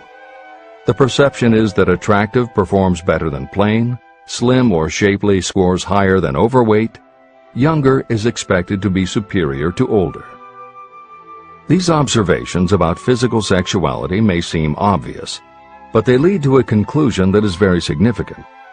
Obviously, not all people who succeed are tall and virile or attractive and shapely. It is also a fact that the success of those who are short, balding, plump, or plain isn't always due to superior skill or luck.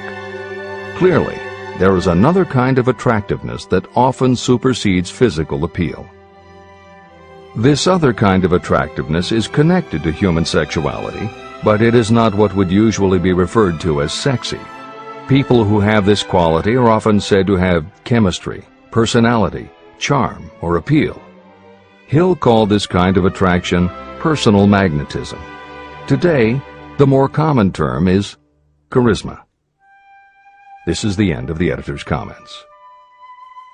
When employing salespeople, a good sales manager looks for personal magnetism or charisma as the first requirement.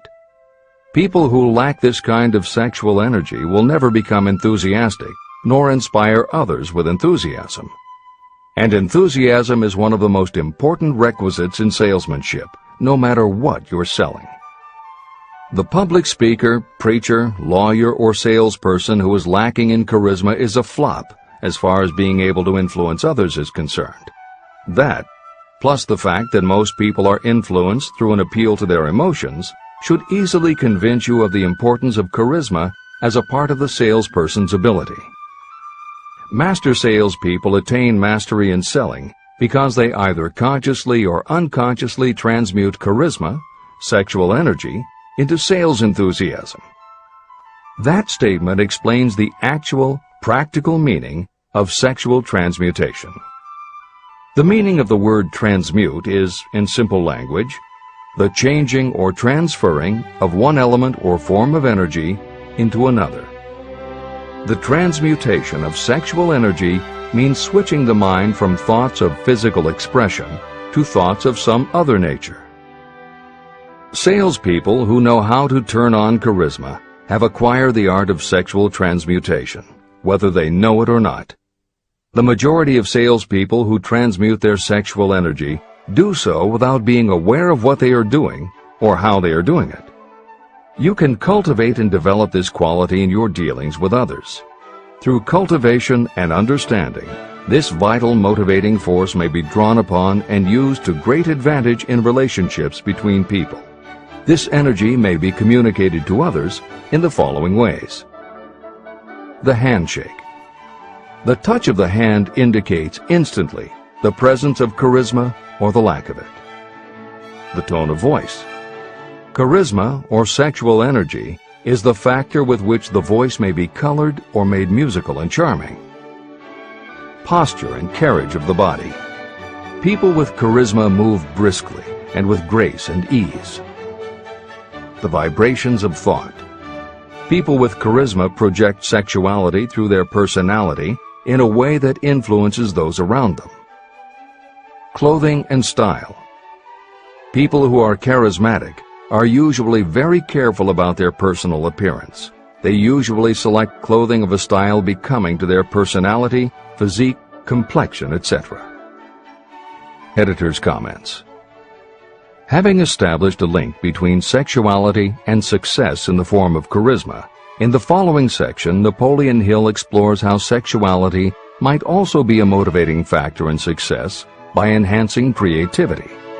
To illustrate the connection, Hill draws upon the biographies of historical figures who exhibited both charisma and exceptional creativity. In the time since Hill conducted his research, many women have risen to positions of power and influence.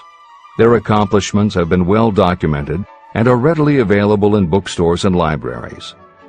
However, when Hill was assembling his data, the majority of historical biographies available were about successful men. Further, the successful industrialists and political leaders he had personally studied during the previous 30 years were also men. Because of this limitation, Hill does not theorize about the role men might play in motivating the success of women. This issue is addressed in a later editorial comment. This is the end of the editor's comments. Creativity. It seemed quite significant to me when I made the discovery that practically every great leader I had the privilege of analyzing was a man whose achievements were largely inspired by a woman. In most instances, the woman was a wife, of whom the public had heard little or nothing. In a few of the cases I studied, the source of inspiration was the other woman. The pages of history are filled with the records of great men whose achievements may be traced directly to the influence of women who aroused the creative faculties of their minds. Napoleon Bonaparte was one of these. When inspired by his first wife, Josephine, he was irresistible and invincible. When his better judgment or reasoning faculty prompted him to put Josephine aside, he began to decline. His defeat and exile to St. Helena were not far distant. Abraham Lincoln was a notable example of a great leader who achieved his greatness through the discovery and use of his faculty of creative imagination. It is noted in practically every book written about Lincoln that he discovered and began to use this faculty as the result of the love that he experienced when he met Anne Rutledge. This is more than an interesting historical fact.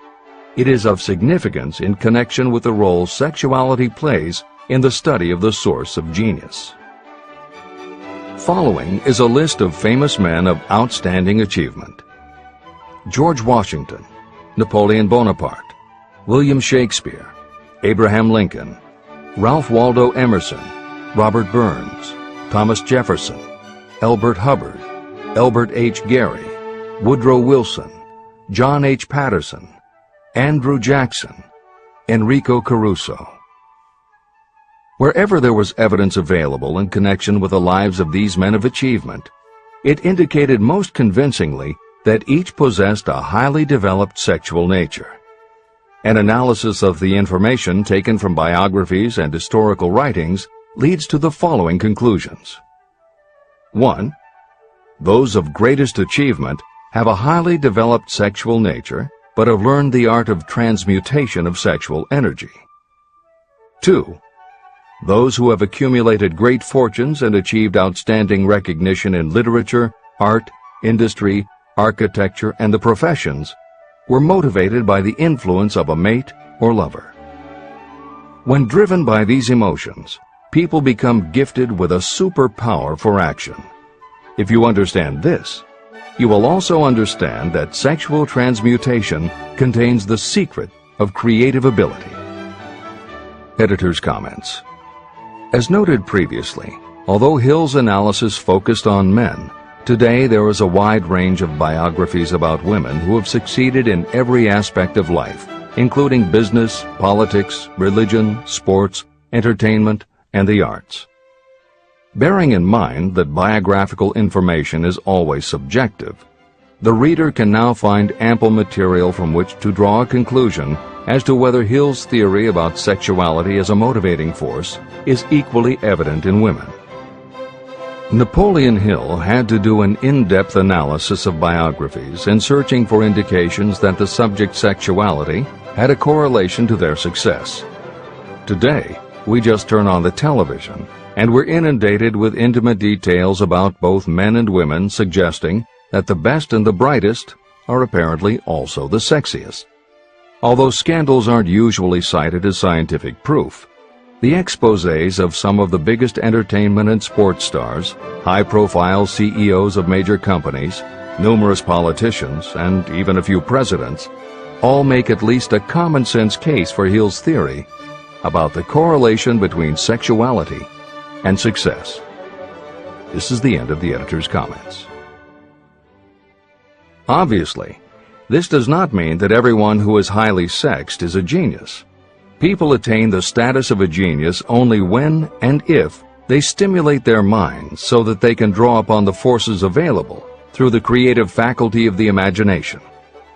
Although it is the most important of the stimuli or motivators, the mere possession of sexual energy is not sufficient to produce a genius. The energy must be transmuted from desire for physical contact into some other form of desire and action before it will lift one to the status of a genius. Genius and creative imagination. A definition of genius might be someone who has discovered how to increase the intensity of thought to the point where that person can freely communicate with sources of knowledge not available through the ordinary rate of thought. This definition should prompt some questions in the mind of anyone reading this book. The first question should be, how may one communicate with sources of knowledge that are not available through ordinary thought? The next question should be, are there known sources of knowledge that are available only to geniuses, and if so, what are these sources and exactly how may they be reached? In the following, I will offer methods so that you can experiment and prove to yourself that this is true. By doing so, you will have the answer to both questions. Editor's comment. Humans perceive things through the five senses of sight, smell, taste, hearing, and touch. Another kind of perception, as when you have a feeling about something, was discussed in the chapters on desire, faith, and autosuggestion.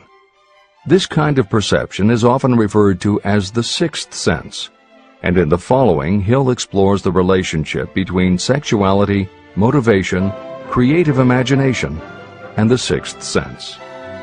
This is the end of the editor's comment. The reality of a sixth sense has been fairly well established.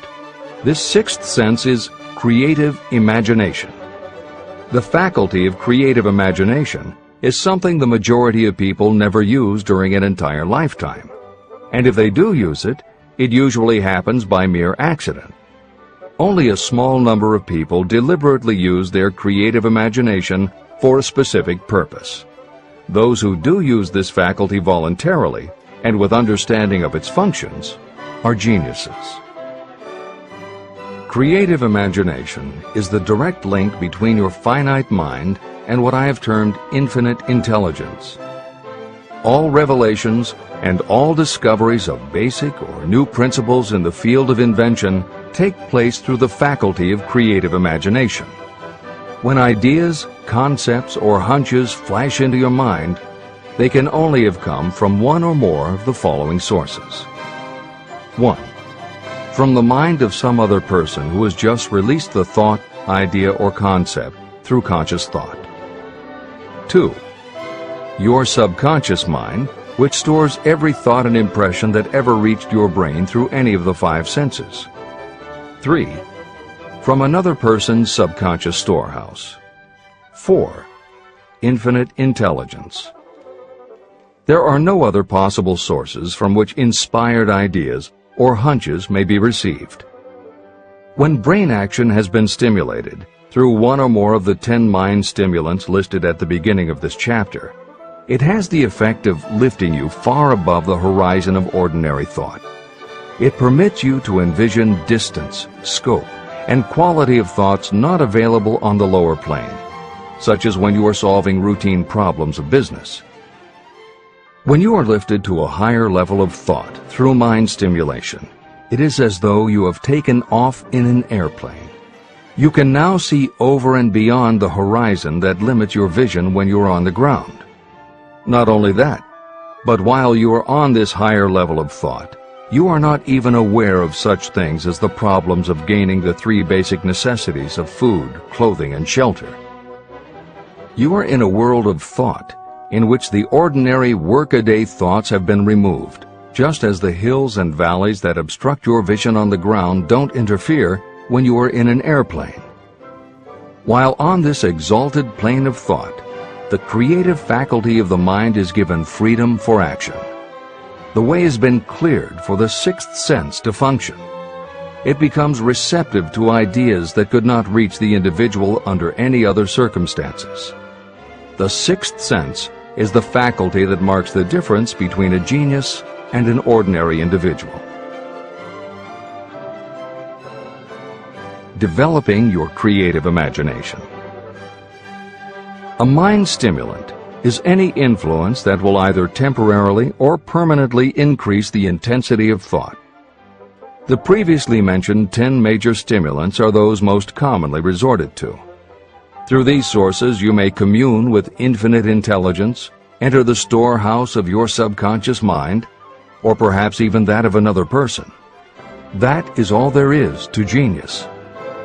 The more you use your creative faculty, the more alert and receptive it becomes to factors originating outside your conscious mind.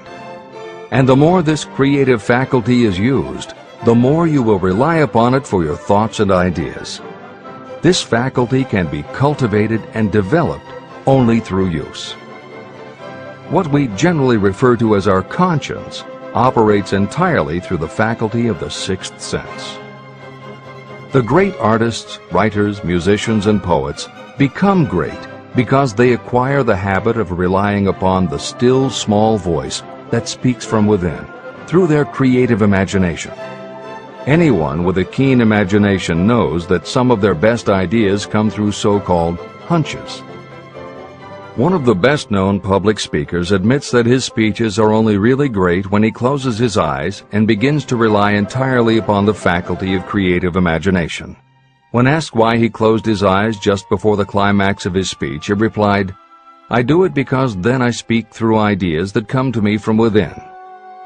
One of America's most successful and best-known financiers has the habit of closing his eyes for 2 or 3 minutes before making a decision. When asked why, he replied, "With my eyes closed, I am able to draw upon a source of superior intelligence."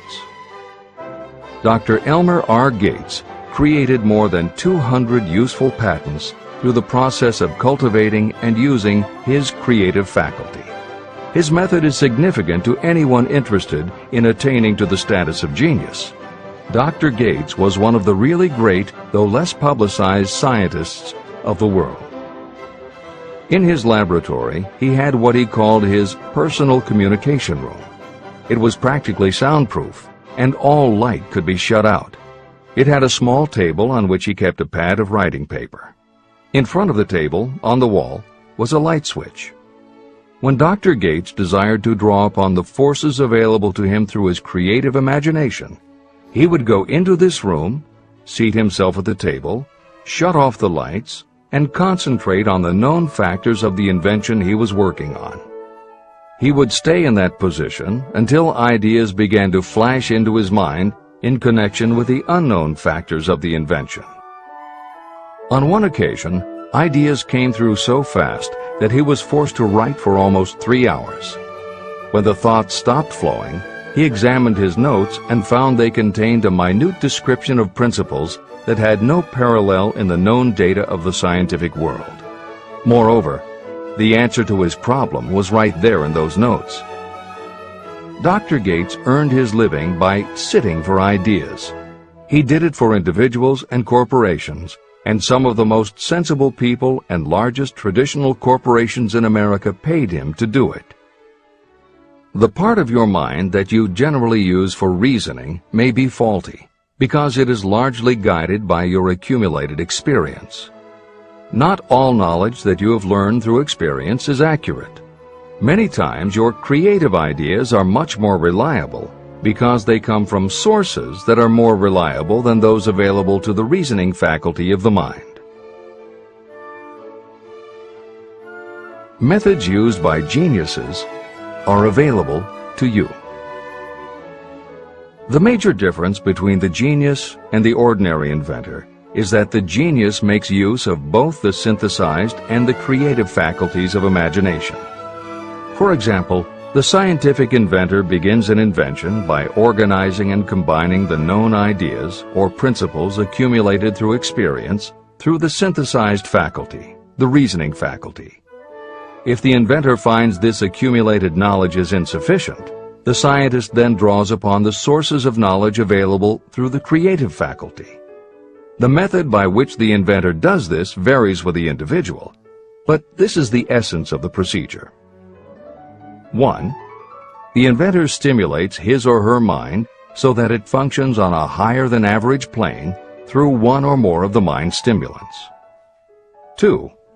The inventor then concentrates on the known factors, the finished part of the invention, and creates in his or her mind a perfect picture of the unknown factors, the unfinished part of the invention.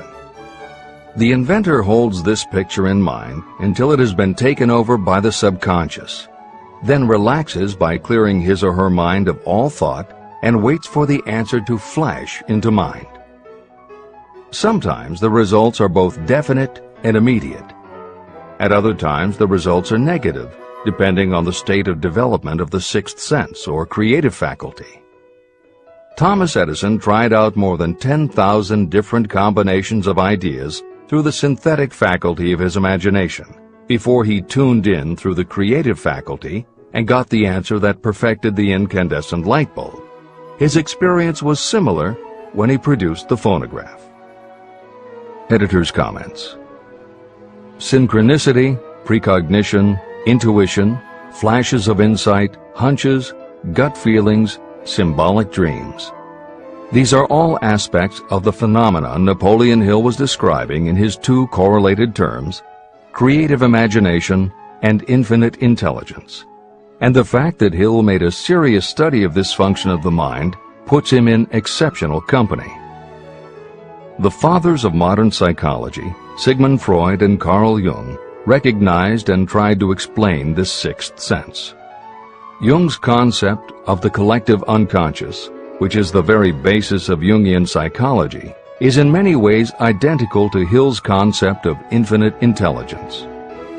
Scientists from Archimedes to Newton to Einstein to the team of Watson and Crick, who determined the structure of DNA, all conceded that intuition was instrumental in their discoveries. Duke University created a department for the sole purpose of studying these phenomena under scientific conditions. Many scientists admit to using personalized techniques similar to Hill's method for accessing intuition and creativity. These include Friedrich Kekule, who discovered the molecular structure of benzene through a dream symbol; physiologist Otto Loewi, who had a hunch followed by a dream that won him the Nobel Prize in Medicine; and as mentioned above, James Watson's breakthrough in the structure of DNA. Mozart, Shelley, Coleridge, Huxley, Descartes, Robert Louis Stevenson all claimed intuition played a role in their creations. William Blake learned the secret to a copper engraving process from a dream. British Prime Minister Winston Churchill firmly believed a premonition saved him from being killed by a bomb during the Blitz of London. As was noted earlier, psychiatry, clinical hypnosis, and affirmations all had to overcome considerable skepticism before they were accepted. That is also true of those phenomena Hill terms infinite intelligence. However, In the 1970s and 80s, the public's interest was piqued by well-researched books such as The Intuitive Edge by Philip Goldberg, Creative Dreaming by Patricia Garfield, and The Right Brain Experience by Mary-Lee Zdenek. Though these anomalies of the mind still defy laboratory proof, contemporary researchers continue to publish tantalizing results. This is the end of the editorial comments. Nature has equipped the human brain and mind with internal stimulants that safely trigger the mind to tune in to fine and rare thoughts. No satisfactory substitute for nature's stimulants has ever been found. However, history is not lacking in examples of people who rose to the status of genius as the result of using artificial mind stimulants. Edgar Allan Poe wrote The Raven while under the influence of alcohol, dreaming dreams no mortal ever dared to dream before. Samuel Taylor Coleridge wrote Kubla Khan during an opium-induced dream, and Robert Burns wrote best when intoxicated. For auld lang syne, my dear, we'll take a cup of kindness yet for auld lang syne.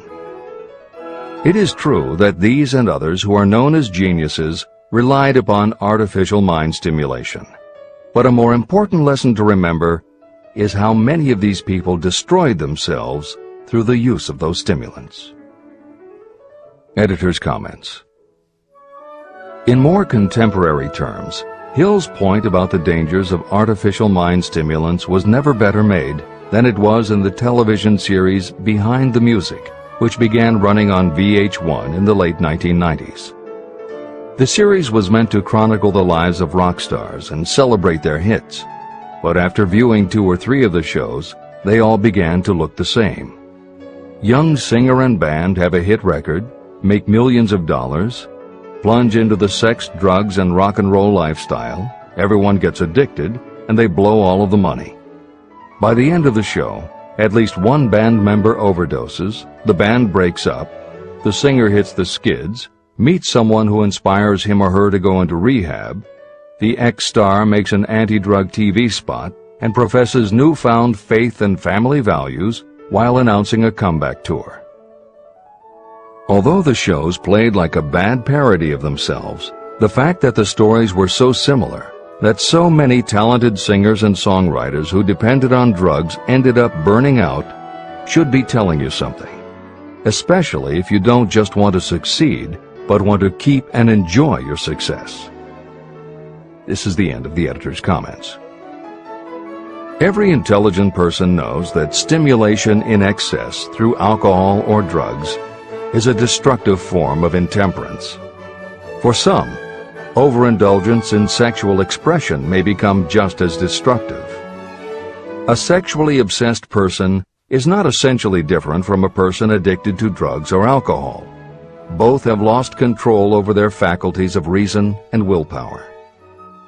Human sexuality is a mighty urge to action, but its forces are like a cyclone, almost impossible to completely control. When an individual is driven solely by emotions related to sexuality, that person may be capable of great achievement, but their actions are often disorganized and destructive. It is true that a person may pursue financial or business success by harnessing the driving force of sexual energy without self-control. But history is filled with evidence that such people likely have certain traits of character that rob them of the ability to either hold or enjoy their fortunes. Ignorance of this potential pitfall has cost thousands of people their happiness, even though they possessed riches. From my analysis of over 25,000 people, I found that those who succeed in an outstanding way often do not hit their stride until they are beyond the age of 40 or 50. This fact was so astounding that it prompted me to go into the study of its cause most carefully. My investigation disclosed that the major reason why many people do not succeed early in life is their tendency to dissipate their energies through overindulgence. The majority of people never learn that sexual energy has possibilities other than physical expression. And many of those who make this discovery only do so after having wasted many years during the time when their sexual energy was at its height. Most people come to the realization by accident, and many don't even know they have tapped into this power. They may recognize that their power of achievement has increased, but they have no idea what caused the change. They are just vaguely aware that nature begins to harmonize the emotions of love and sex, so that they may draw upon these great forces and apply them as stimuli to action. The importance of love. Love, romance, and sex are all emotions capable of driving people to heights of superachievement. When combined, these three emotions may lift you to an altitude of a genius. Every person who has been moved by genuine love knows that it leaves enduring traces upon the human heart. The effect of love endures because love is spiritual in nature. Those who cannot be stimulated to great heights of achievement by love are hopeless. They are dead, though they may seem to live. If you believe you are unfortunate because you have loved and lost, you are wrong. One who is loved truly can never lose entirely. Love is whimsical and temperamental. It comes when it pleases and goes away without warning. Accept and enjoy it while it remains, but spend no time worrying about its departure. Worry will never bring it back. Dismiss the thought that love only comes once. Love may come and go times without number, but there are no two love experiences that affect you in just the same way. There may be one love experience that leaves a deeper imprint on the heart than all the others. But all love experiences are beneficial, except to the person who becomes resentful and cynical when love makes its departure. Even the memories of love can lift you and stimulate your mind. Go back into your yesterdays at times and bathe your mind in the beautiful memories of past love. It will soften your worries and give you a source of escape from the unpleasant realities of life. And maybe, during this temporary retreat into the world of fantasy, your subconscious mind will yield to you ideas or plans that may change the entire financial or spiritual status of your life. There should be no disappointment over love, and there would be none if people understood the difference between the emotions of love and sex. Love is an emotion of many shades and colors, but the most intense and burning of all is that experienced in the blending of the emotions of love and sex. Marriages or committed relationships that are not blessed with love properly balanced with sex cannot be happy ones, and seldom endure. Love alone will not bring happiness, nor will sex alone. Love is spiritual. Sex is biological. No experience that touches the human heart with a spiritual force can possibly be harmful, except through ignorance or jealousy. The presence of destructive emotions in the human mind may poison it in a way that destroys your sense of justice and fairness. Just as a chemist can take certain chemical elements, none of which are harmful in themselves, and by mixing them together create a deadly poison, in a similar manner the emotions of sex and jealousy, when mixed, may turn just as lethal. Love is the emotion that serves as a safety valve and brings balance, reason, and constructive effort. Love is, without question, life's greatest experience. It can bring you into communion with infinite intelligence. When love guides the emotions, it may lead you well on your way toward creative effort. The road to genius consists of the development, control, and use of sex, love, and romance. Briefly, the process may be stated as follows. Encourage the presence of the positive emotions as the dominating thoughts in your mind, and discourage all the destructive emotions.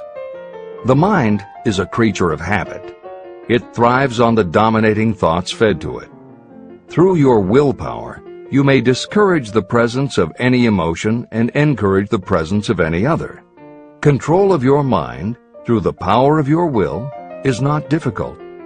Control comes from persistence and habit. The secret of control lies in understanding the process of transmutation. When any negative emotion presents itself in your mind, it can be transmuted into a positive or constructive emotion by the simple procedure of changing your thoughts. There is no other road to genius than through voluntary self-effort. When the emotion of romance is added to those of love and sex, the obstructions between the finite mind and infinite intelligence are removed.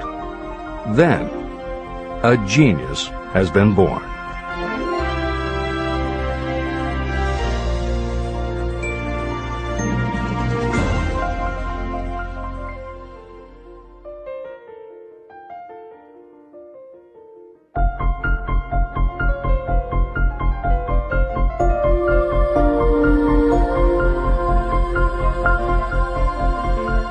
Success requires no explanations.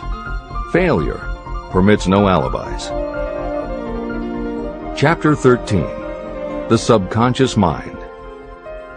The Connecting Link. The 11th step toward riches. The subconscious mind consists of a field of consciousness, in which every impulse of thought that reaches the conscious mind through any of the five senses is classified and recorded. The subconscious receives and files sense impressions or thoughts regardless of their nature. You can plant in your subconscious mind any plan, thought, or purpose that you desire to translate into its physical or monetary equivalent. Those desires that have been mixed with emotional feeling and faith in your ability are the ones that are strongest. Therefore, they are the first to which the subconscious responds. The subconscious mind works day and night, and in some way which is not fully understood, the subconscious seems able to draw upon the forces of infinite intelligence for the power to transmute your desires into their physical equivalent. And it does it in the most straightforward and practical way. You cannot entirely control your subconscious mind, but you can hand over to it any plan, desire, or purpose that you wish transformed into concrete form. Refer again to the instructions for using the subconscious mind in Chapter 5, Autosuggestion. Editor's comments. In the chapter on autosuggestion, the four primary methods for planting and reinforcing suggestions in your subconscious are: 1. The formulation and writing out of your desire. 2. The repetition of positive affirmations. 3. The creative visualization of your goal. And 4. By acting as though the goal is already yours. This is the end of the editor's comment. From my research, I have concluded that the subconscious mind is the connecting link between the finite mind of man and infinite intelligence. It is the intermediary through which you may draw upon the forces of infinite intelligence. From my research, I have concluded that the subconscious mind is the connecting link between the finite mind of man and infinite intelligence. It is the intermediary through which you may draw upon the forces of infinite intelligence. Only the subconscious mind contains the process by which mental impulses, thoughts, are modified and changed into their spiritual, energy, equivalent. It alone is the medium through which prayer, desire, may be transmitted to the source capable of answering prayer, infinite intelligence. How to energize your subconscious mind for creative effort. The possibilities of what you can do when you connect creative effort with the subconscious mind are stupendous. They inspire me with awe. I never approach the discussion of the subconscious mind without a feeling of littleness and inferiority, due to the fact that man's entire stock of knowledge on this subject is so pitifully limited. First, you must accept as a reality the existence of the subconscious mind and what it can do for you. This will enable you to understand its possibilities as a medium for transmuting your desires into their physical or monetary equivalent. And then, you will comprehend the full significance of the instructions given in Chapter 3, Desire. You will also understand the importance of making your desires clear and putting them in writing. You will understand as well the necessity of persistence in carrying out instructions. The 13 principles that are the basis of this book are the stimuli with which you acquire the ability to reach and to influence your subconscious mind. Do not become discouraged if you cannot do this on your first attempt. Remember that the subconscious mind can be directed only through habit. You have not yet had time to master faith. Be patient. Be persistent. Editor's comments. There are two aspects to Hill's theory of the subconscious mind. There are two aspects to Hill's theory of the subconscious mind. One is the concept of the subconscious as the storehouse of all information and thoughts that you have ever experienced. The second is the concept of the subconscious as the gateway to infinite intelligence. In this chapter, Hill focuses primarily on the subconscious as a storehouse. Expanding on the editorial comment about the subconscious mind that appears in the chapter on autosuggestion, proof that the subconscious is a storehouse of information is confirmed in the use of hypnotherapy by psychiatrists. Through hypnosis, psychiatrists are able to help patients open the door to their subconscious so that they can retrieve information about traumatic situations that have been filtered out or repressed by the conscious mind. Further proof is in the use of hypnosis by law enforcement officials to recapture information such as license plate numbers and other details that the conscious mind of a witness has filtered out. Although results vary from person to person, there is no doubt that the subconscious has access to information that the conscious mind does not. This storehouse aspect of the subconscious is what accounts for some ideas that come to us through creative imagination. In some instances, bits of information and ideas that our conscious mind has forgotten will connect with each other on a subconscious level to create a new idea, and that idea will be received by our creative intelligence, which presents it to us as a flash of inspiration. You can't completely control this process, but you can condition yourself to come up with more and better ideas. It is a fact that a traumatic experience, the result of which creates a strongly planted idea, can influence the way a person thinks and acts. If that is true, then by intentionally using all of your efforts to powerfully plant an idea in your subconscious, you should be able to create what would amount to a good traumatic experience that will influence the way you think and act in a positive way. This is exactly how you develop what Hill calls a money consciousness. If you do everything within your power to strongly, firmly, and with complete faith and conviction plant the idea that you will be successful and achieve your desire, your subconscious will accept and store that idea. If you have planted the idea so strongly that it is the dominant idea in your subconscious, it will influence all of the other ideas and information stored there. When you have given your subconscious this specific direction that it did not have before, it will begin to put together pieces of information, and through your creative intelligence, you will find that you are coming up with more and better plans and ideas to accomplish your goal. But as Hill says, you can do this only through faith and habit. You must write out the affirmation of your goal, and you must repeat it aloud every day with absolute faith and conviction that you can achieve it. You must vividly and creatively visualize yourself achieving your goal, and you must do it every day. You must conduct yourself with the attitude that says you can accomplish your goal, and that you deserve the help of those who can help you to accomplish your goal. And you must conduct yourself in that way every day. If you seriously commit yourself to doing these things, it will change the way you think and act. Your subconscious will do everything it can to transmute your desire into reality, and other people will want to do what they can to help you succeed. This is the end of the editor's comments. Many statements in the chapters on faith and on autosuggestion are repeated here for the benefit of your subconscious mind. Remember, your subconscious mind functions whether you make any effort to influence it or not. This means that thoughts of fear, poverty, and all negative ideas will affect your subconscious mind unless you master these impulses and give it more desirable food on which it may feed. The subconscious mind will not remain idle. If you don't plant desires in your subconscious mind, It will feed on the thoughts that reach it as the result of your neglect. Both negative and positive thoughts are reaching your subconscious mind continuously. These thoughts come from the four sources. 1. Consciously from other people.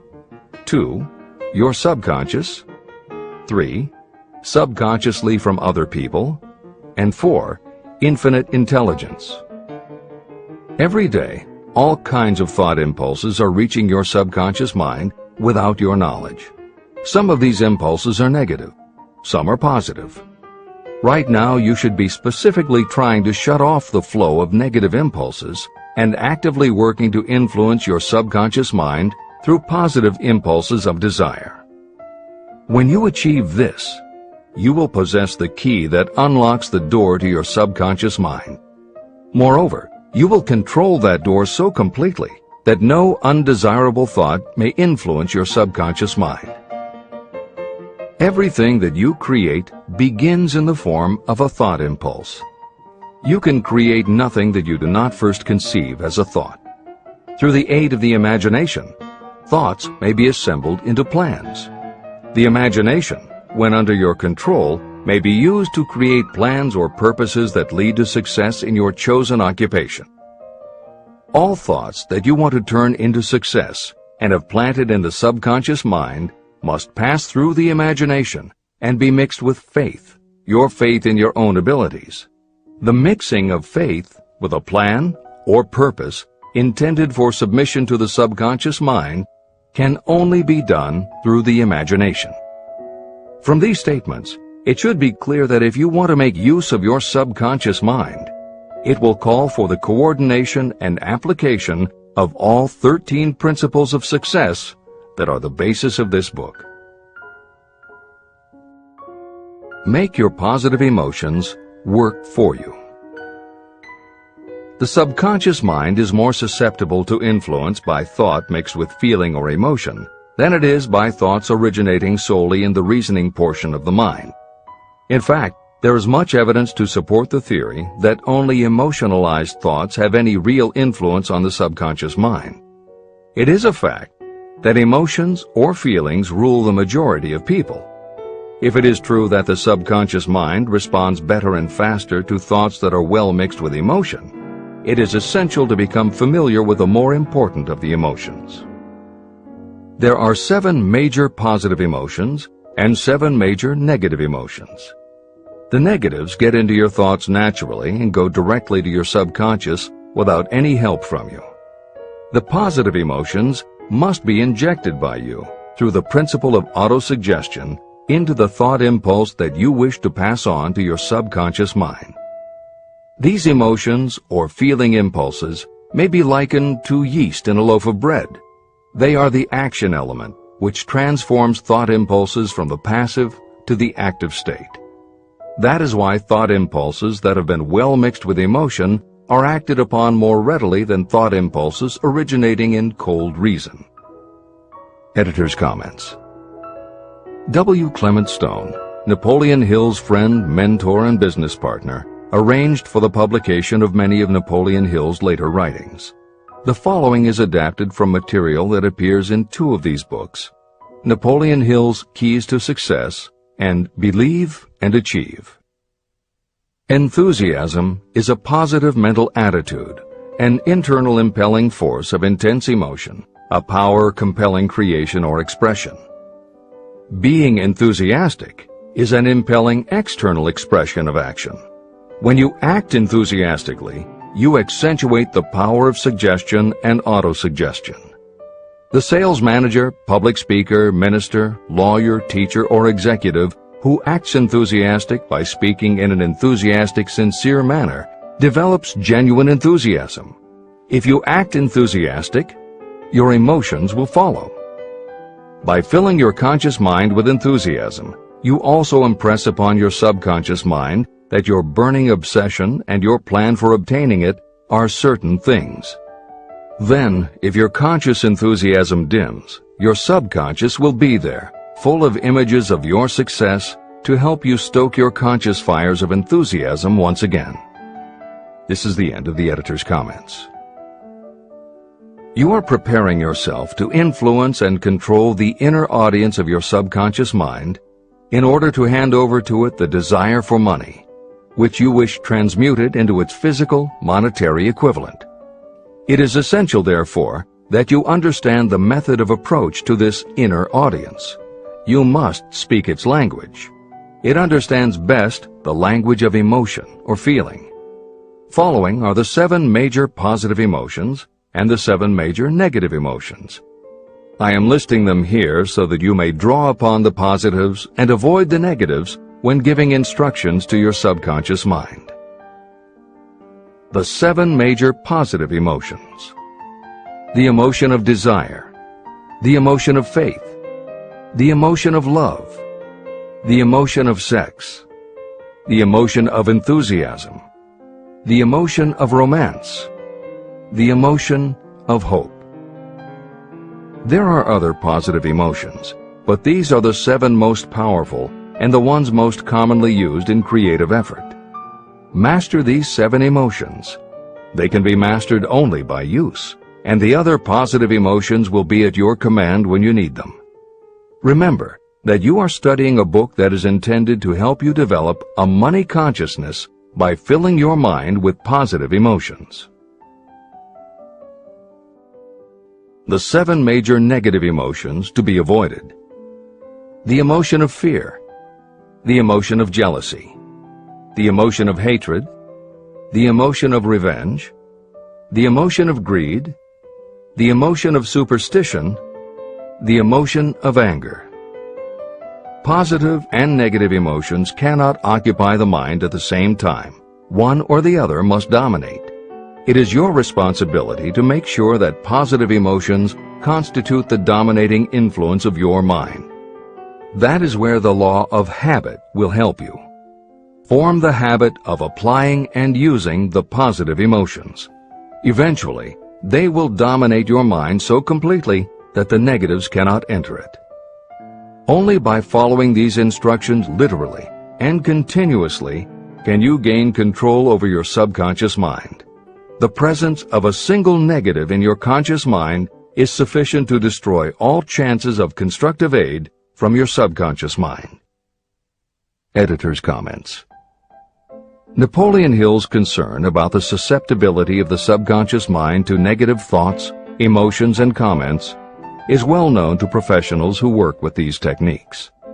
In clinical hypnotherapy, there is an axiom referred to as the law of reversed effect, which states that whenever there is a conflict between imagination and willpower, the imagination wins.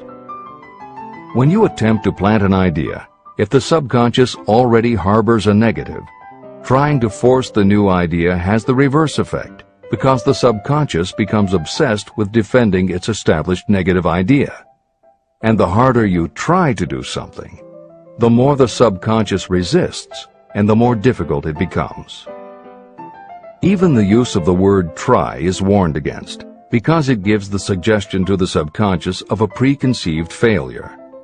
The concept of trying implies an ongoing effort. You don't want to try. You want to succeed. If you ask your subconscious to help you try, it may do just that. It may help you try, but it will prevent you from succeeding. Because if you did succeed, then it could no longer help you try, which is what you asked it to do. The cautionary note about using the word try is just one example of the care that should be taken when formulating affirmations and using autosuggestion. The following are some other rules of thumb that most modern experts agree on. 1. Affirmations should always be stated as a positive. Affirm what you do want, not what you don't want. 2. Affirmations work best when they are short and very clear about a single desired goal. Take the time to write, rewrite, and polish your affirmation until you can express your desire in a short statement of precise and well-chosen words. 3. Affirmations should be specific about the desired goal, but not about how to accomplish it. Your subconscious knows better than you what it can do and how it can do it. 4. Do not make unreasonable time demands. Your subconscious can't make anything happen suddenly or now. 5. Just saying the words will have little effect. When you affirm your desire, you must do it with such faith and conviction that your subconscious becomes convinced of how important it is to you. As you affirm your desire to yourself, visualize it in your mind's eye as big as a billboard. Make it big, powerful, and memorable. 6. Repetition of your emotionalized affirmation is crucial. At this time, it is your habit to think one way. By repeating your affirmation often every day, your new way of thinking will begin to be your automatic response. Keep reinforcing it until it becomes second nature to you, and your habit will have become to think the new way, the way you want to think. This is the end of the editor's comments. We form habits based on the degree of reinforcement we receive. Habits make no moral judgments. They can be either good or bad. Both are formed through repetition. If we try something and like the results, we repeat the action. You can replace negative thoughts with positive ones. You can replace inaction with action, and you can form any habit you choose. Your thoughts are the only thing that you can completely control if you choose to do so. You can control your thoughts to control your habits. The secret of effective prayer. Most people resort to prayer only after everything else has failed, or else they pray by a ritual of meaningless words. And because most people who pray do so only after everything else has failed, they go to prayer with their minds filled with fear and doubt. Because fear and doubt are the emotions that are mixed with their prayer, these are the emotions the subconscious mind passes on, and these are the emotions that infinite intelligence receives and acts upon. If you pray for a thing, but as you pray you have fear that you may not receive it, or that your prayer will not be acted upon by infinite intelligence, your prayer will have been in vain. Prayer does sometimes result in the realization of that for which one prays. If you have ever had the experience of receiving something for which you prayed, go back in your memory and recall your actual state of mind while you were praying, and you will know for sure that the theory here described is more than a theory. The method by which you may communicate with infinite intelligence is very similar to the way the vibration of sound is transmitted by radio waves. Sound cannot be transmitted through the atmosphere until it has been changed into a very high rate of vibration. The radio station takes the sound of the human voice and modifies it by stepping up the vibration millions of times. Only in this way can the energy of sound be sent over distances. After this transformation has taken place, the energy, which originally was in the form of vibrations of sound, is broadcast or transmitted as a radio signal. When a radio set receives the high-speed transmission, it then reconverts that energy back to its original slower rate of vibration. And when it is stepped down to its original rate, it vibrates the diaphragm of the speaker, which reproduces the original sound of the voice. The subconscious mind is the intermediary that translates prayers or desires into terms that infinite intelligence can receive. The answer comes back to you in the form of a definite plan or idea for procuring the object of your prayer. When you understand this principle, you know why mere words read from a prayer book cannot serve as an agency of communication between the mind of man and infinite intelligence. Do not expect troubles, as they have a tendency not to disappoint. Chapter 14. The Brain, a broadcasting and receiving station for thought. The 12th step toward riches. It was while I was working with the late Dr. Alexander Graham Bell and Dr. Elmer R. Gates that I first proposed the idea that every human brain is both a broadcasting and receiving station for the vibration of thought. In some way similar to the principle behind the operation of a radio receiver, every human brain is capable of picking up vibrations of thought that are being released by other brains. These are received as hunches and flashes of intuition. As was explained in previous chapters, it is your creative imagination that is the receiving set of your brain, which receives thoughts from your subconscious and under certain circumstances receives thoughts released by the brains of others. Your creative imagination is the interconnection between your conscious or reasoning mind and the four sources from which you receive thought stimuli. 1. Consciously from other people. 2. Your subconscious.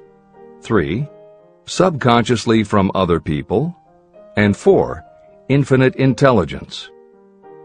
When stimulated or stepped up to a high rate of vibration, the mind becomes more receptive to thoughts that reach it from outside sources.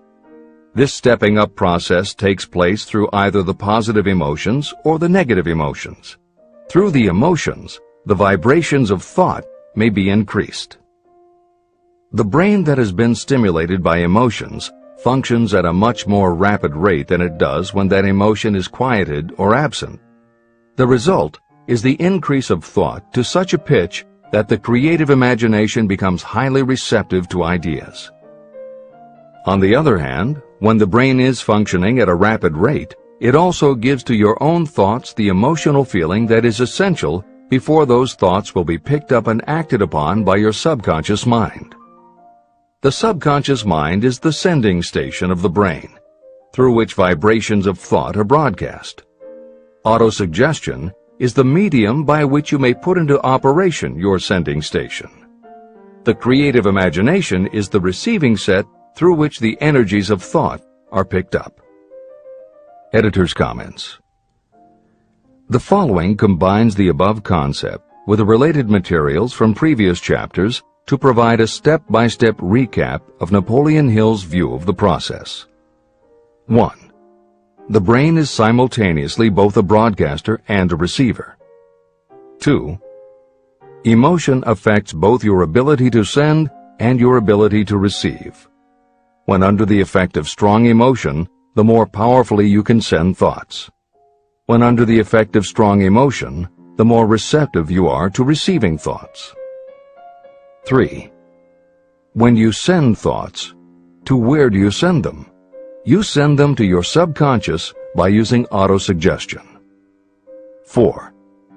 When you receive thoughts, where do they come from? They come from your subconscious and you receive them through your creative imagination. 5. Your subconscious mind has two aspects. Your subconscious is a storehouse of information as explained in the previous chapter. Your subconscious is your connection to infinite intelligence. 6. Infinite intelligence is the medium through which you receive thoughts from other brains. Infinite intelligence is Hill's term for describing the following basic law of physics. Because everything in the universe is made of time, space, energy, or matter, and because matter is just energy in a different form, then everything is actually different parts of the same thing. This means that your subconscious mind, energy, has a common base with every other subconscious mind, energy. 7. Thoughts from other brains come to you as follows. When you are under the effect of a strong emotion and your receiver is especially receptive, sometimes its pull is so strong that it attracts a thought from the subconscious mind of another brain. It is able to do this because infinite intelligence interconnects your subconscious with the subconscious of the other brain. 8. These thoughts from other brains are what we refer to as intuition, hunches, déjà vu, and foreknowledge.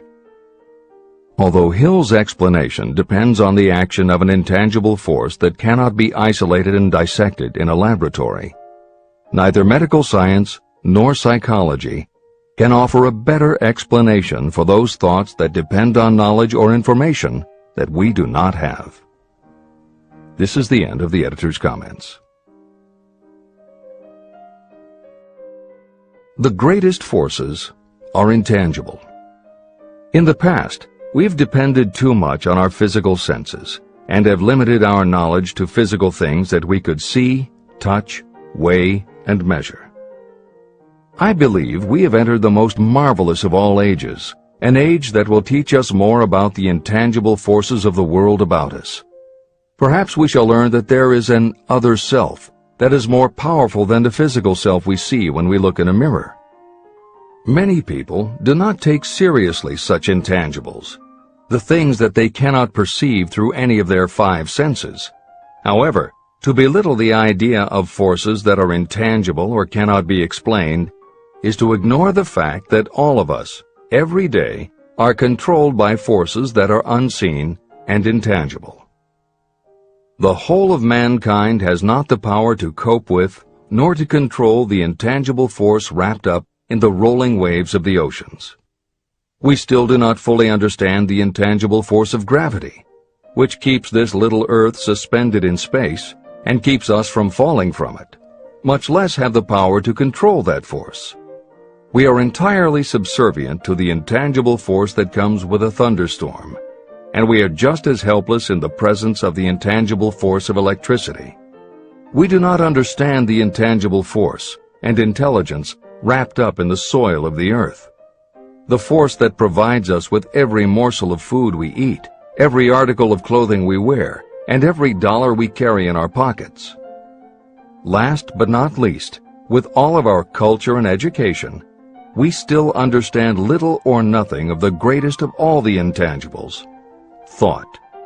However, we have begun to learn a good deal about the intricate workings of the physical brain, and the results are stunning. We know that the central switchboard of the human brain, the number of lines that connect the brain cells to each other, is written as the figure 1, followed by 15 million zeros. Dr. C. Judson Herrick of the University of Chicago says, "The figure is so stupendous that astronomical figures, dealing with hundreds of millions of light years, become insignificant by comparison. It has been determined that there are from 10 billion to 14 billion nerve cells in the human cerebral cortex, and we know that these are arranged in definite patterns.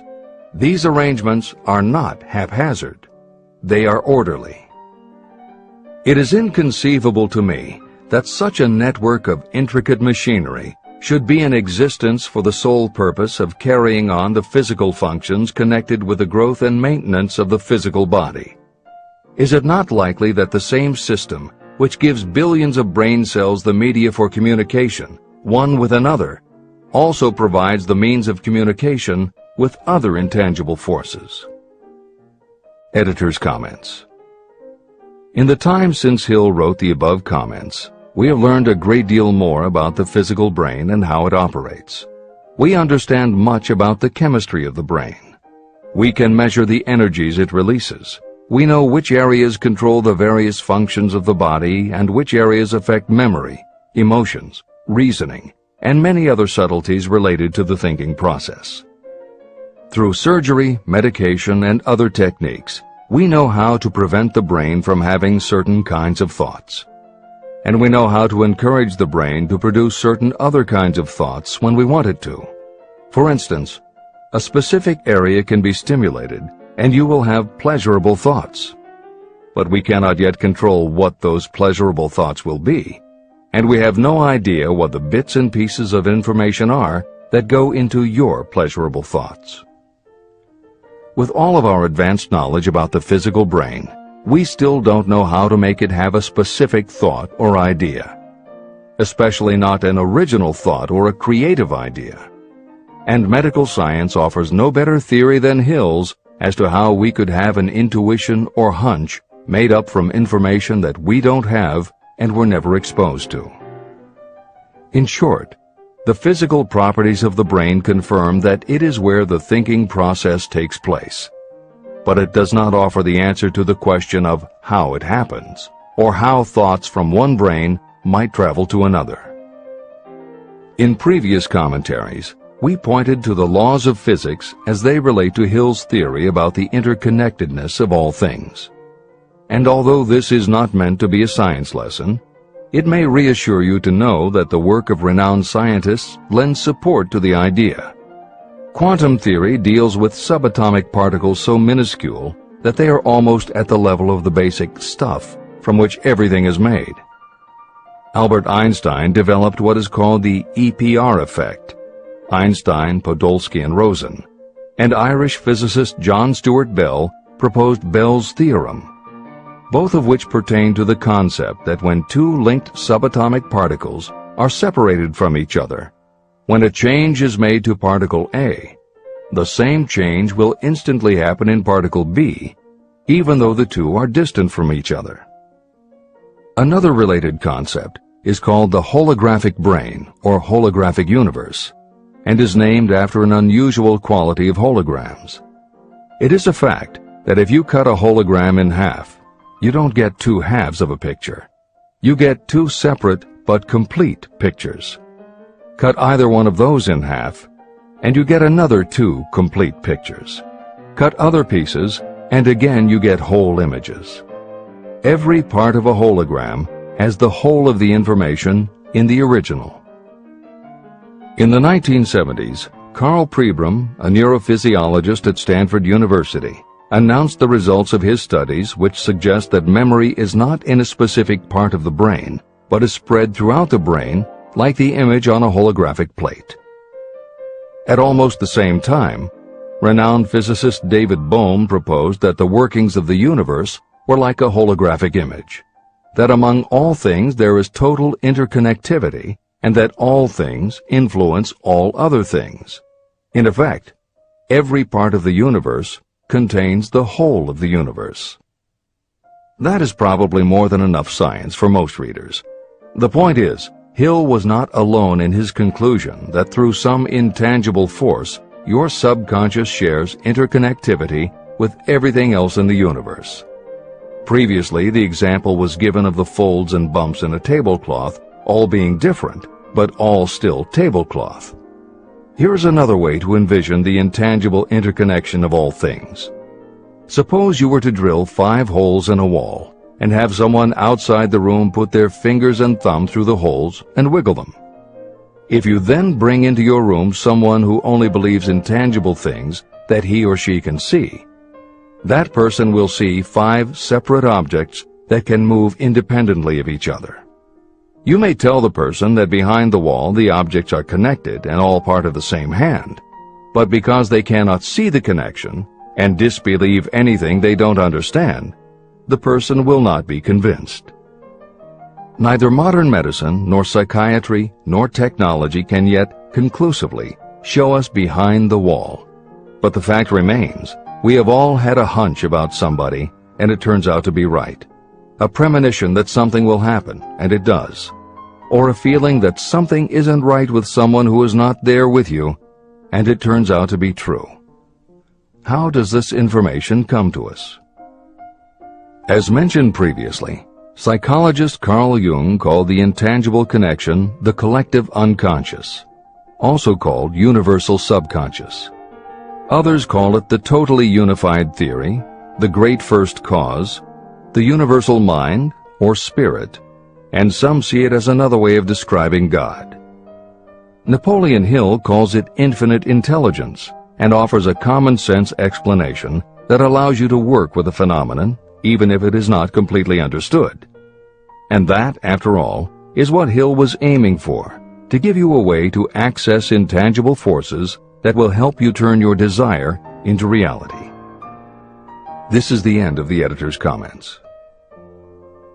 After this book had been written, just before the manuscript went to the publisher, the New York Times published an editorial showing that at least one great university and one intelligent investigator in the field of mental phenomena are carrying on an organized research through which conclusions have been reached that parallel many of those described in this and the following chapter.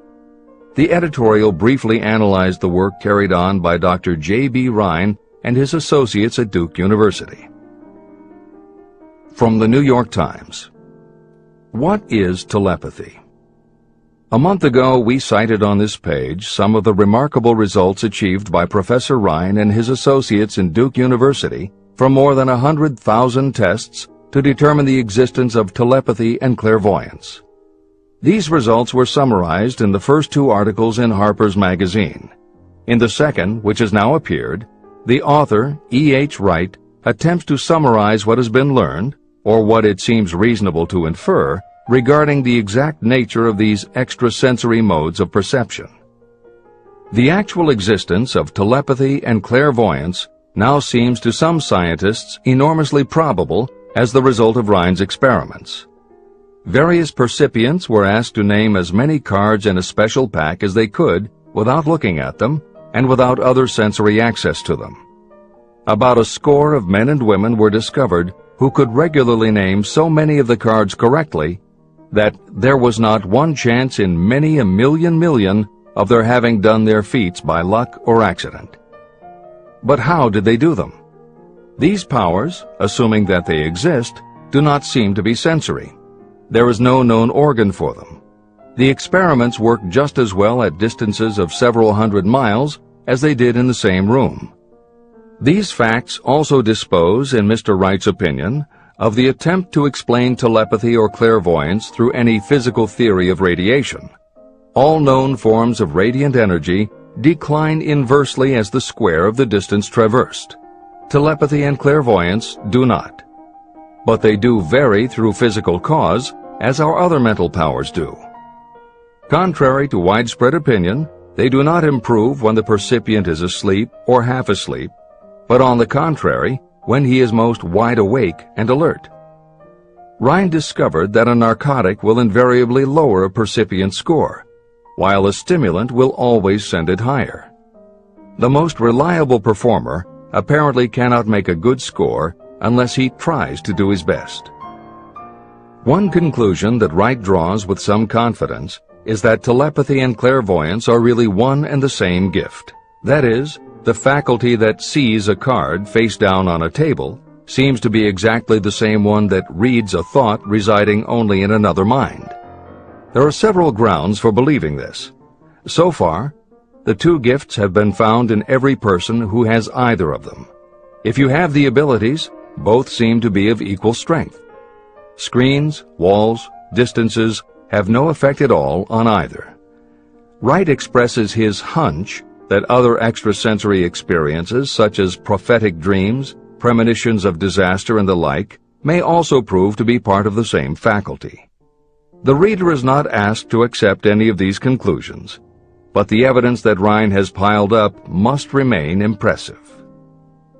In 1927, Dr. J.B. Rhine and his wife, Dr. Louisa E. Rhine, joined Professor William McDougall, chairman of the psychology department at Duke University, to create a lab that would apply strict scientific procedures to the study of psychic phenomena. They developed scientific methodologies and procedures to study, identify, and test individuals who demonstrated unusual abilities.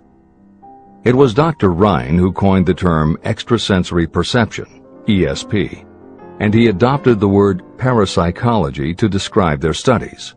It is fair to say that the research done at the Rhine lab is some of the most advanced work on the entire subject. In 1962, they created the Foundation for Research into the Nature of Man in order to continue their studies independent of the university and to publish related works. In 1995, the name was changed to the Rhine Research Institute. This is the end of the editor's comments. How to join minds in teamwork. In view of Dr. Rhine's findings about the conditions under which the mind responds to what he terms extrasensory modes of perception, I would like to add my own observations. My associates and I have discovered what we believe to be the ideal conditions under which the mind can be stimulated so that this sixth sense can be made to function in a practical way. To begin with, I should explain that there is a close working alliance between myself and two members of my staff. Through experimentation and practice, we have discovered how to stimulate our minds so that we can, by a process of blending our three minds into one, find the solution to a great variety of problems that are submitted by my clients. The procedure is very simple. We sit down at a conference table, clearly state the nature of the problem we have under consideration, then begin discussing it. Each contributes whatever thoughts may occur by applying the principle used in connection with the invisible counselors described in the next chapter. The strange thing about this method of mind stimulation is that it places each participant in communication with unknown sources of knowledge definitely outside their own experience. If you understand the principle described in the chapter on the mastermind, you of course recognize the round table as being a practical application of the mastermind. This method of mind stimulation, through the discussion of definite subjects between three people, illustrates the simplest and most practical use of the mastermind. When you tap into the power of your mastermind group, you will find that the more you work together, the more each member will learn to anticipate the ideas of others and to connect immediately with their intense enthusiasm and inspiration. You cannot completely control this process, but the more you use it, the more it will come into play. By adopting and following a similar plan, you will be making use of the famous Carnegie formula described in Chapter 1. If it means nothing to you at this time, mark this page and read it again after you have finished the last chapter. Great achievement is usually born of great sacrifice and is never the result of selfishness. Chapter 15. The Sixth Sense, the door to the Temple of Wisdom, the 13th step toward riches. The 13th principle is known as the Sixth Sense, through which infinite intelligence may and will communicate voluntarily without any effort from or demands by the individual. This principle is the apex of the philosophy of success. It can be assimilated, understood, and applied only by first mastering the other 12 principles. The Sixth Sense is that portion of the subconscious mind that has been referred to as the creative imagination. It has also been referred to as the receiving set through which ideas, plans, and thoughts flash into the mind. The flashes are sometimes called hunches or inspirations. The Sixth Sense defies description. It cannot be described to a person who has not mastered the other principles of this philosophy, because such a person has no knowledge and no experience with which the Sixth Sense may be compared. After you have mastered the principles in this book, you will be prepared to accept as truth a statement that may otherwise be incredible to you. Through the Sixth Sense, you will be warned of impending dangers in time to avoid them and notified of opportunities in time to embrace them. As you develop your Sixth Sense, it is almost as though a guardian angel comes to you to be of help and assistance. A guardian angel who will open to you at all times the door to the Temple of Wisdom. Miracles of the Sixth Sense. I am not a believer in, nor an advocate of, miracles, for the simple reason that I have enough knowledge of nature to understand that nature never deviates from her established laws. However, I believe that some of nature's laws are so incomprehensible that they produce what appear to be miracles. The Sixth Sense comes as near to being a miracle as anything I have ever experienced. This much I do know, that there is a power, or a first cause, or an intelligence which permeates every atom of matter and embraces every unit of energy perceptible to man. I know that this infinite intelligence is the thing that converts acorns into oak trees, causes water to flow downhill in response to the law of gravity, follows night with day and winter with summer, each maintaining its proper place and relationship to the other. Through the philosophy explained in this book, this intelligence can help turn your desires into concrete or material form. I know this because I have experimented with it, and I have experienced it. Step by step through the preceding chapters, you have been led to this, the last principle. If you have mastered each of the preceding principles, you are now prepared to accept, without being skeptical, the extraordinary claims made here. If you have not mastered the other principles, you must do so before you may determine definitely whether or not the claims made in this chapter are fact or fiction. Let great people shape your life. I have never completely divested myself of the habit of hero worship. While I was passing through the stage of hero worship, I found myself trying to imitate those whom I most admired. My experience has taught me that the next best thing to being truly great is to emulate the great, to try to act like them, be like them, and feel like them as much as I could. I discovered that the faith with which I tried to imitate my idols gave me great capacity to do so quite successfully. Long before I had ever written a line for publication or delivered a speech in public, I followed the habit of reshaping my own character by trying to imitate the 9 men whose lives and life works had been most impressive to me. These 9 men were Emerson, Paine, Edison, Darwin, Lincoln, Burbank, Napoleon, Ford, and Carnegie. Every night, over a long period of years, I held an imaginary council meeting with this group, whom I called my invisible counselors. This is how I did it. Just before going to sleep at night, I would shut my eyes and see, in my imagination, this group of men seated with me around my council table.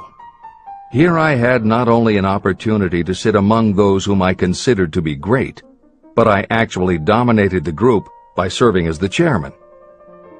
I had a very definite purpose in using my imagination in this way. My purpose was to rebuild my own character, so it would become a composite of the characters of my imaginary counselors.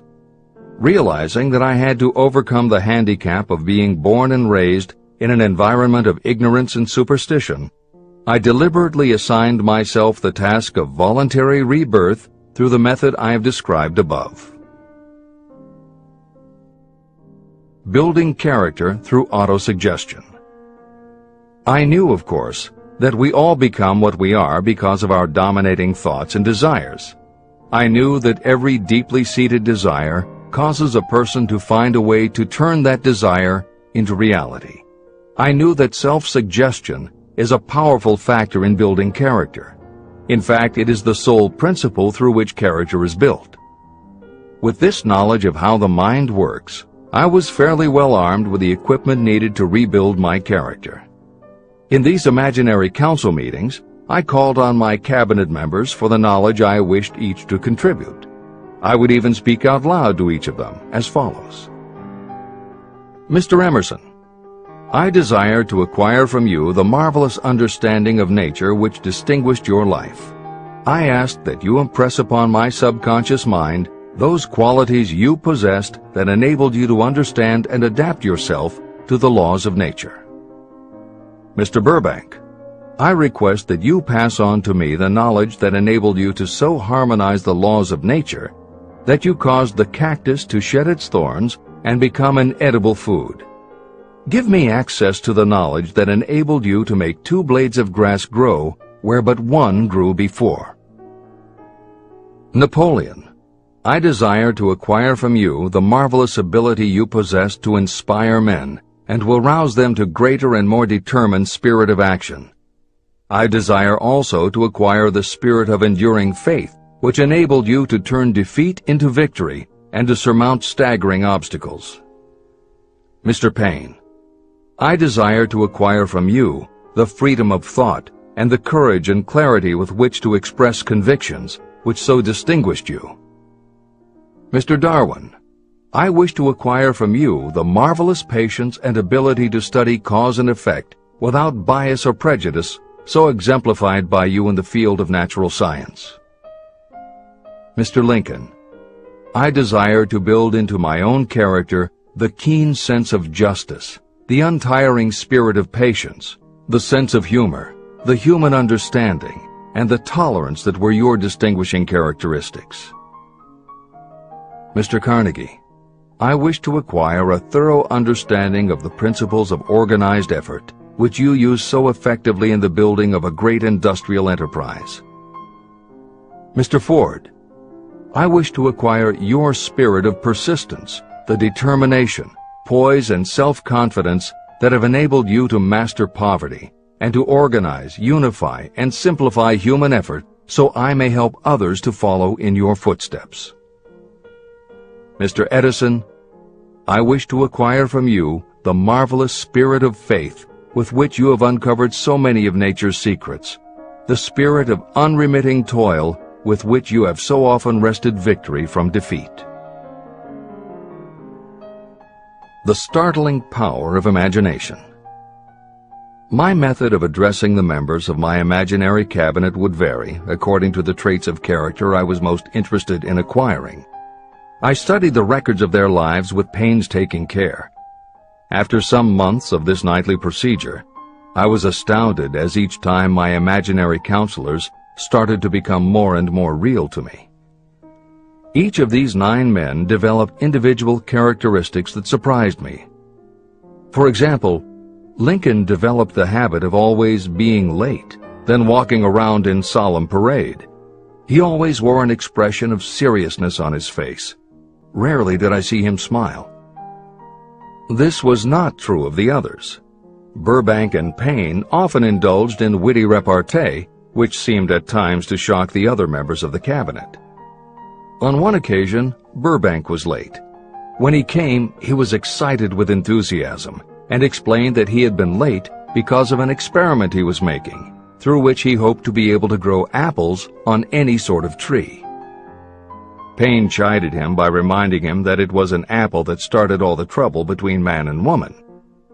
Darwin chuckled as he suggested that Payne should watch out for little serpents when he went into the forest to gather apples, as they had the habit of growing into big snakes. Emerson observed, "No serpents, no apples," and Napoleon remarked, "No apples, no state." These meetings became so realistic that I became fearful of their consequences and discontinued them for several months. The experiences were so uncanny, I was afraid that if I continued them, I would lose sight of the fact that the meetings were purely experiences of my imagination. In writing this book, this is the first time that I've had the courage to mention this.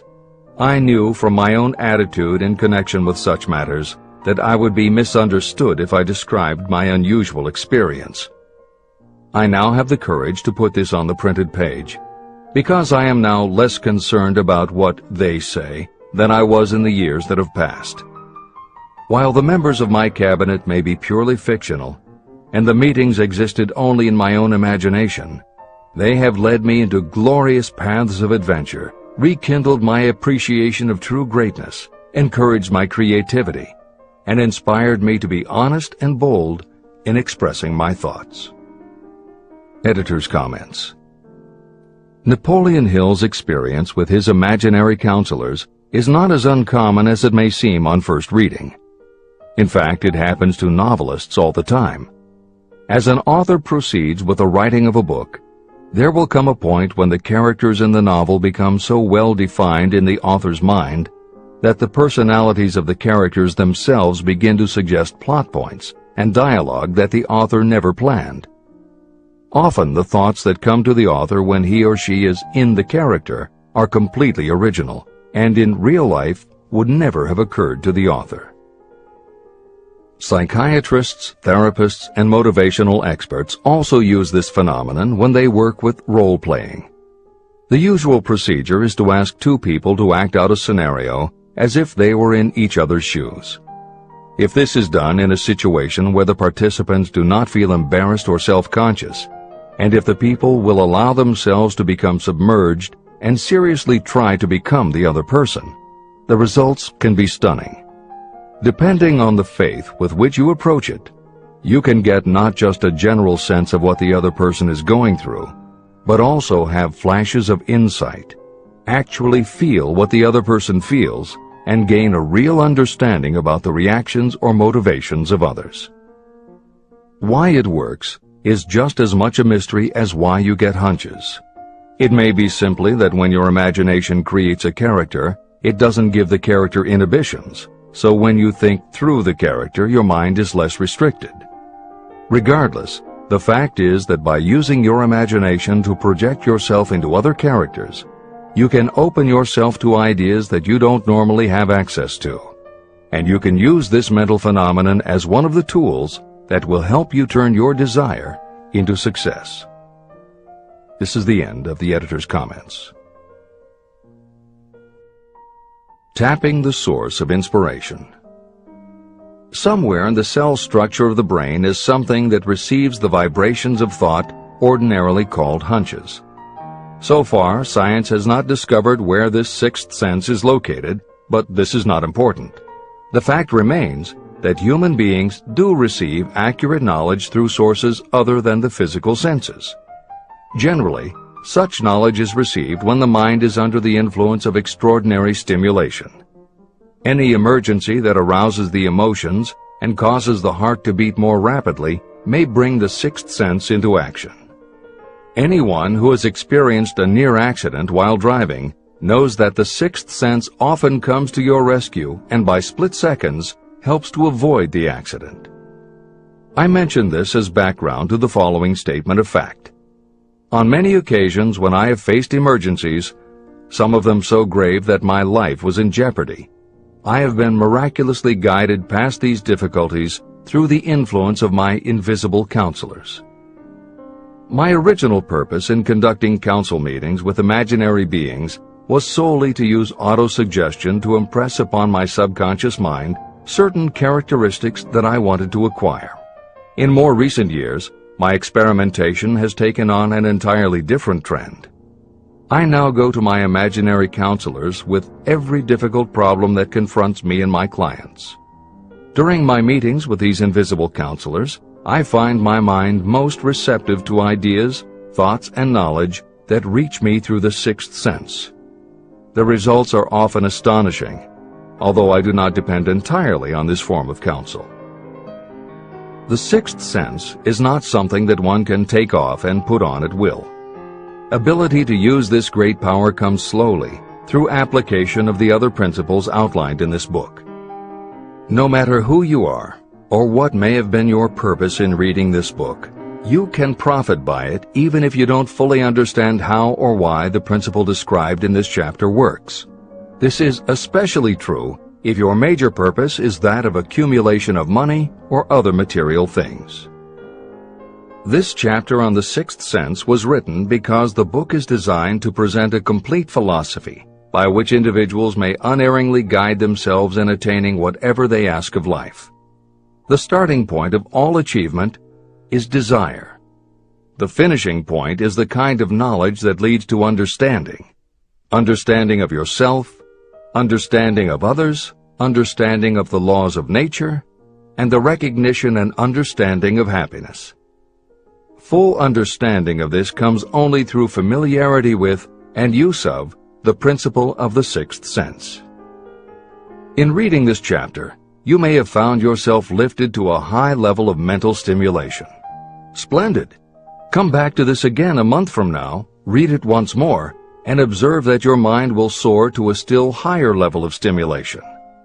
Repeat this experience from time to time, giving no concern as to how much or how little you learn at the time.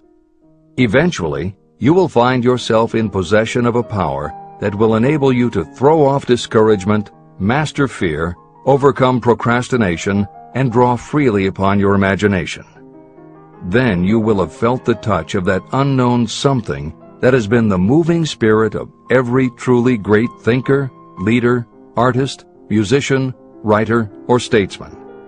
Then you will be in a position to transmute your desires into their physical or financial counterpart as easily as you may lie down and quit at the first sign of opposition.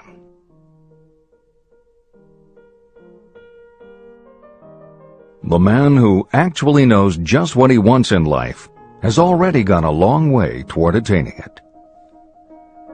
Chapter 16. The Six Ghosts of Fear. How many are standing in your way? Take inventory of yourself as you read this closing chapter and find out how many of the ghosts are standing in your way. Before you can put any portion of this philosophy into successful use, your mind must be prepared to receive it. The preparation is not difficult. It begins with study, analysis, and understanding of three enemies that you will have to clear out: indecision, doubt, and fear. The sixth sense will never function while these three negatives, or any one of them, remain in your mind. The members of this unholy trio are closely related. Where one is found, The other two are close at hand. Indecision is the seedling of fear. Remember this as you read. Indecision crystallizes into doubt. The two blend and become fear. The blending process often is slow. This is one reason why these three enemies are so dangerous. They germinate and grow without their presence being observed. The remainder of this chapter describes a state of mind that you must attain before the philosophy can be put into practical use. This chapter also analyzes a condition that has reduced huge numbers of people to poverty, and it states a truth that must be understood by all who accumulate riches, whether measured in terms of money or in terms of a state of mind that may be of far greater value than money. The purpose of this chapter is to turn the spotlight of attention on the cause and the cure of the 6 basic fears. Before you can master an enemy, you must know its name, its habits, and where to attack it.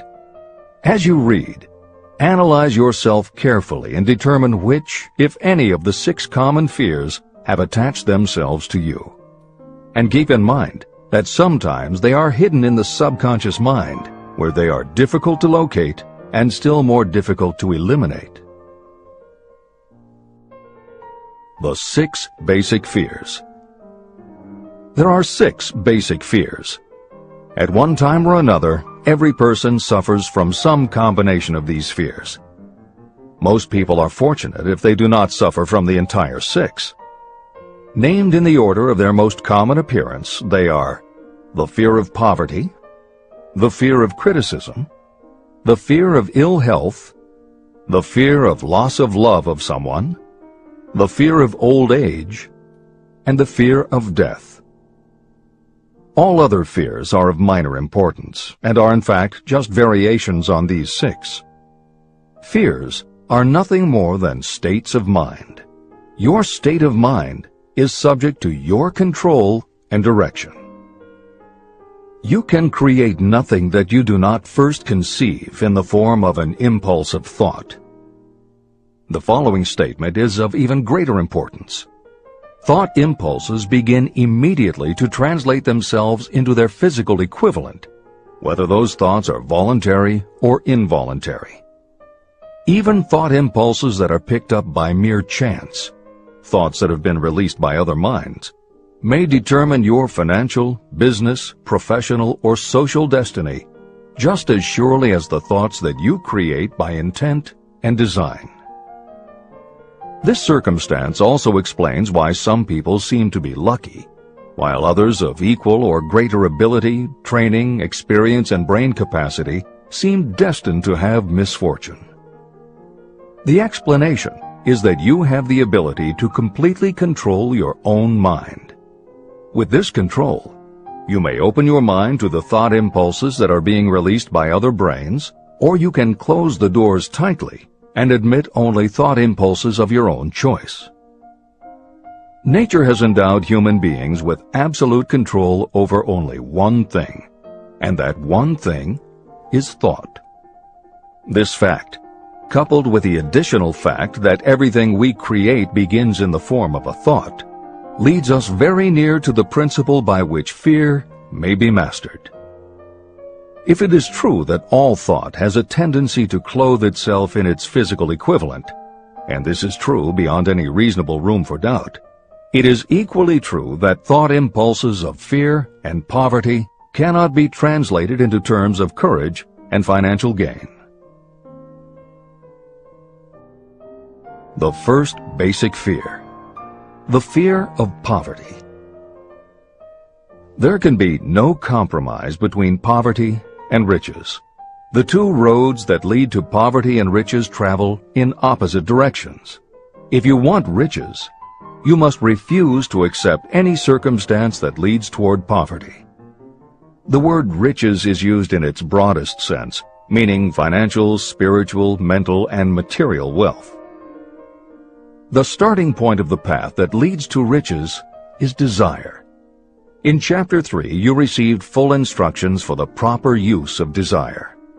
In this chapter on fear, you have complete instructions for preparing your mind to make practical use of desire. Here is the place to give yourself a challenge, which will definitely determine how much of this philosophy you have absorbed. Here is the point at which you can tell what the future holds in store for you. If, after reading this chapter, you are willing to accept poverty, you may as well make up your mind to receive poverty. This is one decision you cannot avoid. But if you demand riches, determine what form and how much will be required to satisfy you. You know the road that leads to riches. You have been given a roadmap. If you follow it, it will keep you on that road. If you neglect to make the start, or stop before you arrive, no one will be to blame but you.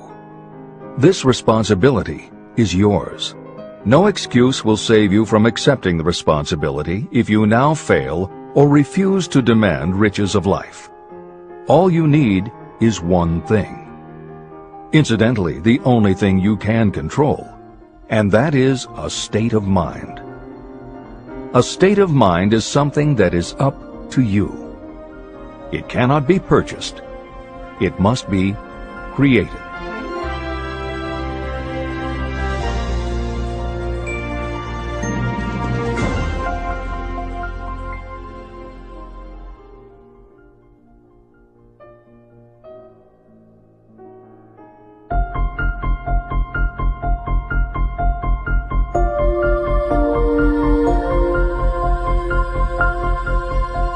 The most destructive fear. Fear of poverty is a state of mind, nothing else. But it is sufficient to destroy your chances of achievement in any undertaking. This fear paralyzes your ability to use reason, destroys the imagination, kills off self-reliance, undermines enthusiasm, discourages initiative, leads to uncertainty of purpose, encourages procrastination, wipes out enthusiasm, and makes self-control an impossibility. It takes the charm from your personality, destroys the possibility of accurate thinking, diverts concentration of effort. It defeats persistence, turns willpower into nothingness, destroys ambition, clouds the memory, and invites failure in every conceivable form. It kills love and assassinates the finer emotions of the heart, discourages friendship and invites disaster in 100 forms, leads to sleeplessness, misery, and unhappiness. And all this despite the obvious truth that you live in a world of overabundance of everything your heart could desire, with nothing standing between you and your desires except lack of a definite purpose. The fear of poverty is, without doubt, the most destructive of the 6 basic fears. It has been placed at the head of the list because it is the most difficult to master. The fear of poverty grew out of our inherited tendency to prey upon our fellow human beings economically. Nearly all animals lower than us are motivated by instinct, but their capacity to think is limited, and therefore they prey upon one another physically. We, with our superior sense of intuition, with the capacity to think and to reason, do not eat others bodily. Human beings get more satisfaction out of eating others financially. Humans are so avaricious that every conceivable law has been passed to safeguard us from one another. Nothing brings so much suffering and humility as poverty. Only those who have experienced poverty understand the full meaning of this. It is no wonder that we fear poverty. Through a long line of inherited experiences, we have learned for sure that some people cannot be trusted where matters of money and earthly possessions are concerned. So eager are we to possess wealth that we will acquire it in whatever manner we can, through legal methods if possible, through other methods if necessary or expedient. Self-analysis may disclose weaknesses that you do not like to acknowledge, but this form of examination is essential if you are going to demand of life more than mediocrity and poverty. Remember, as you check yourself point by point, that you are both the court and the jury, the prosecuting attorney and the attorney for the defense, and that you are both the plaintiff and the defendant. You are on trial. Face the facts squarely. Ask yourself definite questions and demand direct replies. When the examination is over, you will know more about yourself. If you do not feel that you can be an impartial judge, call upon someone who knows you well to serve as judge while you cross-examine yourself. You are after the truth. Get it, no matter at what the cost, even though it may temporarily embarrass you. The majority of people, if asked what they fear most, would reply, "I fear nothing."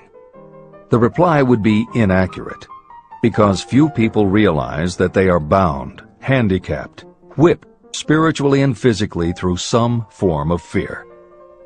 So subtle and deeply seated is the emotion of fear that you may go through life and never recognize its presence. Only a courageous analysis will disclose the presence of this universal enemy. When you begin such an analysis, search deeply into your character. The following is a list of the symptoms to look for. Symptoms of the fear of poverty. 1. Indifference. Commonly expressed through lack of ambition, willingness to tolerate poverty, and the acceptance of whatever compensation life may offer without protest. Also mental and physical laziness, and lack of initiative, imagination, enthusiasm, and self-control. 2. Indecision. The habit of permitting others to do your thinking, sitting on the fence. 3. Doubt. Generally expressed through alibis and excuses designed to cover up, explain away, or apologize for your failures.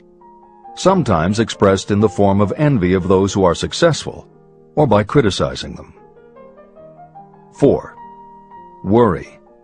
Usually expressed by finding fault with others, a tendency to spend beyond your income, neglect of personal appearance, scowling and frowning, nervousness, lack of poise, self-consciousness, and often the use of alcohol or drugs. 5. Overcaution. The habit of looking for the negative side of every circumstance, thinking and talking about possible failure instead of concentrating on succeeding, knowing all the roads to disaster, but never searching for the plans to avoid failure, waiting for the right time to begin until the waiting becomes a permanent habit, remembering those who have failed and forgetting those who have succeeded, seeing the hole in the donut, but overlooking the donut around the hole. 6. Procrastination. The habit of putting off until tomorrow that which should have been done last year, spending more time in creating excuses than it would take to do the job. This symptom is closely related to overcaution, doubt, and worry. Refusal to accept responsibility. Willingness to compromise rather than put up a fight. Compromising with difficulties instead of harnessing and using them as stepping stones to advancement. Bargaining with life for a penny instead of demanding prosperity, opulence, riches, contentment, and happiness. Planning what to do if you fail instead of burning all bridges and making retreat impossible. Weakness of, and often total lack of, self-confidence, definiteness of purpose, self-control, initiative, enthusiasm, ambition, thrift, and sound reasoning ability. Expecting poverty instead of demanding riches. Associating with those who accept poverty instead of seeking the company of those who demand and receive riches. Money talks. Some will ask, why did you write a book about money? Why measure riches in dollars alone? Some will believe, and rightly so, that there are other forms of riches more desirable than money. Yes, there are riches that cannot be measured in terms of dollars. But there are also millions of people who say, "Give me all the money I need, and I will find everything else I want." The major reason why I wrote this book on how to get money is that millions of men and women are paralyzed with the fear of poverty. What this sort of fear does to one was well described by Westbrook Pegler. Editor's comments. James Westbrook Pegler was a controversial newspaper columnist for the Chicago Daily News and the Washington Post. Although his career lasted into the 1960s, he was most widely read and quoted during the 1930s and 1940s. During that period, he went from being a public supporter of Franklin Roosevelt and the New Deal policies to the opposite end of the political spectrum, championing conservative points of view. Pegler was also the author of 3 books based on his columns, and in 1940 won the Pulitzer Prize for his expose of union racketeering. This is the end of the editor's comments. We continue with the article by Westbrook Pegler. Money is only clamshells or metal discs or scraps of paper, and there are treasures of the heart and soul which money cannot buy. But most people, being broke, are unable to keep this in mind and sustain their spirits. When a man is down and out and on the street, unable to get any job at all, something happens to his spirit, which can be observed in the droop of his shoulders, the set of his hat, his walk, and his gaze. He cannot escape a feeling of inferiority among people with regular employment, even though he knows they are definitely not his equals in character, intelligence, or ability. These people, even his friends, feel, on the other hand, a sense of superiority and regard him, perhaps unconsciously, as a casualty. He may borrow for a time, but not enough to carry on in his accustomed way, and he cannot continue to borrow very long. But borrowing in itself, when a man is borrowing merely to live, is a depressing experience, and the money lacks the power of earned money to revive his spirits. Of course, none of this applies to bums or habitual ne'er-do-wells, but only to men of normal ambitions and self-respect. Women in the same predicament must be different. We somehow do not think of women at all in considering the down-and-outers. They are scarce in the breadlines, they rarely are seen begging on the streets, and they are not recognizable in crowds by the same plain signs which identify busted men. Of course, I do not mean the shuffling hags of the city streets, who are the opposite number of the confirmed male bums. I mean reasonably young, decent, and intelligent women. There must be many of them, but their despair is not apparent. When a man is down and out, he has time on his hands for brooding. He may travel miles to see a man about a job and discover that the job is filled, or that it is one of those jobs with no base pay, but only a commission on the sale of some useless knick-knack which nobody would buy except out of pity. Turning that down, he finds himself back on the street with nowhere to go, but just anywhere. So he walks and walks. He gazes into store windows at luxuries which are not for him, and feels inferior and gives way to people who stop to look with an active interest. He wanders into the railroad station, or puts himself down in the library to ease his legs and soak up a little heat. But that isn't looking for a job, so he gets going again. He may not know it, but his aimlessness would give him away even if the very lines of his figure did not. He may be well dressed in the clothes left over from the days when he had a steady job, but the clothes cannot disguise the droop. He sees thousands of other people, bookkeepers or clerks or chemists or wagon hands, busy at their work, and envies them from the bottom of his soul.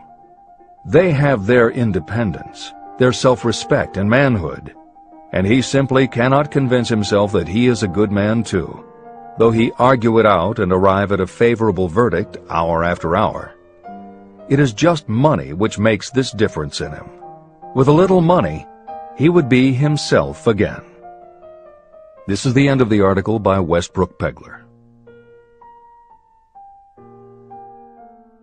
The second basic fear, the fear of criticism. Just how we originally came by this fear, no one can say definitely, but one thing is certain: we have it in a highly developed form. I am inclined to attribute the basic fear of criticism to that part of our inherited nature that prompts us not only to take away other people's goods and wares, but also to justify our actions by criticism of the character of others. It is well known that a thief will criticize the man from whom he steals, that politicians seek office not by displaying their own virtues and qualifications, but by running negative campaigns against their opponents. Designers and clothing manufacturers have not been slow to take advantage of this basic fear of criticism. Every season, styles change. Who establishes the styles? Certainly not the purchaser. It is the designers and manufacturers. Why do they change the styles so often? The answer is obvious. They change the styles so they can sell more clothes. The fear of criticism robs people of their initiative, destroys their power of imagination, limits their individuality, takes away their self-reliance, and does them damage in 100 other ways. Parents often do their children irreparable injury by criticizing them.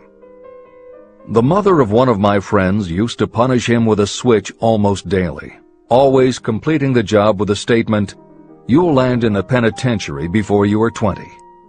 He was sent to a reformatory at the age of 17. Editor's comments. Modern psychotherapy is well aware of the circumstance that Hill describes in the preceding paragraph.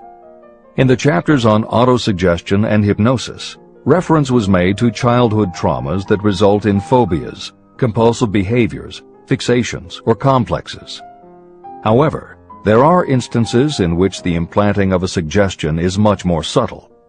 Hypnotherapists have found that common phrases such as, "Don't you ever say no to me again," "I'm afraid she'll never get over it," or "You're just like your father," can hamper a person's abilities later in life if such phrases were said often enough, or at a time when a child was particularly vulnerable. This is the end of the editor's comments. Criticism is the one form of service of which everyone has too much. Everyone has a stock of it, which is handed out gratis whether called for or not. Your nearest relatives are often the worst offenders. It should be recognized as a crime. In reality, it is a crime of the worst nature for any parent to build inferiority complexes in the mind of a child through unnecessary criticism. Employers who understand human nature get the best there is in people not by criticism, but by constructive suggestion. Parents may accomplish the same results with their children. Criticism will plant fear in the human heart, or resentment, but it will not build love or affection. Symptoms of the fear of criticism. This fear is almost as universal as the fear of poverty, and its effects are just as fatal to personal achievement, mainly because this fear destroys initiative and discourages the use of imagination. The major symptoms of the fear are 1. Self-consciousness, generally expressed through nervousness, timidity in conversation and in meeting strangers, awkward movements, and shifting of the eyes. 2. Lack of poise, expressed through lack of voice control, nervousness in the presence of others, poor posture, poor memory. 3. Personality weaknesses, lacking in firmness of decision, personal charm, and ability to express opinions definitely, the habit of sidestepping issues instead of meeting them squarely, agreeing with others without careful examination of their opinions. 4. Inferiority complex, the habit of expressing your own self-approval as a means of covering up your feeling of inferiority, using big words to impress others, often without knowing the real meaning of the words, imitating others in dress, speech, and manners, boasting of imaginary achievements, and acting superior to cover up the fact that you feel inferior. 5. Extravagance, the habit of trying to keep up with the Joneses and spending beyond your income. 6. Lack of initiative, failure to embrace opportunities for self-advancement, fear to express opinions, lack of confidence in your own ideas, giving evasive answers to questions asked by superiors, hesitancy of manner and speech, deceit in both words and deeds. 7. lack of ambition, mental and physical laziness, lack of self-assertion, slowness in reaching decisions, being too easily influenced, the habit of accepting defeat without protest, or quitting an undertaking when opposed by others. Also the habit of criticizing others behind their backs and flattering them to their faces, suspicion of other people without cause, lack of tactfulness of manner and speech, and unwillingness to accept the blame for mistakes. The third basic fear, the fear of ill health. This fear may be traced to both physical and social heredity. It is closely associated with the causes of fear of old age and the fear of death. We fear ill health because of the terrible pictures that have been planted in our minds of what may happen if death should overtake us. We also fear it because of the economic toll that it may claim. One reputable physician estimated that 75% of all people who visit doctors are suffering with hypochondria, imaginary illness. It has been shown that the fear of disease, even when there is not the slightest cause for fear, often produces the physical symptoms of the disease feared. Powerful and mighty is the human mind. It builds or it destroys. Through a series of experiments, my staff proved how susceptible people are to the power of suggestion. We asked 3 acquaintances to visit separately with the victim. They were instructed to pose the question, "What ails you? You look terribly ill." The first questioner provoked a grin from him and a nonchalant, "Oh, nothing, I'm all right." The second questioner was answered with a statement, "I don't know exactly, but I do feel badly." The third questioner was met with the admission that the victim was actually feeling ill. Editor's comment. Hill's experiment is one that you do not want to carry too far. It is not that different from the principle behind certain religious sects whose members take vengeance on their enemies by hexing or placing a spell on a victim. The spell only works because the victim believes that spells can be cast and that it is possible he or she could be hexed. When the hex victim is informed that someone has cast a spell on them, they accept that it is possible, and their mind does the rest. The same theory operated when Hill's associate was told 3 times that he looked ill. He believed it was possible. Being told 3 times was convincing, and his mind went to work and made it so. This is the end of the editor's comment. There is overwhelming evidence that disease sometimes begins in the form of negative thought impulse. Such thoughts may be planted in your mind by suggestion or created by you in your own mind.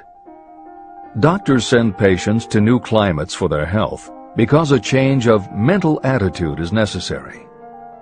The seed of fear of ill health lives in every human mind. Worry, fear, discouragement, or disappointment can cause this seed to germinate and grow. Symptoms of the fear of ill health.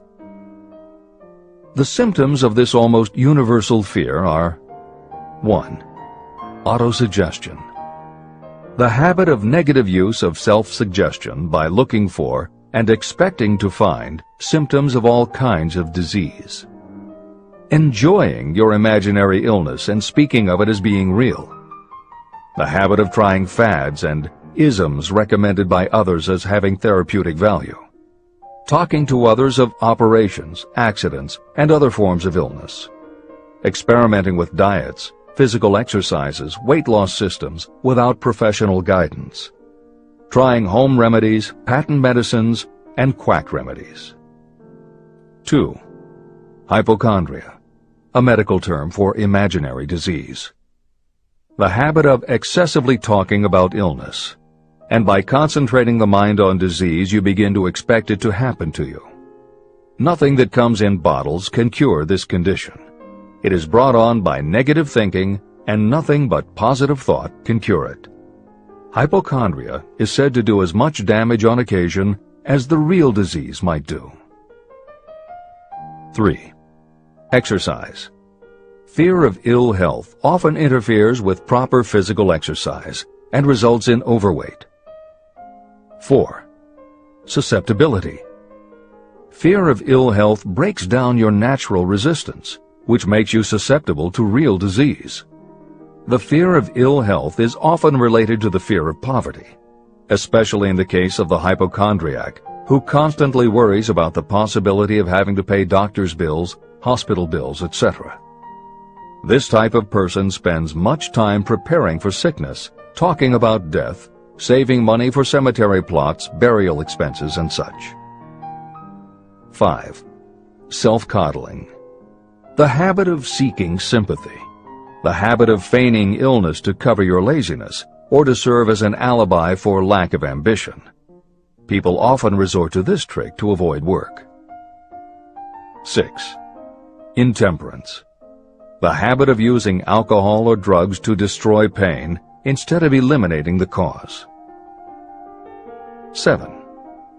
The habit of reading about illness and worrying over the possibility of being stricken by it. The fourth basic fear. The fear of loss of love. Jealousy and other similar forms of neurosis grow out of our fear of the loss of love of someone. This fear is the most painful of all the 6 basic fears. It probably plays more havoc with the body and mind than any of the other basic fears. Editor's comment.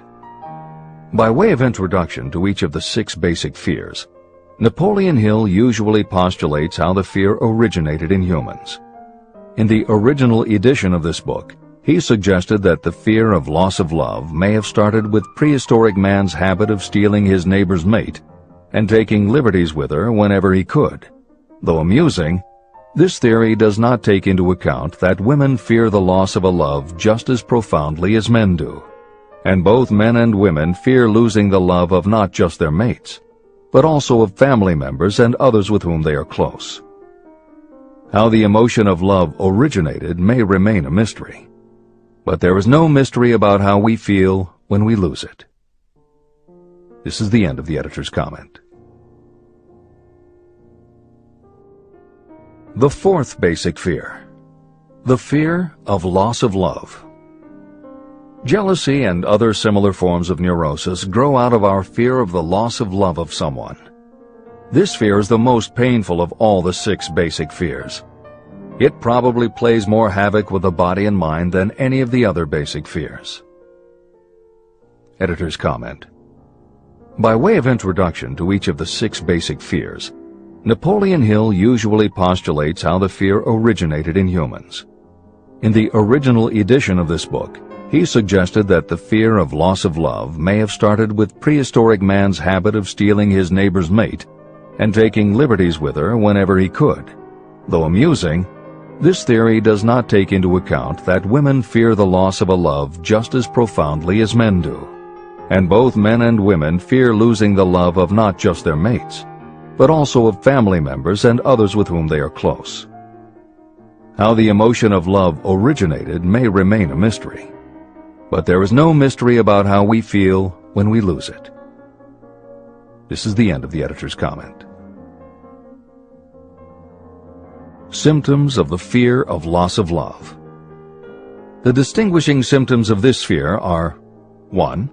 Jealousy. The habit of being suspicious of friends and loved ones.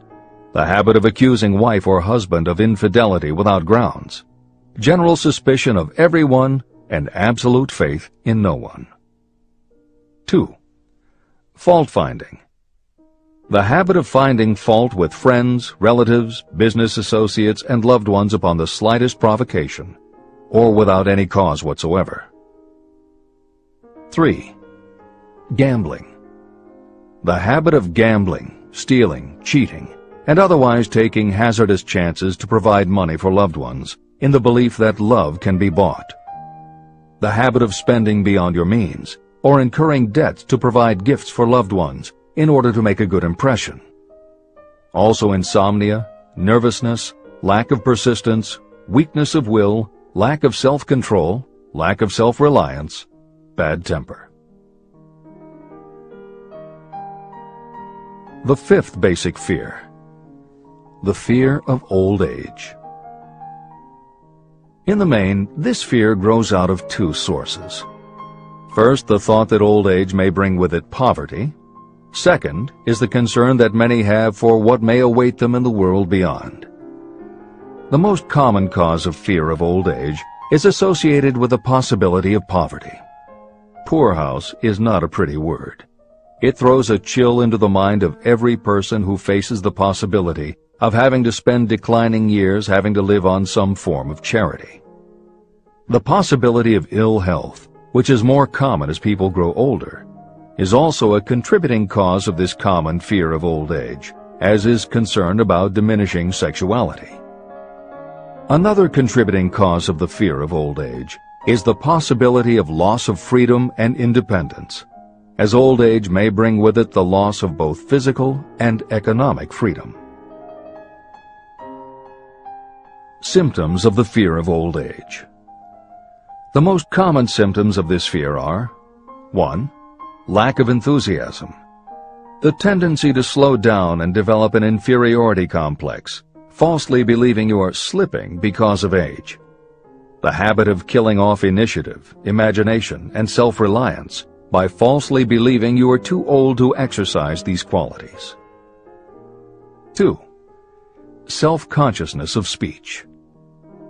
The habit of speaking apologetically of yourself as being old merely because you have reached the age of 40 or 50, instead of reversing the rule and expressing gratitude for having reached the age of wisdom and understanding. 3. Inappropriate dress and action. Trying to appear much younger than your age by going overboard in your attempt to keep up with the style and mannerisms of youth. The sixth basic fear, the fear of death. To some, this is the cruelest of all the basic fears. The reason is obvious. The terrible pangs of fear associated with the thought of death, in the majority of cases, may be charged to religious fanaticism. So-called heathens are less afraid of death than the more civilized. For hundreds of millions of years we have been asking the still unanswered questions, where did I come from? And where am I going? During the darker ages of the past, the more cunning and crafty were not slow to offer the answer to these questions for a price. Come into my tent, embrace my faith, accept my dogmas, and I will give you a ticket that will admit you straight into heaven when you die, says the religious leader. Remain out of my tent, says the same leader, and the devil will take you and burn you throughout eternity. The thought of eternal punishment destroys interest in life and makes happiness impossible. While the religious leader may not actually be able to provide safe conduct into heaven or send you to hell, the possibility of the latter seems terrible. The very thought of it takes hold of the imagination in such a realistic way that it paralyzes reason and sets up the fear of death. The fear of death is not as common now as it was during the age when there were no great colleges and universities. People of science have turned the spotlight of truth upon the world, and this truth is rapidly freeing men and women from this terrible fear of death. The young men and women who attend the colleges and universities are not easily impressed by fire and brimstone. Through knowledge, the fears of the dark ages that grip the mind have been dispelled.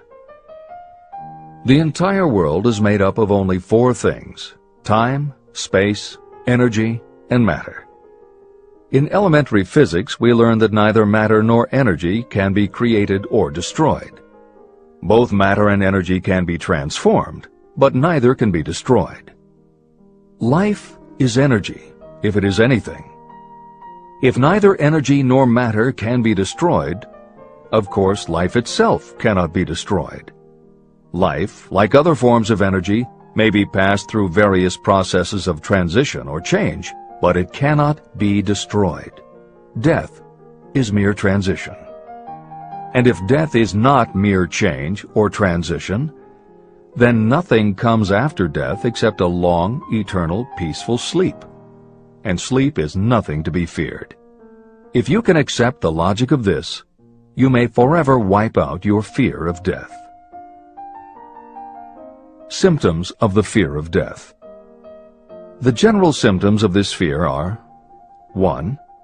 The habit of thinking about dying instead of making the most of life. This is generally due to lack of purpose or lack of a suitable occupation. This fear is more prevalent among the aged, but sometimes the more youthful are victims of it. The greatest of all remedies for the fear of death is a burning desire for achievement, backed by useful service to others. A busy person seldom has time to think about dying. A busy person finds life too thrilling to worry about death. 2.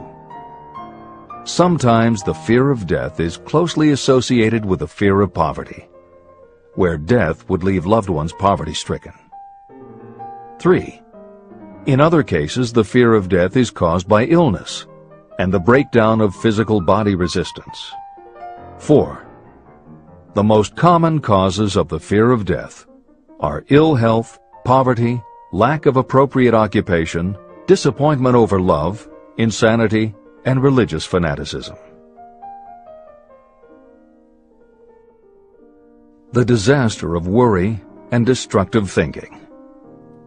Worry is a state of mind based upon fear. It works slowly but persistently. It is insidious and subtle. Step by step, it digs itself in until it paralyzes the reasoning faculty and destroys self-confidence and initiative.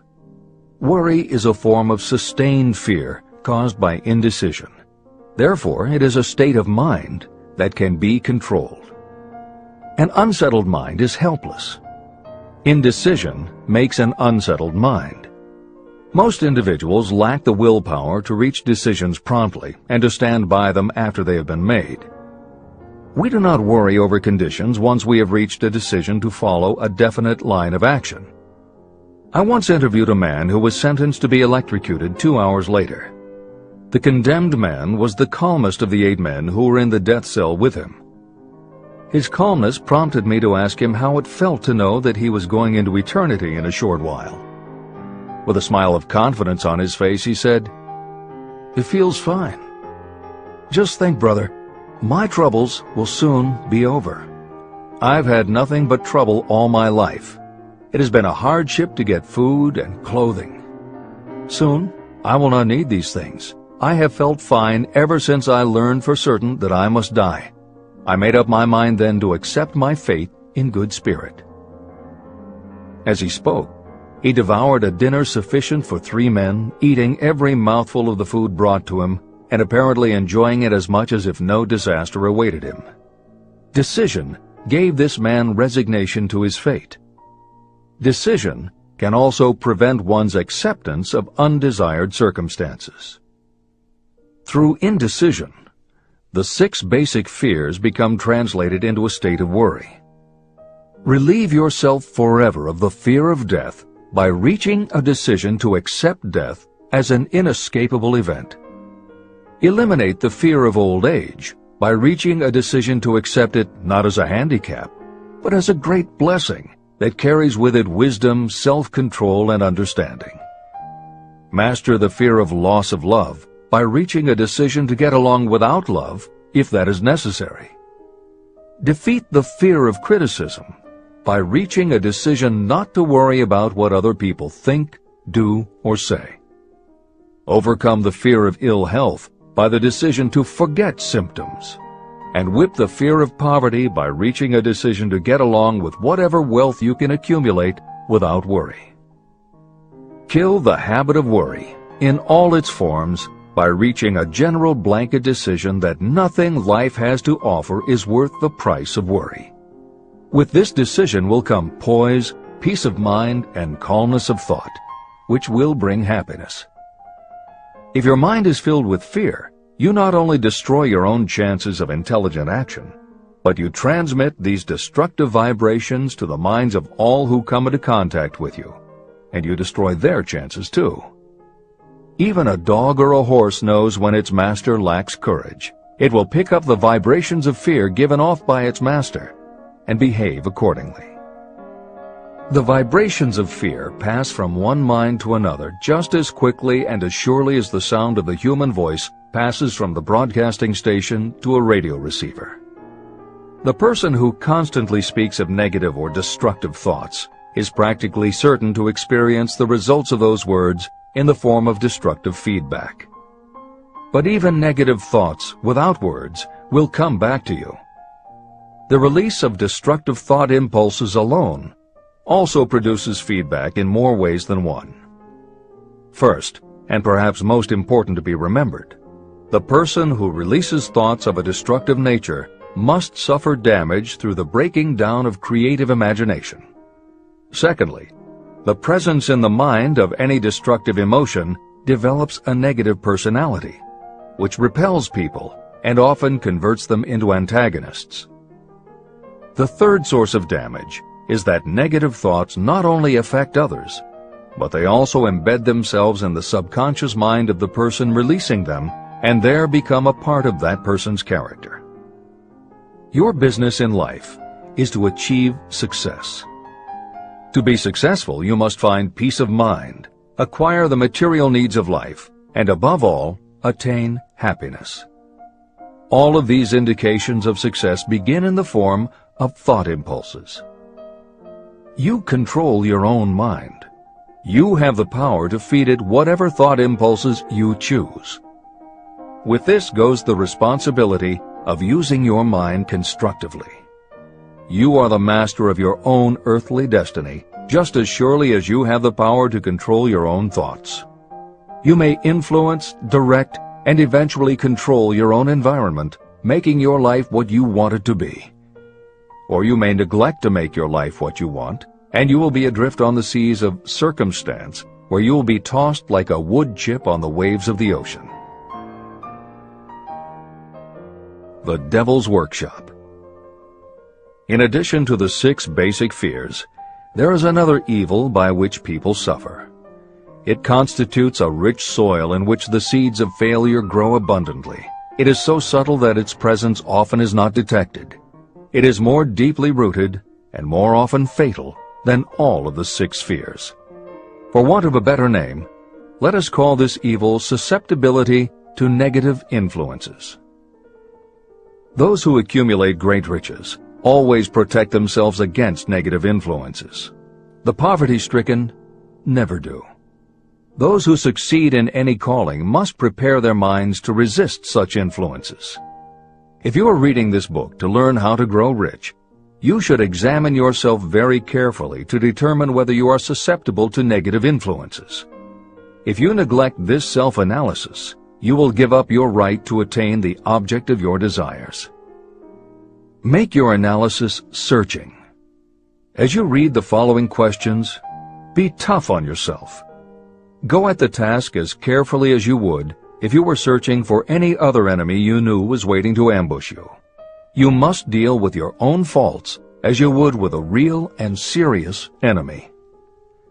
You can easily protect yourself against real enemies because there are laws, police, and courts to deal with them. But this 7th basic evil is more difficult to master because it strikes when you are not aware of its presence, when you are asleep and while you are awake. Moreover, its weapon is intangible because it consists of merely a state of mind. Negative influences are also dangerous because they come in so many different forms. Sometimes they enter the mind through the well-meant words of your friends and relatives. At other times they come from within, through your own mental attitude. Always, it is as deadly as poison, even though it may not kill as quickly. How to protect yourself against negative influences. To protect yourself against negative influences, whether of your own making or the result of negative people around you, recognize that your willpower is your defense. You must put it into constant use until it builds a wall of immunity against negative influences in your own mind. Recognize that you and every other human being are, by nature, lazy, indifferent, and susceptible to all suggestions that reinforce your weaknesses. Recognize that you are, by nature, susceptible to all of the 6 basic fears. and you must set up habits to counteract all these fears. Recognize that negative influences often work on you through your subconscious mind and are therefore difficult to detect. Keep your mind closed against all people who depress or discourage you in any way. Clean out your medicine chest and stop pandering to colds, aches, pains, and imaginary illness. Deliberately seek the company of people who influence you to think and act for yourself. Do not expect troubles, as they have a tendency not to disappoint. Without doubt, the most common weakness of all human beings is the habit of leaving their minds open to the negative influences of other people. This weakness is all the more damaging because most people do not even know they do it. The following list of questions is designed to help you see yourself as you really are.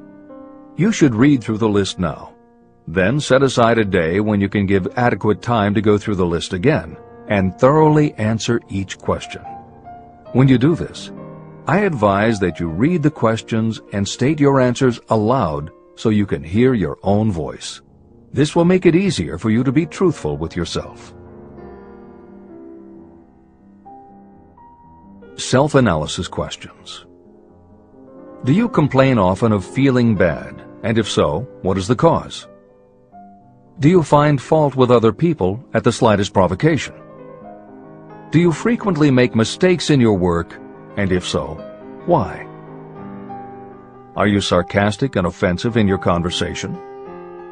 Do you deliberately avoid the association of anyone? And if so, why? Do you suffer frequently with indigestion? If so, what is the cause? Does life seem futile and the future hopeless to you? Do you like your occupation? If not, why? Do you often feel self-pity? And if so, why? Are you envious of those who excel you? To which do you devote most time, thinking of success or of failure? Are you gaining or losing self-confidence as you grow older? Do you learn something of value from all mistakes? Are you permitting some relative or acquaintance to worry you? If so, why? Are you sometimes excited about life and at other times in the depths of despondency? Who has the most inspiring influence upon you, and for what reason? Do you tolerate negative or discouraging influences that you could avoid? Are you careless of your personal appearance? If so, when and why? Have you learned how to ignore your troubles by being too busy to be annoyed by them? Would you call yourself a spineless weakling if you permitted others to do your thinking for you? How many preventable disturbances annoy you, and why do you tolerate them? Do you resort to alcohol, drugs, cigarettes, or other compulsions to quiet your nerves? If so, why do you not try willpower instead? Does anyone nag you? And if so, for what reason? Do you have a definite major purpose? And if so, what is it, and what plan do you have for achieving it? Do you suffer from any of the 6 basic fears? If so, which ones? Have you developed a method to shield yourself against the negative influence of others? Do you use autosuggestion to make your mind positive? Which do you value most, your material possessions or your privilege of controlling your own thoughts? Are you easily influenced by others against your own judgment? Has today added anything of value to your stock of knowledge or state of mind? Do you face squarely the circumstances that make you unhappy, or do you sidestep the responsibility? Do you analyze all mistakes and failures and try to profit by them, or do you take the attitude that this is not your duty? Can you name 3 of your most damaging weaknesses? What are you doing to correct them? Do you encourage other people to bring their worries to you for sympathy? Do you choose from your daily experiences lessons or influences that aid in your personal advancement? Does your presence have a negative influence on other people as a rule? What habits of other people annoy you most? Do you form your own opinions, or do you permit yourself to be influenced by other people? Have you learned how to create a mental state of mind with which you can shield yourself against all discouraging influences? Does your occupation inspire you with faith and hope? Are you conscious of possessing spiritual forces of sufficient power to enable you to keep your mind free from all forms of fear? Does your religion help to keep your mind positive? Do you feel it your duty to share other people's worries? If so, why? If you believe that birds of a feather flock together, what have you learned about yourself by studying the friends whom you attract? What connection, if any, do you see between the people with whom you associate most closely and any unhappiness you may experience? Could it be possible that some person whom you consider to be a friend is, in reality, your worst enemy because of his or her negative influence on your mind? By what rules do you judge who is helpful and who is damaging to you? Are your intimate associates mentally superior or inferior to you? How much time out of every 24 hours do you devote to your occupation, sleep, play and relaxation, acquiring useful knowledge, plain wasted time? Who among your acquaintances encourages you most, cautions you most, discourages you most? What is your greatest worry? Why do you tolerate it? When others offer you free, unsolicited advice, do you accept it without question, or do you analyze their motive? What, above all else, do you most desire? Do you intend to acquire it? Are you willing to subordinate all other desires for this one? How much time daily do you devote to acquiring it? Do you change your mind often? If so, why? Do you usually finish everything you begin? Are you easily impressed by other people's business or professional titles, college degrees, or wealth? Are you easily influenced by what other people think or say about you? Do you cater to people because of their social or financial status? Whom do you believe to be the greatest person living? In what respect is this person superior to yourself? How much time have you devoted to studying and answering these questions? At least one day is necessary for the analysis and the answering of the entire list. If you have answered all these questions truthfully, you know more about yourself than the majority of people. Study the questions carefully. Come back to them once each week for several months, and be astounded at the amount of additional knowledge of great value to yourself you will have gained by the simple method of answering the questions truthfully. If you are not certain about the answers to some of the questions, seek the counsel of those who know you well, especially those who have no motive in flattering you, and see yourself through their eyes. The experience will be astonishing. The one thing over which you have absolute control. You have absolute control over only one thing, and that is your thoughts. This is the most significant and inspiring of all facts known to humans. It reflects our divine nature. This ability to control your thoughts is the sole means by which you may control your own destiny. If you fail to control your own mind, you may be sure you will control nothing else. Your mind is your spiritual estate. Protect and use it with the care to which divine royalty is entitled. You were given your willpower for this purpose. Unfortunately, there is no legal protection against those who, by design or through ignorance, poison the minds of others with negative suggestion. Those with negative minds tried to convince Thomas A. Edison that he could not build a machine that would record and reproduce the human voice, because, they said, no one else has ever produced such a machine. Edison did not believe them. He knew that the mind could produce anything the mind could conceive and believe. That knowledge was the thing that lifted the great Edison above the common herd. Men with negative minds told F.W. Woolworth he would go broke trying to run a store on 5 and 10 cent sales. He did not believe them. He knew that he could do anything within reason if he backed his plans with faith. Exercising his right to keep the negative suggestions of others out of his mind, he piled up a fortune of more than $100 million. Doubting Thomases scoffed scornfully when Henry Ford tried out his first crudely built automobile on the streets of Detroit. Some said the thing would never become practical. Others said no one would pay money for such a contraption. Ford said, "I'll belt the earth with dependable motor cars." And he did. For the benefit of those seeking vast riches, let it be remembered that practically the sole difference between Henry Ford and a majority of workers is this: Ford had a mind, and he controlled it. The others have minds that they do not try to control.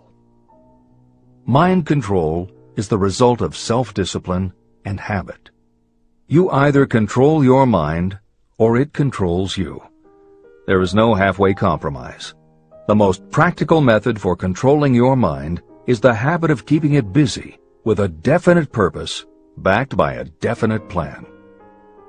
Study the records of those who achieve noteworthy success, and you will see that they have control over their own minds, and that they exercise that control and direct it toward the attainment of definite objectives. Without this control, success is not possible. 55 Famous Alibis by Old Man If. People who do not succeed have one distinguishing trait in common. They know all the reasons for failure and have what they believe to be airtight alibis to explain away their own lack of achievement. Some of these alibis are clever, and a few of them are justifiable by the facts. But alibis cannot be used for money. The world wants to know only one thing: have you achieved success? A character analyst compiled a list of the most commonly used alibis. As you read the list, examine yourself carefully and determine how many of these alibis you use. Remember, the philosophy presented in this book makes every one of these alibis obsolete. If I didn't have a wife and family. If I had enough pull. If I had money. If I had a good education. If I could get a job. If I had good health. If I only had time. If times were better. If other people understood me. If conditions around me were only different. If I could live my life over again. If I did not fear what they would say. If I had been given a chance. If I now had a chance. If other people didn't have it in for me. If nothing happens to stop me. If only I were younger. If I only could do what I want. If I had been born rich. If I could meet the right people. If I had the talent that some people have. If I dared to assert myself. If only I had embraced past opportunities. If people didn't get on my nerves.